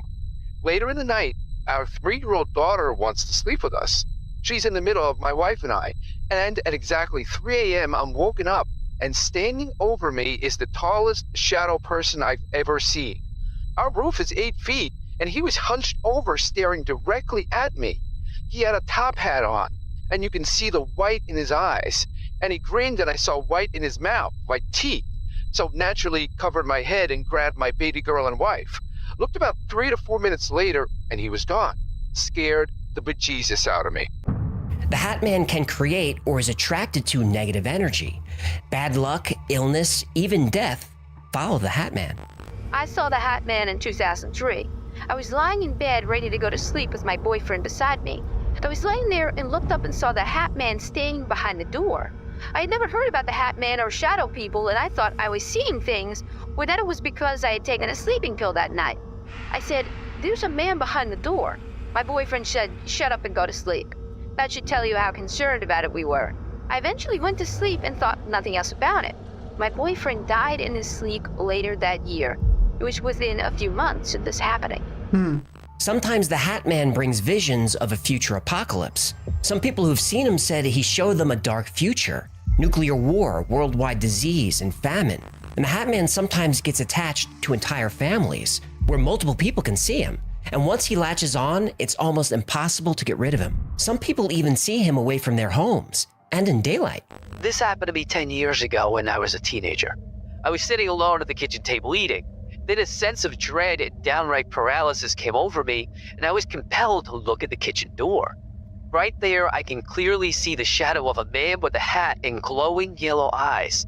I could only watch, not being able to move a muscle. His face was practically a shadow, but I felt him smile in a condescending manner. And just like that, he rounded the corner and disappeared. I'm 100% sure of what I saw. My case cannot be discounted as sleep paralysis because I was wide awake. It was broad daylight around 2 or 3 p.m. So who is the Hat Man? What are shadow people? Some say ghosts. Some say they're from another time or another dimension. Others say they're from another planet. There is no consensus among paranormal researchers as to what shadow people are, but the theories are interesting. The obvious theory is that shadow people are ghosts, and when they appear, it's a kind of haunting. But ghosts typically reveal themselves as light or energy, not shadow. And ghosts usually have defined features and clothing, so I don't think that's right. Another theory is that the shadows are astral projections of people who are having out-of-body experiences. I disagree with this one too. People who report seeing astral bodies or astral projections describe them more like ghosts than shadows. Astral projections usually have features and are usually light, not dark. A very interesting theory is that shadow people are interdimensional travelers. Maybe the shadows are actually people from other dimensions or realities and are here to observe. Maybe the shadow person you see is actually you from another dimension or another timeline. A common theory is that shadow people are demons. Christians who see the Hat Man have no doubt that he is a demon or the devil himself. And there's everybody's favorite theory, that shadow people are aliens. There are many shadow people encounters where the entity has large eyes and a small mouth. Some people who've seen this type of shadow being say once they focus, it becomes less like a shadow and more like a creature that's actually there. Also, reports of shadow people sightings are extremely common among alien abductees. Maybe the aliens are checking up on their experiment, or maybe abductions begin with the alien emerging from the shadows to take them away. Alien abductees sometimes report shadow people as being blue shadows and not very tall. And blue shadows are seen outside just as often as they're seen inside. Some people believe the aliens are using a cloaking device or other technology that gives them a shadowy appearance. This technology also helps them walk through walls or disappear completely. Encounters with shadow people feel so real that those who see them question their own sanity. This is why many, if not most, shadow being encounters go unreported. The big question is there a logical, rational, scientific explanation for shadow people? Well, I've got good news and I've got bad news. We usually think of being asleep and being awake as two distinct and clearly defined states, and usually they are. But inside your brain, that line can be a bit blurry. When you're dreaming, most of your brain thinks you're awake. If you're dreaming that you're running, playing a sport, or any physical activity, your brain thinks this is really happening, and your muscles want to engage with whatever you're dreaming about. Obviously, trying to slay a dragon full of orcs while you're tucked in next to the wife would be a problem. Go ahead and tell him you're speaking from personal experience. I don't want to talk about it. You know, wearing all that armor to bed isn't helping your sex life. I said leave it alone. And it's beyond me how anyone can sleep in a wooden codpiece. Okay, that's enough. So while you dream, your brain switches off your muscles. This is called muscle atonia. Involuntary muscles still work, breathing, heartbeat, digestion, peristalsis, but voluntary motor functions are shut down. This shutdown occurs during hypnagogia, the transition from wakefulness to sleep. During hypnopompia, the transition to being awake, your muscles are turned back on. You're asleep during this process so you don't notice it, but sometimes the brain's wires get crossed and you're conscious while your muscles are shutting down. Have you ever been drifting off to sleep then suddenly you jerk or kick? This happens when your brain is out of sync with your sleep cycle. You slipped into a dream before your brain had a chance to completely shut down your muscles. You'll notice this happening more often when you're overtired. But sometimes your brain gets so out of sync that you can suffer from sleep paralysis. This is when you are fully conscious while your muscles are switched off. You're completely awake, but you can't move. You can't turn your head. You can't speak. All you can do is move your eyes, and sometimes you can't even do that. Yeah, that actually does sound like a good explanation for it, though. Sleep paralysis usually just lasts for a few seconds, but sometimes it can go on for a few minutes, and this could be terrifying. During sleep paralysis, sometimes you see and hear things that aren't there. These are hypnagogic hallucinations. And remember, even though you're awake, you're still close enough to the dream state that your brainstem can activate the dream mechanism and conjure all kinds of things.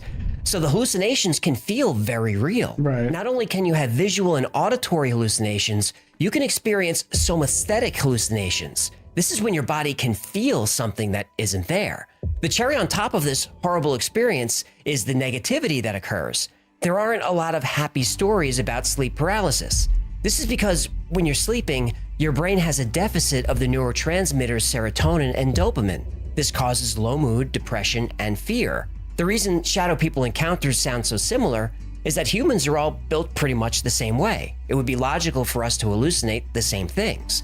But those who believe in shadow people think there's more going on than just sleep paralysis. The encounters described are too similar.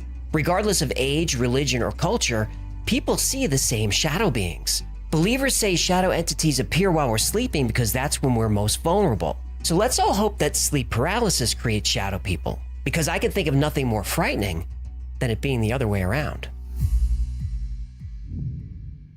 Thank you so much for hanging out with me today. My name is AJ, that's Hecklefish. This has been the Y-Files.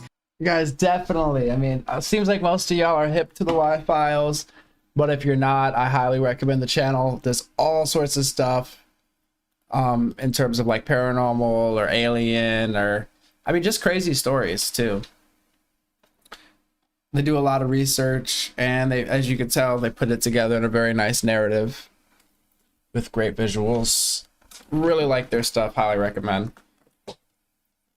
I see you guys. If we circle all the way back to Charlie Kirk, which we will be picking back up on the next stream.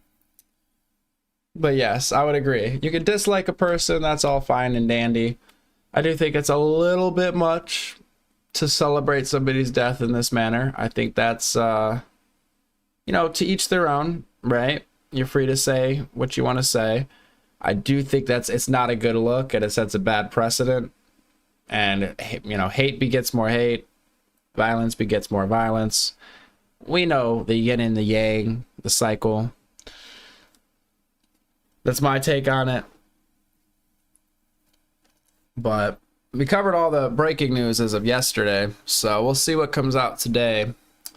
Well, when it comes to that, I'm glad we could end off though, because I am gonna have to start decompressing and probably getting my cryogenics tube here in a bit, and get a little bit of rest. Hang out with my shadow people.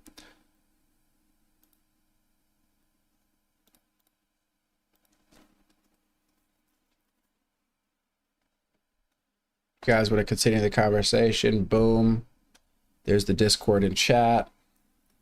Oh, we'll definitely be getting on to more of these paranormal subjects as well. But I'll probably start with the news. I just wish, you know, with the Charlie Kirk stuff, it's just been so toxic. I mean, a lot of times the news is toxic and whatnot, but it's just been extra toxic as of recent. So it could wear you down a little bit, but hey, we're in it. We're in it. So we'll catch up on the news later. And then maybe I'll finally get to some gaming. I've been wanting to just kick it on here and play Zomboid, or just kind of kick it with y'all. But this was nice. This was a good way to end it off. Especially, like, I mean, just talking about the Charlie Kirk, you know, assassination all day. It's like, oh, can we end off on something?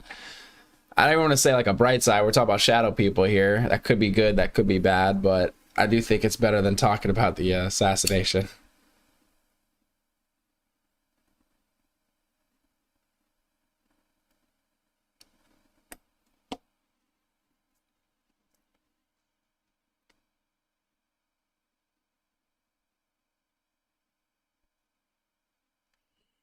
June in Minnesota.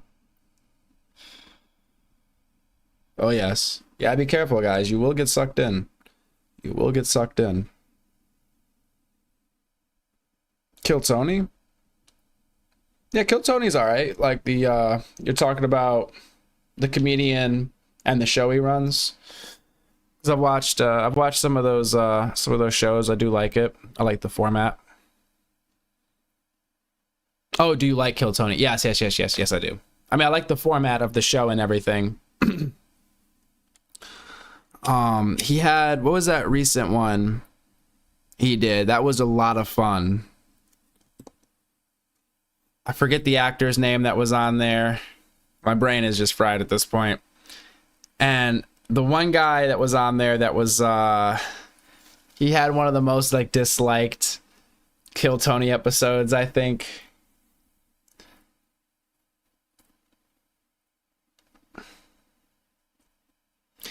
Can I watch that without getting... I think so. A lot of people react to stuff. I do need to do some more research and just figure out, like, how to go about this. A lot of times I think it's like, well, I mean, if you transform the content, you know. Then I talk a lot anyway and pause a lot. To a lot of people's aggravation. Rob Schneider and Donnell Rawlings. Oh my... It was a beautiful episode. Oh, guys, listen. For the comedy enthusiasts that are out there, if you have not, please check out The Elephant Graveyard. Let me pull that up right now before I go. You will be happy you did if you have not heard of it.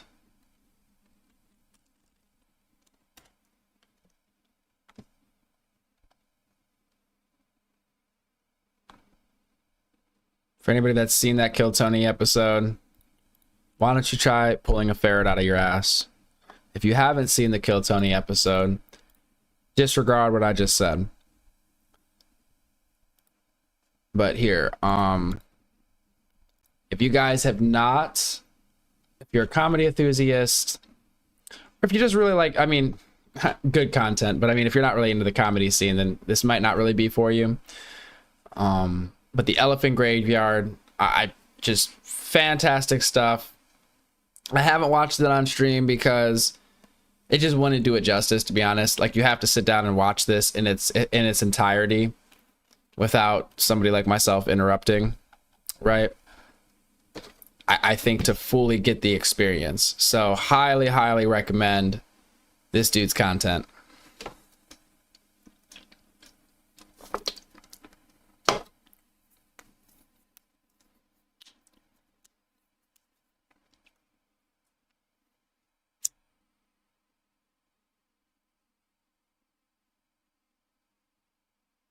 He walked out and came back. Yeah, he did better in this one. I mean, that one in the past was like, oh, that was brutal to watch. I feel like he wasn't as bad in this one. Schneider did a really good job of, I feel like, holding things together. So it was a really good episode.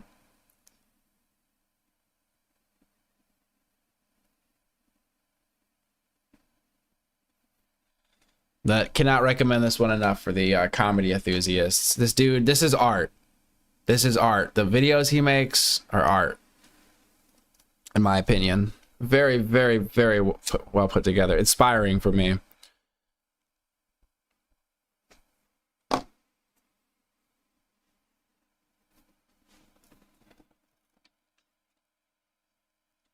Maybe one day I'll get around to actually. Maybe one day I can react to it. It's been, let's see, 3 weeks on this one. Well, no, not that one. Oh, has it been 3 weeks already?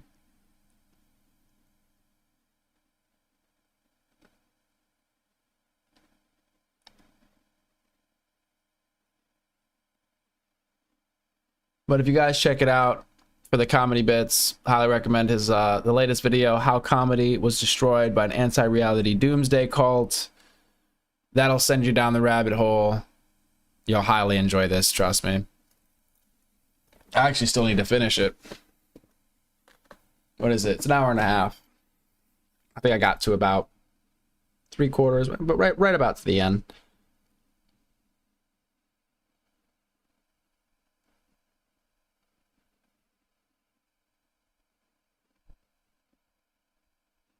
Wait, Harlan.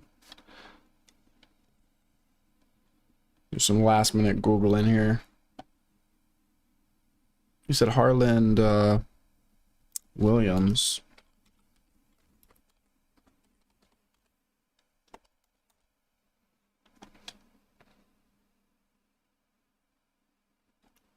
I'm not familiar. He was in Half Baked, Rocket Man, Sorority Boys, Dumb and Dumber. Employee of the Month, Superstar. Harlan Williams, Canadian comedian and actor. All right.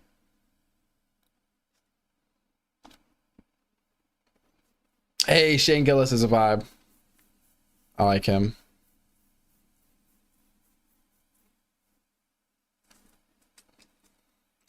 But I appreciate you guys for, you know, whether you were scrolling, all right, and you just happened upon the broadcast. You know, however you found your way here. That's a lot of times how people find themselves here. You know, getting sucked into the black hole. We appreciate you for hanging out. Hopefully the shadows will let me sleep.